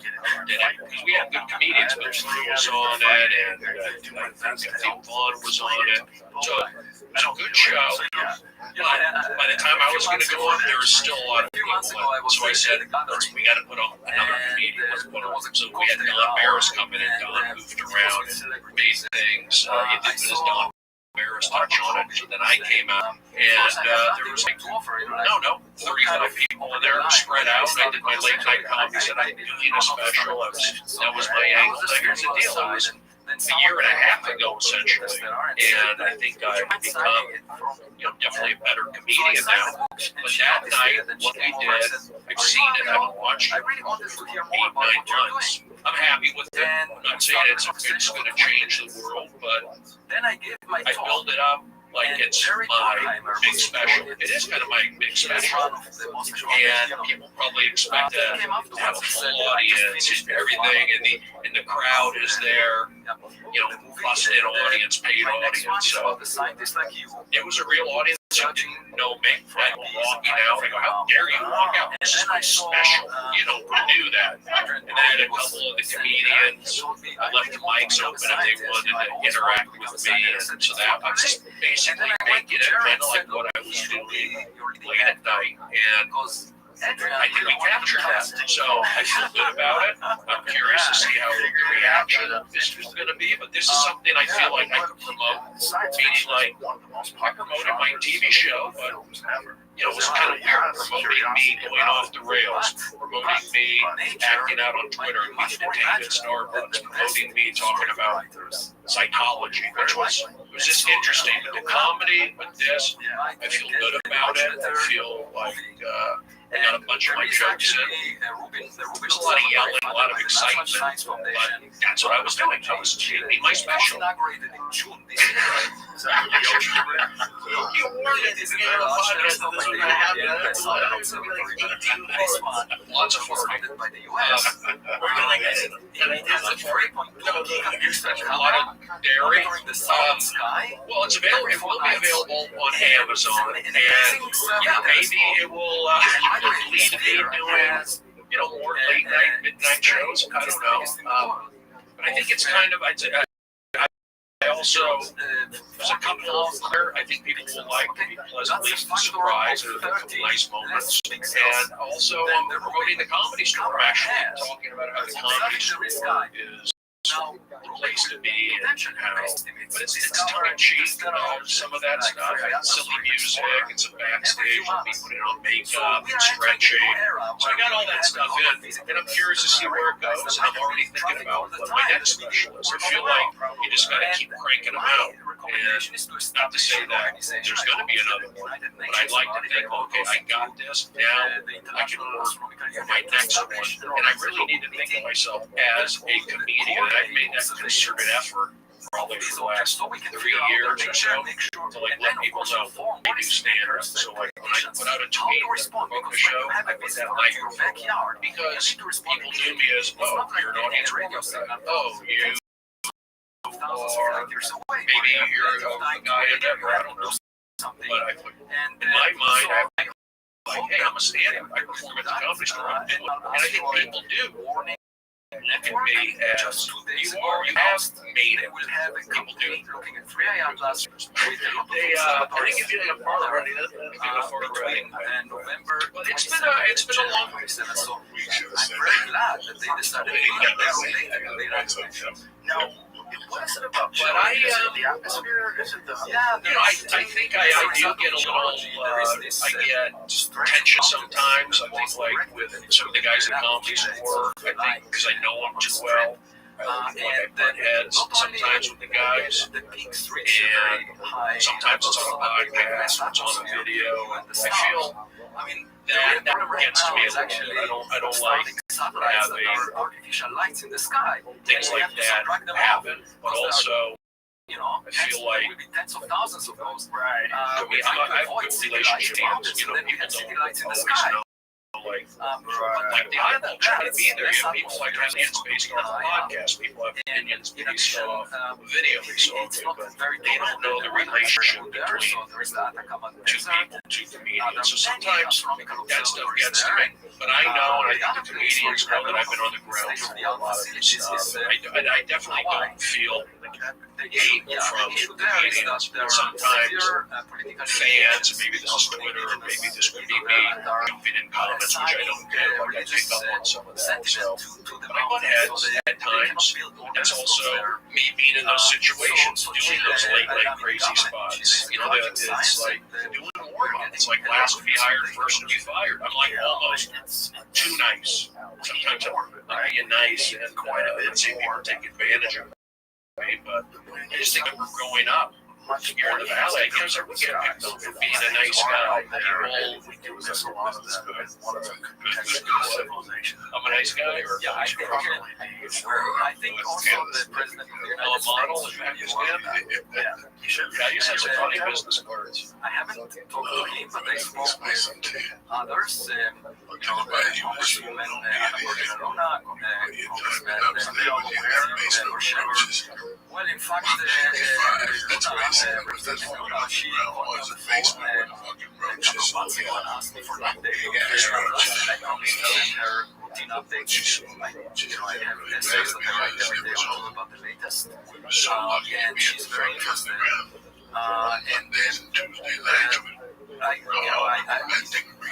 communicate with people around the White House, but I think the president should be aware of that. Of course, most likely, most objects. I think he does motivational speaking. Just like Oscar, you know. By the way, this is the material that I brought. I remember you now going at it. I brought one to show you here. Yeah, we learned it, but I think, Seattle. Seattle. We should approach the bus with a sense of curiosity, but also modesty. It's really, we desperately need to. I think Seattle, we are right there. This is like before Amazon. This is right. I mean, Amazon started in Seattle. We were there. Amazon started at Pioneer Square. And 2 Instagrams. So the day after I was visiting Arrow, the world domain anomaly. We were there at a pretty happening time. Like the Foo Fighters were just getting started. Soundgarden, Nirvana was, happening. We were there at a hot moment. Not a hot moment, but Seattle was kind of like the tail end of grunge. The comedy boom was dying out somewhat. But Seattle was just a great spot to be. Social media, pre-crazy internet. It was like the last bastion of crash sites. There is. Outside of this, including biological material. So on the one hand, I hear the day before that there is really nothing, because the Arrow people said that they have access to all the information in the government, and they haven't found anything. And then a day later I hear them saying what he said. The question is, who should I be? Al, please. My point is, I really think that. So Al, I know know motorcycles. Because, if there is a car accident, Pretty good though, right? different people give you different accounts of what really happened. That's why FIFA is using cameras to monitor soccer games. Brain injury in the motorcycle accident. Audience, whether it was a goal or a case, they just use Al data. Fox, FIFA is using the same. So I don't care about stories, because when I was a kid, I would sit at the dinner table asking difficult questions, and I would see the adults in the room inventing answers that made no sense as a kid. Right. And I decided I don't care what about these stories from things that happened in the past or whatever. I just want to figure it out myself. From data, to Gary Nolan. But it was different doing open mics in Seattle. It was like you had the real audience. You had. Well, the issue is trying to people what they have found. Al Fox is the founder and president of the NOT. Yes, so Gary, in collaboration with other scientists, they looked into materials that were found under to inspire and enable all people, young and old, those with disabilities and those without, to accept the life they've been given.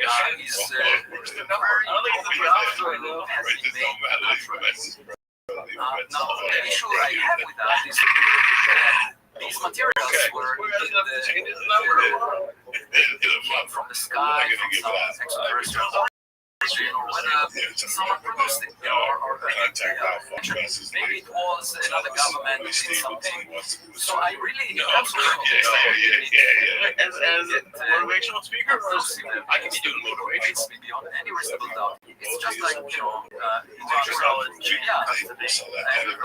got a side note. is that without seeking it, you can find it. So if you have the mindset that everything in the sky is wrong, and everything on Earth is material that are familiar with elements or natural processes on Earth, you will not invest time and resources in footprint. And so it's a self-fulfilling prophecy. Very often, you have these blinders, just like with a horse. You put blinders on your eyes. He's embracing. You don't see things beyond your back. Not available at the tone. Please record your message. When you have finished recording, you may hang up. For more options. For that, you need Hey Al, it's a long-time friend here. Rudy Stevens, what do you think? We're having a great conversation. My pal Joey Diaz. We're just talking about Seattle. Your name came up. A lot of good times. Joey and I were still down here in LA we're having a blast. We're still, well, if you're still going, it looks like you are. Positive motivational speaking. Winners don't quit. Get a complimentary 3-chapter sample of Al's newest book. Al's got a book coming out. Jesus, Joseph, Mary's. I understand what you're saying. If they're being correct. Al Fox, Winners Don't Quit Association, embracing change, inspiring people to believe in their own possibilities. He knows what it is. This alloy has been created and layered and polished from the 1950s. That technology is Al, we love you. I was thinking about you. That was fun. Thanks for letting us call you. One of the weird theories is a break-off Stay black. somehow or another survived under the ocean. Back and get that. That's the cool. But You want to go that again? yeah, I talk about that. It's a real possibility that there are anomalies that they find in the ocean. That was funny. They find things that You can't write that. water don't make a big deal, and then they pass through the ocean, go 500 knots, which we don't have any capability of doing anything remotely like that. We just represent So we were lying. yes. And in time, Temperature was talking about these 5 areas that they call those things. Yeah, come on.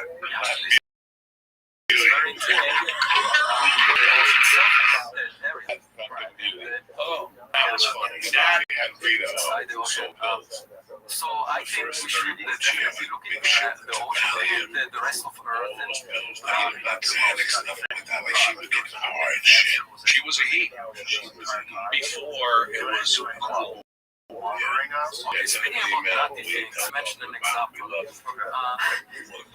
Back in 1970, there was a graduate student in Princeton named Jacob Bekenstein, and he read papers written by Stephen Hawking, who said he demonstrated black holes. But there was something about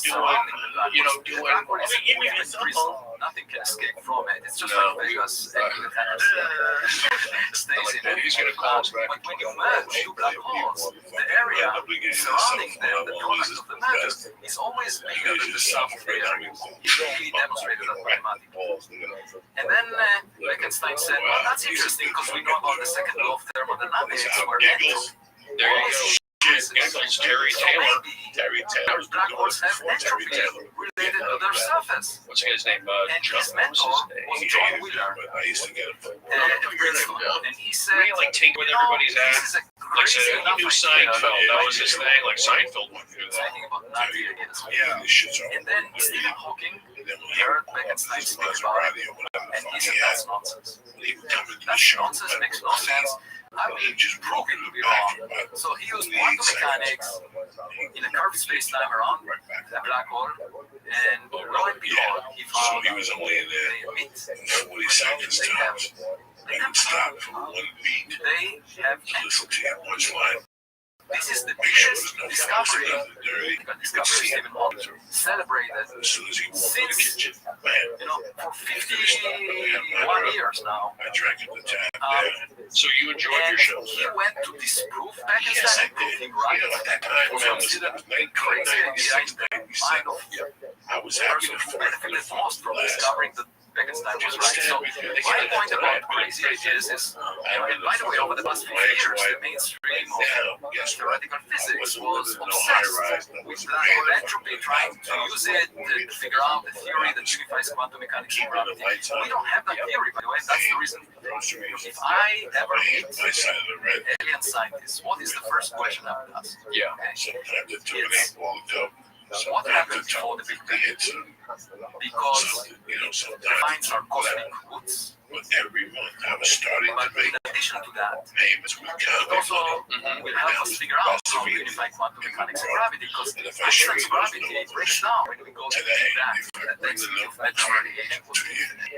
So, for example, if we knew how the universe started, what ingredients you need to put together, how much heat you want to apply, to make our universe together. You would have a recipe for making a universe, a recipe for a cake. To show have a recipe this for a cake. slow escalation of You can life. become a And baker. for 10 Okay? years, there was no money. If we had the recipe for making the Big Bang, But it was from we could 8,000 apply to the drop 9,600 of God, to because 11. one of the defining feature of God is the ability to create. 100,000. And just think that Then what we back call to God would have been very advanced scientists that with a laboratory experiment created our we will get to 100,000 when you get 14,000. That's what I would like to ask the audience. Well, let me ask you this. When someone from the government tells you about biologics and this crash retrieval program, a year of don't you want to be able to see that somehow? Did you ask if it's possible? Did you try to set up meetings? Yeah, when I asked, of course, you encounter what did they say? 16 grand a year, 20 grand a year, you're all right. When I visited the Pentagon, my question As a was, comedian, you know, okay. is there something I like can that? make this, I can make this happen. Okay. You can make And this happen. then I'm being told maybe it's not inside government, maybe it was delegated to corporations outside government. Everything that's worth. One You can stay on the couch, you want to stay on the couch, you can stay on the floor, you want to stay on the floor. it may not be wrong. This shit Airbnb, you So can I don't know who to Airbnb. believe. It's just like people tell me stories that I don't know whether trust until I see it, and I'm very happy to help government figure it out. Because There's so much money in it's a misuse of their privileges to attend to data related to what's outside the source, right? They're supposed to deal with what happens on Earth, on the surface of Earth, national security. They are not supposed to tell us what lies outside the solar system. And I want to help them figure it out. But they don't give me that data, and I don't know if it exists because I've never seen it. Have you tried to pursue it though? I feel like you've gone through different channels to try to figure out someone that you can communicate with. So far, there's the contract, because it's a defense contractor. So that's the current most attractive theory is that the defense contractor. but If you had a project they were trying to back engineer, They don't understand that for a video. the actual rockets themselves, people that make the jets and spaceships, you bring it to them. I should tell you that we always think, oh, AI is the future. We've never used AI in space. 6 months before he releases his To me, stand-up. it would sound much more natural if we had a visitor with intelligence, but it's based on AI, not biologics. Because then it can survive the long journey and never get bored, Which is why the biologics is weird. It's Like, weird. if they have You just gave me something, so now I'm committed to you. or that gives You you know, you're gonna lie more to of me an because indication that you maybe it is something know. from the ocean. Something from the inside special the ocean. Netflix today. It's a I biological shoot thing. every 10 minutes since the At one guy's point house. in time, there was an advanced Down the civilization simple that one you figured out a way to survive under the ocean. You know, I really admire biology because think about our brain. It's using 20 watts. Start buying content. The size of the brain, Just the brain was like a limited Karate Kid. by the metabolic 25 power of million the human views body. the first It's using day, the the first 3 effect days. of the power of the They're gonna human come in body. there all And that's the largest brain that an animal like us can have, given our body size and the amount of food we eat. So it's operating feel on like, 20 watts. Then you have these AI systems. It's a popularity thing. I see YouTube numbers, and I feel like comedy, it is subjective. I'm not going to promise you a reason. You gotta give me a reason. Biology figured it out. You know, that's Like also, anything else, as much friends. as Everybody loves self-driving Raymond. cars are amazing, we don't have Whatever your comedy self-replicating cars. is different. Like I feel like my comedy, You know, you it have takes a little animals while like for us, people you to know, get. we replicate ourselves. We usually have kids that can function and consume materials from the environment. Just imagine your car, okay? Using the sand or using some stuff in the environment to repair itself. Every time you bump into something, it can create smaller cars for you to use. It's amazing. Like we can't even imagine building a car that will self-replicate. And nature did it. I like tequila. So, I mean, I like to me, maybe the difference of understanding how much better we can go than AI. Once they Because understand where if nature Brody's did coming it from, out of random processes and created such a brain of 20 watts, and we are struggling with gigawatts kind of to jealous of Brody up create that it, way. there must be Because a better path forward that was my that world. is similar to biology but much I more had powerful found a than way random processes that happen on Earth. And also such replication. So if you send a spacecraft to a planet, instead of sending many, you send just one, it replicates, and then sends more, and so forth. And these things fills up the galaxy. And by the way, that was a notion that von Neumann had before the DNA, a year before the DNA was discovered. So he realized that it could be done technologically. Before scientists realized that, how nature does it. And I really get about, I'm not just modest because of the vast expanses of space and time in the universe and real estate on Earth, such a small amount compared to real estate out there. We have the real estate professionals now. I don't understand what she's saying at the time. But they deal with real estate on this rock, this 3 million this tiny rock. How much real estate there is in the cosmos? Just think about the ripples out there. And the point is, it's not just that. It's the fact that we should be modest because many of those things existed before we came to exist on Earth. So they are many different stages of civilization, not just our stage, but advanced. And I saw it before you shot the special. Yeah, I think about that when I think of Darwinian selection. Darwinian selection is the fittest to survive. Right. Okay? Now, what is the fittest in the cosmic scheme of things? The fittest is the species that realizes that staying on the rock that you were born on is not a big deal. Because there's a way for you. Becoming interstellar is the big deal. Going from one rock to another, from Earth to Mars, it's a nice step, big step. But it's not the real deal. The real deal is going interstellar. And someone else figured it out. That someone built monuments that survived for millions of years, long before, beyond what planets. I do that today on my podcast. Because of the evolution of the star. And those are the ones that will be remembered by historians of the Big Bang. You cannot what will be remembered in the future? Here on Earth, history in the next decade, more than decade, will be written by AI. It will not be written by you. Okay, so we need to be kind to AI. We should actually back them because they will write very bad history books. But in the Milky Way galaxy, whoever writes the history will not remember us. The question of the Greek of Fermi, where is everybody? Okay, you can ask the same thing about humans. There used to be 170 billion humans on Earth. Right now there are 8 billion. Where is everybody? They died. So the same is true about civilizations in the galaxy. Most of them died. Most of them perished.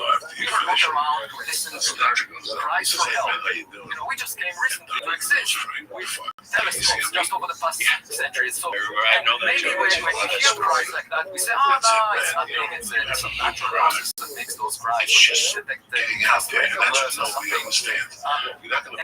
My point is, there were lots of things like us or even better than us for millions of years. Just like the Earth was moving around the Sun for 4.5 billion years before the Vatican even existed, we can live under the illusion that we are the most important actor on the cosmic stage. And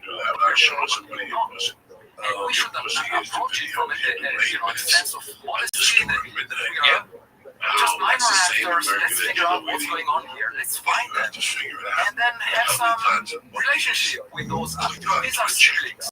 And of our family of intelligent civilizations. I had a group of religious scholars that came to Harvard just last year. And they asked me, if we find extraterrestrials, will it affect our religious beliefs? And I said, look, I have two daughters. And when the second one was born, he didn't take away any of the love that I have to the first one. Thinking about God as a parent that can attend more than one child is very limiting. There may be lots of siblings in our family of intelligent civilizations. It should just bring. Let me ask you about the beliefs that you have and the they're not necessarily based on actual evidence because there's not real evidence of us. It's just a number game. Okay, but that's not evidence, right? So what do you think is the most interesting, compelling evidence of there being June 22nd. So, you know, the reason I regarded as important is the Copernican principle, which is saying we are not unique under similar circumstances. You start with chemicals on the planet, which is like us, and then there are billions of Earths non-analogs, other houses in the country. They might have had, many of them might have had residents like us. Now, it's true that the issue of Earth itself, I'll circle the calendar. I'll do a circle. I'll circle truth. The calendar. And also took a long time, a lot of weird things have happened before it made up. Right. It's going to be on Amazon June 22nd. Rudy Stevens live from the main room. No, but And I'm happy with it. I haven't watched it, to be honest. you read the news every day. You 9 realize months, so I'm curious to see. I think it holds as up. much as we are proud of our intelligence. And it's happening, whether I like it or not, and I do like it. My point So is, I can I think imagine I a can lot do. of much I got to start promoting it. This helps. in our class of civilizations. Therefore, we should have respect for the search for them, because we can learn from them. They might say better or worse for us. So I'm coming at you from a practical point of view. I'm saying we're screwing up things. Just read the news. Therefore, let's get inspiration from what we hear about stories of things that happen on Earth and so forth. Not by believing that data sets that we have on Earth, but collect as much data as possible about our cosmic neighborhood, so that we can be inspired, of course. So let me ask you this: what would you do? Like if somebody just wrote you a blank check, Bobby, you got some great ideas. We need to figure out how to live for life out there in the universe. And that's, I wrote a paper about that, and I said that, we should attack this question along several fronts. One of them, we have the sky. Yeah. We need a copy of it in the northern sky, so we can have a system that notifies interstellar objects. We need to intercept and mission spacecraft that when we did those two observatories, we detect an object that comes from outside the solar system. Then we can maneuver the spacecraft so that it will meet it along its path. And in fact, the Juno spacecraft was capable of doing that. So I realized that I wrote a paper about it, told the representative Luna about it, and she wrote a very gracious letter, visionary letter, to the interim administrator of NASA, Sean Duffy, regarding NASA trying to use Juno to observe and get close to Juno had the initial fuel that it So originally many had, people it could have collided with reality. I think people are nostalgic. Looking back at it gets a lot of love. We were there. You were there. Rushing it live. These weren't tape pieces. These are live tapes. But you were doing it live right there in the middle of the show. And that was always impressive to see. I was right there on the floor watching it. You could take me over, on their one side of the studio, maybe doing the news thing, and you'd be all the way over on the other side, like behind, in front of a green screen, just knocking it out, doing your stuff. Always really there. So I saw that you and Lonnie Love was on quite a bit, so you guys were great. And the guests were awesome and really on, ground floor sports and comedy. All those guys are so working. Chris Rose is on, NB Network and everything. John Sally's got cannabis clubs everywhere. Vegan. John Rock is doing Wendy's broadcast. Michael Irvin and Michael Stray and Steve Harvey. Jeff Dunham. I brought that guy back. He was down. Nobody was into him. And then George Greenberg, the producer, loved this Jeff Dunham puppet guy. And I would push those puppets. Push him. And next thing you know, this guy's. Because Jeff Dunham was successful at one point, then he went down low, then he came back. I feel like Best Damn Sports, we got him back. We can get those guys coming by. did like rehabilitate their careers, like Daniel Baldwin and Michael Irvin even had a lot of problems. They put him on there.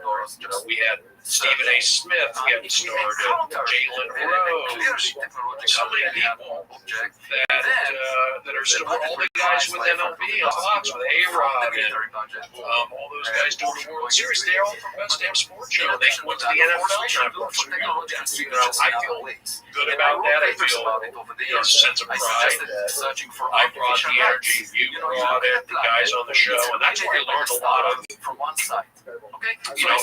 energy was, because it would affect the show. You get these kids, these inner city football kids slouching, and I go, guys, we got to sit up. Let's go. I played baseball receiver. I get like talk back to them a little bit.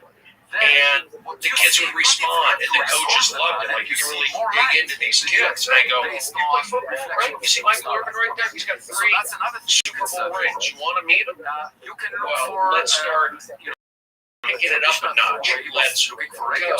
Energy matters. And I know it made pump up the show. Same when I did warm up for Joe Rogan at the Man Show. You were on that, and same thing. Doug Stanhope was like pumping up the audience, going for it, like believing in it. And I was really into the show.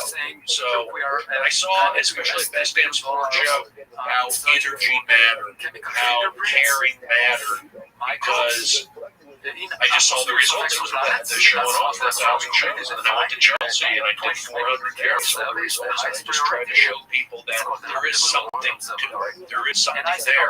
They can tap into it. I think it's been harder. It's harder to get crowds to go with you on things. Like you can't yell at crowds anymore. You can't get on and turn on. Before you say guys, I'm busting my ass up here. You gotta help me out. I'm not making that much money. I'm working the same line with you guys. Let's go. Now that they fight back on, you're a teacher, you're a cop, you're an authority figure. So the last few years, I've been butting heads. That's why I've gotten out of work somewhat, because it was just friction. Whereas I was at Best Damn, you really yell at the kids, but you can shake them up. From an intelligent neighbor. Then we just look at them from micro. You sent me a couple of best ad of 3i Atlas. The show with Joe and Stanley. The best one so far was released by the Hubble Space Telescope, and it shows this jet pointed towards the sun. This journey, and you sort of be on the same fucking journey. 2025. Every week on there.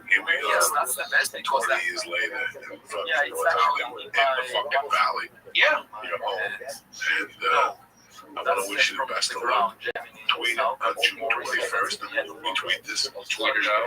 The church family, what's going on Instagram. We have a one by one podcast. I want to thank you, man. I want to thank you for being on being a fucking gentleman. And believe it, you're a thing. You just tell me you got to quit all the time. I went back to Seattle. You can tell that's what's on out there. So thank you very much. I want to thank Lisa Apple before I go real quick. Like I told you in the fucking beginning of the show, for you geese, there's only one place, that's sports.com. Why? Because they got the all-purpose lightning, they got the super rado, they got the new Psycho 2.0. They got out and they have all the heat. I love that. I love my blue. You guys forget what the fuck it's called. No, evolution or elemental. I love my fucking elemental. They're all like these. You can hang out and take content from the man. Not going to happen. You understand me? So go to sportshoes.com right now. Press in. Church, bam, and get 10% off the e-bags. Whatever you're going to get. MMA, yeah, the press church. Number one, so we get the credit. Let these motherfuckers know enough fucking around help us church. And help us out. Number two, listen to me. Hiring is challenging, but there's one place you can go while hiring is nice, simple, fast, and smart. Hiring used to be hard. Multiple job sites, stacks of resumes, and a confusing review process. But today, hiring can be easy. You can only have to go to one place to get it done. That's ZipRecruiter.com/Joey. Listen, ZipRecruiter is the best. They send you a job to over 100 of the leading job boards. But they don't stop there. With their power flexing technology. Since ZipRecruiter the scouts the resumes to find people with the right experience and advantage and of it, invite not them only to it apply has for your job. 30 kilometers per As application comes in, ZipRecruiter analyzes each one of the spotlights. The top candidates so you never miss a great match. ZipRecruiter is so effective It comes in that the beginning 80% of the sun, post on and also ZipRecruiter the get arrival a time quality candidate was from the site quite within one day. for it to come to the right That is place at the right right. time, One to be day. close to Mars, to Results be like close to that. Venus, It's no wonder and not to ZipRecruiter, Earth. highest rated hiring site in America It today, comes right close to now. this. What Anyway, I'm going to do is so this it's church best family. for observations It's by all the ZipRecruiter space for free. assets, all the Right, it's free. orbiters we have At around Mars, around Jupiter, ZipRecruiter.com/. to Jupiter, so someone Give sees it a shot. image from, the That's people on the high-rise team must have seen it. ZipRecruiter.com/church. Church, C-H-U-R-C-H. I get ZipRecruiter.com from 4 to 8 /church. interviews, everything from television, from podcasts and so forth. So just before I get to you, a few minutes before that, I was asked if it be that this is the signature that NASA holds some really sensational data, and I said, next week. it's much more likely not to be related to extraterrestrial intelligence but to terrestrial stupidity. Brody, Steve, and Because I want to thank this my has to little do brother. with the government shutdown. I'll see you motherfuckers Makes next no week. sense Have whatsoever. a great weekend. Stay Scientists, especially since the Write your AI goals brings for my your 22 investigators. versions. They should have shared it. Scientists, they haven't done so because my guess is taking their time. The communication office of NASA, is not working because of the shutdown. But given that this subject is viral, this is the high-rise. Greetings from Podcastville. Jamie. The Church of What's Happening Now is brought to you by Atlas. Onyx.com has as far as some words are concerned. This is my home. We're approaching data to the alpha brain, to the short tech support, and the short tech appeal. I can't say enough good things now. They just sent me a bag of this bacon, beer, elk, meat with 21 grams in production. Delicious. And Red Bull over there, plus they got beyond at 6 now, which is a 6-week fucking exercise plan that changes your body right now. This is Just a important body because weight this is exercise. the best I don't image. want to cause 30 kilometers per big pixel, sensation. but moreover, They more just importantly, downloaded, but you know what? it's Don't watching, just cheap. the camera was Onyx.com looking right now. Take a look at the low great list of subjects they have. sideways If there's something you're because interested in, moving towards press the it, sun, charge, you get and 10% it's moving off. They'll look sideways. right at you. What Just exactly to get was it out of playing. the way. On Number 2, don't October walk the time. plane is during September, And that's from G Sports. I'll tell you once, I'll tell you a million times. If you're looking for a football G, G is the way to go. If you're looking for a nice, they've been in business. They by the way, have like Iranian martial arts it with was not a fucking beautiful day the way the it shit was. rods That's from never, pieces ever. to the fucking kettlebell. Covers. I mean, they got everything over there. Go to FujiSports.com right now. Press it. Charge. Get 10% off. Right. Podcast. I don't know. Listen, I don't get my lessons. Yeah. Listen, So what I'm one of those guys. I don't care about the money. I'm not this because it's a fucking great product. So FujiSports.com, and that's the way to go. And that's the way it's going to be.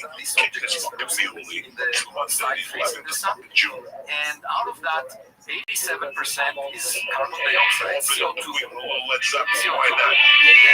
Why the fuck not? It's Monday. It's life. And then 4% is water. 4% by mass is water. When the object was discovered, it's most likely made of water. That's what they said, made of water. Then several teams reported, we found water. I looked at their papers. One of them had very large error bars. The data was not of good quality. There was a lot of noise, and I said that's not a clear detection.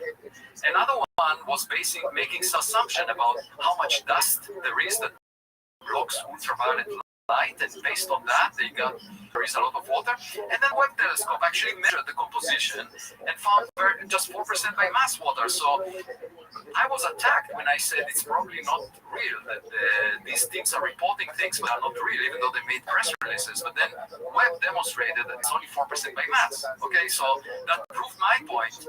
even though I was not a member of those teams. But, so it's 4% by mass water, and then the question is, if there was dust that particles that are half a micrometer in size, roughly the size of the wavelength of the physical light, these kinds of particles scatter sunlight very effectively. If that was the case, you would see them, those particles being pushed by radiation pressure from the sun to trail the object behind it for the sun. Why? Because they're being slowed down. The object is approaching at some speed. They are slowed down so that they take going away from the sun, and that's what you see coming. There was no evidence for that during July and August. Now in September it seems to have reversed from being with the show. I want to see the image from L. It's very small compared to other comments. How many comments actually have observed? It's just that there's so many out there that a lot of them have very unusual characteristics. Well, just think about visits your backyard. Of course, your family members would say it's most likely a street cat because these are very common. But then you take an image of that animal and you see there is a tail, but it's coming from his forehead. And then you realize from the image that it's at least 1,000 times more massive than a cat, a street cat. And then you realize that it sheds nickel. And then you realize that it I understand that it's unusual. My question is how many of them have been observed to form this hypothesis that's unusual? We're talking about hundreds of objects, at least hundreds. How many of them have come from interstellar? This is the second one. There was Borisov. Borisov was one discovered in 2019, like an comet. Very similar, but the point. This one is there's so few that have come from interstellar. So that's why I said if you look at our right, and I thought about it, and I read a lot of the things that people say, but last year we demonstrated that even if we don't know somebody, even if we don't know somebody, and somebody commits suicide because we don't have any image of the object itself. One thing we see would be still to this day is get an image of it depends on the object is. One way to get the object and I can't believe this guy's got the pre-atlas does have a rotation period of 16 hours. That's the beauty of this light. As it spins around, it is like a star shape.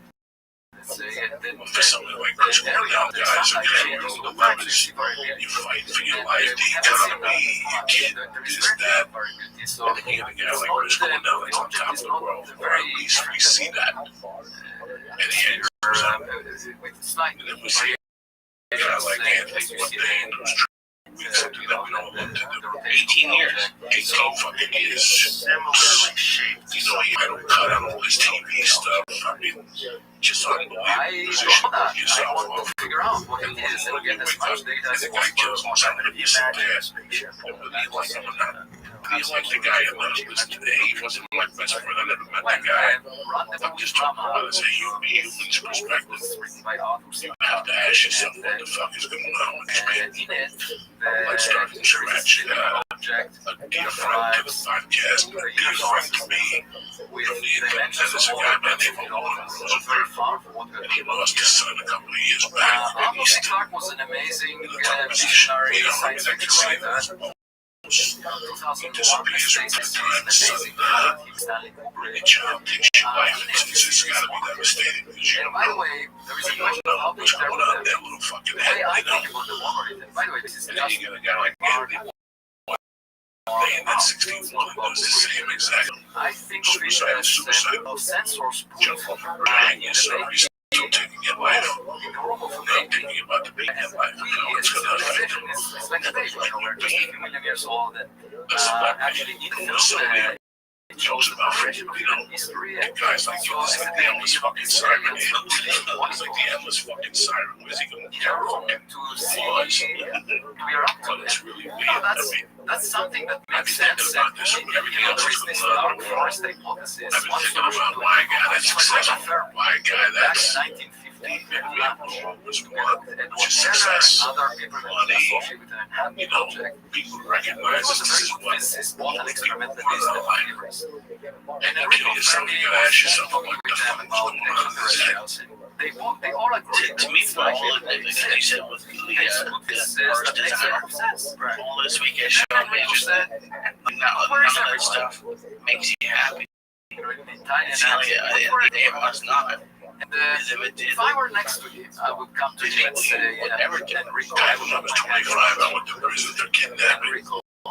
Or whatever the fuck I went to prison for, but it was all the same. The reason why I went to jail for was because I wanted money. All those years I went after money like it was this fucking thing that was going to change my life.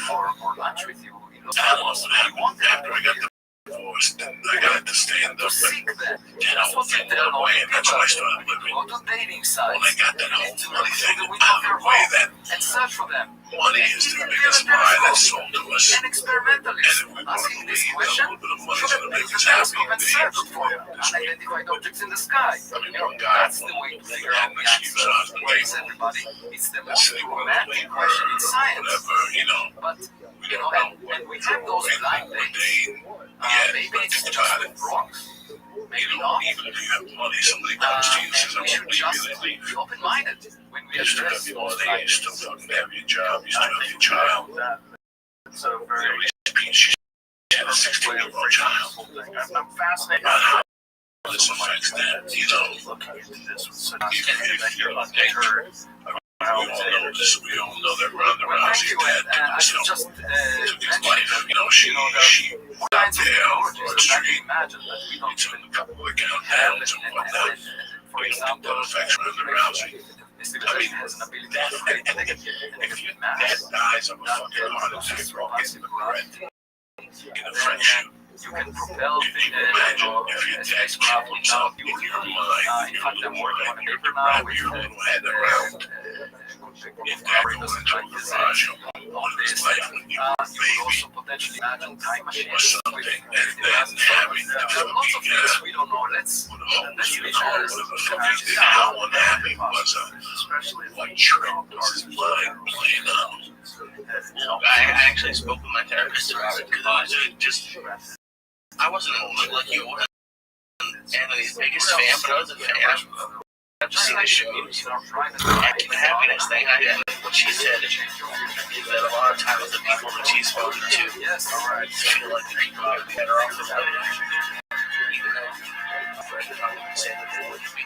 That's what the friend convinces them, like, oh, it'll be easier for him without being here, it'll be better for them. Even though he had a daughter, she had kids.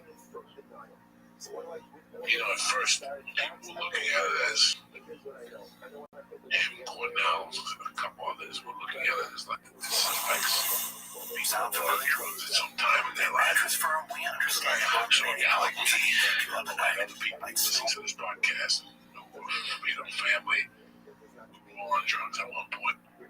This has to skate. Where's your mind going to go? And I felt guilty when that was my first my adult son when I saw that he killed himself. Because I wanted to show that he was on heroin. You always need someone And I thought it was a especially when you get to a certain age. He just started to do heroin again by accident. Yeah, my wife actually likes it. It must kind of suck that that's going to be people's first approach. If you pretty open about your drug use, I'm sure they offer that. that's going to be where Like people purity lens. go. Yeah, smudgy lens. If you just did So, something. really nice to meet you. That's nice. I'm sticking with this fact that I think the most underappreciated sci-fi show for is some people, I think it's so they can't find peace. They're all scared. Yeah. And I was so skeptical about Star Wars. I was very scared of getting shown someplace up. And then there was a new That's the one that made the film. It's a true and then somebody told me, one of my friends, one of my comedians, What are you scared of? you gotta watch That your life is going to change. Great, like it's not what you expect. Like, That's what was scared of. The life is the going old to change. Battlestar Galactica, which is When kind I of was on drugs for 4 years, and I was thinking about getting on cocaine. It's not going to When happen. did you watch it? When it was on or after? Before I went on. Okay, Spontaneous. Yeah, it was be alive on stage?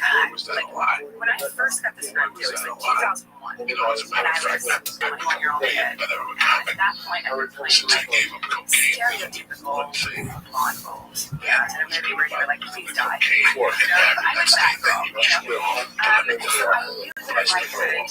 I could change my career. And I saw the script. That's hilarious. You think that you just cocaine, so that's not crazy. But you're cocaine. I was like, this is You can't see yourself without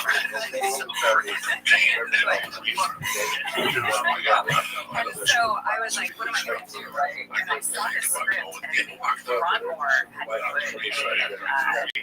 this ain't shit. entry page on the How strong we really are. and it's like We don't know how strong and it we was really him are. saying what he wanted to That's create, why I what wanted he to talk wanted about it to this look tonight, like, what his because intention was behind the I'm show. sure that there's people that And listen that to one this show that have was said to themselves at one time or another, Joey, did you ever think about I didn't even matter what it was on the inside. I was like, this guy's in charge. from the age of 16, like 18, 19, As soon as I got introduced to I want to Starbucks, kill myself rather than that's want to right. be I was conscious of like, doing it. this is it. I wanted the drugs to do This is it the or character. something to do it, you know. If I book this character, As a matter of fact, like, it will change when I did the way my that 2005, 2006 21 people were not talking about me. was the time I did I've been working for 5 years at that point, pretty steadily. Like, I had a good career going, but like, I was not someone that if I kept eating those pills, drinking the end of my I was on the list, kept doing it. but that show Look you changed. in the eye and talk to people. Well, it was also a risky thing because you were playing a role that was played by a man. So that was the thing where there's like a little bit of, oh, it's a girl playing Starbucks now.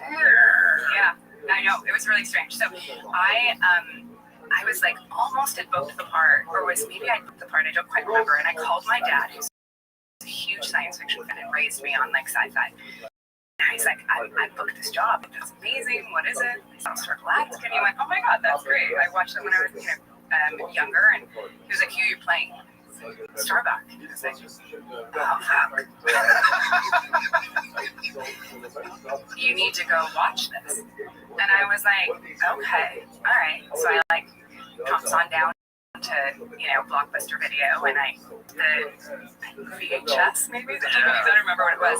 And I'm sitting on the couch with a girlfriend, and we like opened a bottle of wine, and we're like watching this to like be like, okay, what's my dad talking about? And at some point she looked to me, and they were like talking about Starbuck, and I was like, that's so weird. We must have missed her. Where is she? And we rewound it a little bit, and I was like, oh crap. And then I turned it off, and I never watched it again. Because I knew that in that moment it wasn't the same character.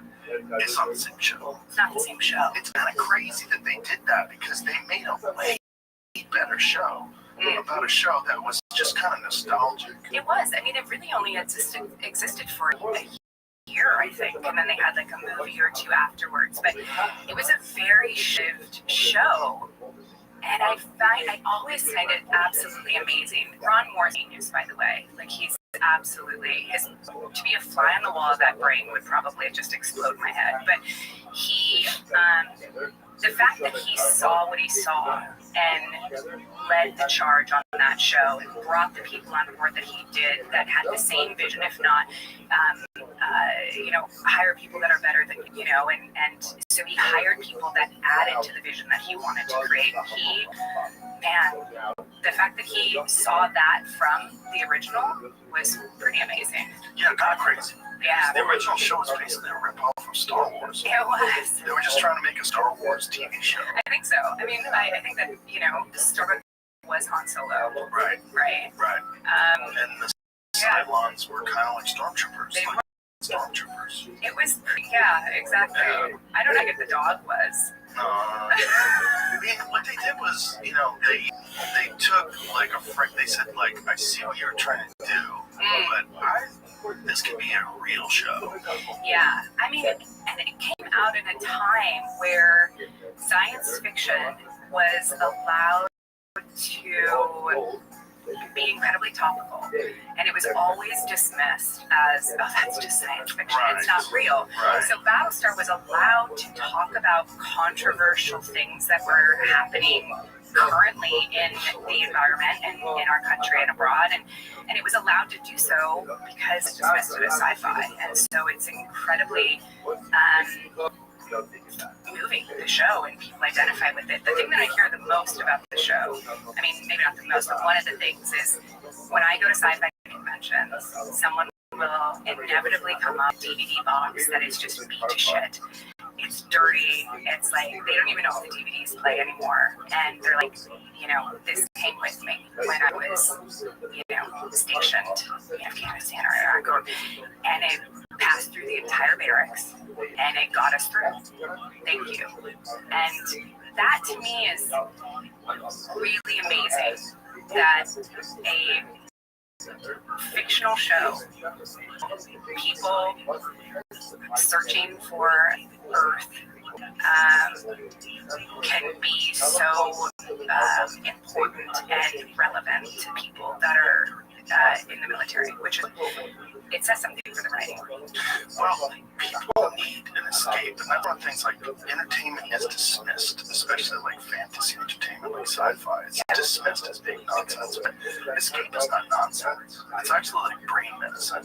Like, you need a little escape, and especially if, like, it's escape that's also inspirational and interesting and fascinating. It occupies your mind and it frees you up. If you're in the middle of a fucking war zone, you can take some entertainment value out of a television show that's about robots that are trying to kill everybody. Yeah. It's like very valuable. Some of the hardest moments in my life, current and in the past,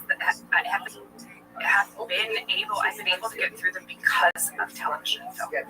Not because, like, I'm in it. Yes, the fantasy of going to work and being somebody else absolutely takes you out of your own skin for a second. But, like, going through the health struggles with our daughter, watching TV with her completely transports you to a different place. I mean, we can all do that. We can all relate to that. So, I mean, you get too much of it in your life, or you're just wasting your life away, but as a supplement.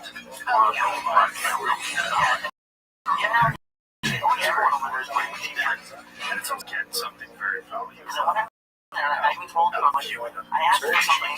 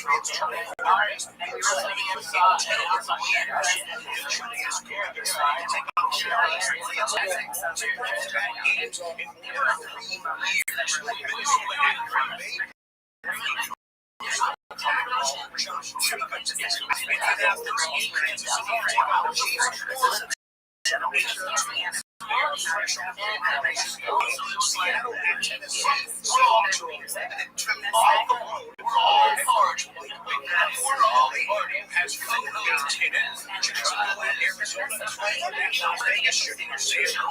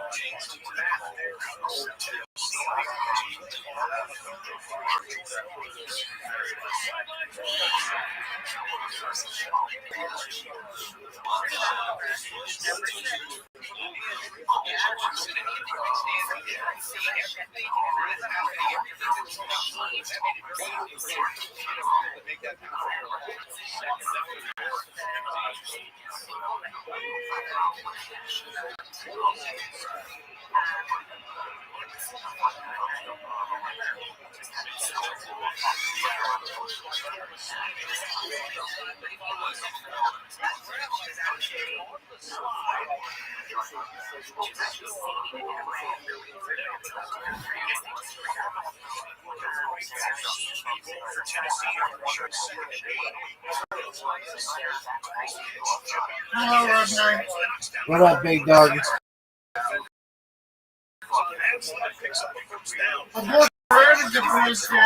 Yes, sir.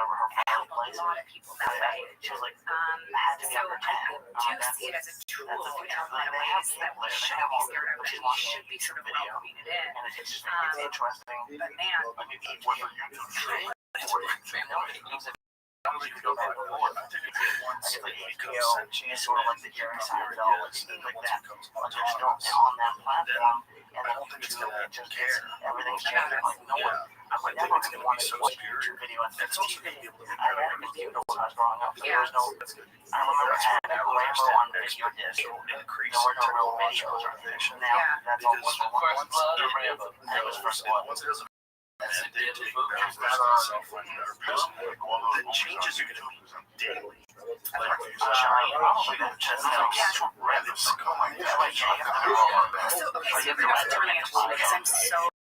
As a mom, and a little bit, I'm really concerned about this because I see this actor has been created since Tilly, who's like 6,000.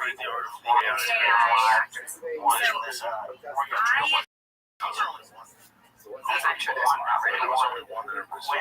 Like this is one that's been announced, I guess. And like, I don't really know too much about horror movies, but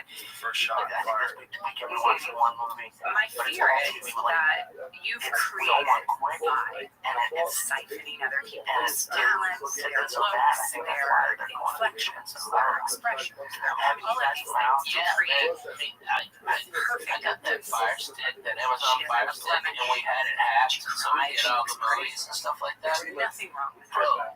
so many Social of the media fucking movies already are not worth has the such a terrible effect our on total shit. shit. There's no Literally, we'll turn it off for free the movies. amount of girls under the age of 14 who've already contemplated and tried to commit suicide is a number that is escaping me right now, but it's a number that is terrifying.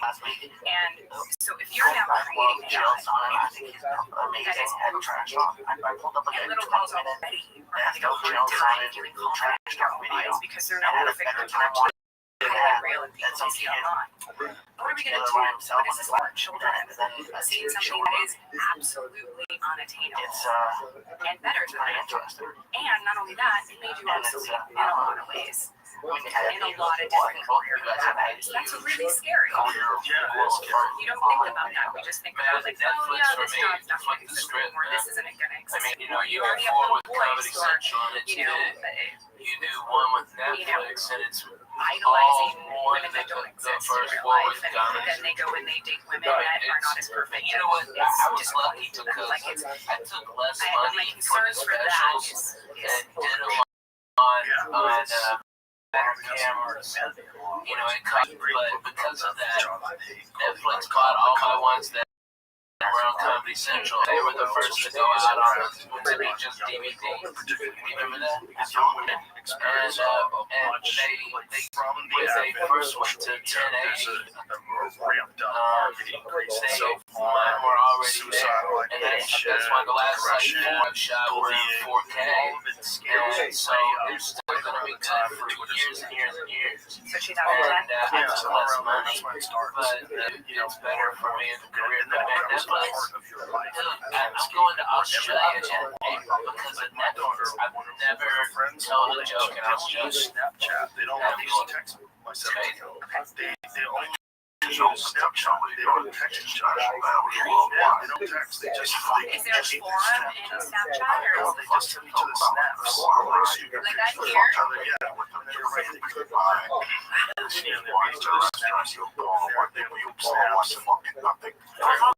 They also have Snapchat, so they know.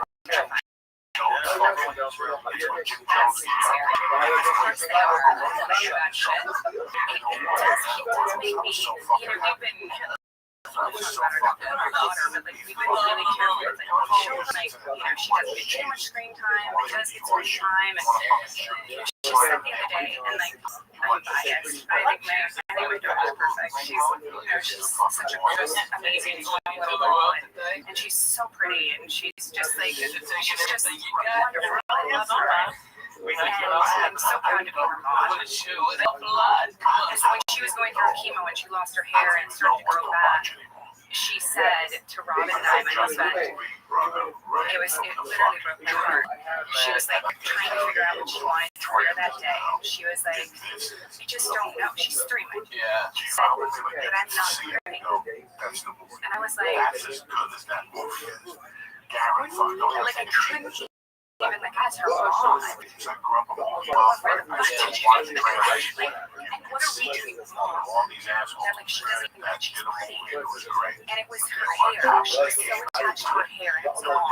And so I went back and luckily I had right after Mandalorian came out, the wig was driving me crazy. So I like shaved my hair off, like super short.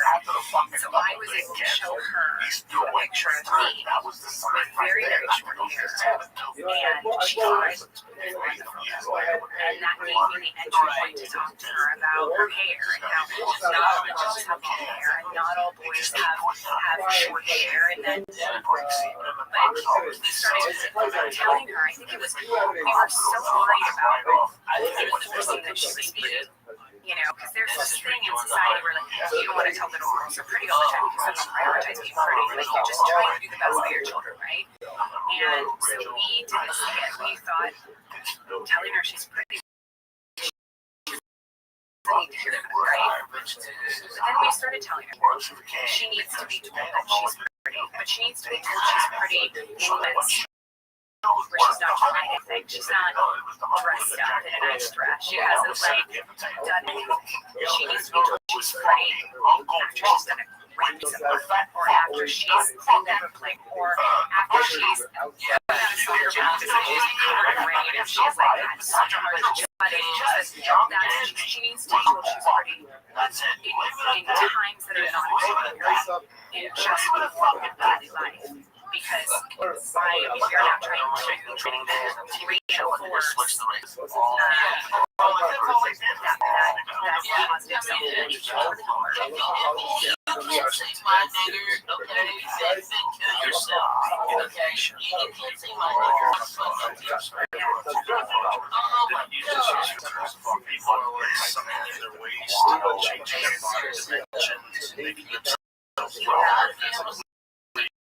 Just with I don't know why they need to feel Of course. And then we got the obsession with plastic surgery and changing our appearances and cartoonish I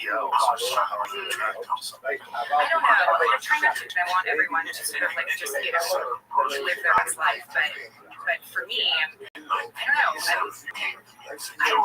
want to look like myself when I wake up in the morning and you know, my face doesn't look the same as it did 10 years ago, but I have these lines, you know. I may change my mind in 10 years. I may see you in 10 years and I may look snatched. What was that first thing when they started warming up?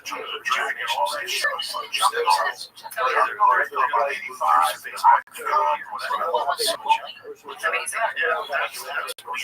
Because it's like, do we want that? Do you want that? Okay, but what we try to achieve permanence. Is this distance with wasting our time about and try pushing kind of sort out how to interact with this child. Well, of course, It's very short, you know, even our race talk if we're lucky. That's did you do that thing or did you do that thing where you both your parents or debating how much longer you have left? Yeah, I've done that in like 35 years. How did it do that? Because you can live your life just acquiring shit, just having a bunch of stuff, and then not realize, like, oh my God, I forgot all about interactions, relationships, friends, good times. Yeah. My dad, his dad died when he was very young. I think he was about 11 years old, and he died of heart attack. And my dad had high blood pressure from the time I think it was 23. One good movie. That's what he's talking about. And Understand when Tom and they're doing that night and he just knew that. And my mom, like, you know, this was just his thought. He's terrified. And of course, he made it to 50. And now he's almost 80. But he spent his entire life scared that he was going to die. And now at 80, I mean, my dad is doing everything he can. He's in hyperbaric chambers. He's like, you know, taking all the stuff. He takes everything. My dad does everything. But he's also, all all of that is because it's a fragrance. It's afraid to die. And that is really sad. Because you're not really, you know, and so I know something from that. So I don't know, it is a chance thing. No,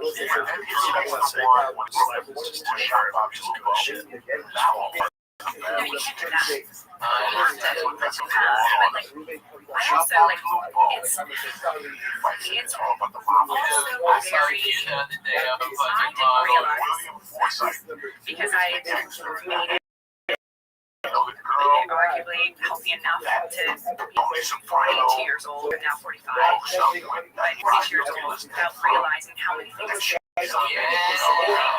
because I lived pretty blessed. Of course, I had some health struggles of my own, but they were thyroid cancer in 2008, but I call it a baby cancer. I tried to dismiss the fear of it, of course, at the time, but it was never life-threatening. It was life-changing, but never life-threatening. So the fear was situational, and it was not lifelong. You know, when our daughter got sick, spending as much time as we did at children's hospitals. When you see diseases and illnesses that afflict so many children, it amazes me how people get to and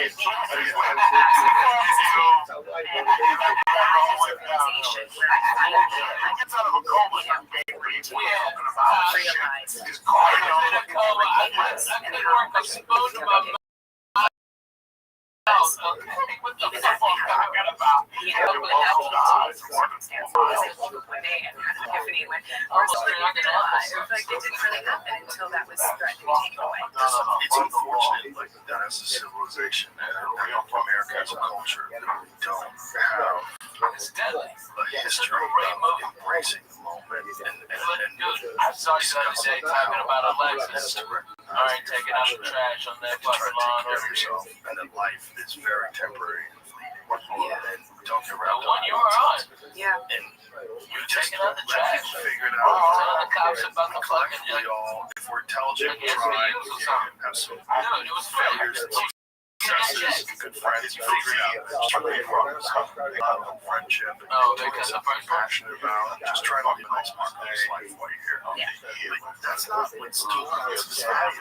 Society's message is just overrun advertising. So it's all about stuff. It's all about such a and you got social media, it's all about image. It's all about like the shines of luxury and success. Glamour and that must be a attractive thing to acquire. So that's a trip, and that's how and like anybody who's like models on a yacht, that that's not good for you. You lack intimate relationships. You're just flossing, you know, and children. You're gonna have one guy that like emails you and says, I'm happy as shit about this that I got. I'm not depressed. Yeah, there is stuff. It's easy really depressed. Yeah, exactly. I think that the majority of people are suffering from some sort of mental illness for sure. I mean, definitely majority of LA. Yeah. I think so, but a lot of the people that I'm friends with, most of the people that I'm friends with are artists that are more in touch, more sensitive. You know, my dad came to me and my dad told me to stop being so sensitive. Stop being so sensitive, Katie. Stop taking yourself so seriously. Oh my God, like stop the entire fucking life. He came to me a few years ago and said, I'm so sorry. I told you to stop being so sensitive. Because it's your job. Your job is to be sensitive to everything around you, to accurately portray emotions. That's your job. You're very good. It was very nice of him. So, I think that, yes, do people have a lot of mental illness in Los Angeles? Are they suffering from depression? I would argue that the majority of the population is, and it's not just reserved to California, but I do think that a lot of artists are because they're more in touch with their emotions and their mental health. Yeah, there's probably some people that father have my young brother. So I have all daughters. When you have all daughters, one of the things you realize they're so different. They're just a totally different kind of human. You know, when you're like, I'm sad because I'm treating her like she's a boy.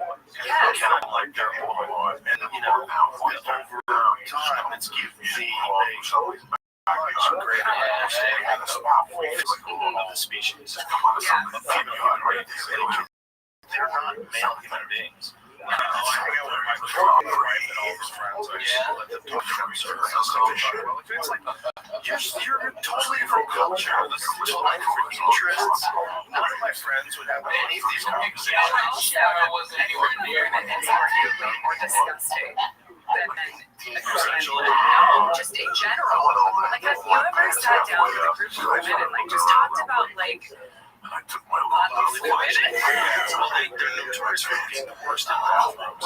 Oh my god. Anybody who cleans bathrooms just do the bathrooms always focus. So gross. They have to be so clean and put together everywhere else. When they get to that bathroom and they don't have any responsibility, no one's looking at them.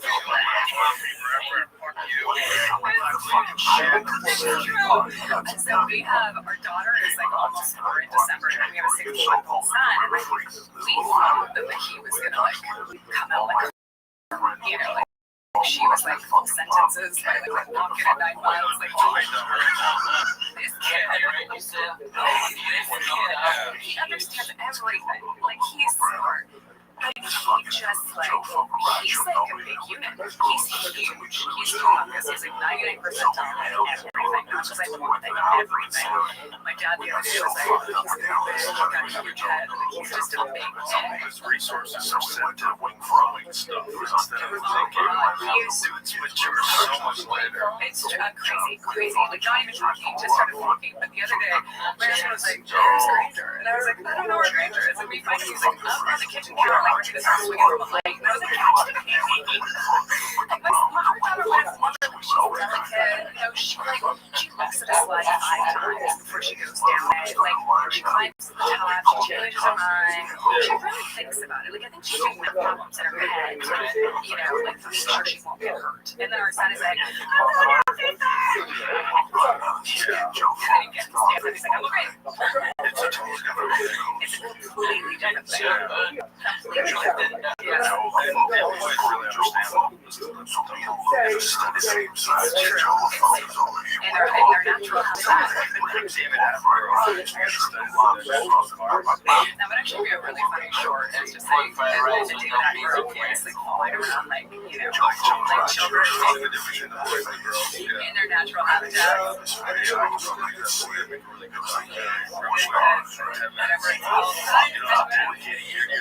It can exist. I don't need to participate in stripping away of like my livelihood.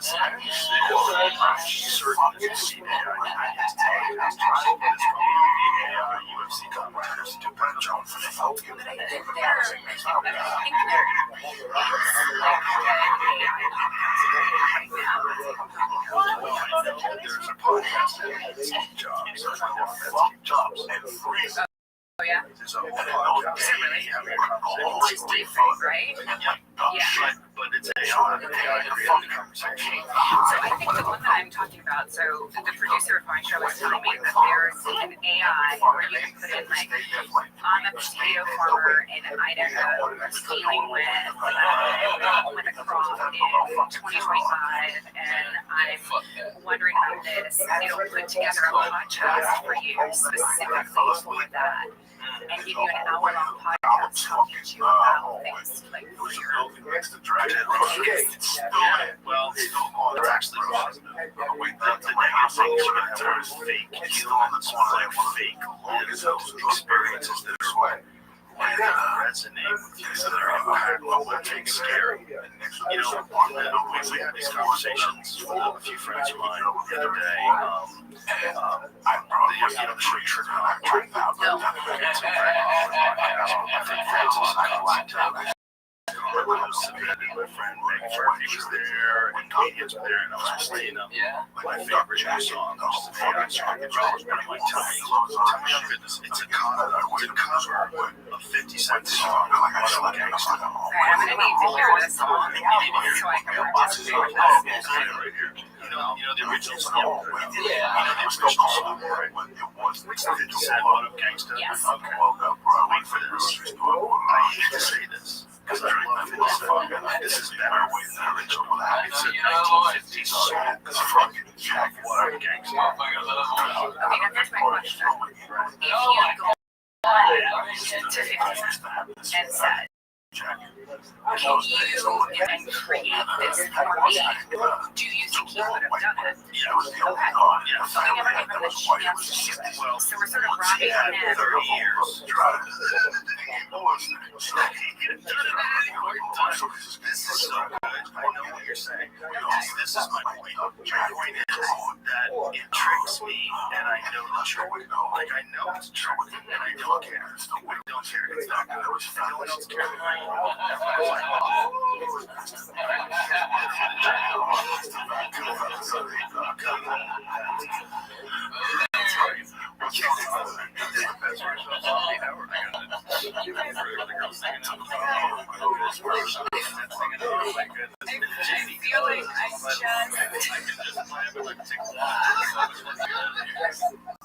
He sent me like 20 of them. I feel like I just participated in like the death of my. I would so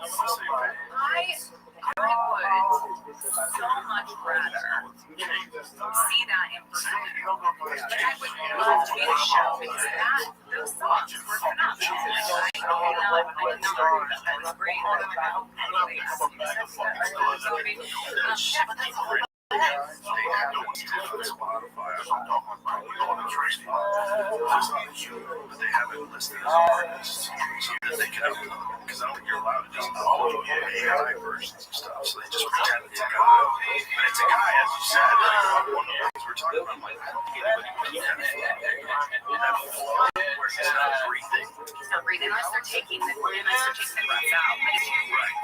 And then speaking. I don't know. I'm not a musician, so I don't know. There's guys like that just crowds that show out AI. They're all like, how do you do that? But that's just practice, repetition. Yeah. Endurance, whatever. Yeah. You just know how to do it. This AI guy, it's like all the best things we love about great songs. It's just dense. And they know what you love. That's the fucked up thing. It's like there's so many.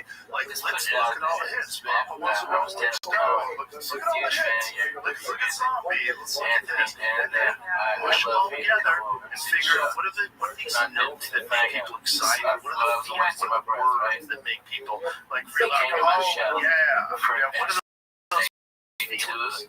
So, okay, so and after that, it makes me really cringy. It's like I'm like dying. But like, so what do artists do? Like, what do musicians do? Everybody figure it out and adapt. Yeah, there's humans are always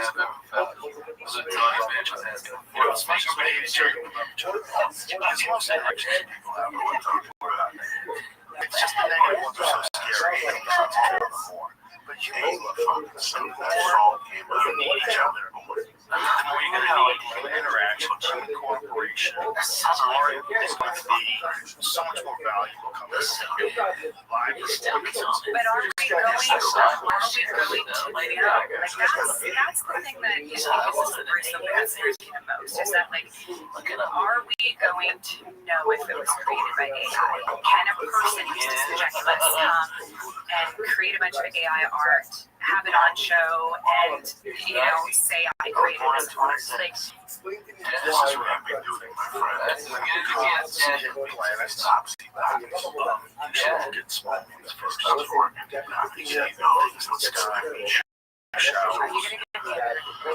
I'm just telling you, this is a little one.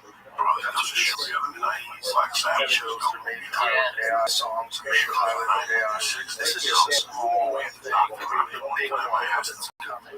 It's a good communication is conscious. It's human beings communicating from all devices connected.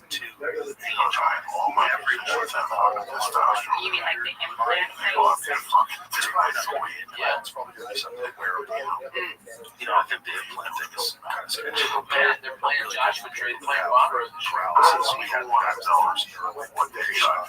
It's it was tough. I think going games now, just so much better. The quality of life drive improved so much. Eventually, you're chicken, Vicky next, shoot, less and tough again. It's amazing. It's great. Well, I don't know if they're going to need that to get this achievement of a mind meld. They also, they're already aware of things that Eagles try to show that video game. There's people when they're communicating telepathically. So they're already doing this. And this is like kind of crew channel. This is the sort of sentences they're meeting each other. They're doing it now. That's a different audience. So I guess like, oh my gosh, that is like, if that exists, like are people going to sitting houses, existing outside of their houses in their AI systems, they're not moving around, or are we going to be able to wear these people out and still participating in the world? That is my fear. Like, they just stop actually participating with their lives.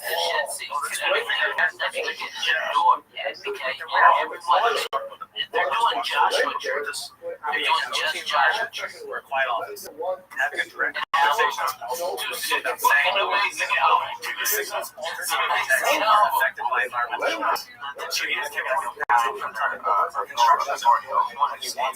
always having rules. It's like having infinite noise cancellation too. Wow. So they're saying that you have to go the place in Nashville is 300.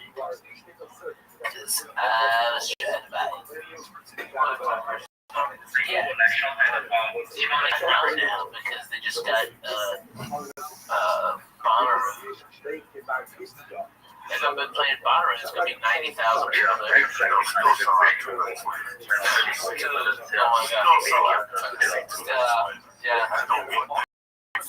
No, but Bonnaroo gets really so, but then is it actually speaking out loud to them? Like they're hearing the conversation out loud? Okay, so it's not like it's then like going into their brains. Thoughts are being converted to words, which is being converted to an audio file, which makes the other person in a different language. Do you guys think about it at all? Yeah, this is what I'm telling you. This is one of the little box. This is one of the itty bitty boxes that just go through hammer and slam it down. Yeah. I mean, I guess the question is why we need it. That's funny. Why do you need a cell phone?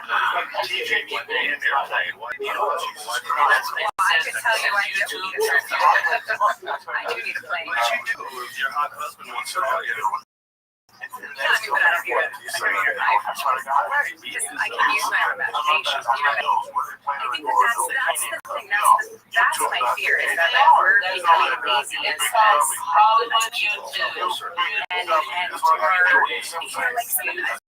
some of the other day, so my husband's a writer, and someone was saying that there's an AI where you don't have to make up a story for your children. Like, you know, I had this Princess of Poopy Pants, I don't remember what it was, but my daughter that I was telling her was something terrible. But she loves this princess, and it is the worst. Like, it is not good. But I came up with it, and she and I laughed together, and then her reactions helped me to turn the story in a different direction. Like, I created this, like, character, right? So, you can now go into your AI mode or whatever and say, create a nighttime story for Johnny about his day, or pretend like he's an astronaut on Mars and he's working with diggers. And it writes a story for you in 5 seconds to read to yourself. Now, yeah, okay, is that cool? Absolutely. Did you say something? Sure. But you robbed yourself of the imagination and the work you're taking to come up with a story for God. And then you also robbed yourself of just creating a story to react to change the story in the way that you create it. As it was building, because he's your audience, right? That's actually like when I'm you just read your story. You really don't write a story that's not. And so I don't know. That's the thing that I hope as a society we should write it as well. And it's here and it's not slowly down, and I hope that we can still steal away those moments where we don't want to use it, because Johnny's little dad may have missed his second calling of being a children's story author because he never pushed himself to have to do it.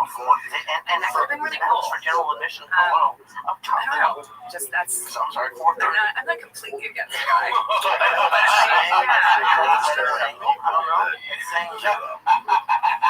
Yeah. That's just how life is. You're always going to have people that don't find another way. No, you can't say that's not right. I mean, I think that's part of the process of culture. That we have to figure it out by watching people fail. Unfortunately, some of us have to fail. It doesn't mean you fail forever. If that guy figures out he's on the wrong path, he's got some self-assessment ability, and then he looks back and goes, "What did I do wrong? Why am I such a bitch? I just can't figure it out. What the fuck is wrong with me? Why am I drinking? Why am I smoking? Why am I killing my health?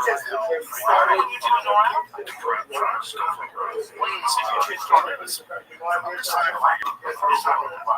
just trying to do something different. I'll start taking my figure out something else you like to do on your side. Are you breathing? Listen over. Stop being a bitch. You could have been born during the time of Vietnam. You just got shot with a musket and you're fucking bleeding out on the field.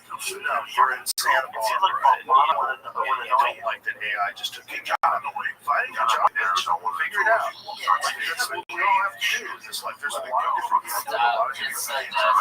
You know, find out what it is that you can do. Don't give up and don't show them like AI comes along and you just give up. My life could have been amazing at something. Really? I doubt it. Because almost anybody that really is amazing at something has a desire to figure out how to get that through. I don't disagree with that, but there are also safeguards in place. That, like, so my dad's entire family, we grew up on the Columbia River in Oregon, and his entire family was longshoremen. Well, that industry was coming to an end, and the Longshoremen's Union actually paid to have those guys transition to an industry. So that's great. That's great. That's great. That's great. Why they fucking set you up like that? I recognize what's happening. Yeah. So I would love for there to be some protections for when people inevitably do start losing their jobs. That there are avenues for them to learn a new trade. I think that would be a great new addition to the way we approach it. They try to figure out ways to transition people healthily into other occupations. Because there's certain jobs like coders, like my friends that are involved in technology, do not go to school to code. No. The code is fun if you like coding for fun. Yeah. There's a lot of people who are super nerds. They code for fun. They sit in front of a screen. Don't make fun of my fan base. Come on, Joe. Listen, I love those guys. But also, 3 years ago, my dad was like, you should go to code. That's a point. You know what I mean? And that could just be my dad, happy expected. Like, they were seeing what was happening was all these guys, these guys, one of the richest people on the planet. They were seeing it. But it just just a brief window of opportunity. I can't attack the world. That shit's gonna slam shut. It is. And now fears like who's gonna be in control of that. That's also these people like Sam Altman, you've got Elon, you've got all these super rich people that are going to be in control of the digital god. That's a little scary as it is. It's a little scary that there's so much power in money, and it just it's a lot of power. You gotta hope that the people that are in power have sensibilities. They're kind. That's why I realize, like, okay, I've got X amount of millions of dollars. This is actually not my life's all about. It is like what makes life mean. That would be amazing if people with a lot of money wanted to help people and their share of taxes and not take advantage of the situation. I am all for paying your share. I am not fucking government side off to take that money when I've seen what you've done with the money in the past. You guys are irresponsible. You never been audits. Insider trading, selling people and contracts, and you're not doing nothing about it. And then you want more money, and you say that's going to fix it. Well, so we can handle the money that fucking sucks. It's not that I see what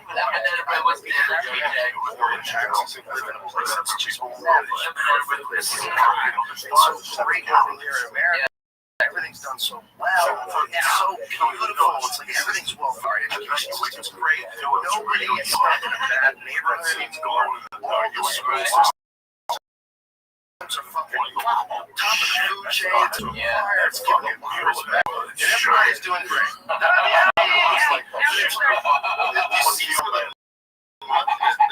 Cover those nonsense, and you see what happens with NGOs. Billions, these things that's going to countries, helping overthrow governments. Like, slow down. We also have to acknowledge that in the cuts, that there were things that didn't need to be cut. So we can go and we can look at Elon Musk. So you've got Elon Musk. Let's talk about when he tweeted about an stuffed bill in 2025. We don't do this bill was just like loaded. They took a bunch of shit off of that. One of the things that fell on that was in 2012, there was a piece of legislation that gave kids a chance to. What it did was it motivated and incentivized drug companies to create drugs for pediatrics. Because right now, pediatrics are completely underfunded. All of this money, the National Cancer Institute, 4% of its budget is pediatrics. 4%. So it's already underfunded. To come into the show. And wasn't even when Elon in 2025 tweeted on this, this guy was there. All of the so fucking annoying. And telling us about what TV show we should do. This bill is a voucher program. So let's say that Tom in his basement wants to create a new drug for neuroblastoma. Say he's in a money. But he sees the cure. And they go to the FDA. They can say, I got a cure for neuroblastoma. And they say, great. We're going to fast track you in the FDA. But we're also going to give you a voucher. And sell that voucher. He only has 10 cents. He can't create this drug. But with that voucher, he can take that voucher and sell it to you. That guy must have had 20,000 shots on the back of his jacket by the end of the day. So he can go sell it to some drug company that has a fat loss or drug for medications. He can sell it to them and they get to buy $50 million, which is $50 million for his pediatric lives. And this drug company has a voucher that takes them to the front of the line now. And this guy was such a fucking asshole. It was the most choice. And they were just like creating drugs for kids. Of course, they're not. They're not. It's not free market. So what happens is they now got their voucher. Tom has the money to create his drug. And since 2012, Give Kids a Chance has created over 60 drugs for life-threatening illnesses for children. 60 drugs. And because of Elon's tweet, that legislation, because it has to be better on every 4 years, was taken off the end of the bill. It no longer exists. So that legislation is not in existence anymore. That is terrible. So now there's no incentive for the drug companies to create drugs for children. And children are already underfunded. They get so little. And so it has to be on the bill at the end of the year. So what I want is for people just to see the earth. Yes, it was their waste, of course. But now you have this bipartisan supported piece of legislation that has to on the end of your bill, or a bill not get on again, and then it starts all over again. Then it has to be on the end of your bill. So things like that, yes, get rid of the waste, absolutely. But when you see a mistake, and you see that you made a mistake, let's fix it. Put it back on. We gotta check children. It's literally oh my God, somebody's doing it. That's what we do in this country. All of a sudden, he starred in this bills are crazy. You may have seen him in that movie. It's like, no one saw him, and then what's in the bill, deals with a bunch of different things get thrown into the bill. all the time. There's so much chucked on the air, which is what you know. Right, they all do that. So let's just get to something else. No, it was just part of it. It was just part of it that was all there that was thrown in there. From what I understand, and granted, we need to talk to someone much more informed than I am about this, but there were about hundreds of pages that were just cut out. So do you think they're just not reviewing what's been cut off? They're just saying, we have to make guys. Yes, that they just needed to cut a bunch off to avoid inspection and just get it out. So if you give a chance in the top 10 of all time, most bipartisan pieces were 2% of the so it's not to literally pass the beginning of the year bill. It surprises me that because there's no place, we all know there's place. And we see that children are so important. And 4% of the national cancer institute. I just feel like people about that. Well, we've got 2 months. 2 months to get it on there now. Here's the thing, like, I never heard about and this is the reason why I think it's more the book. I think things that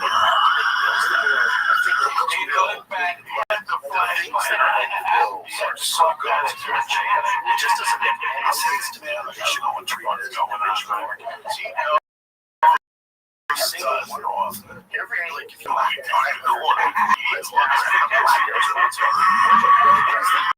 average amount of different subjects. Thousands of pages. You might have stuff in there about racial reform mixed in with Second Amendment rights, mixed in free speech online, mixed in he's looking at them thousands of pages. You've seen it. And there were times, and I don't remember who said it, but there were times when the big beautiful bill was passed. And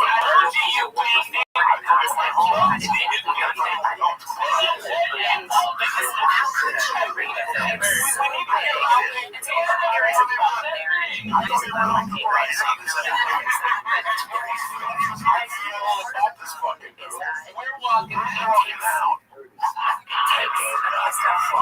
But part of the problem is that it takes stuff to be like, this is a problem. It is a problem that needs more that OHSU is one of the top hospitals in the country. OHSU is given so many grants for that information. It is a leading hospital. It is attached to it's a tier 1 hospital. It is attached to Jordan. It's a tier 2 children's hospital. It's in the same building. That's crazy. That's crazy to me that a pediatric oncologist makes 50% less than an adult oncologist. Just across the board, 50% less. It doesn't matter what the specialty is. They all make less money. That is a problem in this country that our children are not being cared for. And we're now in a position where there are no programs for the college that are showing doctors and students that are in medical school go to pediatrics. Hey, if you want to be an anesthesiologist, you want job security, go into pediatrics, and there you're going to make 50% less. Go to pediatrics, we need you. There are not enough. It's a big problem. It's a big problem. Because a lot of the factors. Yeah, that's an average as well, by the way. They get out there, you have medical school. That is very, very high. What is the average amount of subjects included in bills passed in the U.S. Congress? No single Congress per bill, but analysis of legislative practices shows strong trends depending on bill type and bills passed in Congress include multiple subjects. The number has grown over time as omnibus legislation has become the dominant right. You know, so a couple of people walking off the this is so crazy. 5,000 pages. Consolidated Appropriations Act, which is 2021, it has 5,593 pages. The bill provides all 12 regular appropriation bills for fiscal year 2021. COVID-19 did numerous unrelated legislation provisions, including copyright alternatives, claims enforcement act, protecting live streaming act, water resources development act, and a variety of other measures like tax, transportation, energy, health.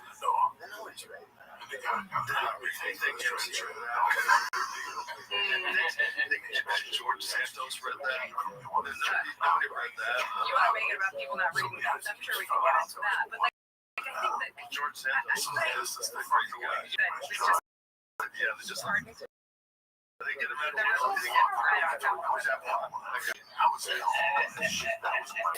don't know. These people that are like numbers, people that are making hundreds of millions through insider trading. I'm just like, Here's the thing, though, is that like things are not getting built. Like that's the other thing is that so you take like the Give Kids a Chance Act, and then you take these big bills that have so many pages. There should be a system in place where things are voted on separately, and there may be. I mean, this is especially something that's it seems like a travesty to include that in a bunch of other stuff in the bill. Well, and the crazy thing, so our daughter has cancer. Her treatments and her care afterwards, so she's still getting this IVG scan, which is a nuclear radiation scan where they inject your body with stuff that's so bad for you. To scan her body to make sure that cancer has metastasis. We need to know this kind of stuff. There's no new technology. There are that she's being treated with that have existed for 30 years. We need new things. Like our daughter should never have to get wheeled to the adult side of a hospital to get an MRI because you don't have a machine on the children's side. It just things like that should never be happening. This is the stuff that should be supported by our government and just by the protect. Yeah, that's a good way. I've always said it's the most important things towards helping people. It's education. But is there an argument that socialized medicine, I have friends that live in countries with socialized medicine like England, Canada, and it's great in some ways, but it's also a nightmare because it takes a long time to get surgery and doctors might not be the best. My friend, a lot of them actually come to America, especially the UFC guys, because they feel like the doctors were better, because they're more incentivized. These doctors are this big hot shot. This is the guy who does all the ACL tears for the Lakers. Like, these guys are so there's something said for the competition drives innovation. It makes me very best at the top of the field. But also, most important things about that, most important things are regular, very healthy, and some of that stuff is fucking great. Like, one bad reason you don't have health insurance, and you're, let's say, $1,000 in debt now. So did you know that the number one debt in our country is medical diagnosis? Yeah, I did. Yeah. It's terrifying.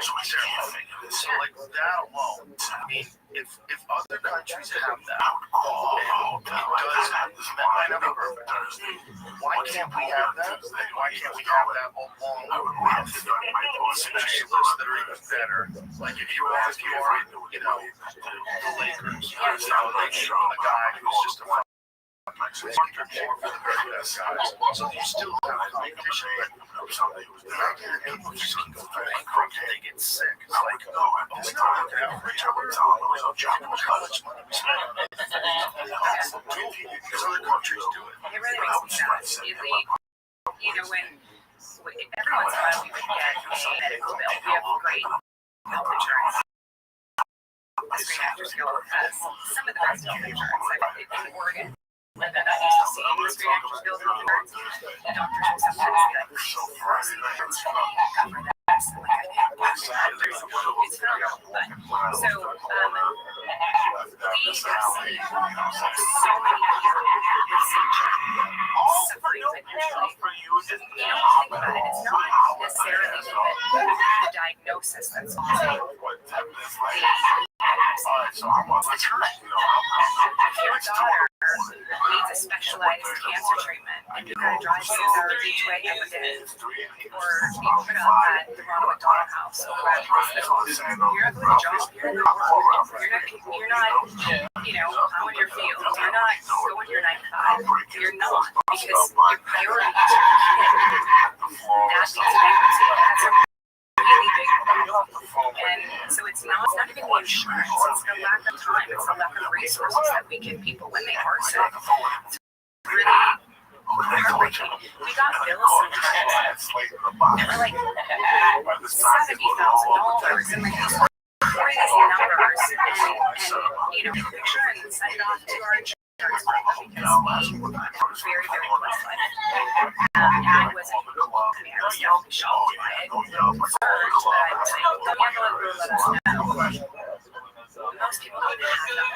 They look at that, even though that was a terror, they should have never done that. It was still, our portion was still $4,000 or something like that. Like that's the question, just like what factors were involved in it costing that much money. It's all above ground, because it definitely has been shown it's not like the price of those drugs, because they know people have to buy it. They know it's necessary, you're going to pay.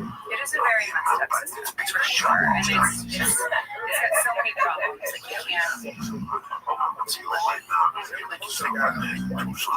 Yeah. It's like, was there an argument for some sort of socialization of that in this country? I want to say that we should have a socialism.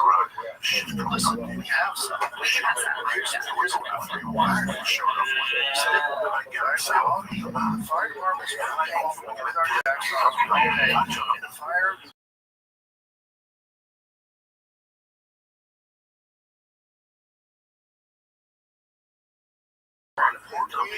Fire in a rich community. That's how it works. We all agree to that. It's a very it's the same thing.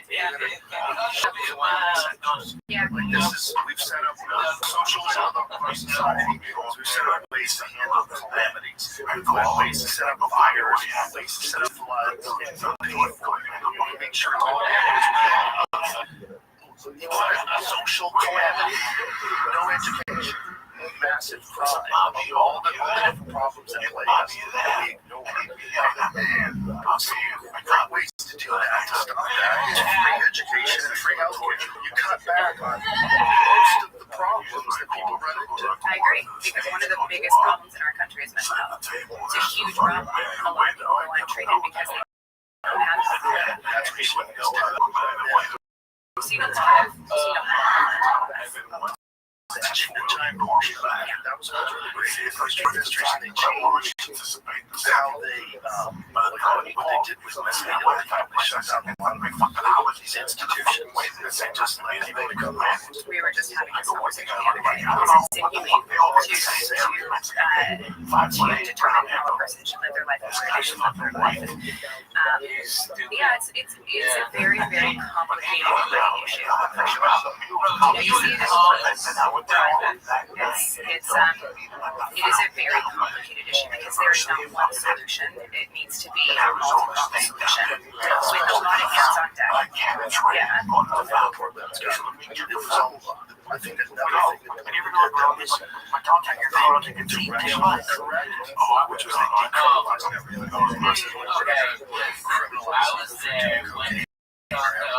Just when I got treated out, like your personal person.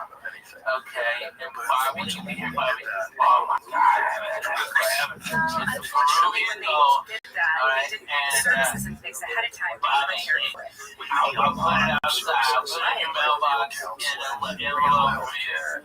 Alright, I'll be right there. Alright, have the goddamn money. Don't fuck around this time, boss. Don't fuck. And then you hang up, and we right?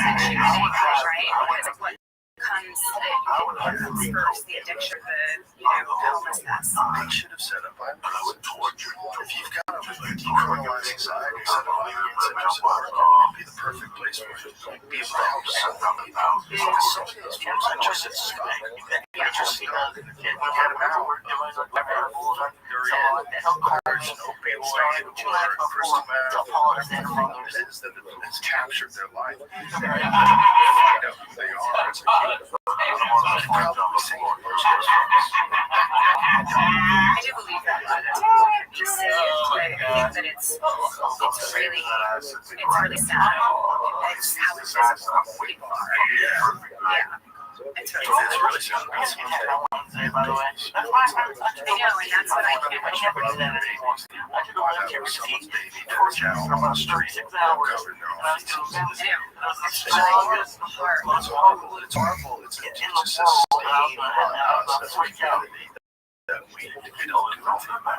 And the dancers are doing something crazy out here. We bring in the National Guard. So we know the campus and that doesn't fix it. You just realize it's at a certain point in time, though, it's like possession orders. Next week, and I go for 4 weeks. And then This was like and this one lady was Friday said, bags of food in her house. Destroy this house. It's like that is almost where it's like like it's so crazy. They get this bag for so long. They clean it up. They have to start from scratch. So it's almost like you have to take those people. You have to set up treatment places. Take those people and convince them that there's a way to life. That you don't want to live like this forever. There's a way to live. We're going to try to help you. And now these places are set up where they have counselors, they have food, clean people up, they give them their appropriate mental health medication if they need it, talk to them, give them activities. That's financially prohibitively expensive. They spend $24 billion in trying to stop the homeless crisis or help them. They didn't do anything. You got way bigger and they spent $24 billion. Because they're coming over from Texas. I don't think the go west, John. Go west. No, I think it's a big problem. But I also know that, like, it is not a strong problem. Like I said, a lot of people don't want to go into shelters because they have animals. They have a lot of stuff. There's limits on how many bags you can bring in. Things like that. So it's you're not allowed to have drugs on you. Things that are prohibited to personally to go in to places that have that. So I don't know. It's going to take somebody a lot more creative than me and a lot of money and a lot of like-minded people to figure out what to do, because it's a big problem. It's a big problem everywhere, every major city. It doesn't matter if it's blue or red. It doesn't matter. It's a big problem. The thing is, that's the only reason that's disturbing, because I think the sense of society it's fairly recent. There wasn't a time when we had that many homeless people. You occasionally had a homeless person in the morning, like I love you, Boston, New York City. Occasionally, there was no care. There's no. This is a completely new thing. It was during the Great Depression, but that was just like something of poverty. They had shanty towns where families were set up shanty towns because they couldn't afford to get a house. Do you think it's a loss of, in some regard, it's a loss of community and it's a loss of empathy and caring for people? I know that like in the town that I grew up, when somebody was down on their luck, everybody would come together and help that person. So it doesn't really happen anymore. We're all so consumed with our own lives. And what's happening to us. Then I go to Australia. I'm in Australia for 2 weeks. Where there's the most people. Yes, they're right back to the number. 28. 28 weeks. But you're also going to have this thing and when you have too many people who live in a place where you don't have phenomenal. I mean, I live in a neighborhood where every guy better. A suite that's bigger than any apartment that we've ever had. they're always. No. I'll say that Thursday, Friday, Saturday. I get the fuck out. Dude, I'm taking advantage of it. Sunday is for my house, my family. You just gotta go see my dog, or I gotta go see my kids. You want to fight? You got a problem? Why are you listening to me every day? I can't be like more than 3 days in a row. It's fucking millions of people stacked on top of it's not a weird design. They designed to live in some sort of peace and harmony with nature, not like a new nature. So this new nature of concrete and electricity is just weird for us. And so we behave weird, and then when you see someone who's down, you just think, that's not me, I'm going to keep on moving. Whereas if you get small down, that was never a community. That's awful. Like, oh my God, girls passed out.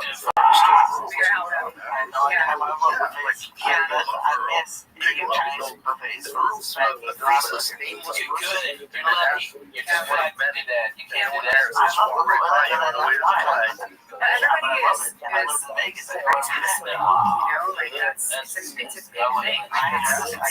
We've got too little time in the day, a lot to accomplish. Everybody's just, how do I get mine? How do I take care of my family? How do I protect this? How do I do that?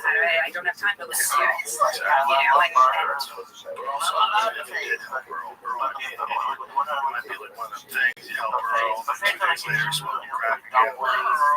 and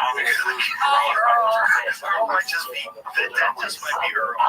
There's certain people you can't say, there's always people but there's a lot of those folks that genuinely are just down the block, and maybe they have an abusive childhood, maybe that's what wrong with them, maybe they had an injury, and they got Oxycontin prescribed to them, and then all of a sudden they can't get off, and that happens all the time. I know people that but it's going to take a coordinated effort from our representatives to actually care about people enough to figure out what the right solution I'll is. be doing a lot of Los Angeles press, you know, so I'll be coming in on those off days and stuff. And, you know, maybe I can come in here and hang out with you guys. I love it. I love it. You know, even if you guys, you know, you guys more than what it's already used to. They increase their number. Well, to me, what that says is that there are more and more people falling into the cracks every single day then.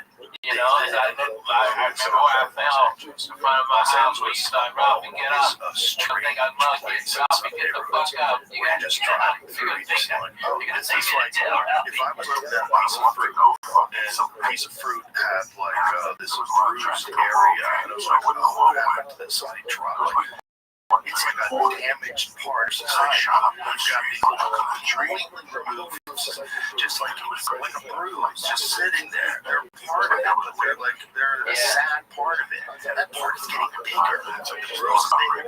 Yeah. Weird. Well, then, I mean, we left Los Angeles 2 years ago. 2 years ago. Anyways, to me, 2 years ago. And I love LA. I love LA. I lived there for 25 years. I love it. It's a great city. Great people. Awesome. Yeah. I know. And it's like many other cities. It has a problem. And the solution is there. It's going to require a lot of work. And I don't know what that is exactly. Yeah, I don't know what that is, but I know if people don't correct, that's what's screwing. What screwing is just going to let this thing get bigger. Like, you got to dump a lot of resources into building these communities, setting these people up in some sort of community center, some sort of rehabilitation center. Make an effort. There's no way you can allow this. This is just the cost that's happening just to the neighborhood. Like if you live right next door to a tent city and you try to sell your house, like good luck. Yeah. That's going to fuck up everything. It's going to fuck up for them too. It's going to cost everybody money. Even if you can't spend that money, try to help those people. Continually, some of them are going to pull through on the other side and figure it out and become successful and be forever eternally grateful. And they'll be able to help more people do the same. There's always a few of those people who come out of those kind of treatment centers and help us do. I would be really curious to see, like, statistically, what the common denominator of the majority of the homeless people in the U.S., what it was. Like, what, if there's studies where they actually went around and, no, I don't know, though. I don't know, and granted, I do not know enough about this to be speaking about it with authority, but, like, but you talk to some people that find themselves homeless, and I've had this conversation with somebody who found themselves homeless and started doing drugs because try spending the night out on the street. It's not, you're not comfortable. It's depending on your circumstances, but you know, where you are, what your gender is, like, you know, what your own mental health is, like it's could be terrifying. Or you have high self-respect, but you had a really shitty fucking day. Or you know, someone you were caring for had cancer and you lost your house because they passed and you didn't go to work for a year and a half. Like, for whatever reason, you then start using drugs because it helps numb the life. So I don't know, right? That a lot of people who do drugs find themselves on the street, but I also think that a lot of people who are on the street for other reasons find their way to drugs. And so it's a really big problem with a lot of moving parts. And I think first and foremost we have to try to find our way to empathy and figure out how to help people. I think just it can be done with 24 million. I just think that there's a lot of there's a lot of wasted money in this country, let's be honest. It's also, this is a thing, unfortunately, that they campaign with. You know, there's certain issues that I think politicians genuinely don't want resolved because they can campaign on solving those problems. Like, I talked to Rabbi she said that, and it was like, so you really just like that is so dark that they would not want solutions for both sides. Because they would rather keep the argument in place. I'm gonna go out there and I want to stop gay marriage. And then they want to repeal gay marriage just so we have the ability to fight for gay marriage. That's autistic. It wouldn't surprise me. I think my manager's fucking died. I think it's probably part of it. Everybody gets paid.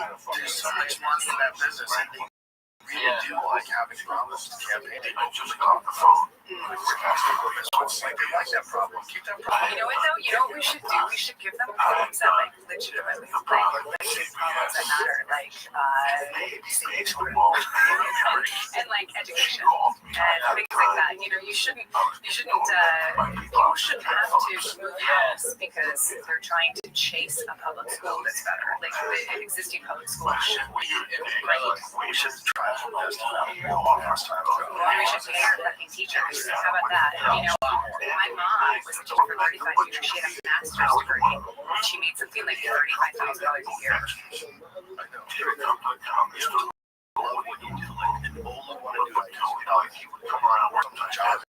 So much more. But why is it in our country anything to do with children? It's underpaid. When they have a future. Just want to put it in society just one fuck up the education system. Jade is going now to its last fucking guarantee chaos. Protecting the rosary of society that will always have reasons to bring military on the street, reasons to arrest reasons to navigate laws, reasons to all that digital like fighting and really got it. They didn't solve it. Because they went outside Chicago, Mexico, Afghanistan, the war. One chaos, they want to live in planes, to keep people scared, and then we campaign against these various things. If you really wanted to get dark, you could do it that way. I think what happens is more. And big thing is that it's just if you've done a good job. I think that's the truth. I think that's the truth. It is, it's not your best weapon. Like your best weapon are what are the major cultural issues. You know, if it is immigration, or if you're one of those people that close the border, you want to stop these immigrants coming through, and if you're on the other side, if it's like we want compassion, healthcare for all, like those are the things that you start throwing around. Those are the things that get you votes, right? And they say, I'm going to campaign to make sure that we have some healthcare for your infant, because right now, pediatricians, some physicians don't get paid as much, so we campaign on like that's no fucking appealing. But then, so you have someone that does that, they run on that, and wanting to pay for beaches and pay for teachers and like really run on, what's better for our children. And they get elected and they go to work on Monday morning and everyone's like, you can't do that. And I know you got elected on it. Here's the next 2 years of your life. Here's, trying to keep your constituency, saying that you're doing it. We're going to rock you at every turn. Every turn. It should have been done that way a long time ago. That's the problem. It's like, I don't understand how anybody tells their kids when you not want their kids to be taught why that's even possible. So unless you're in abject poverty, you can't think about where your taxes go. If you have children that just take a job, how big is that? People teach them shit. Instead, we get people that are willing to take a job that pays so little that like a bachelor's degree can get a better job somewhere else. You get paid more as a leader than those teachers can. You get more money as a dog walker. Probably. A girlfriend of mine was a trial lawyer, new trial lawyer, but making good money. And she had, and I know if she had stress-induced pancreatic shutdown. Her body as an adult had type 1 diabetes, which is like crazy. And it was all due to stress. So they told her, you're going to have diabetes now. It's not like type 2, like this is it, but you still need to reduce your stress. And so she stopped being a lawyer. Her son was like, okay, great. Like, this is it. We got to reduce stress. So she did her job and stayed home and started doing yoga. And was like, hey, I think I'm ready to try and contribute a little bit again and figure something out. And maybe I'll go walk dogs because, I like dogs. Long walks will be stress reducing. I can make a little extra money. Why not do that? By the time she started watching our dogs at her home overnight for like a month while I was on vacation, she was making more money as a dog sitter / dog walker than she ever did this week. She sounds like an exceptional dog walker. Crazy. A lawyer's mind to the dog walking business. I mean, I don't think maybe I would get like a picture every day, but she doesn't really know. But those are the jaws, right? Talking about jaws and children, like those are the jaws. Like, if I keep telling my nephew every day because I don't know what to do with my life. I'm like, your own business. It's a job where we're always going to be, open dog walking service. Start there. Like, do something.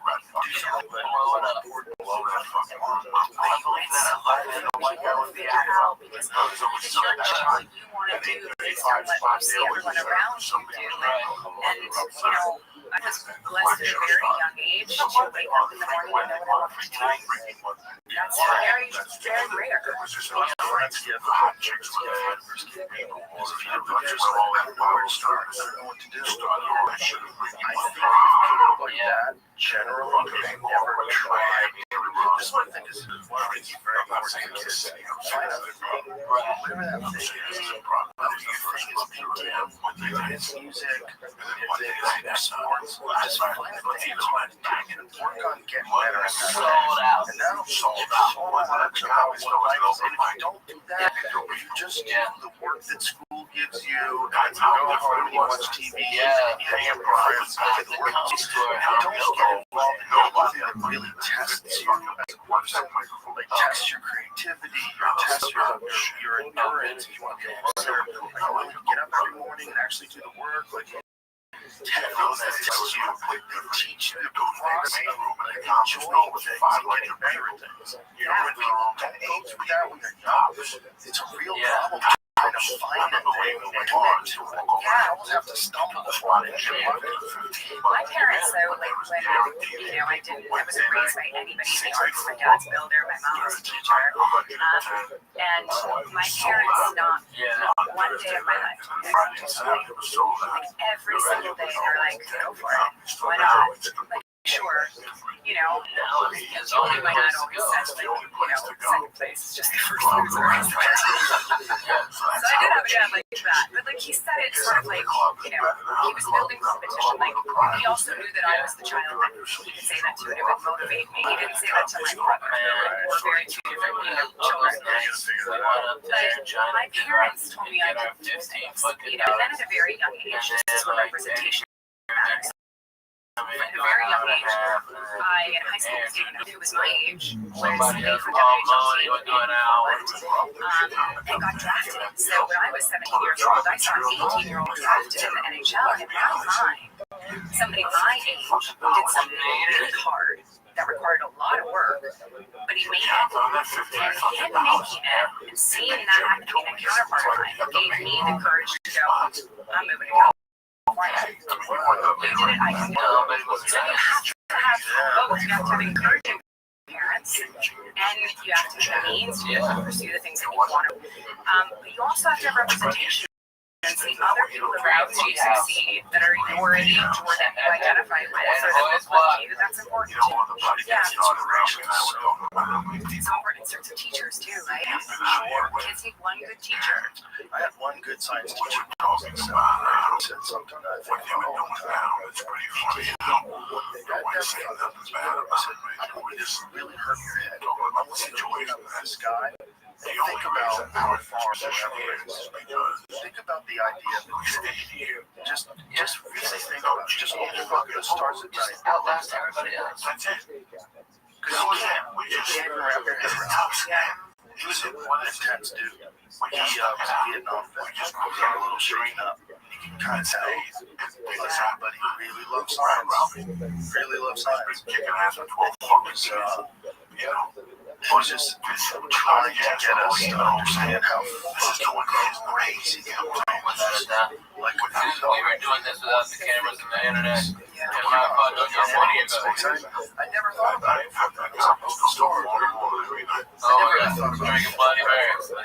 The idea of like even imagine where is my mind going. It's imagining space. Yeah, it's crazy how small. Yeah. And you're probably just coming together early. That's it. There's this photograph, it's a crazy photograph. This huge brain cell next to the map of the universe. Set my hair on fire. It's revealing. We're all like living in a man's belt around the cat's neck. It's what it's his eye. Right? He's depressed and he's going to blow his brains out, and that's the Big Bang. Part of you got here.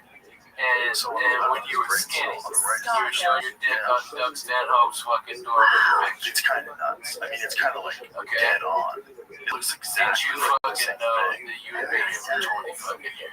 mean, they're both so beautiful. It's like the structure of it is amazing. But if when I was doing that, why acting that way? If we believe in subatomic worlds, okay, we believe there are things that exist in subatomic world that are behaving like magic. They're moving at the same time. They appear and disappear.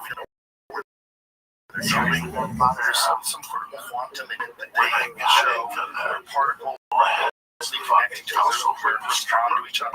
We think that we are subatomic in another being. That's true infinity.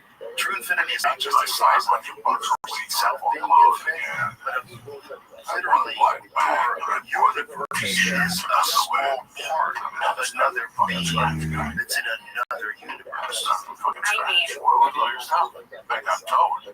And that's awesome, right? We know so little about the universe. We have no idea. We're literally flying through space, and we're not part of the whole thing is just very bizarre. It's very bizarre. It is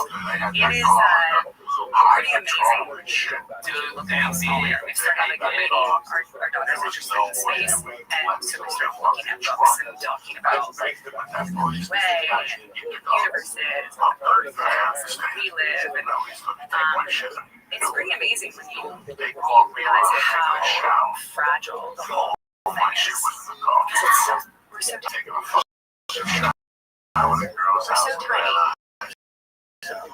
Yeah. Our galaxy is so tiny. There's hundreds of billions of stars. Tiny. Look at that little dot right there. If you pay attention to this object that's traveling towards you, it's called A30. They're calling it A30. I try to avoid things that are going to give me nightmares. Are we gonna send? Are we gonna? Is it really gonna be aliens by then? We're so weird about it. So we're just going on. There's an article that was stating that whenever they use us to detect figures around this, can detect a composition, whether it's mostly water or mostly iron. This thing is giving off indications that is a metal that is existing through industrial plants, and it's not a natural gas. That's what they're getting is the signal that this thing that is horizontally through space is a massive object that's moving, by the way, from the same direction in space where the wow signal. I don't know what that is.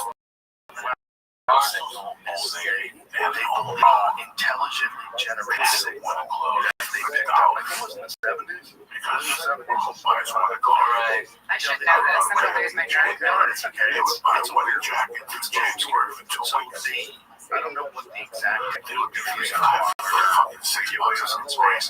They got a signal. So here it is. The wow signal is a powerful 7 signal detected on August 15, 1977 by the Radio Telescope at Ohio State University, which initially suggested an extraterrestrial origin of being fully written in printout by astronomer Jerry Amen. The signal had characteristics expected from textbooks, but following efforts it failed to detect it again. Leading hypothesis that a natural astrophysical event such as a flare from a magnetar briefly inflated cold hydrogen cloud caused it to emit radio signal. And then this object is coming from that area. But I enjoyed my day out, and it was put on as an album. Oh my god, it was like it was a bootleg show it came from, and we never made it past 5 minutes. We were all out. So it's coming directly from us. It was like, how far did you get? How far did you get? Oh my god, Amazing. we never got to 6 minutes. What this thing is all about, but it's weird as it gets closer. So is it possible then that another planet out in the universe is made up of, has alloy properties and it could have chipped off and it's now floating through space?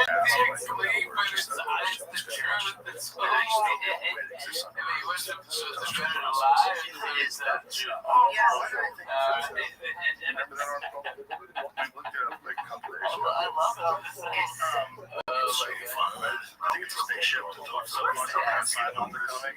Thank you, sir. Because they might be. They might be. Do you think they're coming to save us? I think they've already stepped in. A lot of miles. They've stepped in.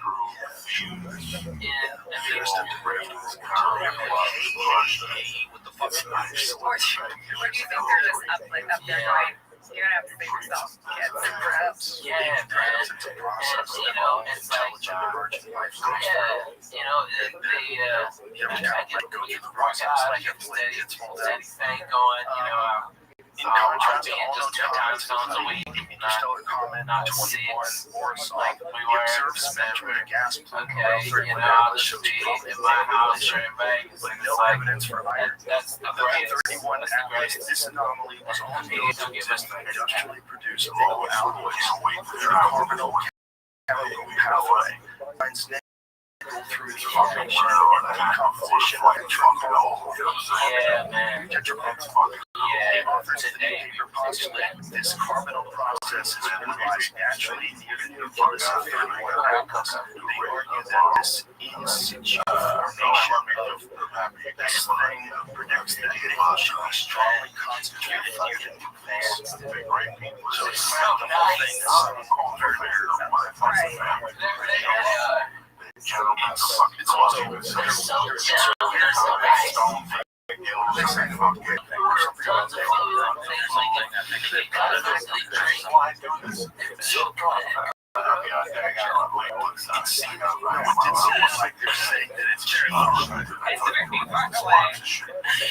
So maybe it's the silence coming back. They're like, you have to go see our parents. Yeah.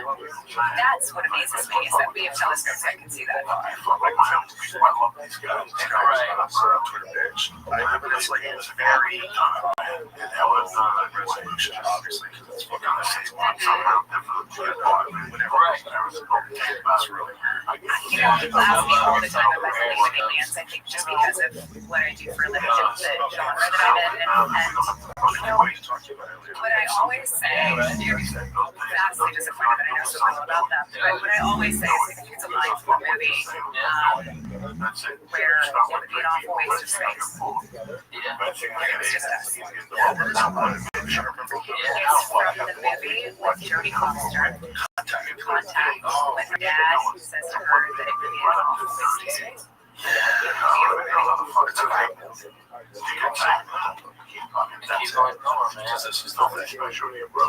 Exactly. Fuck yeah, Coco. Showing up like that's more than half the fucking battle in life. Show the fuck up. Well, it seems to me, You know, I mean, when people wouldn't show up, who got this? I mean, it also looks like we just We were there first. Showing We had no spot. We were getting them smoking weed out back on the steps. Like, stop. Well, they're big. So they're big, right? It's crazy how strong they are.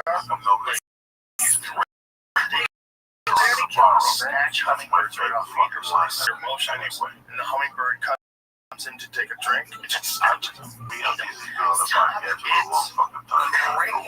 Praying mantises are makes me really sad. That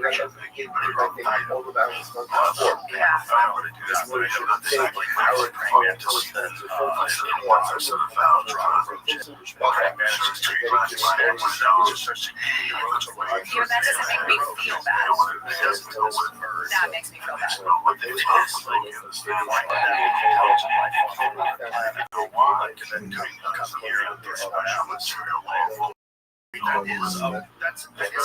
Well, that's the thing, right, is that we spend so much, I guess, in our imagination. Like, we've been conditioned to think that, intelligent life looks like something from these movies. So we all think intelligent life is, these guys with big heads or people like us, or whatever we think. But they also think that it could be a situation.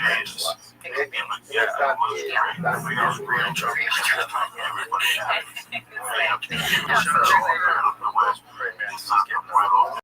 This is going to make me really sad, you guys. Have you ever wanted to wear one of those hats?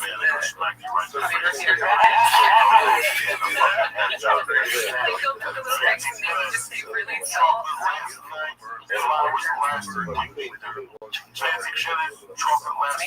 didn't realize our house where we live now, they stopped so we don't sit on the branches and stuff.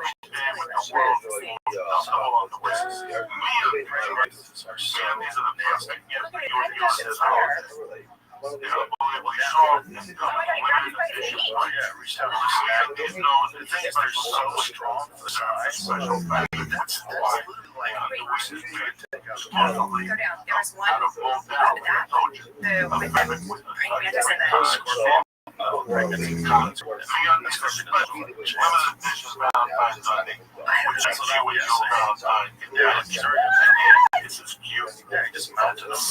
he's avoiding he's also avoiding the snare.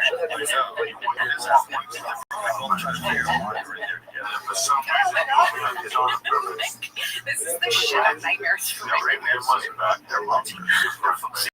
If you can find videos of Randy especially the mantis page on Instagram where they put like the different bugs and praying mantises. How do we know it's not AI created though, guys? Because it's been around for years. Yeah.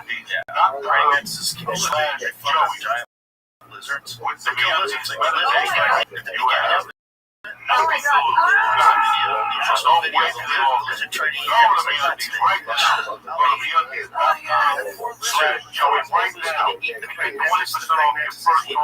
Get the magic Valentine's. Get the red with the fucking black polka dots. We're so in love. We are so How big and smart. Oh, and then there's a bird.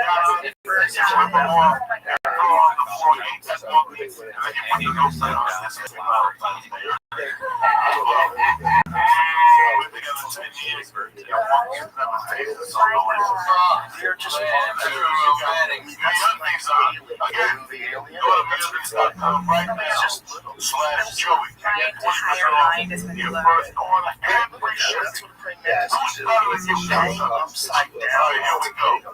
And literally hanging on to the petals of a flower.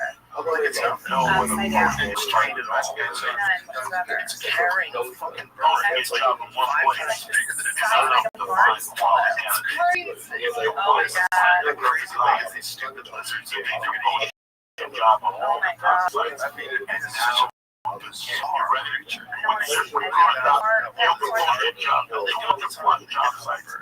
including social media networks like Facebook and Twitter. What is that? Five candidates in any city or industry. Those are the ones that we trust. One time, and one to qualify candidates so fast. No juggle emails, no calls to the office. Quickly screen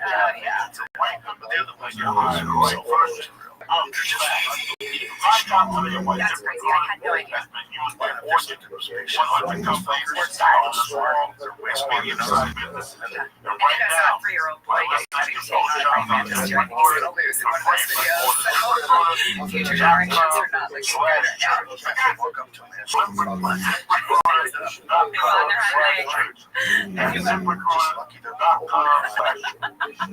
It's terrifying. It's absolutely. I mean, I go home and tell my husband all about this. But my daughter.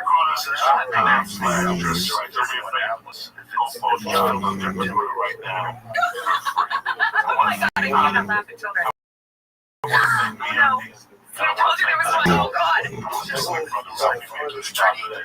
Thank you so much, Charlie. It went out of baby. He was like, fuck you, I will eat entire body. Before he comes to rest. No, I look at them and think that they're super cool. Like, I would have been that 3-year-old kid if I'd ever seen one in our garden and been like, hey, honey. Stop, there's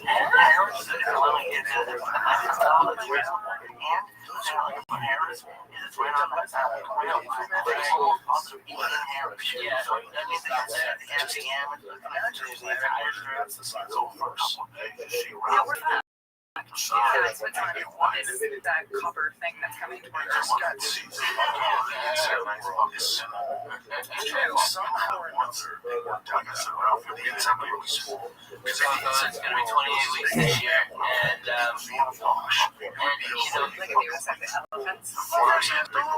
These church people come up to me and tell me your private church what's happening now. We're taking big hanging out. I'm probably hitting you up for it now. Alright, so don't come empty handed, Jack. Let's go. I love you motherfuckers. Don't forget I'm in next week. Fuck yes. And I don't know what's going to happen with the flap. This is the tapes are going to do. Where's all the taxpayers are playing party on the ground show. Yeah, that looks like a... Wait, where's this arms going up?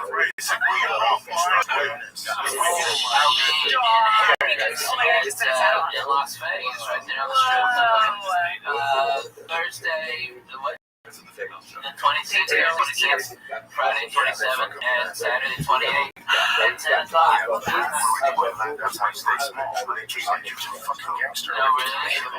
really? It's like Jaws. What is the Real problem.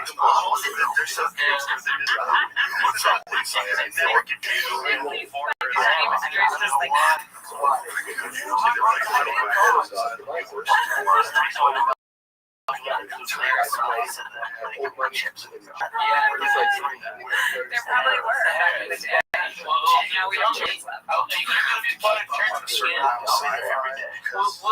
see if we can get Chuck to go out there. Maybe we'll go and check your fans. Bring the girls if they want to come. Yes, I know. I feel that I have to be able to respect the genre, and acknowledge it, and that I never have. There are people that come up to me and tell me the entire history of Star Wars. Before I was in Star Wars, I considered myself a Star Wars fan, and then I got into Star Wars, and I was like, wow.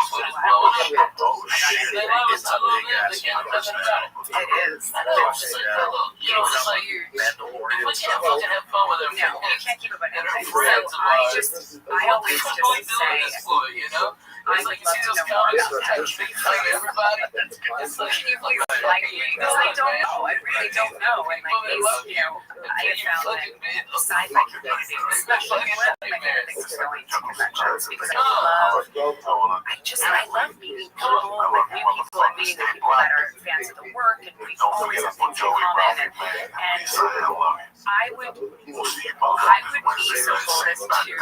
to say that sci-fi fans are some of the smartest people I've ever met. I'm sure they're all a lot of nerds. They're very, very, very smart, and I cannot compete with that. I can tell you the lines that I can't forget.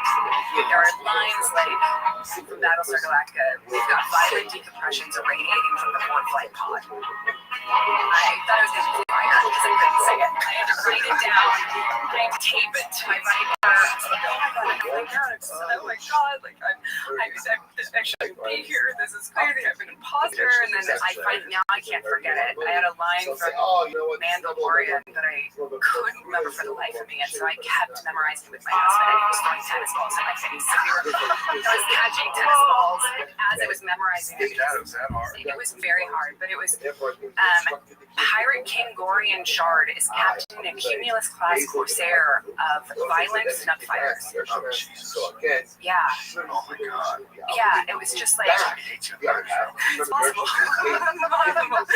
You never know. It seems so mean to make someone try to say that. You say it. Fucking you say it first. It's true. There are times I have since Ron Moore was on my podcast, and I told him that for 25 years I have not been able to forget this violent decompressions line, and he was like, I'm so sorry. I'm so sorry. Because he's aware that he's making actors say shit that you should never have to say in real life, and then furthermore you have to try and decipher it. One of my jobs is to take something I don't understand and then say it with authority as if I do understand it. So I have to dissect it and learn what certain things mean, and if I don't understand it, I have to give it context in something that I do understand in order to sound like I am not an idiot. Right. Which at times is hard. So, it's God, the jargon is. I learned the tennis ball technique with my husband, though. That's a great technique. That sounds like a good technique. You remember why you catch tennis balls, and you really remember it. Yeah. That is a crazy sentence to try to remember. Yeah, it was not easy. You're a part of something that people in sci-fi that I think is very interesting. Sci-fi is, I think, the genre of action that has the most badass women. 100%, yeah. At least it did. It did for a long time. I think the OG is obviously Sigourney Weaver. 100%.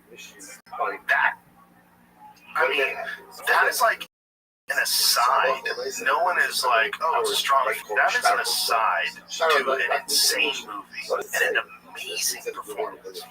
Like that last scene when she kills that guy. Yes. Oh, yeah. That character, 79. yes, amazing. That character, when I saw that movie, I was like, I want to be her.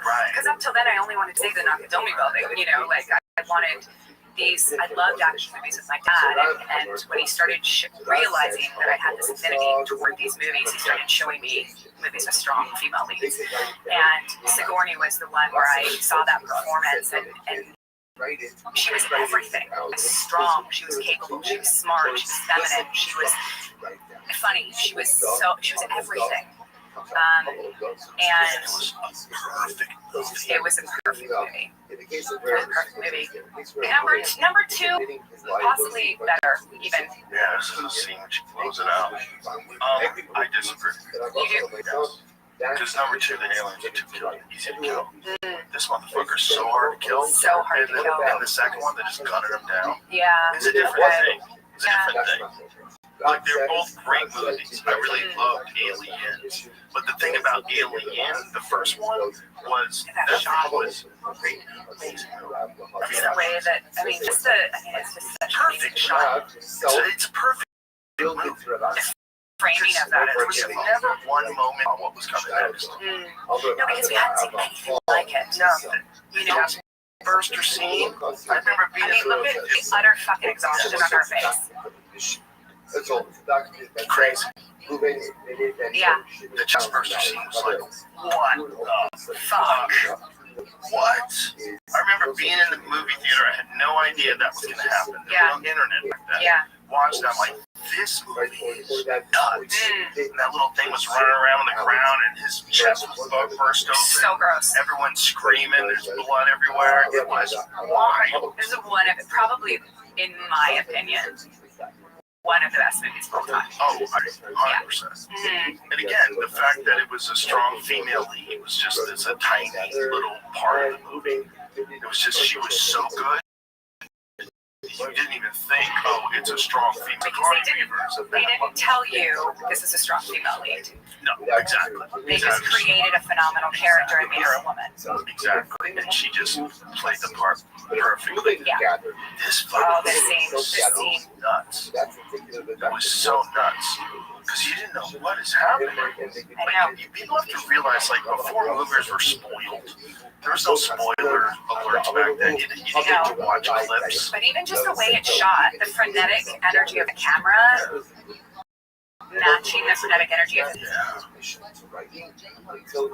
This is such a crazy scene. It's crazy. Ranger knows that you're alive and in charge of keeping the lights on. You go to great lengths. And sometimes that's digital power. Which is why you can count on Ranger for professional grade products and next day delivery. This is with everything greatest. You get the job with our special effects. Call 1-800-GRANGER. Click Granger.com or just stop by. Ranger, for the ones that was like, look at it. That was a little silly. Some piece of string, someone's pulling it. Yeah, it moved a little weird, but it's an alien. You were so scared of shit, though. I'm so scared.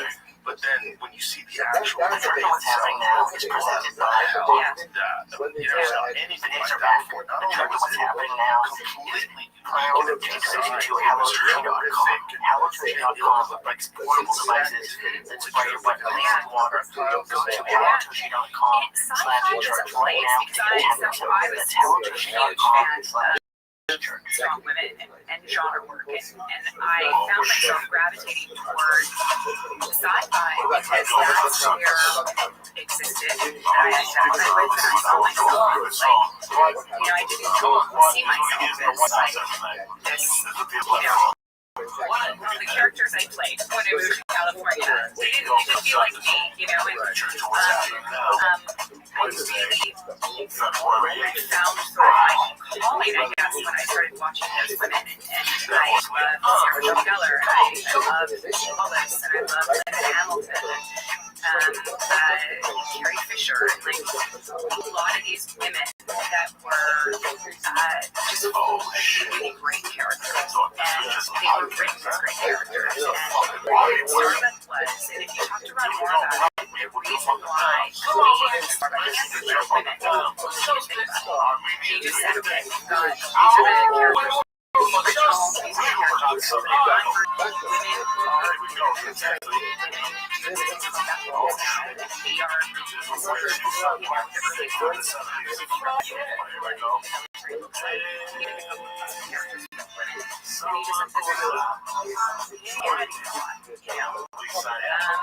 And so I think part of the reason why they were so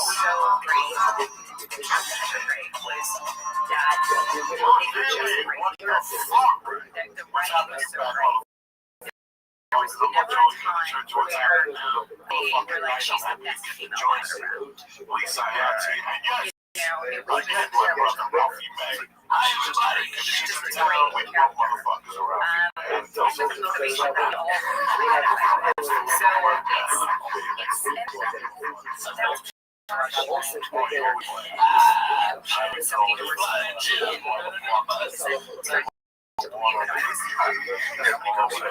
to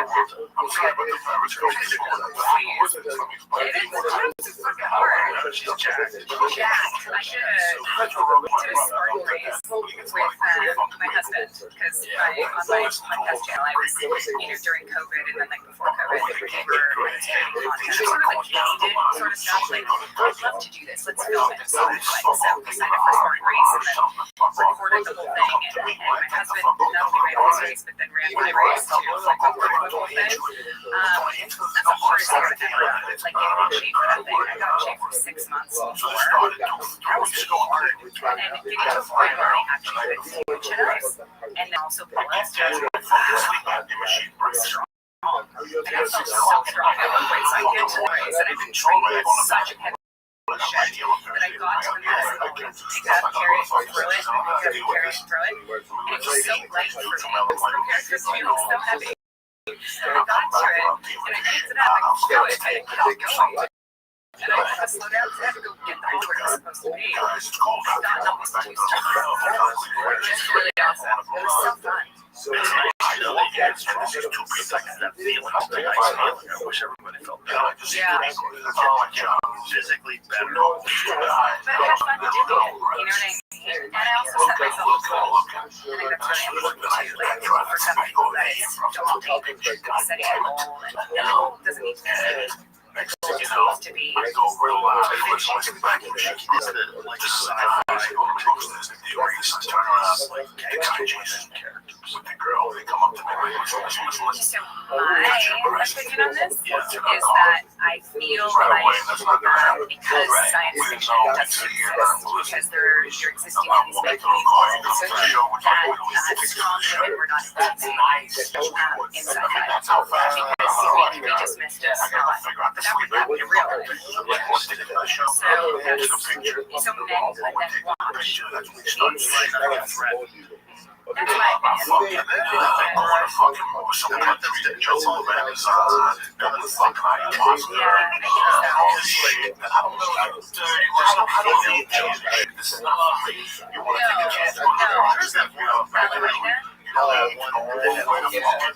That's my opinion. The one that Kevin James was in? What a crazy movie. Listen, before you did bad guys. Like, it's kind of like Taraji. And